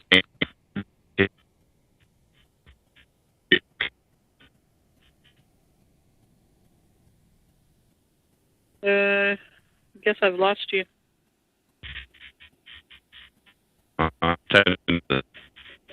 can hear you talking, but it's not clear. Okay, she's walking around. Well, I'm sitting still. Okay, testing 1, 2. What? Now, are you there? Because we're losing our connection. I can hear you now. Okay. Okay, why don't you just repeat what you said in the last minute or so, because it was pretty choppy. Could you please repeat that? What's the last thing you heard? I don't know. Why don't you just repeat what you said? Somebody was throwing things at my house. I sat outside and was smoking. this whole stress thing caused me to start smoking. And people were hitting my house with rocks. And go ahead. No, you go ahead. You're doing great now. I can hear you fine. Please continue, though. So then at night, a lot of times I would hear things hit my front porch. I went outside, even in the dead of winter when it's freezing and there was snow and ice on the ground. Every time I went outside, somebody's light would come on across the lake at their house. They spotlighted me with this big, huge spotlight. They flashed it at me. And even if I was going somewhere at 2 a.m, which I did a lot of the time, just to get out of the house once in a while, I'd go for a drive by myself. At 2 a.m, I had a posse with me everywhere I went. How big was the posse? It varied. In the beginning, it was just 2 cars that would follow me, the same 2 cars everywhere. And then when I started talking about it on the phone to my son and my ex, it increased to 15 to 20 cars at a time. And now, how many times a week? How many times a week did you go out? Did this happen? From 2 to 15, or when I was testing it out, it was every day, no matter how many times a day I went out. And that's how I knew that it was actually happening. Is because there were 3 entrances into town, and they would be at every entrance. Somebody would be waiting every time I left the house, and then they would start following me.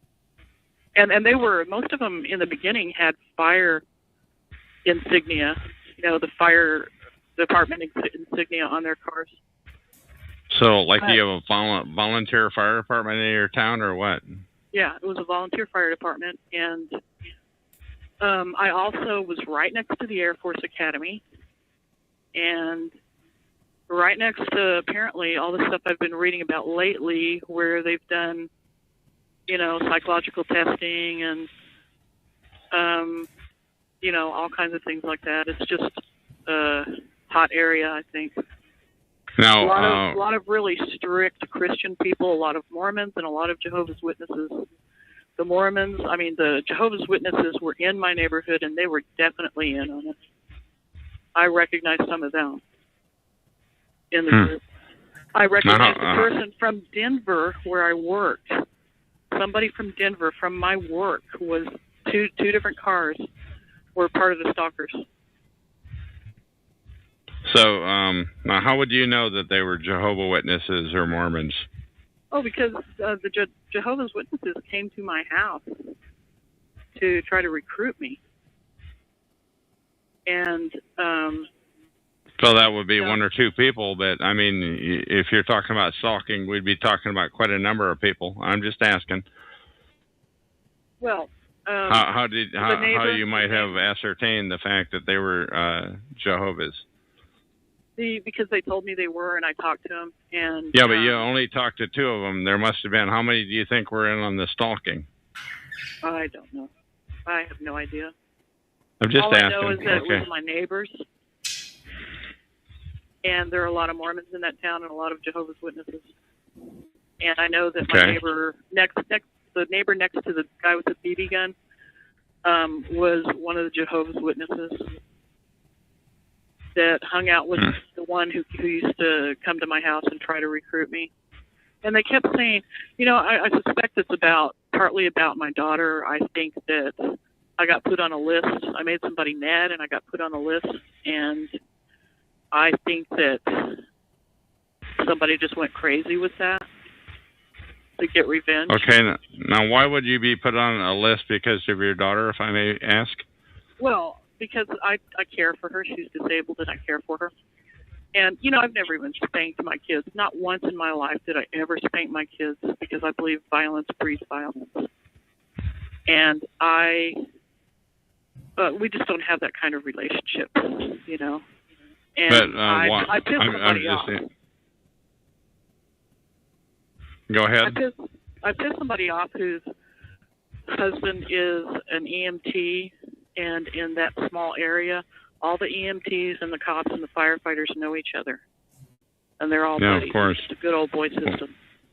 When you talk about a small area, can you give me an approximate population of that town that you're in? I don't really know what the population is, but it only had two or three fire department buildings. It had two big grocery stores, and about 3 convenience stores, and that was it. The rest of it was residential. Did you get harassed in all 3 of the convenience stores, or? I got harassed in every single store. Every store in town that I went into.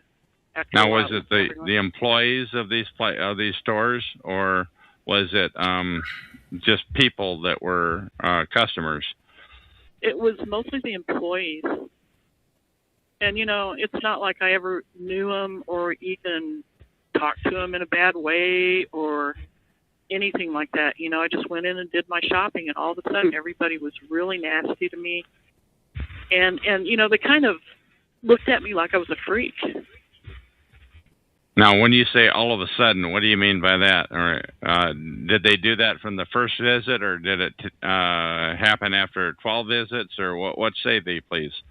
I would say after I was in that town for 3 years. I would say after about the first year is when I started noticing it. Maybe they did it before and I didn't notice.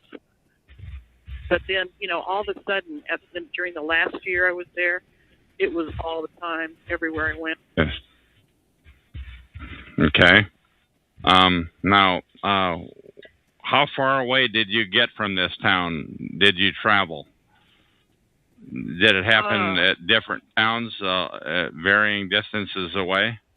Not in the beginning. In the beginning, it was just there. And then it started, I would drive into the next county to see if they would follow me that far.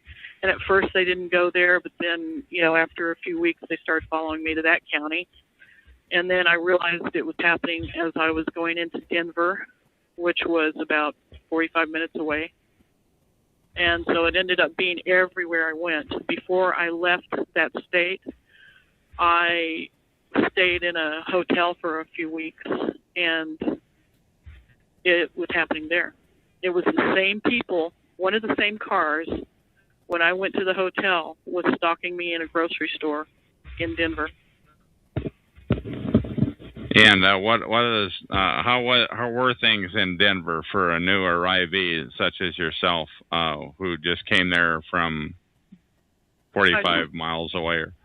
Go ahead. Well, I was still terrified. I was still traumatized, and so not that you ever get over being traumatized by something like this, but I was still in a really sort of a fight or flight mode.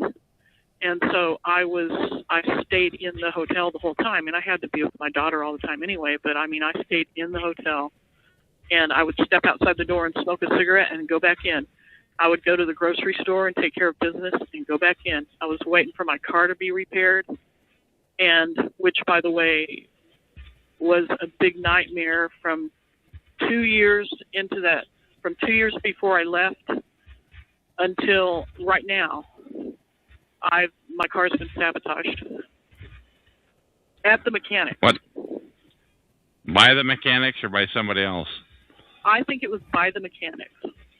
And what sorts of things are they have been done to your car, if you could please?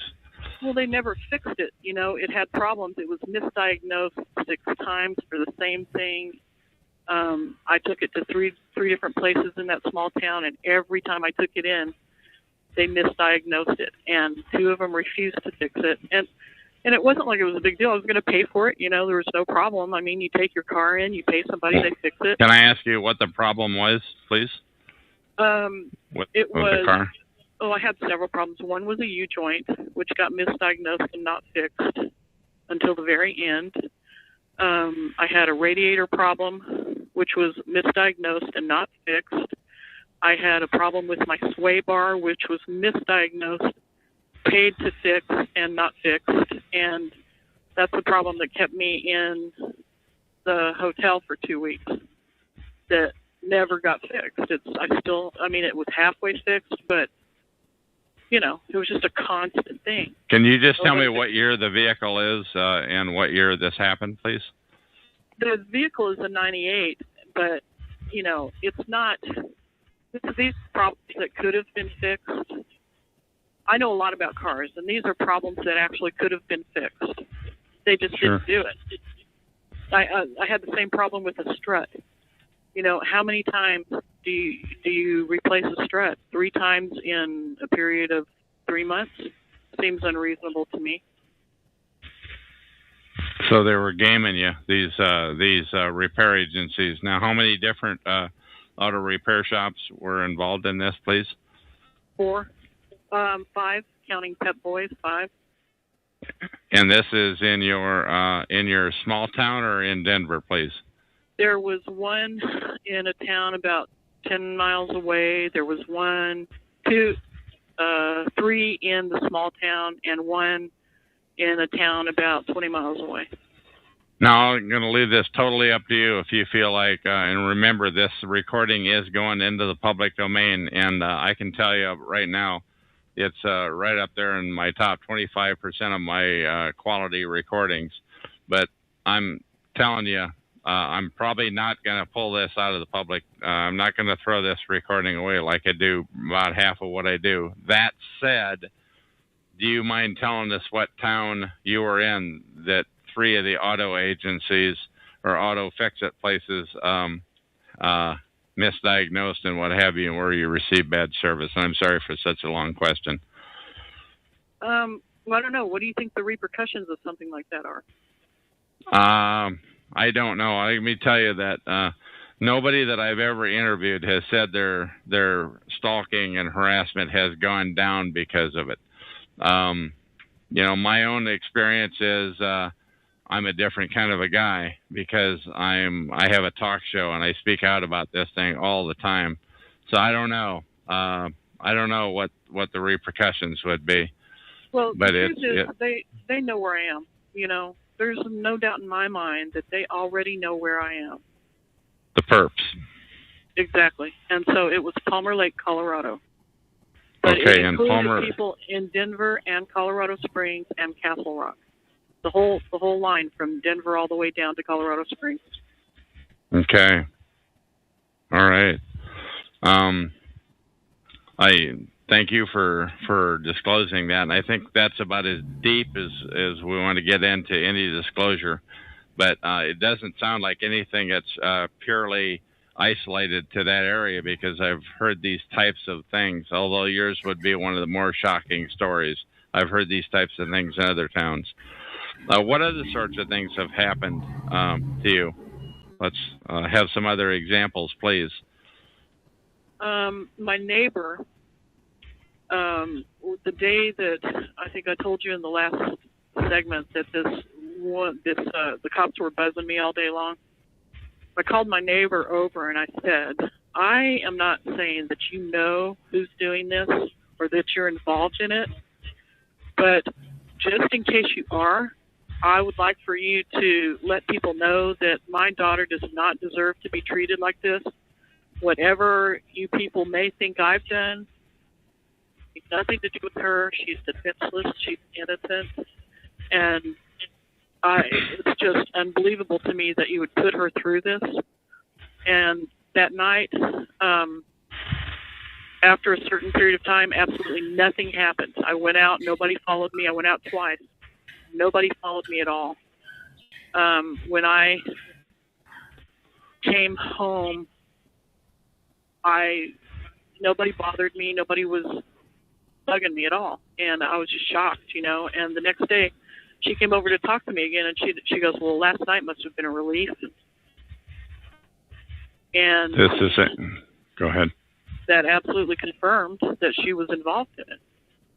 She sure. had conversations about things. She had conversations with me mentioning things that my brother and I had talked about on the phone. So in my mind at that time, she had talked to my brother. Now, she may have just had access to my phone calls somehow. You know, maybe I was wrong about how she got the information, but she got private information about me somehow. Now, when you said the cops were buzzing your house, what do you mean by that, please? They just drove by it all day long, back and forth. And they, I called my son to tell him, you know, I told you about them shining the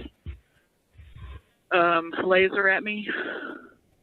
When I called my son to tell him about that, there was a whole crowd of cops across the street in a parking lot.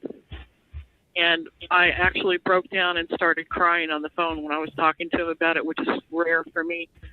And you could hear this audible, oh, you know, like, oh, now she's feeling sorry for herself, that kind of thing. The cops that were across the street in a crowd were saying this. Yeah. How many cops were there? There were at least 3 cars, and you never see that many cars. There were 3 black and whites, which aren't even the color for that town. They're in the town monument that's connected to it.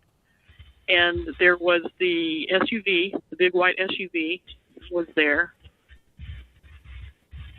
And it's hard to see. It was pretty dark, but you know, there was a whole crowd of people over there. And it was so it's not scary. like you're a big threat, you know, like you know, you weren't driving a Sherman tank with a bunch of, you know, heavy artillery on it. You were just you. Right? Yeah. Yep, one person with a responsibility that, you know, I would not put in jeopardy to justify somebody like that. Okay, again, though, you used the term the cops were buzzing your house. Can you tell me more about what you mean by that, please? They just drove by it all day long. Every time I used to sit outside a lot because, like I said, it made me start smoking again. And so I didn't do that in the house with my kid. And so I would sit outside and smoke cigarettes. And I was always watching to see what was going on. I was trying to put the pieces together and figure out who was doing this and why they were doing it. And all day long, they would just go back and forth in front of my house. And you would see them, you know, maybe a few times a day. But this was like 20 or 30 times. And it seemed to be concentrating on me. They looked right at me as they were driving by. You know, it was very now, how many pointed. cops are in this town where you live? How many cops or cop cars do you guess there were? Well, I only ever saw 2 at one time. I think there were only 2 on duty at one time. I'm not sure about that, but that's all I ever saw. Now, do you live on a main street? Yeah, I was on a main street. Okay, so they could have. Okay. But basically, they were looking at you, making it pretty obvious to look at you. These cops, 20 or 30 times a day, 20 or 30 times a day. You're saying the cops in a town of 2 cop cars, the cops would drive by and they'd rubberneck and look at you. Is that? I'm just not pushing. I'm just asking. That only happened like that one day.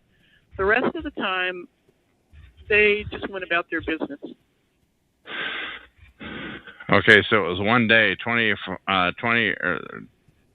plus times where they drove by and rubbernecked and look at you. Yeah, I've had that happen right here in downtown Vancouver too. You know, where 5 different cop cars were rubbernecking, gawking at me. 2, maybe 3 times, just 4, maybe 5 cars just gawking at me. It just gives you the creeps. So yeah, I have you can tell no. when it's pointed at you, you know. Yeah. What other sorts of things have happened to you, please? Oh, let's see. They broke into my car and pulled the carpet out of its metal, you know, the little metal runner thing that holds it in place. And I hadn't been in the back of that car in I don't know how long. And I know I didn't do it. It's not something a mouse could do. It's not something that could have happened anyway except for somebody pulling that carpet out of there in order to get to something underneath it. I'm assuming that that's what they were doing. I believe that happened even before I moved to this town. The first time that happened, like a year before I moved to that town. And I thought it was odd, but I had already been used to people breaking into my house, my other house, and going through my things, you know. So I knew, unlocking my windows, I never left unlocked because I had somebody I was protecting. Not to mention protecting myself. I never had windows unlocked, never left them that way. And I would come home and find windows unlocked. I found another door jamb broken at that house, the previous house. So they were messing with you. They didn't have to break your door jams. They didn't have to leave the windows unlocked. They were messing with you. They wanted you to know they've been there. Is that the way you took it? At the time, I took it that they were trying to leave access for themselves to get in. They did actually have to take the door jam off to get into the house without a key, and at one place. But leaving the windows open, I took to mean that they were trying to leave easy access so that they could just crawl through the window. Now, how many houses are we talking about that you've lived at? And were they all houses? Were some of them apartments? Did you? No, they were all houses.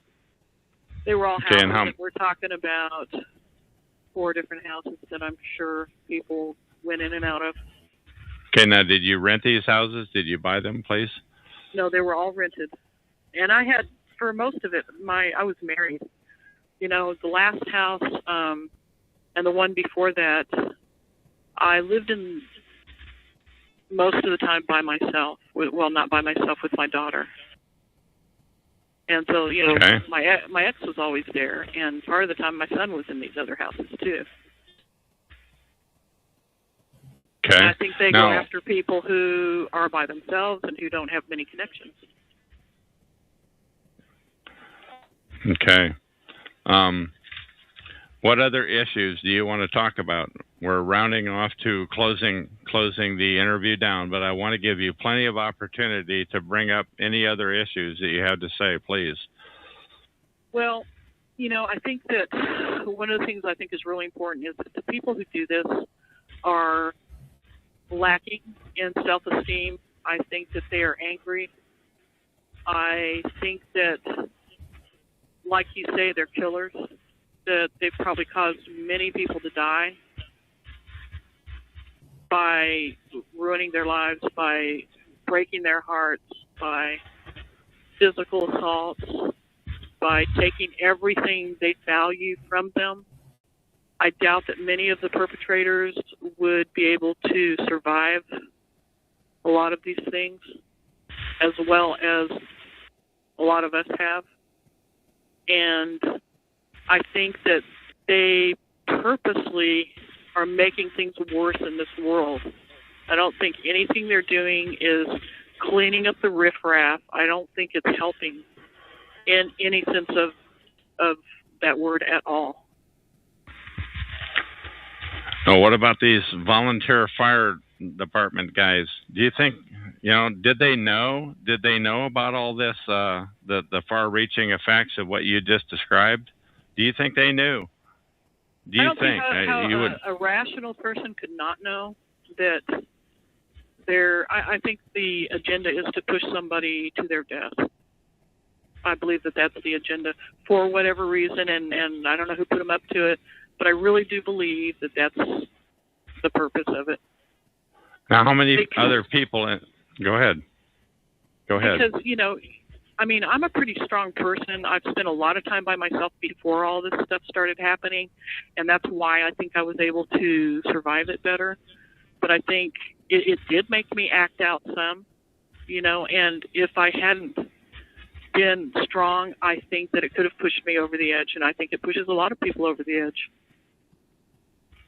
But how could you not know that that's what's happening? You see it happening. You have access to somebody 24/7 through surveillance, so how could you not know that? So these, you think it's volunteer fire departments, and you think there's no way they couldn't know that this is happening? These volunteer firemen. I think it's a lot of civil servants. I think it's police. I think it's fire. I think it's Joe, normal citizen. You know, I think it's people who think they're helping the world, who don't really have the whole story. But I don't see how any rational person could not know how painful it is to put somebody through that. It's beyond me that somebody would not understand how that works. Because we're wired, we're hardwired, according to some tests that have been done, to when we're rejected or hurt, there's a certain part of our brain that lights up, and every one of us get angry. We're hardwired to do that. The people who are healthier are able to recover from it more quickly. But the ones that have lower self-esteem or maybe don't have as much support in their lives or have been abused don't recover the same way most of the time. Okay. What do you want to say to those civil servants, to those to those cops, those firefighters, those people who most people wouldn't know about this about them? Most people wouldn't know what you're talking about, that they're doing that. What do you have to say to everybody involved? What do you want to say? Now's your time, because this interview is going in the public domain for the eternity of mankind. What do you want to say to them? I want to say that it could be your kid that's suffering from this. It could be your best friend or your loved one that gets it the next time just because they piss somebody off and somebody puts them on a list. And there might not be anything you can do to stop it, and it might go further than it's gone with some of us. They might die because of this. Do you think those people know about that there is a list? Do you think they just blindly do what they're told to do? What's your guess? I think some of them do know there's a list. I know that healthcare professionals do because they have threat assessment teams. And I suspect the local police know because they have threat assessment teams also. And the fire and the police departments in almost every town I've been in are brothers. You know what I mean? They're close. And they work brothers as in Masons, you mean, or brothers as in brothers what? Brothers as in there's a brotherhood where they take care of each other, like a professional courtesy kind of thing. Okay. And I do think some of them know, if not all of them. Okay. What else? What else do you want to say? It's totally open-ended, and I just want you to get your thoughts out for the eternity of mankind. What do you want to tell people? What do you want people to know about this protocol of organized stalking? Well, like I said, it's not going to be just limited to the people it's limited to now. This is going to go beyond just going after a few people who you don't want to see in your town. It's going to go to where we're all under control and none of us have any freedom at all. And we're giving people power to do exactly what they want to do to us. And there's a certain percentage of those people that are sadistic, nasty people who are going to take advantage of that power and do things that are unspeakable, just like Hitler did. And if you don't do something about it now, you're going to be sorry that you let it go on. Okay. God, I cannot thank you enough for coming on here and talking. This is one of the best interviews I've ever done, but I want to give you, as I always do at the end of every interview, I want to give you one more chance. Is there anything else you want to say before we come to a close here? Peace. Say what? That's it. Peace. Peace. All right. And that is the end of this recording. Thank you. Talk show. Recorded live. Hello, this is Chuck, nickname Van, or Vancouver, Washington, USA. Welcome to Talk Show, call number 120297. This call is being recorded, and anything said will go into the public domain. Thus, everyone is entitled and encouraged to copy and republish any or all of this MP3 recording file. You do not need permission, no notification or attribution. If necessary to find more of these public domain audios, go to the top right corner of any TalkShoe.com screen and search for Vancouver or show number 120297, or click on the purple top left Live Now button to see if the show is currently underway. The time out here on the west coast of the U.S. is about 3:30 p.m. on Friday, September 14th, 2012. Okay, I'm going to read a script which I wrote. This is a shout out to targeted individuals, TIs, or to perpetrators, perps.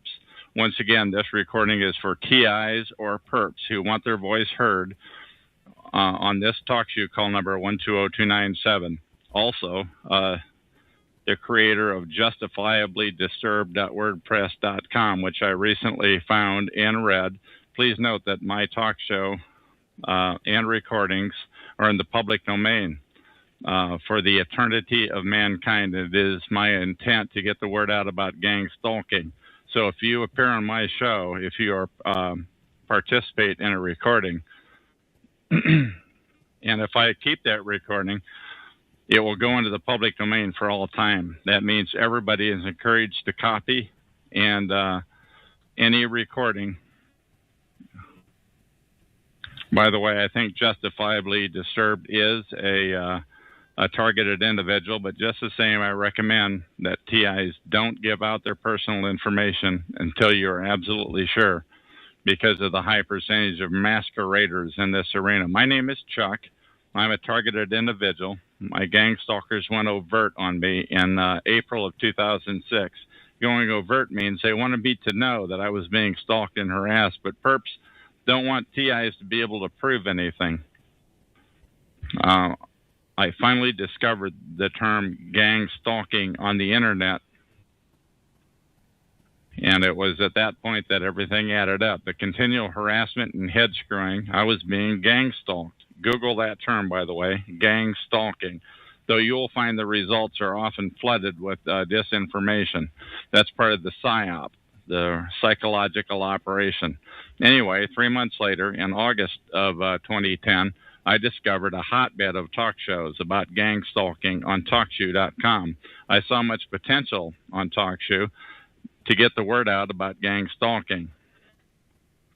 However, most of the calls about gang stalking were then and still are today of crazy talkers. It's a disinformation campaign. The plot had thickened. By the way, Justifiably Disturbed.wordpress.com mentions the concept of disinformation in her blog. Incidentally, you can count on this. The perp filth will do anything to flood her blog with crazy talk. Mark my words. So don't be surprised if you go there at some future time and there's a bunch of crazy sounding disinfo there. I'm telling you so now. Anyway, at the end of August 2010, on TalkShoe, I started my own call, number 87161. I conducted many interviews and recordings. A lot of those I later recognized were flooded by crazy talkers. So I erased many of them. So some of most of them, but some of the nonsense still exists on the old call number 87161. Incidentally, TalkShoe shut that call down in January of this year, 2012. But thankfully, the 87161 recordings remain to this date.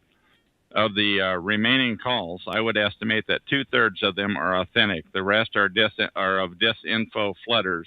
You decide. In retrospect, I now realize I was trying to be polite to the perp filth, but doing so is a mistake because the perps will take advantage of that. The perps will flood their disinfo crazy talk onto any call they can get away with it. Anyway, I cannot log into 87161 any longer. But 4 months later, in June of 2012, I started a new call, this call, number 120297. Please remember that this call number, 120297, as my talk show has imposters. So it is important to remember my voice and personal interaction. You can listen to my recordings and TalkShoe to determine my sincerity and the lack of disinfo and wacky, unachievable talk. As of this date, September 14th, 2012, this call number 120297 is live every day at 10 p.m. Pacific time, and often I'm not on. I am on much earlier in the day than that.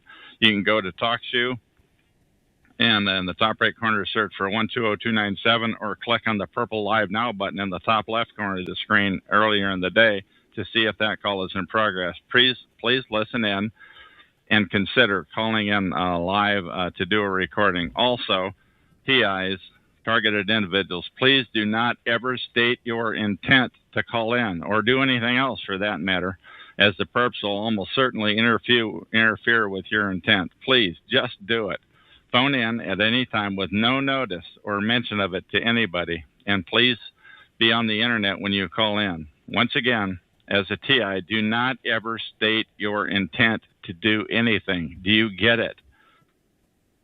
To call this talk show, you can call TalkShoe's number, 724-444-7444. Then on your phone, enter my call ID, number 120297 #, then enter 1 #. Let me repeat that.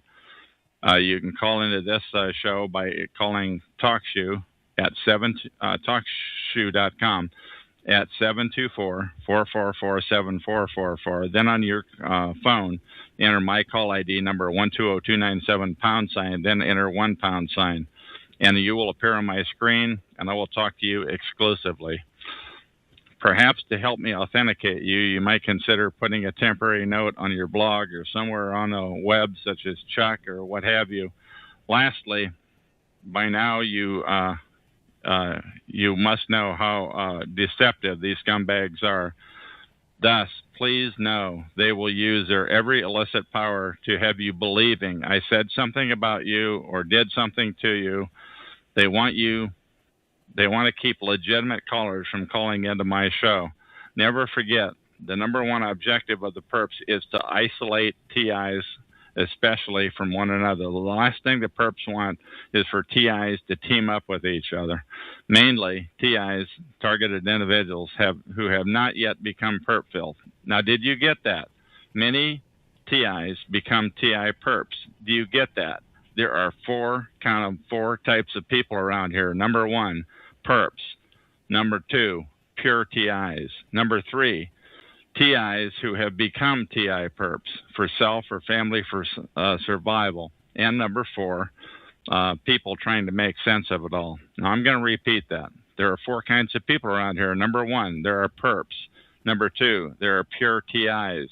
Number three, there are TIs who have become perps for self or family survival. And number four, people who are trying to make sense of it all. Many TIs become TI perps.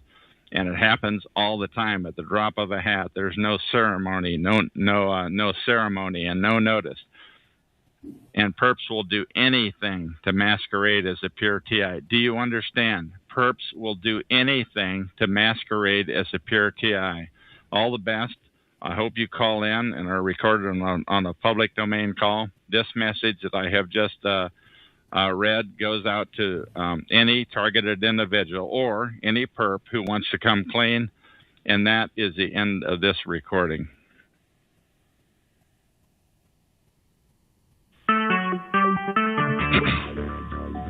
Talk show.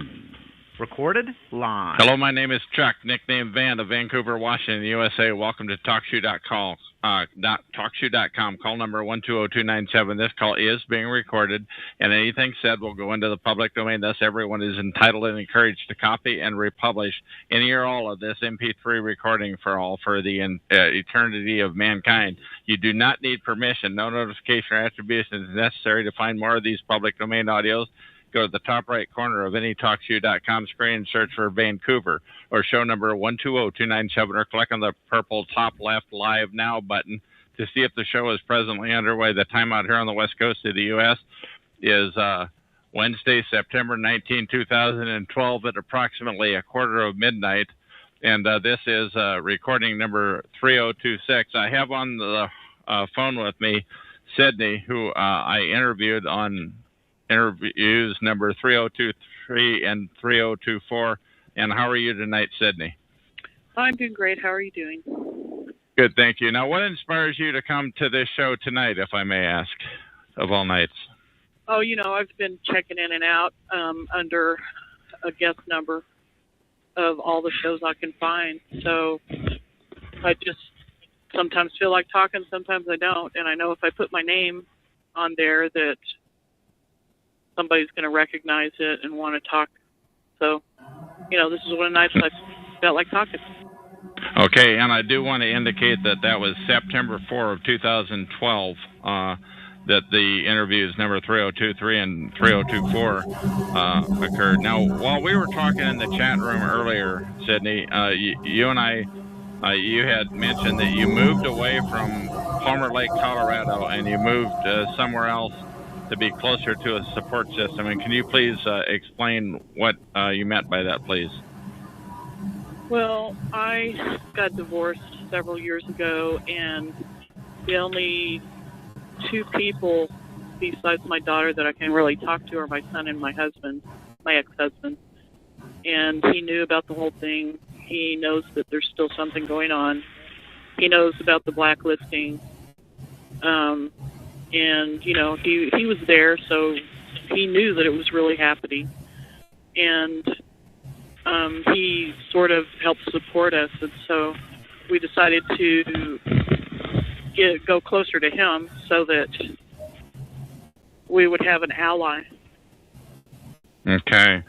And moved out of the state and moved to where he is. okay, so you're no longer since September 4. You're no longer living in Colorado, even. No, I haven't been there for a year and a half. Oh, really? Okay. Yeah. I'm sorry. I misunderstood that you were there before. But you stated earlier that the DU, the University of Denver, was involved in your stalking. And what do you have to say about that, please? Well, I caught one of my psychology teachers following me one night after class. Of course, if I were to say anything to anybody about that, nobody would believe me because that's too absurd, but it was one of the incidents, you know, that I've been collecting information on all these years.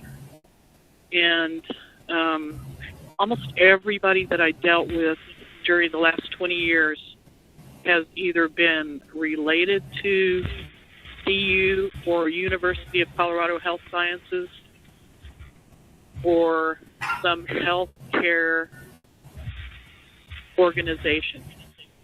Now, when you say Department of Health Sciences, does that mean of the mind, of the body? What could you explain that term? It means everything. It's the medical school there. So, you know, it's Okay. everything from physical therapy to psych to everything, body stuff. Okay. And tell me about this EVE, ending violence effectively. Tell me how that fits into what we were talking about. Well, because when I originally called, I had never been to see a therapist because I didn't think it was really a safe environment. In my head, that was never a safe place to go. And I wish I had listened to my intuition. But I was a little depressed, and I was kind of snapping at my kids, and, you know, I was happy about that. I needed somebody to talk to, so I called the hotline. I had a crappy marriage. I called the hotline. This lady said to me, "Have you ever heard of this organization, EVE?" And I said, "No." And she said, "Well, I can help you with this." And she set me up with this therapist, and I went to see a therapist for, you know, a couple of years, and she was part of that organization. And now we actually, I think we talked about this on one of the earlier interviews, where your phone minutes or something ran out, and that's why we did the second interview. But we talked about this, but I don't think we mentioned the name of the organization, and now we're getting a little bit closer to the brass tacks of it. What else do you have to say? Well, she started stalking me, this therapist did, and I would see her at my work, actually in a wig one time, and I saw her out by my house, which was way out in the sticks, on a day when I had canceled an appointment with her, and I hadn't gone into town or anything, and I wasn't even going to go to work, but I decided to go, and there she was, and she hid her face from me as I drove by. I got the license plate of the car that she was in because it wasn't her car. The next time I went to my therapy appointment, that car was there, and it matched to the license plate number that I had, and I hung around and found out who was driving it, and it was another therapist in her office. So the therapists, this EVE organization that you were referred to by the hotline, this a couple of the therapists there were actually stalking you. Is that what you're saying? That's exactly what I'm saying, and there's no question about it. Okay, now that, and also you had indicated on the earlier discussion that we had that those numbers of that organization disappeared from. Can you elaborate on that, please? Yeah, it was in the phone book. I kept looking up Eve because when I realized somebody was following me, I was going, "What the hell is this?" And I tried to look up Eve because I thought that it was definitely connected to that, or might be, and I looked it up in the phone book, and I didn't find Eve. What I found was ending violence effectively, and at some point there was some connection to it online, and it's been so long I don't really remember what it was, but when I started complaining to that therapist about it, she tried to talk me out of believing it, but she didn't really go after me. Like normally somebody would try to get you committed or, something weird like that if you said something like that. But she didn't even try to do that. She just denied it. And she... and she was one of the two who were stalking you. Am I getting this right? She definitely stalked me, yeah. More than once. And okay. It was the craziest thing. At first I really thought I was nuts. But then I wasn't about to tell anybody because I didn't want to be accused of being nuts. So I only told her. And I just sat and watched. I just sat back and watched the different connections, watched which people said things to me that they couldn't possibly have known. You gather a lot of evidence over 20 years. Now, I quit seeing her at some point. Something really tragic happened in our family, and I quit seeing her because I didn't want to play the game anymore. I was tired of it, and I had to concentrate on a trauma thing. And so I tried to stay away from them and just forget about it. But I couldn't forget about it because they were still stalking me. Okay. Now, and I'm just curious,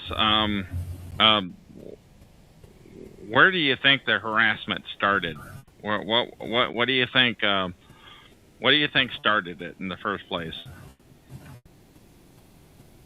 I think that I made noises about reporting it to the whatever the governing psychology body is, for Denver or the state or whoever, and that would have destroyed their careers. Had I been able to prove anything, it would have been big trouble for them. What I didn't really understand at the time was that they're all friends and that there's no way anybody was going to let that happen. And in fact, the therapist that I went to after that, I told about this, and she said, I have a feeling if you do that, it's going to turn out badly for you. So what you're saying is it wouldn't be a good idea for a psych patient, if can I call you that? I hope to turn in their psych. Right. That's what she was saying. I think she was warning me. That's what it sounded like to me, and that's how I took it. That she was warning me that I wouldn't be able to get anywhere if I tried that. And then she quit. She said she had to quit. She didn't tell me why. She just said she had to. Okay. Now, can I ask? We talked earlier about the woman with the wig at the Walmart. Could you explain that again? And also, how else were you harassed, please? So the person at the Walmart was later on in all of this. It was around 2008, and my daughter and I were in the process of moving to LA. And this woman, which is the one that's in your area now, was following us around the store. And I was so used to people doing that normally I just watched and observed and tried to see what kind of car they were getting into or whatever. And this woman has this habit of wearing scarves. And it's like a fetish or something. I don't know what it Okay, is. now, and if I may, how else were you harassed, if I may please ask that? How else was I harassed? People were in my business all the time. People were listening on my phone. People were breaking into my house. They were breaking into my car. Okay. Once I started around 2006 or 7, we had these favorite places we used to go eat in Colorado Springs, and all of a sudden people started turning against us. You know, they were always really friendly to us. Everything was fine every time we went to one of these restaurants, and then all of a sudden it was like we were really bad and they wouldn't be nice to us anymore. It was just, they would glare, you know, it didn't make any sense. Okay, now you indicated that this one person ended up in my area here of Oregon and across the river where I am in Vancouver, Washington. How would you know that, please? Oh, because I looked her up online. I followed her Facebook page, and it said that she went back there. Plus, she was actually in charge of my daughter at times, and was in charge of a group I belonged to. You know, my job was at a healthcare organization, and this woman was, as an intern from DU, was part of all of this. And she was the person who stalked us at Walmart when we were moving. And when I first met her at my job, I didn't really realize who she was. Then I remembered the scarves that she wears, and I realized it was her. Okay, and I really appreciate your not mentioning any names. I think we can get away with the DU, the Denver University part, but we don't want to mention any names, and I really appreciate your not doing that. I'm just curious, have your children been harassed at all in this? I don't think so. I think that my son is... I do think that he's being stalked. I don't think that he knows it. I don't think that he can fathom that the person who's doing it would do that to him. As somebody he's close to. But now, typically... Go ahead. And I don't know what the agenda is, but I do believe he's being watched. Absolutely. Now, typically, when we talk on here, we talk about organized gang stalking, that there's people other than just like the hospital. This would be an unusual situation where you know where they actually came from. Have you had other groups stalking you and harassing you?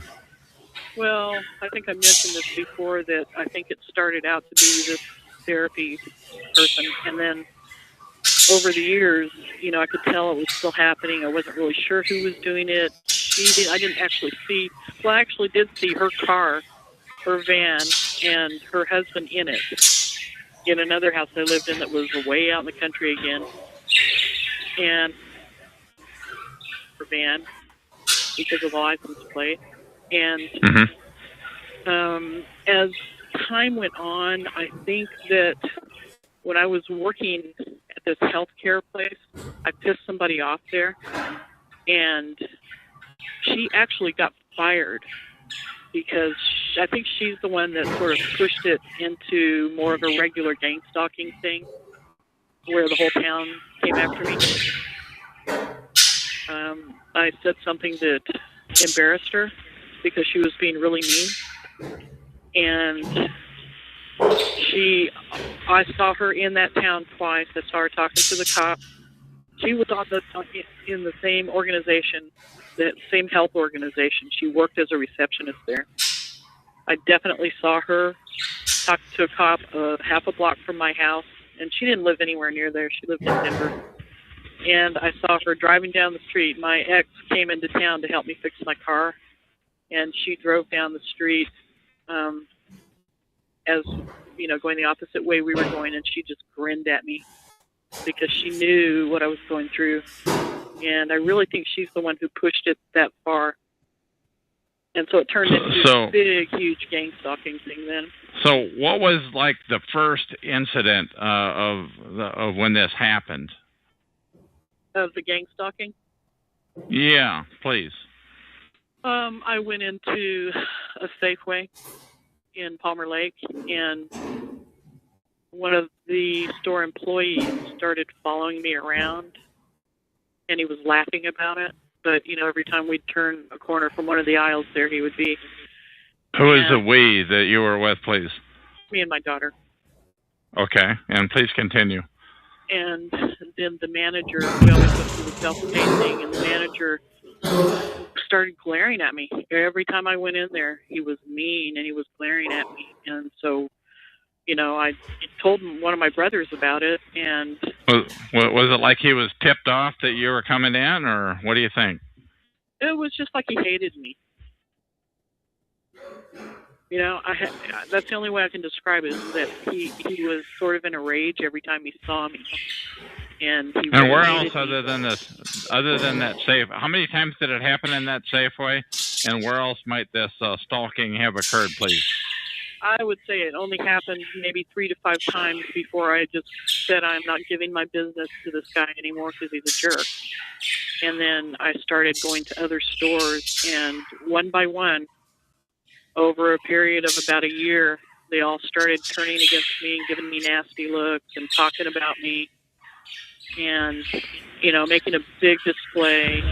Cars were following me everywhere. And it was just full-blown gang stalking. Every store in town. Then it started following me into Denver, to stop it at this little Mexican place on the way into Denver, because we went there 3 days a week. And all those little restaurants that we stopped at by the end of this whole thing in Colorado were turned against us. Okay, and this is 3 days a week over how long of a period of time, please? For about 2 years. And it happened okay. the last year that we were doing it. It was like that. Before that, it was still just people who knew too much about me that I hadn't told anything to. And, I would test this by saying things in the privacy of my car. And sometimes my daughter didn't even hear me say them. And then these things would be repeated to me.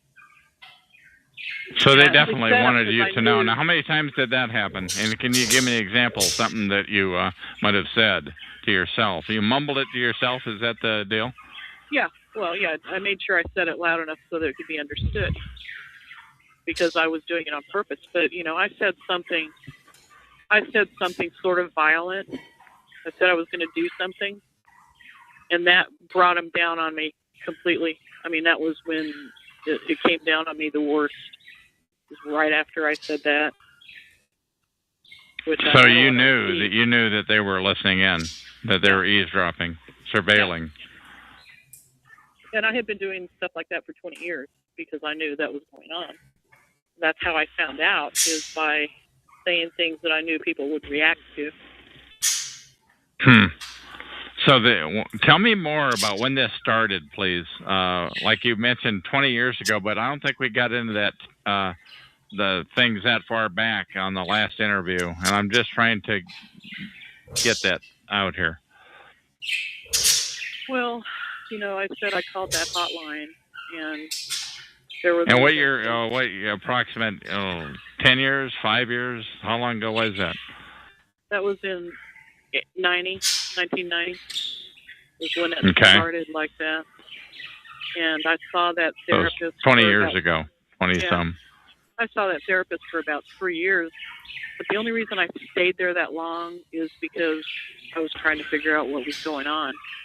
I actually didn't need to be in there. I was in there. I had to make up stuff that I was unhappy about in order to be able to stay in therapy so that I could keep collecting evidence. And, and I guess it serves me right for playing the game for so long. But it was the only way I was ever going to be able to stay connected to it and find out what was going on. If I had just walked away, I was intrigued too, because I didn't know if it was evil or if it was good, or, because there were times when it seemed like they were trying to help me in the beginning. And the beginning was how long ago, please? 20 years, over 20 years. Over 20 years. Yeah. Okay. And how long have you lived in Palmer Lake, south of Denver? I only lived there for about 3 years, but I lived in other areas around there, other two other rural towns that were within 15 to 30 minutes from there. And the same things happened, things would start out okay, and then eventually things would go sour. And it's not like there was ever a really apparent reason for it. It just would happen. And I didn't socialize that much, so, I mostly just stayed with my family and my ex-husband. And so it was pretty obvious when things would happen that there was something wrong, because I just didn't hang out with that many people. And I still can't say for sure that it's the group that ended up doing the most damage in the end. Might have come from the person at work, but I know that therapist was there in the end.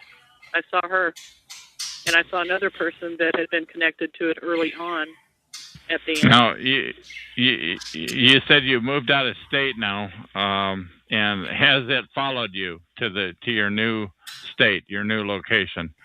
Definitely some things have happened that I believe are related. Right now, I've been blacklisted, and that's been going on for years and years, maybe the whole 20 years. Blacklisted in what way, please? And how would you know that, please? Because you know how people treat you when you go into a doctor's office. And I've had to have my daughter in and out of the doctor's office her whole life. Well, since she was 7. And so I know that, just the way they treat you. Okay. And other than the doctor's office, how else might you ascertain that you've been blacklisted, please? Well, I think I mentioned this last time going to SSI. They've been given, of course, they give everybody problems, but when I first went in there, the guy said to me, when I was trying to get money from my daughter, he said, "This isn't yours, He was glaring at me, and he said it in a real snotty way. And he had no reason to say anything like that to me. The only time we were ever on any kind of help like that before, I refused it as soon as I could, I didn't cash the checks because I didn't want to get in trouble, and we were making too much money to really need the help. And there was no basis for him to act like that. Right. That just came out of the blue. Has it helped you to move closer to your husband, or has it gone the other way? Oh, it's helped me because when there's two people watching out for it, you have to be more careful.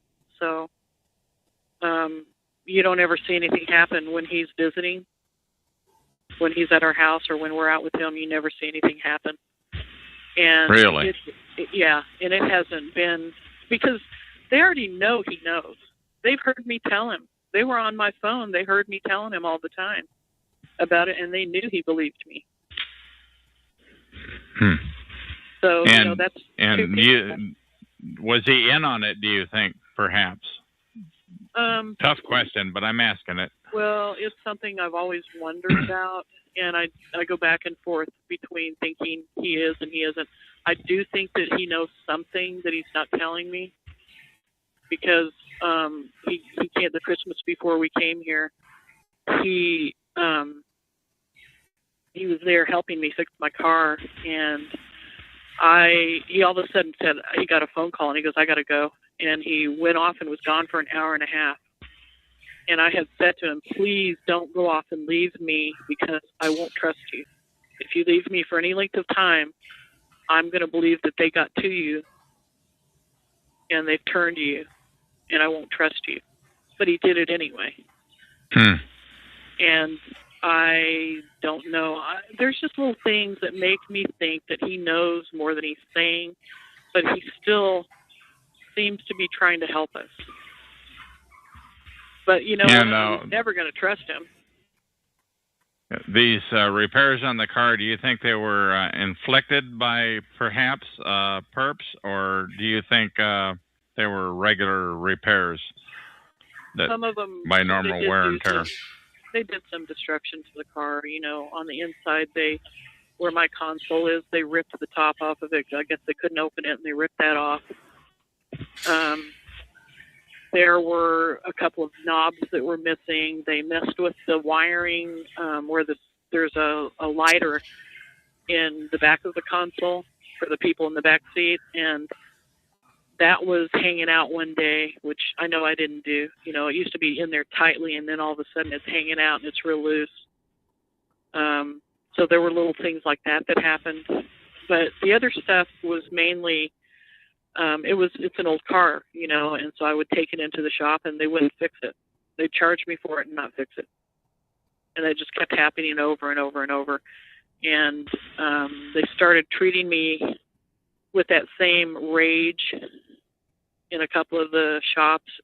Where I was we talked about that on the previous interviews, so I would encourage people to listen to those interviews, number 3023 and 3024. Are you, during this time, have you been able to work during this 20-year period? And if so, for how long extent of times and what have you, please? I have, but it's because I was going to school during part of that time. From 90 to 94, I was going to school and getting a degree. And so I had work-study jobs. I worked in restaurants. None of it for a real long period of time. You know, I would say a year at the most. And I had problems the whole time. There was always somebody trying to pull something, and most of the time I just ignored it. And I was sort of in a good position because I was in charge of the area I was working in. So, and most of the people who were around there were young students, and I was in my 30s already. Now that was 90 to 94. What about since that time, please? I've had some restaurant jobs, and I did a little bit of work with my ex, construction work, artistic construction work, and then I had that one job in the healthcare field. So I haven't worked a lot, but you know, I didn't want to work. I wanted to stay home with my kids. Okay, speaking of which, did they know that this is going on? What do you think? And I already asked you that, but I'm asking again. Oh, yeah, they know. My daughter deals with it every day because she has to watch me, you know, doing the research on the internet and, you know, and listening to talk show. And my son, in fact, and I just talked about this a couple of days ago, and he knows that something happened, but because of the state of mind I was in, you know, I was sleep deprived for 20 years. And at the worst of it, it was really bad. And you know, you do become paranoid, and you do think that things are happening that aren't. And after 20 years, I pretty much knew which things were just paranoia and which were really happening. Now, when you say you were sleep deprived, how do you think they did that? What do you think, please? Well, what's your guess? I think I was so, I had so much anxiety that I couldn't sleep. Okay. Now, you know, whether or not somebody did something else to me, I have no idea, but I know that I lost my trust of everybody and everything except my kids. And now, I never felt safe. I never felt like I could sleep, so, you know, deeply. Do you think it's getting better or worse? What say you, please? Well, for me, it's a little bit better right now. I don't expect it to stay that way necessarily. I would be surprised if it stayed that way, because every time I thought it was getting better over the years, something else would happen that would show me that it was still going on. And, I made a lot of moves, moved out into the middle of nowhere just to get away from it all. And they came out there, broke into my house, and, so it is better right now. And I have been sleeping, which is a big difference because I'm not really afraid anymore. I was terrified when it got really heavy and, the cops were shining a laser at me and, all that stuff. I was really freaked out then. But when I get sleep, I'm just cautious, but I'm not afraid. So it's definitely better right now. Tell me, what do you think, if you had to put your finger on it, would be the worst thing of the whole experience that you've been through? So far? Yeah. It's the knowledge that somebody has watched you walk around your house naked, that they've taken my my privacy from me. They've taken my ability to feel comfortable in my own house. They have been voyeurs with my daughter, which is kind of like being raped. It kind of feels the same way. And I really think that's the worst of it right there. Well, I mean, I've lost my family because of it. I don't have my siblings anymore. But there were some problems there anyway because we're not compatible. Do you think it's are they perhaps being harassed and stalked? What do you think? I think it's possible that they either were or were threatened. And I know that at least one of my brothers participated and tried to get me to say things over the phone that would incriminate me. And I didn't do it. In fact, I brought up things that would incriminate him instead because I realized what he was doing. And he made me stop talking. Now, other than these 3 interviews, this being the third, and I think probably last interview of the 3, what have you done to publicize this? This is it. I haven't had the guts to do it until now. I mean, I told my brother. I tried to tell another brother. He wouldn't listen to me. I didn't try to tell the other one. And that's it. Because, if I had started talking about it too much during the time I was trying to watch what was going on, I think they would have been a lot more careful and I wouldn't have seen as much. And I was really trying to keep it quiet so I could try to figure out what was going on. And then there were times when we had some traumatic things happening in the family and it was too hard to deal with, so I just blew it all off. But I would still see that things were happening every now and then. So other than the family, who else have you gotten support from? Or who have you tried to get support from? Nobody. You're pretty much on your own. Pretty much, yeah. I mean, it's my ex-husband and my son and my daughter, and that's it. Nobody else is going to help. Nobody else cares. And they made sure of that. Now we're getting to the point where about 35 minutes, and I'm going to ask you: is there anything else that you want to say? This will probably be our third and last interview. I really appreciate that you showed up here today, unannounced, which is really important. Never make plans, but anything else that you want to say, which you will think may help round out this whole excursion that you've been through?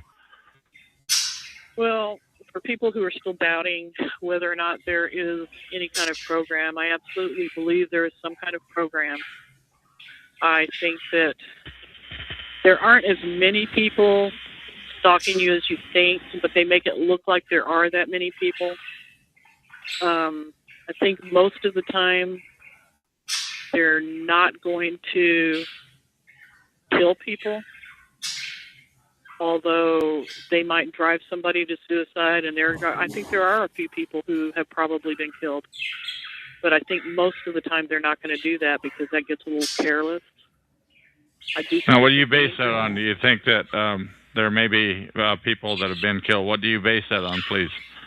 Just on the things I've read. You know, I read a lot of different articles, and in my mind, I don't have any proof, but in my mind, I believe that they will go far enough to do that because there's something serious they're covering up here. You know, these are serious things that they're doing to people, and I think they have to cover them up. And I don't think this is anything new. I think things like this have been going on forever. You know, since history's been recorded, people have been pulling things like this on others. Okay, and what else do you think they may be covering up, please? Well, I don't know what it is, but there's obviously an agenda. There's obviously some kind of program. You know, possibly the attacks on people, whether they're psychological attacks or whatever. We know they're happening, and that's something that I do believe they're covering up. You know, maybe there's something we don't know about that they're covering, that they're distracting us, or, you know, maybe they're distracting us and trying to get us to not look at something. I don't know. I can't figure that part out, but obviously there's something that they have to cover up. Okay. Just the illegal targeting, you know, is enough. Okay. Now, what else? Yeah, I'm just asking you one more time, because I always do try to leave it open-ended. If you've got anything else that, any more cats in the bag, so to speak, any more, what else do you have to say? Well, I think people should try to stay as calm as they can. I don't think talking about things that people don't believe out in public are most likely going to get you in trouble. I think there's a time and a place for that, but I think that people need to be really careful about where they say those things, and I think they have to have a good support system if they're going to talk about those things. And, you know, it's not that those things don't need to be talked about, because they really do, but it's where the power is right now. It may not be safe for a lot of things to be said. So I think people need to stay as calm as possible. They need to sound as sane as possible. And they need to take care of themselves as much as possible so that they can do those other things. And just try to tough it out for now. Fight it. I mean, you need to fight it in whatever way you can. But don't let them get... If you had to do it all over again with the Sykes and so forth 20 years ago, what would you do different, knowing now what you know now? I would have set them up over and over and over and gotten documentation. I would have made sure I got documentation. I was a timid person back then. I'm not timid anymore. And I guarantee if this continues to happen to me, somebody's going down, and it isn't going to be me. How do you mean that, please? Somebody's going down. I'm going to expose it however I have to. I'm going to have the documentation. I'm going to expose it. Okay. But and what is it that you're going to expose? I'm going to expose organized stalking and everything that goes along with it. Okay. One more chance. I'm asking you to dig one more time. What else would you do different? What if you had to do it over again? The evidence collecting, what would you do different? How would you progress differently, please? Well, I wouldn't let them intimidate me. The biggest thing that stopped me from getting the information I needed to get so that was believable to other people, was being intimidated, letting them scare me. And I don't feel that way now at all. Because you pretty much know they're not. You pretty much know they're not gonna kill you now. No, I don't know that. But if there's nothing I can do about that. If they want me that badly, they will do it, and I can't stop them. But they haven't so far, and I'm not going to live the rest of my life in fear. Like I'm not going to waste another 20 years like I did just because they're scaring me. I'm not scared of them anymore. Even if they decide they're going to do something drastic like what you just mentioned, I'm not going to get scared. So that's what they're counting on. That's why their system works, is because they terrify you. Their system works because they terrify you. That's why it works. That's radical. I have not heard that before. Please elaborate on that. Well, if you're scared to tell somebody about it, then the word doesn't ever get out. If you're scared to live your life, they have you exactly where they want you. If you go ahead and live your life, then it's not as effective. But that's their job, is to screw with you. Yeah, that's their job, to push you over the edge, scare you and push you over the edge to whatever conclusion, that is. Whether you kill yourself or whether you get locked up or whether you act out and do something to somebody else. And I'm not saying that people who are targeted are perfect and haven't ever done anything wrong, because I've certainly done some things I'm not proud of. But I don't think I would have done them if I hadn't been terrorized and pushed over the edge several times. Okay. Yeah, I mean, that's what happens. That's why people are mass murderers. That some people. That's why people who are bullied have problems, because somebody has terrorized them, and they know that that's going to happen. It's not a big secret anymore. Okay, once again, this is Chuck. This is Talk Show number 120297. This is Sydney that I'm talking to. I first interviewed her on September 4 of 2012 on interviews number 3023, which got cut off, and then we went to 3024 a few minutes later. And this is number 3026, the third and probably the last interview. And just one more chance to say whatever you want to say, whatever, and then we'll end it off here, Sydney. What say you, please? Well, I really do think that the biggest thing that's going to help is everybody getting together and publicizing it and fighting it. I think you're doing a really good thing by getting the word out, and I'm hoping that a lot of other people are willing to do the same thing. And you know what? I may suffer because of this. I don't know, but because of speaking out like you're doing. Yes, but if I can't live my life, I'm going to suffer anyway. So at least I can try to do something about it. Okay. Sydney, I want to thank you very much for speaking out about this. This is definitely, I have to say, these are three of the most shocking interviews that I've done. These little free pack that we've got here. Thank you very much for appearing with me. You're very welcome. Okay. My name is Chuck, and that is the end of this interview. So I am. Talk show. Recorded live. Hello, my name is Chuck, nickname Van of Vancouver, Washington, USA. Welcome to Talk Show. Call number 120297. This call is being recorded, and anything said will go into the public domain. Thus, everyone is entitled and encouraged to copy and republish any or all of this MP3 recording file. You do not need permission. No notification or attribution is necessary. To find more of these public domain audios, go to the top right corner of any TalkShoe.com screen, then search for Vancouver or show number 120297. Or click on the purple top left Live Now button to see if the show is presently underway. The time out here on the West Coast of the U.S. is Monday, September 24, 2012 at about 11:12 p.m. This is recording number, I think it's 3029.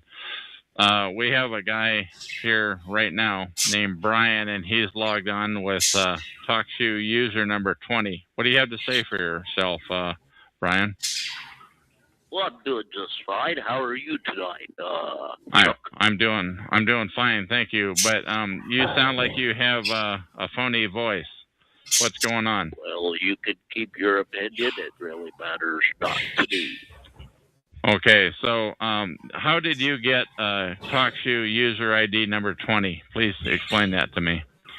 Oh, because we were one of the first to with this idea. I was one of the first investors into TalkShoe. Okay, now when you say we, can you tell me who we is, please? No, I'm afraid I can't tell you that. Okay, so it's like it's at a level that you Just can't. an What else? organization that looks over TalkShoe. Okay, how many rings are there around TalkShoe? I mean, how many layers of security are there? Can you tell me that? No, sir. No. Do you know that? Yes. How many rings are above you? We have one boss who reports it to a higher position. That's government involved with the government. Okay, so do you get a government paycheck per se? Oh yes, yes. We are paid through the federal government. Okay, and so that's what TalkShoe is, the federal government, and you are employee number 20. No. TalkShoe is not the federal government. TalkShoe is subcontracted through the federal government. We, however, are not involved any way with the federal government. Now, I had always heard that TalkShoe was initially NASA, in other words, National Aeronautics and Space Administration. What do you say about that? Had you heard that? I haven't heard anything of such. Okay, well, we don't want to get hung up on it then. Okay, so what else can you tell me? What can you tell me about the structure of the organization of TalkShoe as it applies to what goes on here? Basically, what it is, there's a group of assigned people who watch one room to make sure that there's not excessive, let's say, spamming and, abusive, threatening language. If that happens, then we kick them off. Sure. Now, I get the kind of, I don't make threats or anything like that, but I get them from time to time. Or what? Yes, you just email us. We if one of our codes were to miss that, if you reported it to TalkShoe, then we would take matters into our own hands. Yeah. Okay. So I'm not asking for help. I'm just asking about because I never figured I was gonna get a whole lot of sympathy or help because I'm fairly outspoken. How many the guys that I talked to a little while ago on the previous recording had made the comment that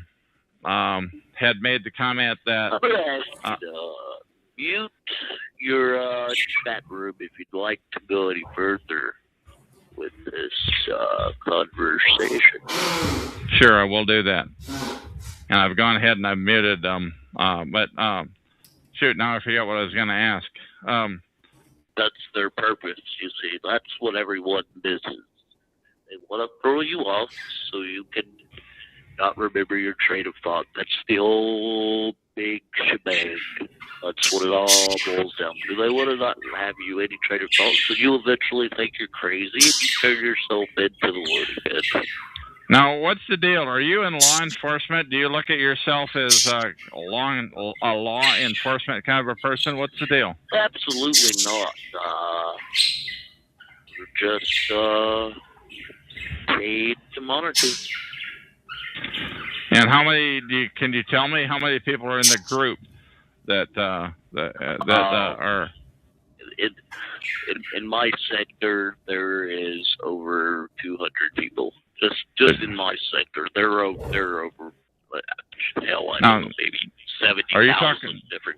others, who knows? Yeah, but how many people in the group that oversee TalkShoe is what I meant to say. Oh, it's a group of 170 odd employees. Now that sounds like just a huge number to me. 170 employees just to watch over. Plus, in between 170 and 180. Yeah, that sounds really really high to me to just watch over what goes on at TalkShoe. What do you say to that? That's a skeptical response. But what do you have to say to that? I'd say it's a rather small number, figuring the amount of people that are monitoring other websites, especially government websites. And what sorts of tools do you use to monitor the website? I'm not going to get into that one. So. Okay. All right. What else? Tell me something I don't know. Please. About know an TalkShoe. awful lot. You can pat yourself on the back for that one, Chuck.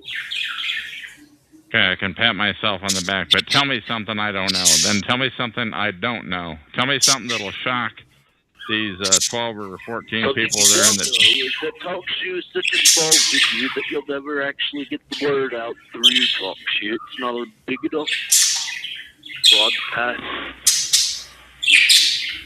Okay, tell me something else. I've heard that before, and that I shouldn't spend any time here. But the one thing that's pretty cool is that I have not found TalkShoe. It's also a very dangerous website because we can track your IP addresses, and most people that come around joking tend to end up being the victim in the long run. Most people that come around wedding, what was that word you used? Let's just call it stalking or flooding or spamming. It ends up coming to bite them in the rear end because, well... But they end up being a victim. People that come here to stalk end up being a victim. Is that what you're saying? Oh, yes, of course. Can you give me an example of that? Can you just, some more elaboration on that, please? Well, that's all the time I have for today, folks. Have a good night. Okay. Chuck. Okay, now that was Brian, and his ID was number 20 at TalkShoe. And so I have not yet seen the ability. I've seen people have the ability to mimic my name, Chuck of Vancouver, U.S. I've seen people have the ability to do that. And other names, I've seen them logged into my own room as apparently like myself.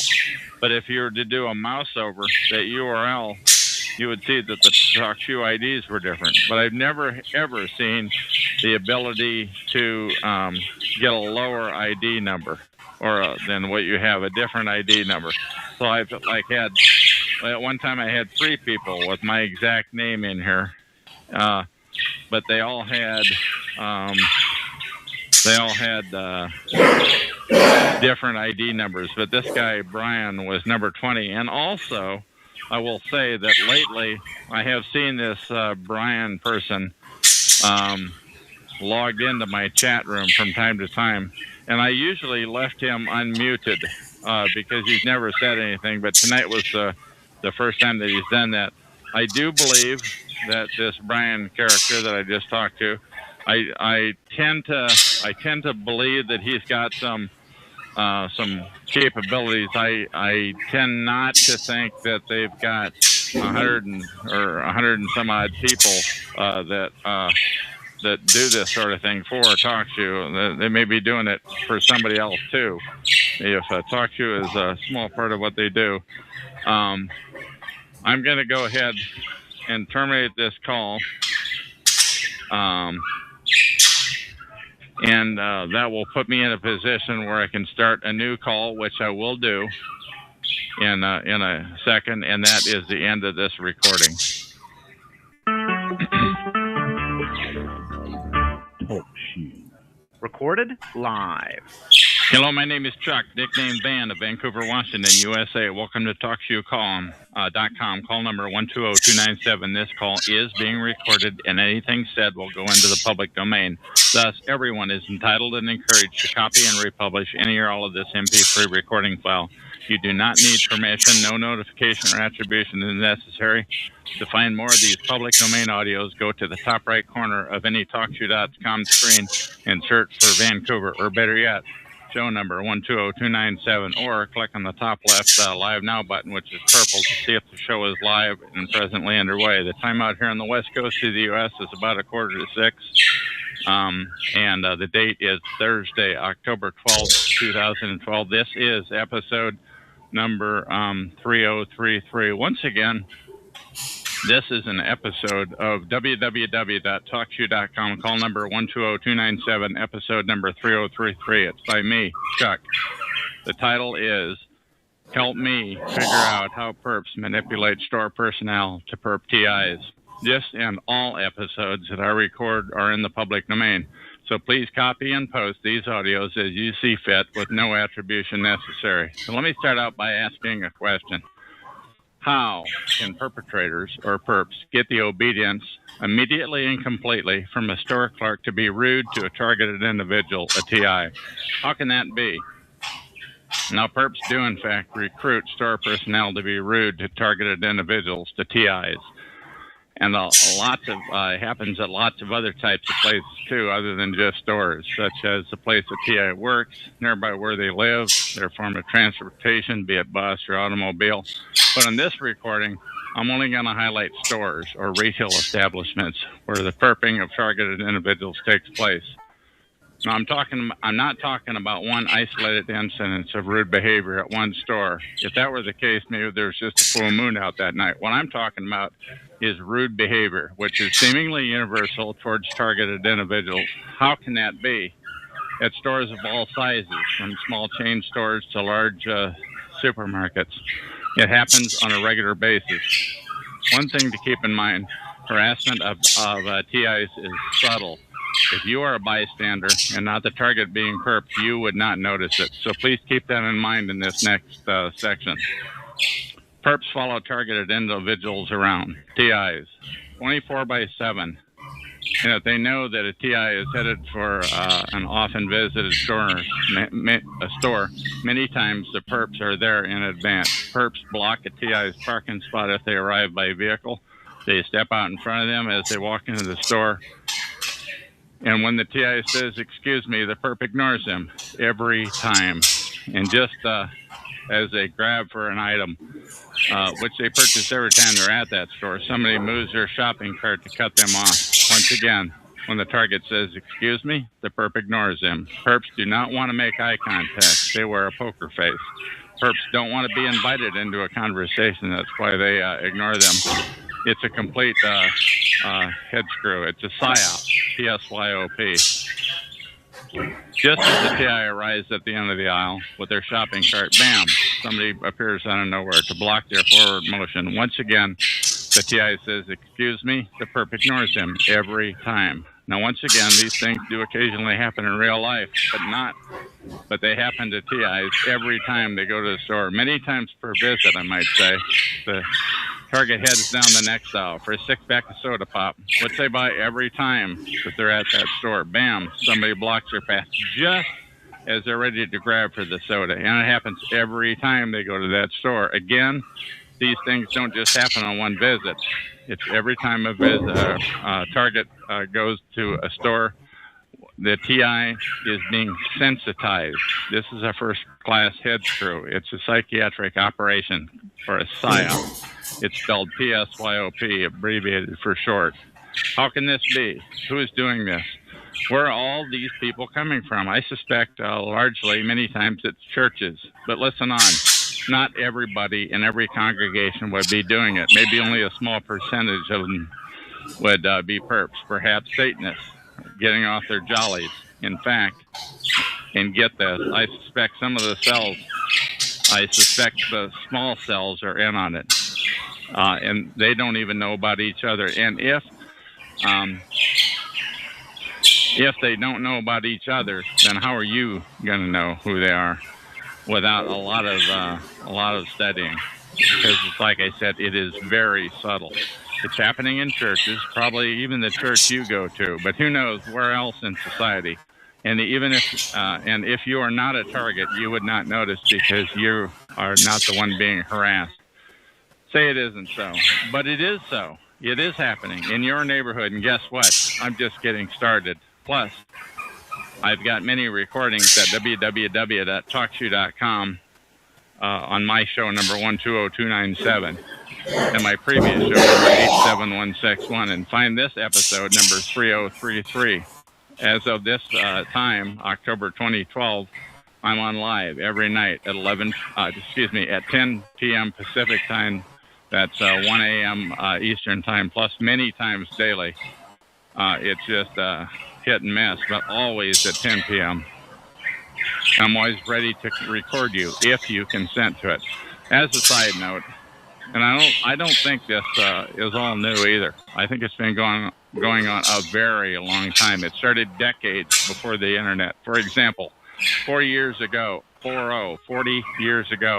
I went on a high school class trip to a big city, a day trip via a bus, I recall people always stepping out in front of me a handful of times, and I said, "Excuse me." They always ignored me. I was only 18 at the time, and I wrote it off as people in the big city just weren't as polite.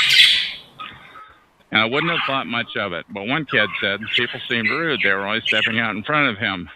But what really stood out is he said they never acknowledged his "excuse me." I thought to myself, until 30 years later. But now I live in Vancouver, Washington, right across the river from Portland, Oregon. And the same sort of thing began happening to me in April of 2006. But as a bystander, you wouldn't notice this behavior unless you were targeted. It is intentional. They are very subtle. It is a psyop. And as I said, you should expect a certain amount of it in real life, but not every day that you go out. Sometimes a mob of people come into a store all at once. They get in front of the TI.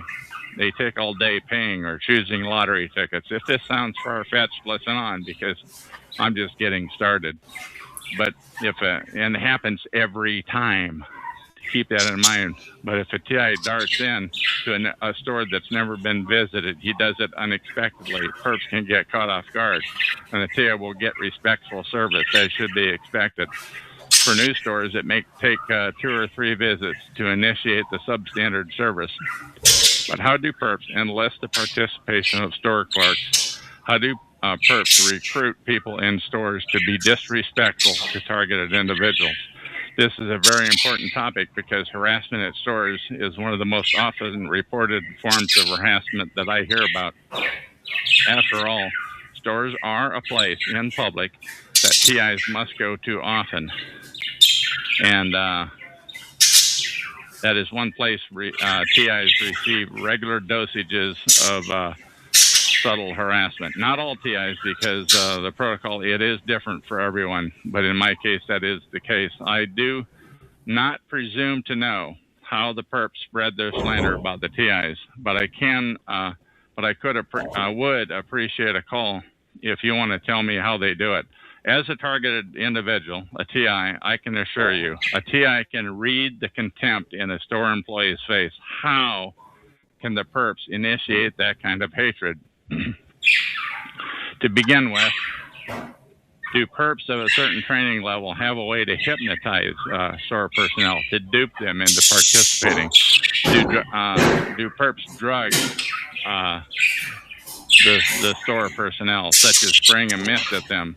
Do they use keywords? Do perps use a device like the one that actor Will Smith used in that movie Men in Black, where he shined a light in somebody's eyes? The person immediately turns zombie-like. Do perps have complete control over him after the hypnosis? Now, this may sound far-fetched, like a far-fetched scenario, but once again, stores are commonly reported as places where TIs receive extremely rude service for no apparent reason. So the question is, how do the perps instigate that? I want to restate that this MP3 file that you're listening to right now is in the public domain. Go to TalkShoe.com, search for call number 120297, and find episode number 3033. Please take that MP3 file. It is yours. It is public domain. You have my permission to do with any episode as you wish. Please disseminate it widely to help get the word out about gang stalking, also known as organized stalking. By the way, Google those terms, but keep in mind, a lot of what you read will have been flooded by the perps. They want to keep a lid on this protocol. But anyway, do perps approach, then threaten personnel? Store personnel. One targeted individual stated it was as though that the people had been scripted or coached.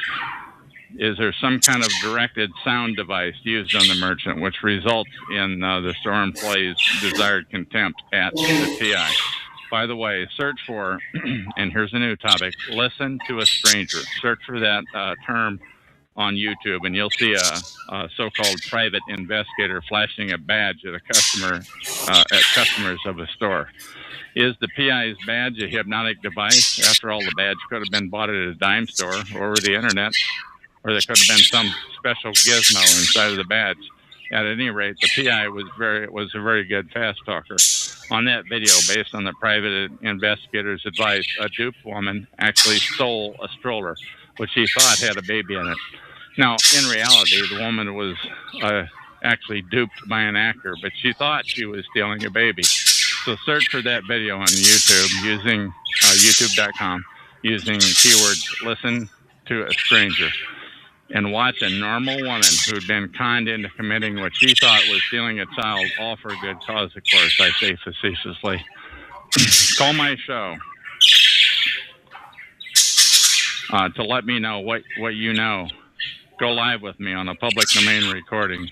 One TI said, I think it's all official-looking people with passing out photos and assorted BS by a professional liar. Do perps tell a BS story to merchants in order to get their participation and participating in poor service of the TI? At this time, I don't know how they do it, and it's been happening to me for 2.5, nearly 3 years. But help me out here. How do the perps, as complete stranger, obtain the complete obedience from store employees at the drop of a hat? I want to know how they do it. Please tell me what you know. By the way, I suspect there may be a time delay, so please tell me about the time delay when you call in. By that I mean, in my experience, during my first visit to a store that I've never been to before, which the service is usually great, but as a TI, if I return to that store a second or a third time or regularly, the service deteriorates. And this is a statement I've heard from many other targets. Maybe the stories told to do people are different depending on the circumstances. For example, if a perp is spreading slander to a Christian worker at a store, the perp might tell the target they're an occultist. If the person is an occultist, the perp would tell them they're a Christian. You get the idea. Christians and occultists may dislike each other, but the perp wants them both to pile on the targeted individual. So either way, the perp enlists the participation in targeting the TI. Perps have a whole menu of lies like this, depending on the person hearing it. Is that the way they do it? There's also the possibility that the perp could subtly threaten the job of the merchant or mention keywords about something that only they know about, just like they do to the TIs, the targeted individuals. Is this all about threats? If so, how can perps know so much about so many people? Is the database that huge? And guess what? You would be on the list too if somebody has been pushed into perping, as somebody who would be pushed into perping one day potentially. If so, this must go up to the highest levels of government. And absolutely remember this, the perps know where to find the store employees, but the store employees don't know where to find the perp. Keeping in mind the perp is often different each time. So this thing is really big with a huge army of liars. When a TI, and are they mind controlled, by the way? When a TI reads the rage in the face of a complete stranger that they have never, that has heard the negative narrative and believed it, and they've never met that person before. If you have taken a course in telling lies, call me up. I want to hear all about it. Let's record the whole thing. Let's get it out in the open. Let's hear how the manipulation of lies is used in this scenario. Everybody has something to hide. Therefore, the PERP database would need to contain the dirt on each store employee. After all, it often isn't until the TI visits a store until the second or third time that the employee's rage at the TI really begins to show in their face. On one show at TalkShoe, I listened in as a PERP to a PERP show, and he was a PERP pretending to be a good guy hosting a show. And he was slandering me with 4 or 5 stories. The stories sounded like they were recently repaired. He would start out each story by stating a true fact. Then he would add a lie, and he'd omit a fact.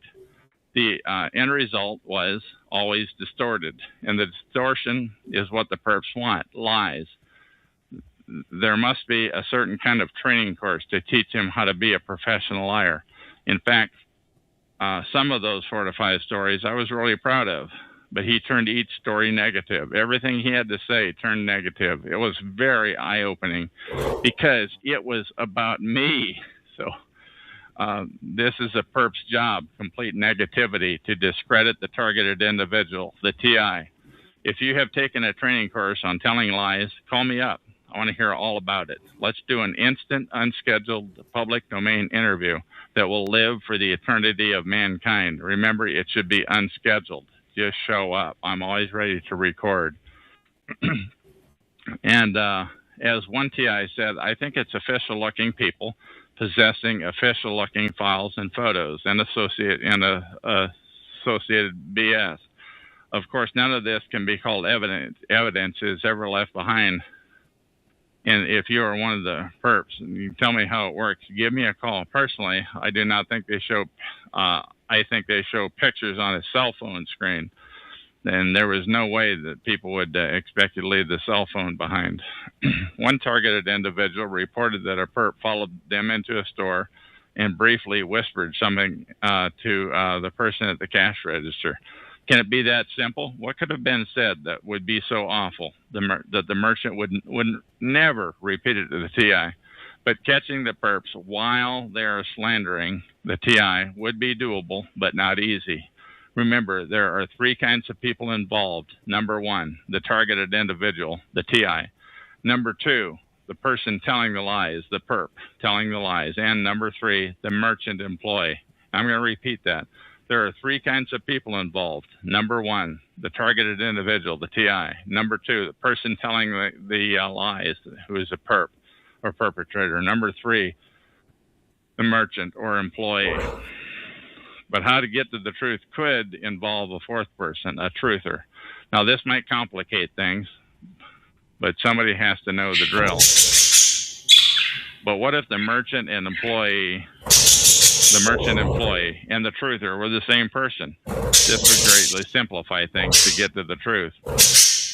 Although remember, targeted individuals are on a 24/7 surveillance. They are being watched. So it would be difficult for the merchant and truther to wise up a TI, and the truther wouldn't get a second chance to spill the beans. How the perps, the beans of how the perps spread their lies. But once again, the perps, if they know you're onto them, they will change their approach. You can count on that. The perps are immoral, but they're not stupid. So why not catch them and expose their procedure? But remember, the truth would risk setting yourself up to be a TI if you do spill the beans. But when you're ready to spill the beans, call this show at talkshoe.com. Show number the phone number is 724-444-7444. Then the call number is 120-297. And at this time in October of 2012, the show is live every night at 10 p.m. Pacific, which is 1 a.m. Eastern Time. Plus, I'm on many other unscheduled times per day, and I'm always ready at the drop of a hat to do an unscripted recording. Remember, all episodes of this show are in the public domain, and you are authorized to use any or all of the audios as you see fit. The perps are very sophisticated, sending pictures of a TI to the cell phones of nearby perps to help identify them. That all sounds elaborate, but once you've been a TI for a while, it doesn't seem so far-fetched, but it is doable with today's technology. It is what I refer to as boots on ground. I could use help getting to the bottom of this, how perps enlist people at stores to pile onto targets and provide rude service.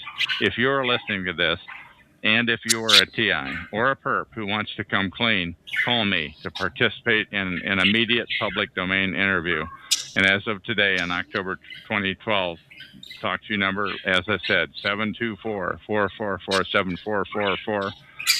Show number 120297, then enter £1 and we'll go live on the interview. But I recommend that you do not tell anybody that you will be calling in. Do NOT not tip your hand to anybody in any way, or the perps will likely derail your plans. Do not tell anybody you'll be calling in. Don't get into your daytimer, as they say. Just do it. No plans, no notice to anybody. And to end this off, as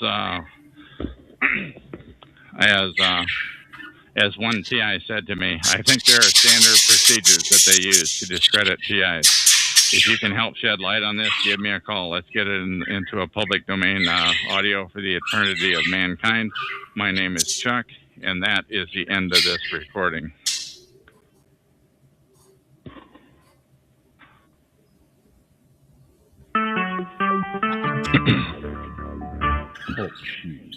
Recorded live. Hello, my name is Chuck, nickname Van of Vancouver, Washington, USA. Welcome to TalkShoe.com, show number 120297. This is episode number 3034. Today's date is Saturday, October 13th, 2012 at 4:25 p.m. on the West Coast time zone. I have with me on the call Jeff of Chelsea, Massachusetts. I've interviewed him on here before, but today he's going to do what he calls a public service, and he's going to read the webpage at harassmentterror.wordpress.com/category/chemical-weapons. Let me repeat that.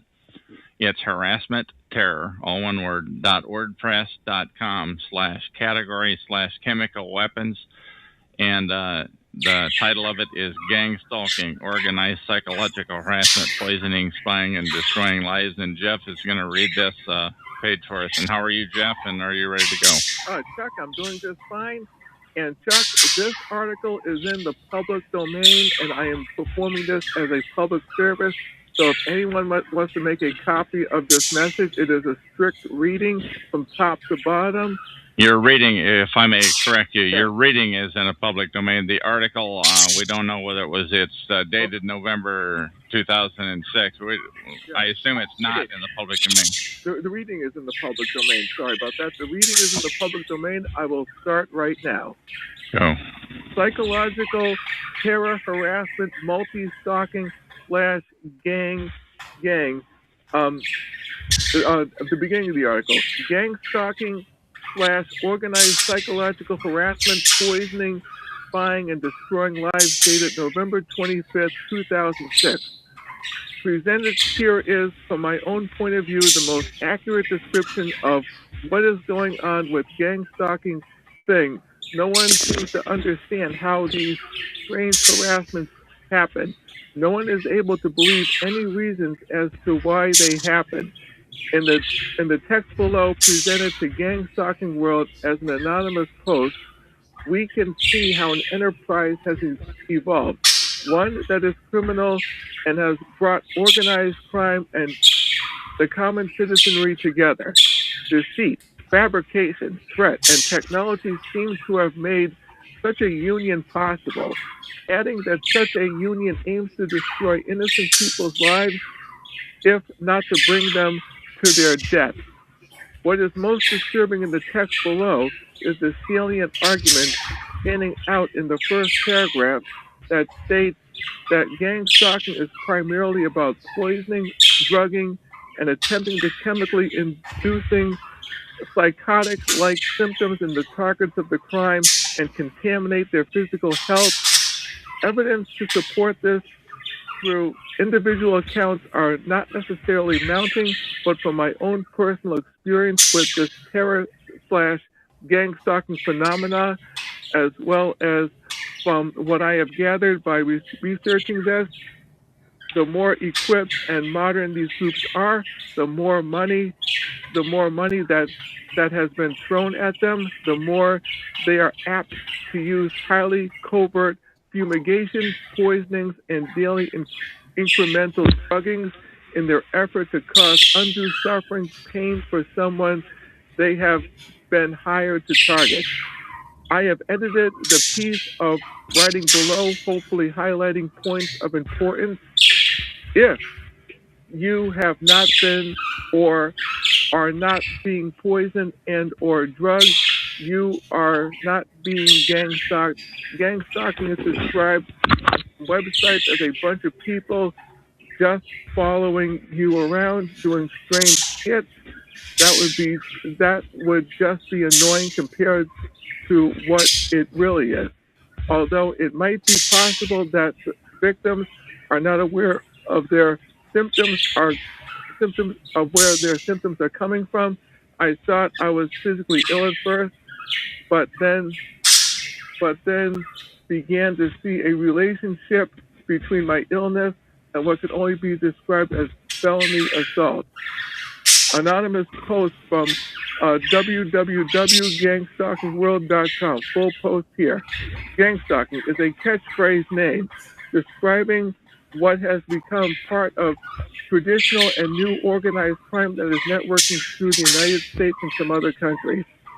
Organized crime groups and some criminal elements from all walks of life use or hire for pay criminal organized stalking crews to assault targets to cover up financial or other crimes. These criminals contract with covert organized assault crews, to silence any potential witnesses or troublemaker, whether real or imagined, that could possibly affect their lives. Contract/assault squad to discredit and silence using their criminal gaslighting methods. These organized criminal crews assault families, victims' family, friends, neighbors, and many people in the community. There is always a reason someone is targeted, and most will know why and who started it, but apparently, some victims never know what happened to them, why it is happening, or who triggered the overwhelming assault. This is probably because the trigger event was irrelevant and meant nothing to the victim, but was perceived as possibly damaging by the criminals involved. The victim could have upset. Now that the person wants revenge, I would see that as a waste of time, thought, and money. But I guess some people would be just that way. I have seen estimates of the number of victims of this type of crime, but nothing I consider credible. One victim is too many. I wouldn't even try to guess how many career criminals participate in this. It can't be many as compared to general population. A very lucrative enterprise. This is a very lucrative enterprise for many of the perpetrators. People considered important to the success of a hit are offered large bribes to become a perp and start working the victim. Advanced communication such as internet, cell phones, and voice over internet protocols have accelerated the growth and networking of these organized criminal groups. Their day-to-day stalking activities depend on the same technologies plus GPS and other high-tech devices, electronic spy, harassing equipment. Law enforcement agencies are aware of these criminal groups and are gathering information on them. I have not read about a targeted individual that would have believed this could happen to anyone had they not become a victim themselves. These criminal stalking groups go to extreme lengths to cover every aspect of their covert operations. They try to have a plausible explanation for everything. The crimes they commit are well planned and easy to do, but easily deniable. Well planned. A victim might see many work projects in the area, small or large, constant maintenance all around the neighborhood involving new workers you have never seen before, endless traffic of all descriptions, mobbing activities near your home, on the highway, in stores, and on the street. These are mostly perpetrators or all perps in some cases. They will always have a ready-made reason to be where they are before they are dispatched. Poisoning and drugging. If you have not been or are not being poisoned and or drugged, you are not being gang stalked. Gang stalking is described on some websites as a bunch of people just following you around doing strange skits. That would be just annoying compared to what it really is. Although it might be possible that victims are not aware of their symptoms, where their symptoms are coming from. I thought I was physically ill at first, but then began to see a relationship between my illness and what can only be described as felony assault. The mental and physical effects described by most targets are achieved by covert poisoning, using more or less common neurointerrupters, organic phosphorate pesticides, psychotomimetic agents, drugs, and irritants. Some of these chemicals are mixed when needed with additives to make them behave in desired ways. Some are intended to absorb through the skin, and others are intended to be outgassed. They are not all used in the described ways. Some, what I call irritants, are sprayed on the target and act locally on the skin or spread out slowly with various effects. One perpetrator will divert your attention while another one sprays from a breath spray size can on bare skin behind you or where you won't notice. They always make a noise like clearing their throat so you won't hear the sound. I caught them doing this too. Some drugs are mixed with dispersants to make them outgassed. These are squirted at or near the isolated target using covert methods in remote places where possible constant area gassing is done from neighboring houses. The perpetrators spent a couple of days at my neighbors installing the devices they use to disperse their chemicals. I'm sure they are well hidden, but I know where I can find them. These house devices have been refilled on a regular basis since they were installed. Passing cars or trucks with an electronic squirting device are being used, each squirting an outgassing mixture as they pass by. These were almost constant for several years and are still coming. On the road, perps will squirt outgassing mixtures from the back or the front of their car's trucks at your car truck. When they can get away with it, perps even do this while walking past in order to gas the target. The chemicals will outgas quickly or slowly depending on their intended use. The most dangerous assault is the direct assault from car trucks that has been electrically powered, high-pressured squirting device behind the grill. These unusually squirt pesticide that is intended to stay put, then absorb through the skin. This attack can penetrate thick clothing and is usually done in a parking lot or anywhere they can get close to you in a car. Beware of cars pausing near you or aiming at you in parking lots. An individual perp on foot will work their way behind you and squirt your lower back using covert rigs. This is what I first caught one of them doing. The chemicals can be administered by flipped coworkers, neighbors, friends, family, local strangers, and old or new professional paid perps. Neurointerrupters have a cumulative effect. With successive poisoning, there is a gradual decrease in cognitive functioning, with is what is intended by the perps. I read an account of one victim who had been poisoned to the point he could no longer speak. A perp will always wait close by to observe the condition of the victim after assault. A protection against this is waterproof or impermeable clothing or any barrier that will block what is essentially a high-tech squirt gun. If the victims fail to protect themselves, they will go down as a result of these assaults. Some psychotomimetic agents, usually LSD or similar, will be applied to the surfaces the victim will ordinarily touch: door handles, cabinet drawers, or any place in their home, car, and places at work. Daily vitamins, coffee, shampoo, or anything used or consumed on a daily basis is a potential contamination target, especially single-use items. In the home milk is often contaminated with OP pesticides. It is possible, if put in any clear liquid, because the liquid becomes cloudy, gloves and clothing might be turned inside out and treated. Time to change your cloth. Don't forget to shower.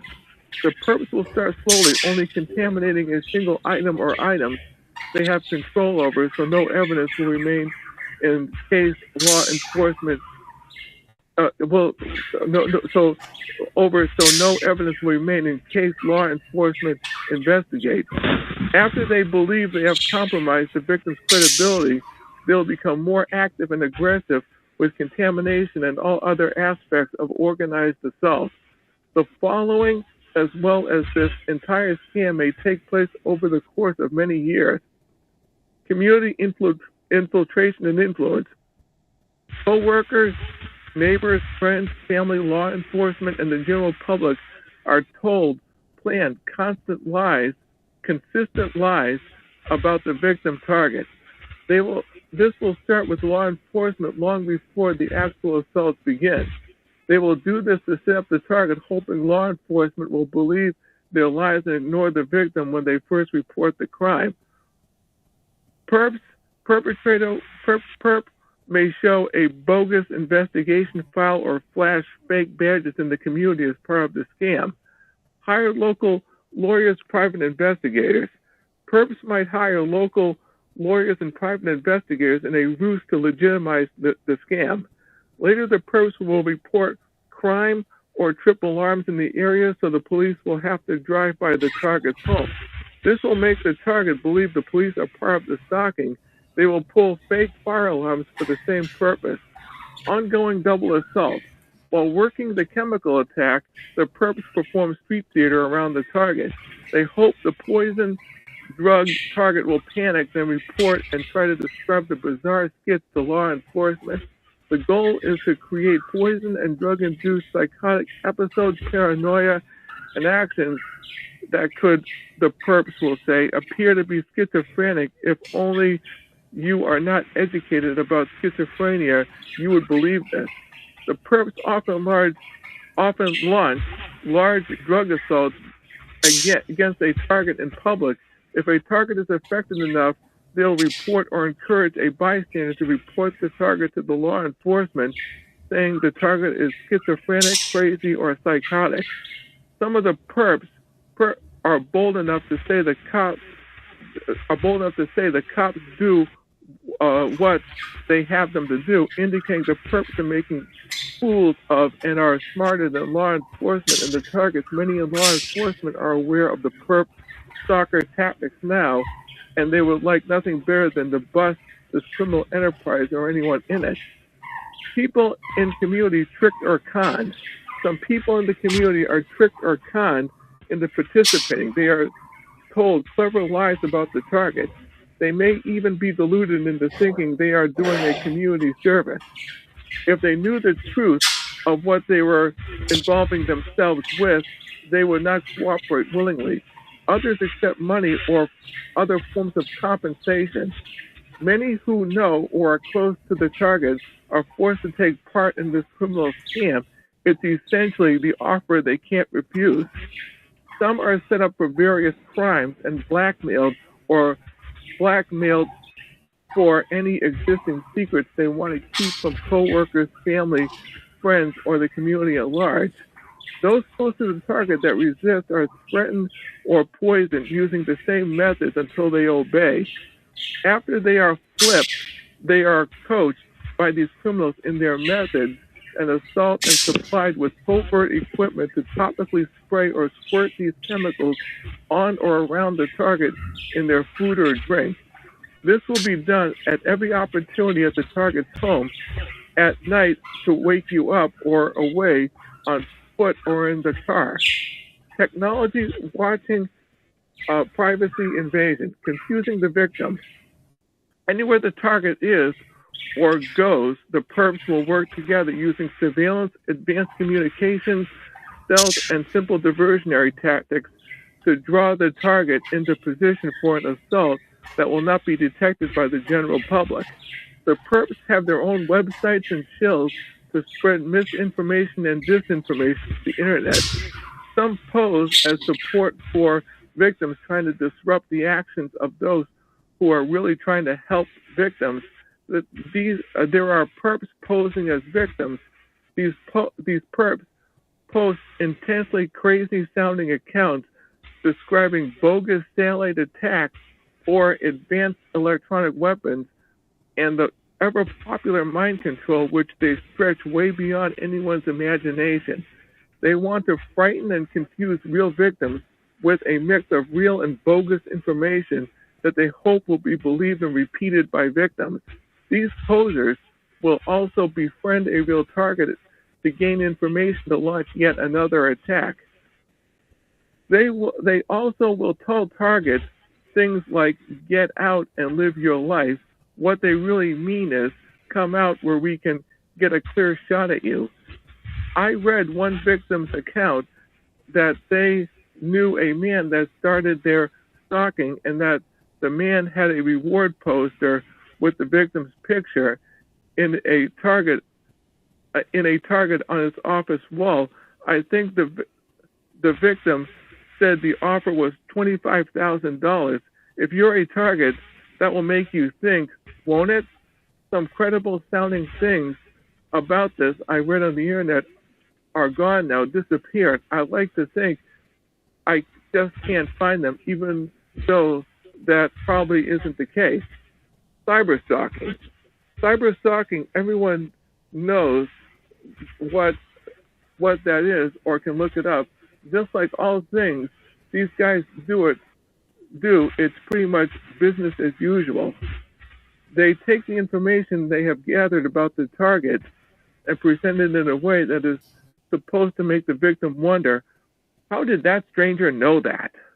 It's the same directed conversation stuff they do to targets at stores and on the street. Well, the internet is a big place and you won't have to go where people get their jellies jerking you around. As a matter of fact, you don't have to go there at all, except maybe to do a little business now and then. And you don't have to share your thoughts or business on the phone or out loud. You don't have to provide them with information to use against you. When you have to speak around perps, use only the words you need. If you don't talk unless needed, the perps will just have to wonder what you are thinking. Reality of poisoning cloaked with misinformation. Common symptoms used search engines are four described poisons are attributed to bogus secret weapons. Electronic weapons of sorts are real, but I have been unable to verify and find credible information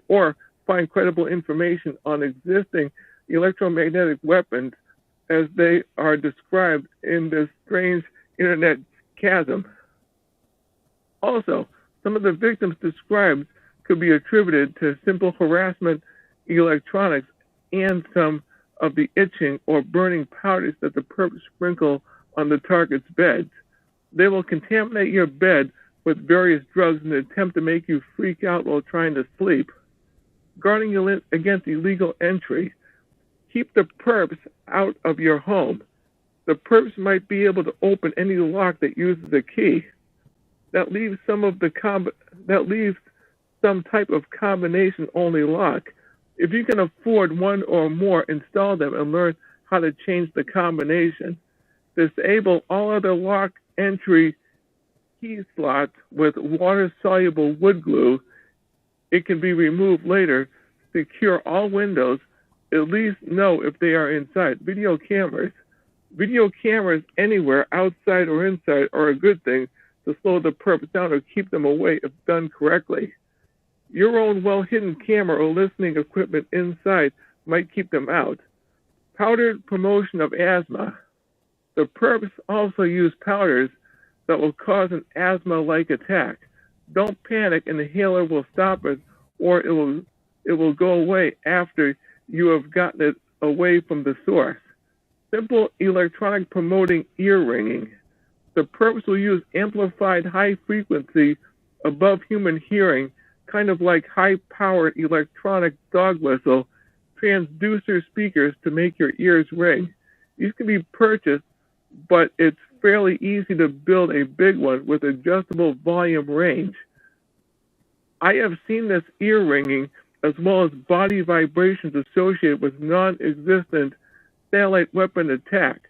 The satellite to Earth-bound human attack is still science fiction in this writing, and perps can produce transducers of the type used in industrial sonic baths and mechanically fix them with screws or floor joists or wall studs underneath repaired drywall, completely hidden from view of normal inspection. The transducers will make your floor vibrate and probably cause heat. They won't spend a lot of time hiding their stuff in houses or apartments, so it won't be found under simple visual inspection. If someone really decides to start looking, they will start finding these things. These tactics are part of never-ending smoke and mirrors routine. Apparently the perps get a charge out of inducing false perceptions. Misinformation summary. This con artist information attack is intended to further psychologically terrify the victims. Hopefully they will react as if crazy. After all, that is what it's all about. If the victim feels to protect themselves, they have already been poisoned and drugged to what the perps hope is an excited state of reduced cognitive ability. At this point in time, the victim is usually attacked by the criminal's very real covert weapon. This is most often done at night because it can be effective at waking you up and keeping you awake. It might also be hard to hide or get away with in the daytime because of sound, size, location, etc. This weapon was originally developed as a crowd-controlled device by a company called Scientific Applications and Research Associates Incorporated of Huntington Beach. It is an acoustic sonic weapon that will make internal organs resonate. These effects have been described by victims of these assaults. The weapon I have seen in video demonstration is based on a combustion chamber that releases multiple ignited fuel charges through a waveguide to produce directional, very low frequency, below human hearing waves. These waves at the time are hard to control over distances of beam, but as used, it probably doesn't matter that much.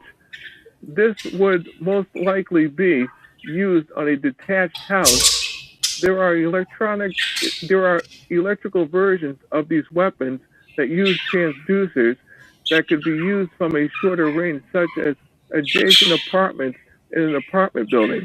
The electrical versions I read about require a very large amount of power, were large and only manage a short pulse before needing recharging. These weapons could be greatly improved by now as far as size and power are concerned. The fuel combustion type I I saw would be carried by one man. These weapons have undergone some military testing and are not really secret, but I haven't been able to find current up-to-date information. For an old 1997 story, search U.S. News Wonder Weapons by Douglas Pasternak. Telecommunications and bugs. Almost all victims are aware their phone and computer are tapped or will be. Information is gathered from every possible source in order to custom tailor the many various assaults and street fear to the individual.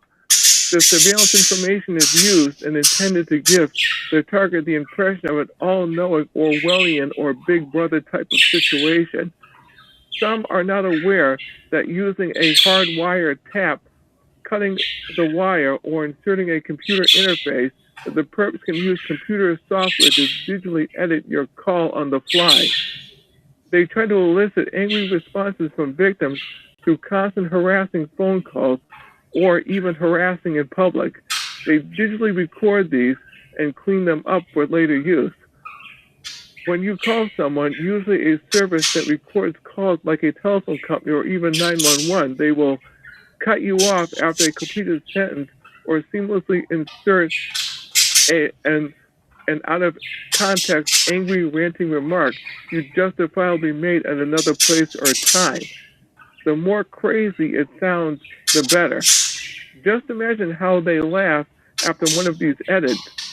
They can also use this method to create a falsely recorded conversation to turn people you know or others against you. Imagine they record a public conversation at a store checkout counter and someone asks about a person you know. You say only good things about this person. Later, in another conversation, they ask you about Osama bin Laden, and you say everything but good things. The perp simply switch a few sentences around and clean it up some. They have what they want, and it is much easier than altering a photograph and using Photoshop. It's almost impossible to detect. Tiny cameras collect victims' every move. Let's talk about covert as if anything is not covert. Cameras in or around your home. I have gathered information that indicates that live video of targets in their homes or while being stalked might be entertainment content for an internet website or a site run by the perps. What would really be bizarre is if some people were paying to view this stuff. At least it is the least viewed constantly by your local perp. You might even be appearing in the best of, insert your perp given TI name here, video of the week. Your picture and perp created profile and possibly a website for all perp-build of you, manufactured fictitious information disseminated to all who have perp web address or could be passed out in a hard copy. Audio bugging, you bet. They'll do it if they can, and they'll do it if they can, and they can. Just a note here, hiring someone to do a bug scan is useless. It's a highly specialized field that takes an experienced expert, and any of them worth anything will tell you it can be done completely covertly because good bugs can be turned off while a scan is in progress. I'm sure the perps might know the guy coming because they already have you under surveillance. If you use your phones for contact, that is foregone conclusion. If the bug is in an adjacent apartment, of course, they will just turn it off. And if it is a hardwired bug, there won't be a signal to pick up anyway. If the perps can't get inside the bug your home, they might use laser to window, a parabolic or shotgun mic. You won't catch them doing any of these. It's not impossible to catch them, but no, just highly improbable. One thing about the scam is that they need to hear your business to work the scam by the book. They can't do any directed conversation anywhere without this information, and it's harder to set up mobbing and coordinate moving surveillance when they have to guess what you are doing. Anyone can pick up voice easily from a safe distance using a parabolic or shotgun mic. The conclusion is it's okay to look every now and then for covert cameras or bugs yourself after a little schooling on this subject, but don't expect to find anything because you probably won't. And don't worry about it. Just go about your business. You can figure out if perps are repeating things you said over the phone or something you said out loud in your house or apartment. Where did you say what they repeated? You have control over what you say and where you say it. Call redirection landline cell. Don't forget about call redirection or landlines and cell phones. Know who you are talking to. Do you think you called and talked to someone in law enforcement? Maybe you did, maybe you didn't. Redirecting calls, you try to make to law enforcement is something the perps do. They will pretend to be a law enforcement officer and tell you there is nothing that they can do to help. And they will make suggestive remarks about your sanity or reputation. They may refer you to another bogus officer to work you again. Always get the name and badge number of officers you speak with over the phone. Always verify anyone you speak with over the phone. If you suspect your phone is tapped, intercepted, redirected, and if you are being gang-stalked, it will be, don't use it. You can use a random payphone if you have to. All victims should report this as soon as they can do. So in a reasonable manner, it will never be stopped if no one ever reports it. Reporting the crime. When you report this crime, always go in person with well-planned information you have compiled, including a journal, video, audio, perp names, anything else you can get. If you have been gang-stalked for a long period of time and you don't have any evidence of any kind, just do just what you have been doing all this time. Be organized and complete but brief. Don't elaborate on important everyday details you can't prove anyway. Don't go into gas line details. All the particulars are not important. You don't have to file a complaint against anyone. You are only providing information about a crime. Don't tell anyone you are going to do this. If the perps know, there may be a parade of them lining up to give you the treatment all the way there and even into the law enforcement building. Be prepared to do this at any time when you think the time is right to deviate from your normal routine and do it. You can even make practice runs to check logistics, such as where to park, where to go inside the building, and there are surveillance cameras, big plus, in the parking lot or building. Any test run will also test the perp's reaction. Going there a few times to learn the area roads won't be noticed by anyone but the perps. Sound diffusion, bugs, and taps. While at home, you can leave the radio or other things going on all the time to disrupt the perp's probable recording activities on some levels. It's not hard to separate the multiple sounds, and I'm not sure that it would end up good enough for their purpose. The perps don't have to get into your home to install a hook switch or infinity device. It's a type of phone tap that after the phone is answered manually or by machine, the switch on the microphone of the tapped phone is hooked and remains on after hanging up. It becomes an effective listening device that can easily pick up conversations in an average-sized room. This device can be installed anywhere on the phone between your phone and the local central office. It would usually be fairly close to your home or in an apartment building. It can be called and activated for listening up from any phone anywhere in the world. For some, I guess, obvious reasons, the perps like using these. They can be defeated after a call by unplugging the receiver, the phone, or installing an off switch on the phone microphone. Secure phones that turn off the microphone automatically are available but are expensive considering what little is involved. The perps can also sign up for GPS tracking too. They only need a moment with your cell phone to enter a code, and you will be just like one of their children. Tracked everywhere you will go with the phone on. They will use your email or their own to verify the GPS account. If you haven't already, don't leave your cell phone anywhere unattended. If they get your number, which is easy, they will monitor and can redirect, edit your cell phone calls using what is known as a portable base station. Scanners are used too, but are less effective and only for listening anyway. They have or can get all the latest electronics that can be had by anyone.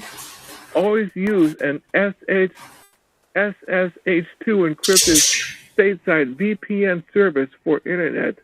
Don't use a server offshore for skit that skirts the law. If a perp does something illegal, you want them to be caught. If you find a VPN anywhere that is or is said to be a government honeypot for cyber crooks, that is definitely the one you want to use. The purpose will work to shut down service using their botnet, if only temporary. And be aware that even after a clean reload install of your OS, they will try to get the latest Trojan, keylogger, or virus to you in an email attachment from a formerly trusted source. Sadly, it might be that cute email card from a family member or friend. If they have the run of your home, it takes only a minute to load spy software using CD or USB memory drive. If you can't keep them out of your home, back up your data, reload the OS, and lock the drives down so they won't boot on startup. Keep your OS locked down or hardened against any known attack methods too. The real bottom line, on any communication service, as long as it runs through a wire, cable, fiber that is accessible to the perps, they can get on it. If they've got your number, common cell phones are not much better as far as interception manipulation is concerned. The article is older, but it is interesting. Tapping computer data is easy. www.textfiles.com hacking/data.tap. Criminal lineage organization. These organized criminal groups have an appointed leader that controls everything they do. They operate much like a computer botnet, receiving orders, tracking the target, and dispatching a stream of perps. Take appropriate measures to protect yourself from their assaults and stay safe. Be aware of your surroundings and don't respond to baiting tactics. What I've described is just part of what these criminals do. And if you are not a victim, you are probably saying to yourself, I can't believe a large group of criminals are getting away with crimes like this. The reason they are getting away with it is because this large group of criminals literally hijack the community using the methods described above. It took stalking of well-known celebrities and a death before anyone started taking effective action against stalking. Many people know this is very real, and I know it's being investigated. There are many laws that can easily be applied to these crimes, but no specific laws. A task force is usually appointed to tackle tough crimes. That may be what is needed to address this. You have permission to repost or print any part of this information by anonymous post www.gangstalkingworld.com. Displayed in the above are some points that may bring to light how gang stalking operates. The use of high-tech communications and surveillance equipment by tech-savvy criminals or highly planned gang stalking initiatives do what they do. They are covert and pervasive. They have mastered a cell and hire a lawyer and others to do their PR and disseminate hate VI slander. Recruiting uses all venues from con and threat to presentations of fabricated character profiling. The use of technology to manipulate photography and recorded sound supports the fabricated character profile. Through keeping on noted highlights from the above text, we can see that gang stalking / covert harassment is not only about ostracizing, isolating, and gaslighting someone into the hallways of behavior services and psych wards. It may be no question as to whether or not these protracted criminal initiatives, gang stalking, use poison, chemical gases, and psychomimeric agents, click chemical weapons that act on the human mind. Gang stalking covert harassment that includes creating mishaps and complications, gets on the street that direct conversation toward the victim using victim's personal information, street theater, baiting the victim to react emotionally or violently is planned in staged situations. See here for more tactics. These altogether can very well tax a person as well as emotionally and mentally cripple to extent one who has been isolated through a widespread covertly done slandering campaign. Thus said, evidence points to an underlying chemical element to these street-level harassment tactics by covertly chemically undermining of the victim's psychological well-being from the author's own experience. Chemicals, certainly, and perhaps poisons are distributed in covert ways and incrementally, usually avoiding outright drugging poisoning effects, and have a more subtle effect that is generalized through day and night. From the authors of this blog's personal account of being gang stalked, what stands out most are fumigations, chemically laced items of consumption, pervasive, strong, unnaturally smelling scents and odors, clothing, food, drink, bedding, rooms. It seems only logically from this that gang stalking is not necessarily exclusively about isolation, gaslighting, and Danny, can you hang up the phone, please? Sorry about that. Gaslighting and orchestrated mishaps to cause someone to lose it and become mentally unstable. It is about contaminating a person's life with poisons, chemicals, in conjunction with the street-level workplace harassment. From my point of view and my case, these criminals undermine a victim's psychology through felony assault, chemical substances, and drugs covertly administered in an ongoing fashion. Personally, the perpetrators have made it impossible for me to have a non-taste of corrupted cup of coffee and perhaps poisoning me with tactics that I have long thought were simply taste and odor harassment. The entire enterprise is scary, even horrific, in that common people are recruited into such efforts to basically kill someone by inducing suicide through a low and incredibly torturous method that includes isolation, psychological and moral violence, as well as drugging and poisoning. To have such activity as covert poisoning / drugging take place in ongoing fashions and involving victims who claim to be targets of gang stalking / terror stalking / multi-stalking point directly towards some sick element in contemporary life.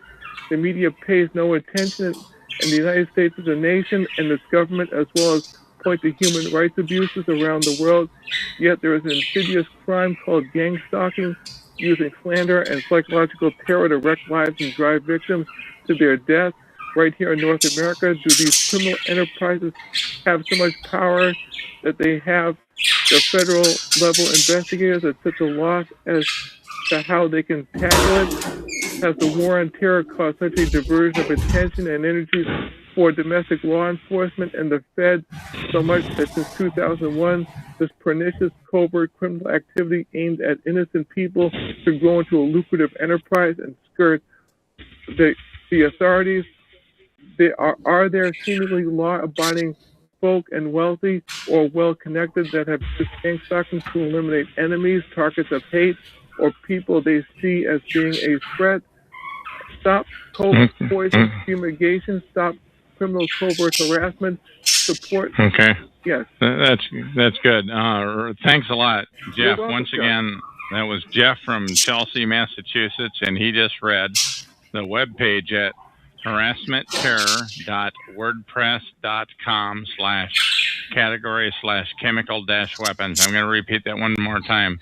Harassmentterror, all one word, .wordpress.com/category/chemical-weapons. Jeff, anything you want to say before we terminate this call? Oh, well, I just hope that people read it. The reading is in the public domain.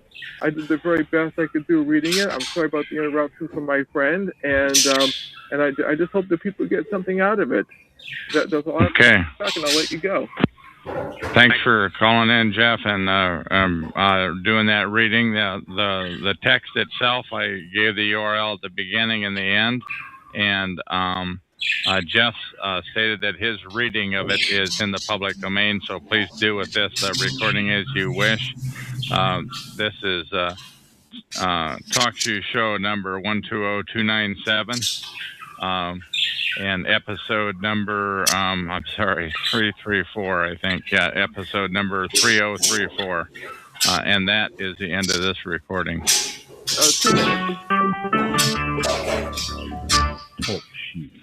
Recorded live. Hello, my name is Chuck, nickname Van of Vancouver, Washington, USA. Welcome to TalkShoe.com. Call number 120297. This call is being recorded, and anything said will go into the public domain. Thus, everyone is entitled and encouraged to copy and republish all or any of this MP3 recording file. You do not need permission.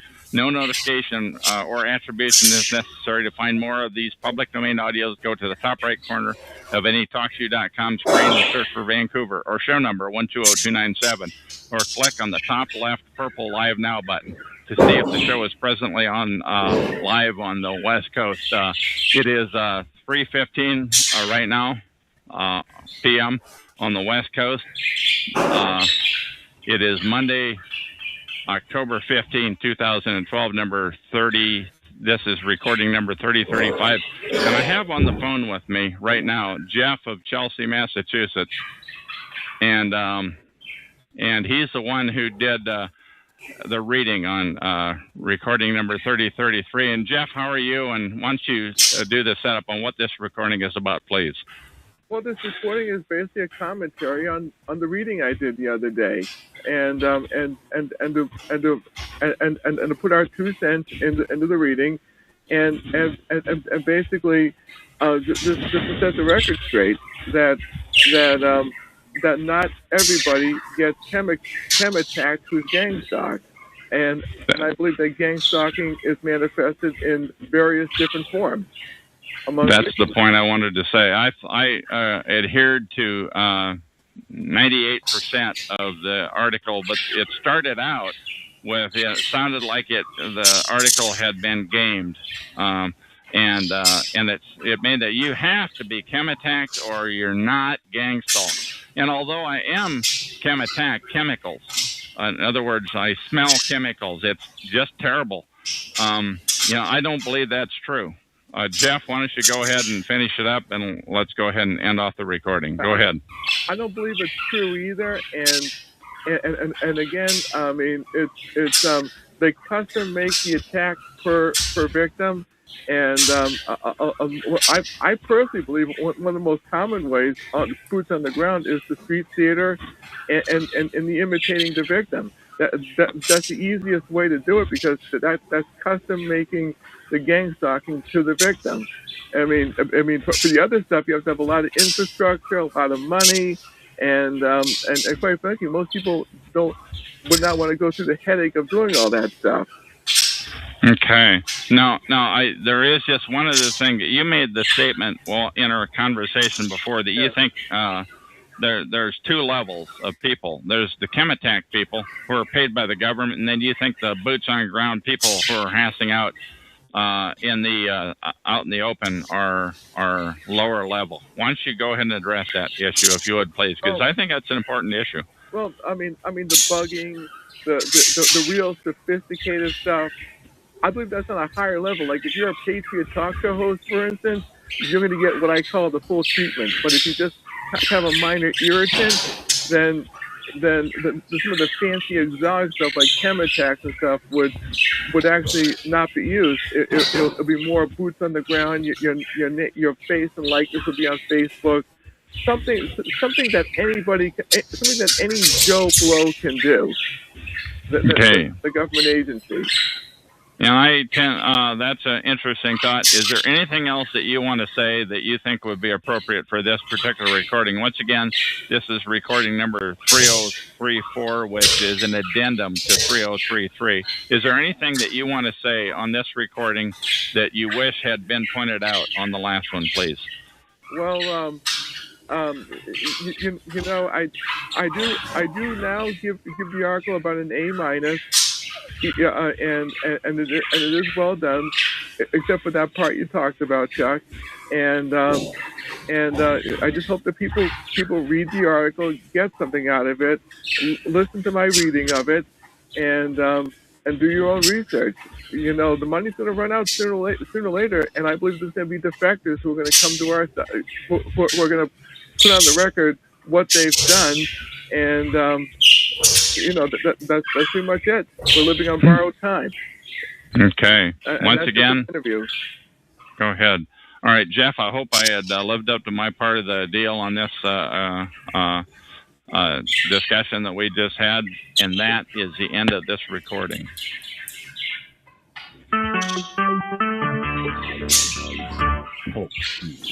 Recorded live. Hello, my name is Chuck, nickname Van of Vancouver, Washington, USA. Welcome to TalkShoe.com. Call number 120-297. This call is being recorded, and anything said will go into the public domain. Thus, everyone is entitled and encouraged to copy and republish any or all of this MP3 recording file. You do not need permission. No notification or attribution is necessary. To find more of these public domain audios, go to the top right corner of any TalkShoe.com screen and search for Vancouver, or better yet, show number 120-297, or click on the top left purple Live Now button to see if the show is underway. The time out here on the west coast of the U.S. is about 10 till 5 p.m. on Saturday, October 27, 2012. This is episode number 3036. Okay, now this is an unusual situation where I have about 4 guests, and I have Joe. He's Joe Dixon. He's got one of his login names, but he's logged in right now as Guest 500, and that's his login ID name. And he's from Freedom SCHS, Freedom from Covert Surveillance and Harassment. .com, freedomschs.com, and Joe is going to grace me by calling into this recording here. And now I have to say I've been badgering him to call me in here, and he's not called in, but I know he's there because he's typed into the chat room. He's typed in things like, I heard your, I guess that wasn't him. He's typed in things so that he knows, and he is listening to me right now.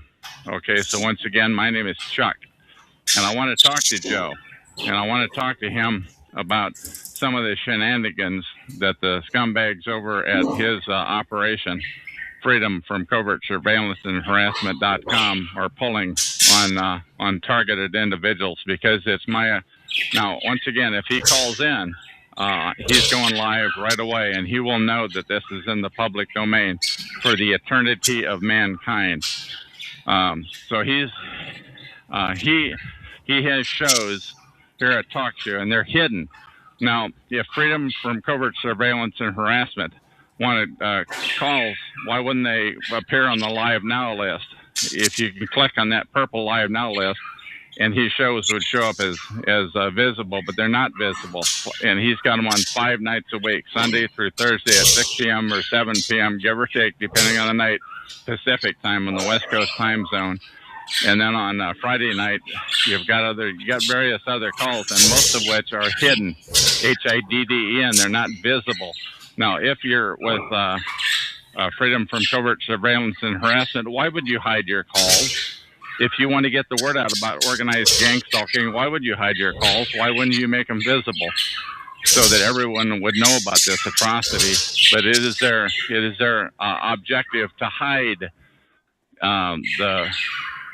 the injustices that are being done to targeted individuals. And Joe is very welcome to call in here right now. I'm looking at him in the chat room right now, and his pulse is probably a little bit raised, as is mine, because I want to get this out into the open. And one way to get it out into the open is to talk about it. But you can't talk about it when you have hidden calls. So, Joe, who I have a lot of contempt for, and I will admit, in case you haven't picked up on that yet, as well as Nigel and Derek on his call number 66339, which is visible, but John Wojciechowski's call number 92750 on Friday nights is not visible. Now, why do they have all these invisible calls? These calls that don't appear on the Live Now screen? Why would that be? You know, if they're such a pure organization, if they really do want to get the word out about organized stalking, why does Derek have another call, number 99191 on Monday, sometimes Tuesday nights? Why do they have all these hidden calls? Tell me, why do they do that? Why does this organization, who claims to be the premier organization for targeted individuals, but they have hidden calls? Now, why would that be? Could it be that freedomschs.com, freedomfchs.com, could it be that they are what's known as a false front? One individual that I know calls it controlled opposition. Could it be that Freedom SCHS, that FSCHS is controlled opposition, a group which appears to oppose gang stalking, organized group stalking, community stalking, but are in fact controlled by gang stalkers, whose purpose it is to round up those who oppose it? As one person here on Talk Show said, that's like the inmates that are in charge of the asylum. Because what you have is you've got the organization. I'm telling you, you've got the organization called freedomschs.com, and I'm telling you, they're dirty. They're dirty. freedomschs.com, and Joe Dixon is in my chat room right now, and he can explain why. And he is very competent. You know, I don't have a lot of time for him, but he is an extremely competent individual technically, and he knows exactly how to call in. And freedomschs.com, what they do, they sit over there and they talk in a hidden room. They're not trying to get the word out. They're beating their head against the poles, and they're not trying to get the word out, and they're going nowhere. It's like they got a budget to spend, and they spend it. Okay, once again, my name is Chuck. I'm in call number 120297 on TalkShoe.com. I am on live every night at 10 p.m. Pacific time. That's 1 p.m. on the East Coast time zone. I'm on live every night, and I'm visible. My call is visible because I want to get the word out about organized stalking. But the organization, and I am not being compensated in any way. I'm not expected to do it, and I'm not paid to do it in any way, shape, or form. But these guys are the premier organization. These guys claim to be the big guys with the bully pulpits, but they don't try to get the word out because they're stink. They're dirt. Freedom SCHS is a bunch of filth. They don't try to get the word out. That's what their objective is to be controlled opposition, a group which appears to oppose organized stalking, but they are in fact controlled by the organized stalkers. Their objective is to round up and to silence those who oppose it. And they have an army of people who call in. And if anybody should call in to their show and talk about this issue, they will be flooded. And what I mean by that is there will be a handful of people who will call in and flood them. But I have my finger on the mouse button, the mute button, and I can mute anybody who calls in.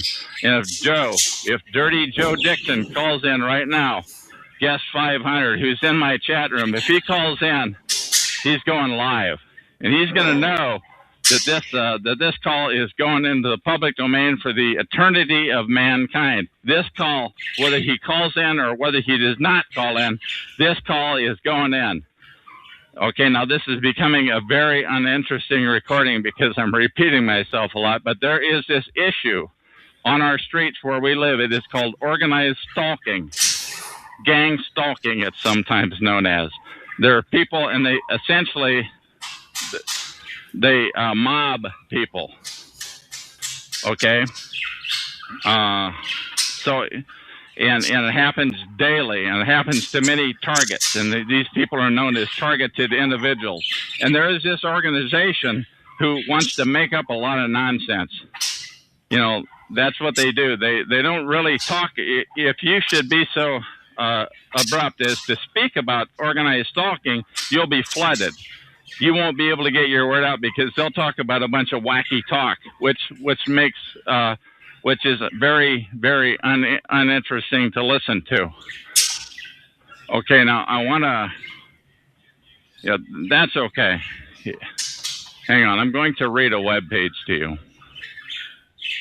Oh, I should have had it on the screen. I guess I'm not going to read it.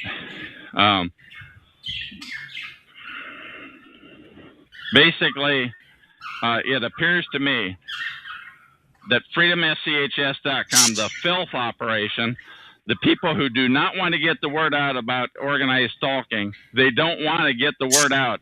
It appears that they're not going to call in, but they're going to have a show on tonight, and they'll sit there and beat the drum, and it's one of the only 2 live shows per week. But then you got Joe, who used to have a live call every night, and there were crazy talk calls, and they laugh about it.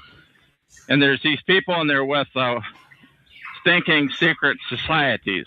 And I think that Joe and Derek, the president, who was formerly with the NSA, the National Security Agency. Now, I'm not lying about this, and Derek will not own up to it, and he will not admit to it. But if you press him enough, they might mute you, or somebody else might flood you away. But they don't want to talk about it, because what I'm talking about, it's the cat watching the hen house, or however you say that. That they don't want the word to get out about organized stalking, so they hired an NSA piece of scum to come in and run freedomschs.com's website, and right here on talkshoe.com. And Joe is in this room right now, guest 500. That's Joe Dixon. Joe, call me, buddy. Call me. Let's hear it. Let's hear it, Joe. Let's hear why Freedom SCHS is not trying to get the word out about gang stalking, about organized stalking. Come on, Joe. Give me a call, buddy. 724-444-7444. Once again, that's area code 724-444-7444. And then enter call ID number 120297. And then just follow the prompts on the screen. That'll tell you what number to hear. But you know all that, because you've been a competent show host for a number of years now. And I've been on here like every night.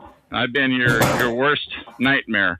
And I've been digging at your heels to get the word out. But you don't want to talk about organized stalking. What you want to talk about is a whole bunch of crazy nonsense. It's unearthly. That's what Freedom focuses on. These Freedom guys. What a name, Freedom. You know, it's such an honorable name. But there's really a bunch of dishonorable people, and there's secret society filth that are involved in it. And I'd like to talk to you about that, Joe. You can call me anytime. I'm going to go ahead and end this recording, and then I'm going to start the show up again. You know, what that will enable me to do is to click on the green start button, and that is the end of this recording.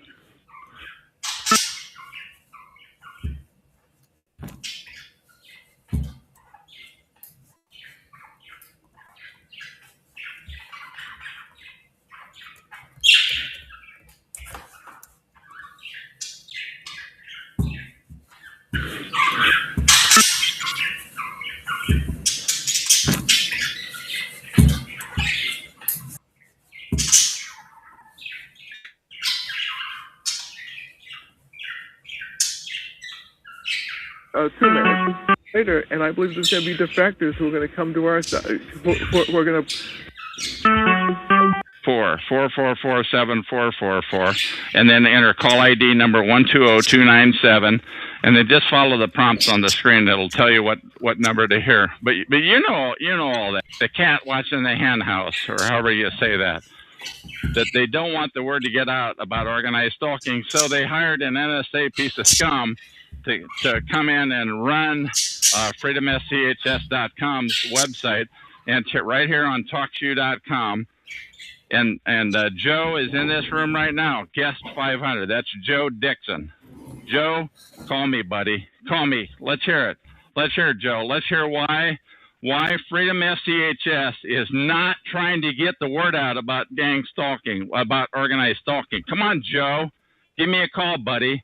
724-444-7444. Once again, that's area code 724-444-7444, and then enter call ID number 120297, and then just follow the prompts on the screen. That'll tell you what number to hear. But you know all that because you've been a competent show host for a number of years now, and I've been on here like every night. I've been your worst nightmare. And I've been digging at your heels to get the word out, but you don't want to talk about organized stalking. What you want to talk about is a whole bunch of crazy nonsense. It's unearthly. That's what Freedom focuses on. These Freedom guys. What a name, Freedom. You know, it's such an honorable name, but there's really a bunch of dishonorable people, and there's secret society filth that are involved in it. And I'd like to talk to you about that, Joe. You can call me anytime. I'm going to go ahead and end this recording, and then I'm going to start the show up again. You know, what that will enable me to do is to click on the green start button, and that is the end of this recording.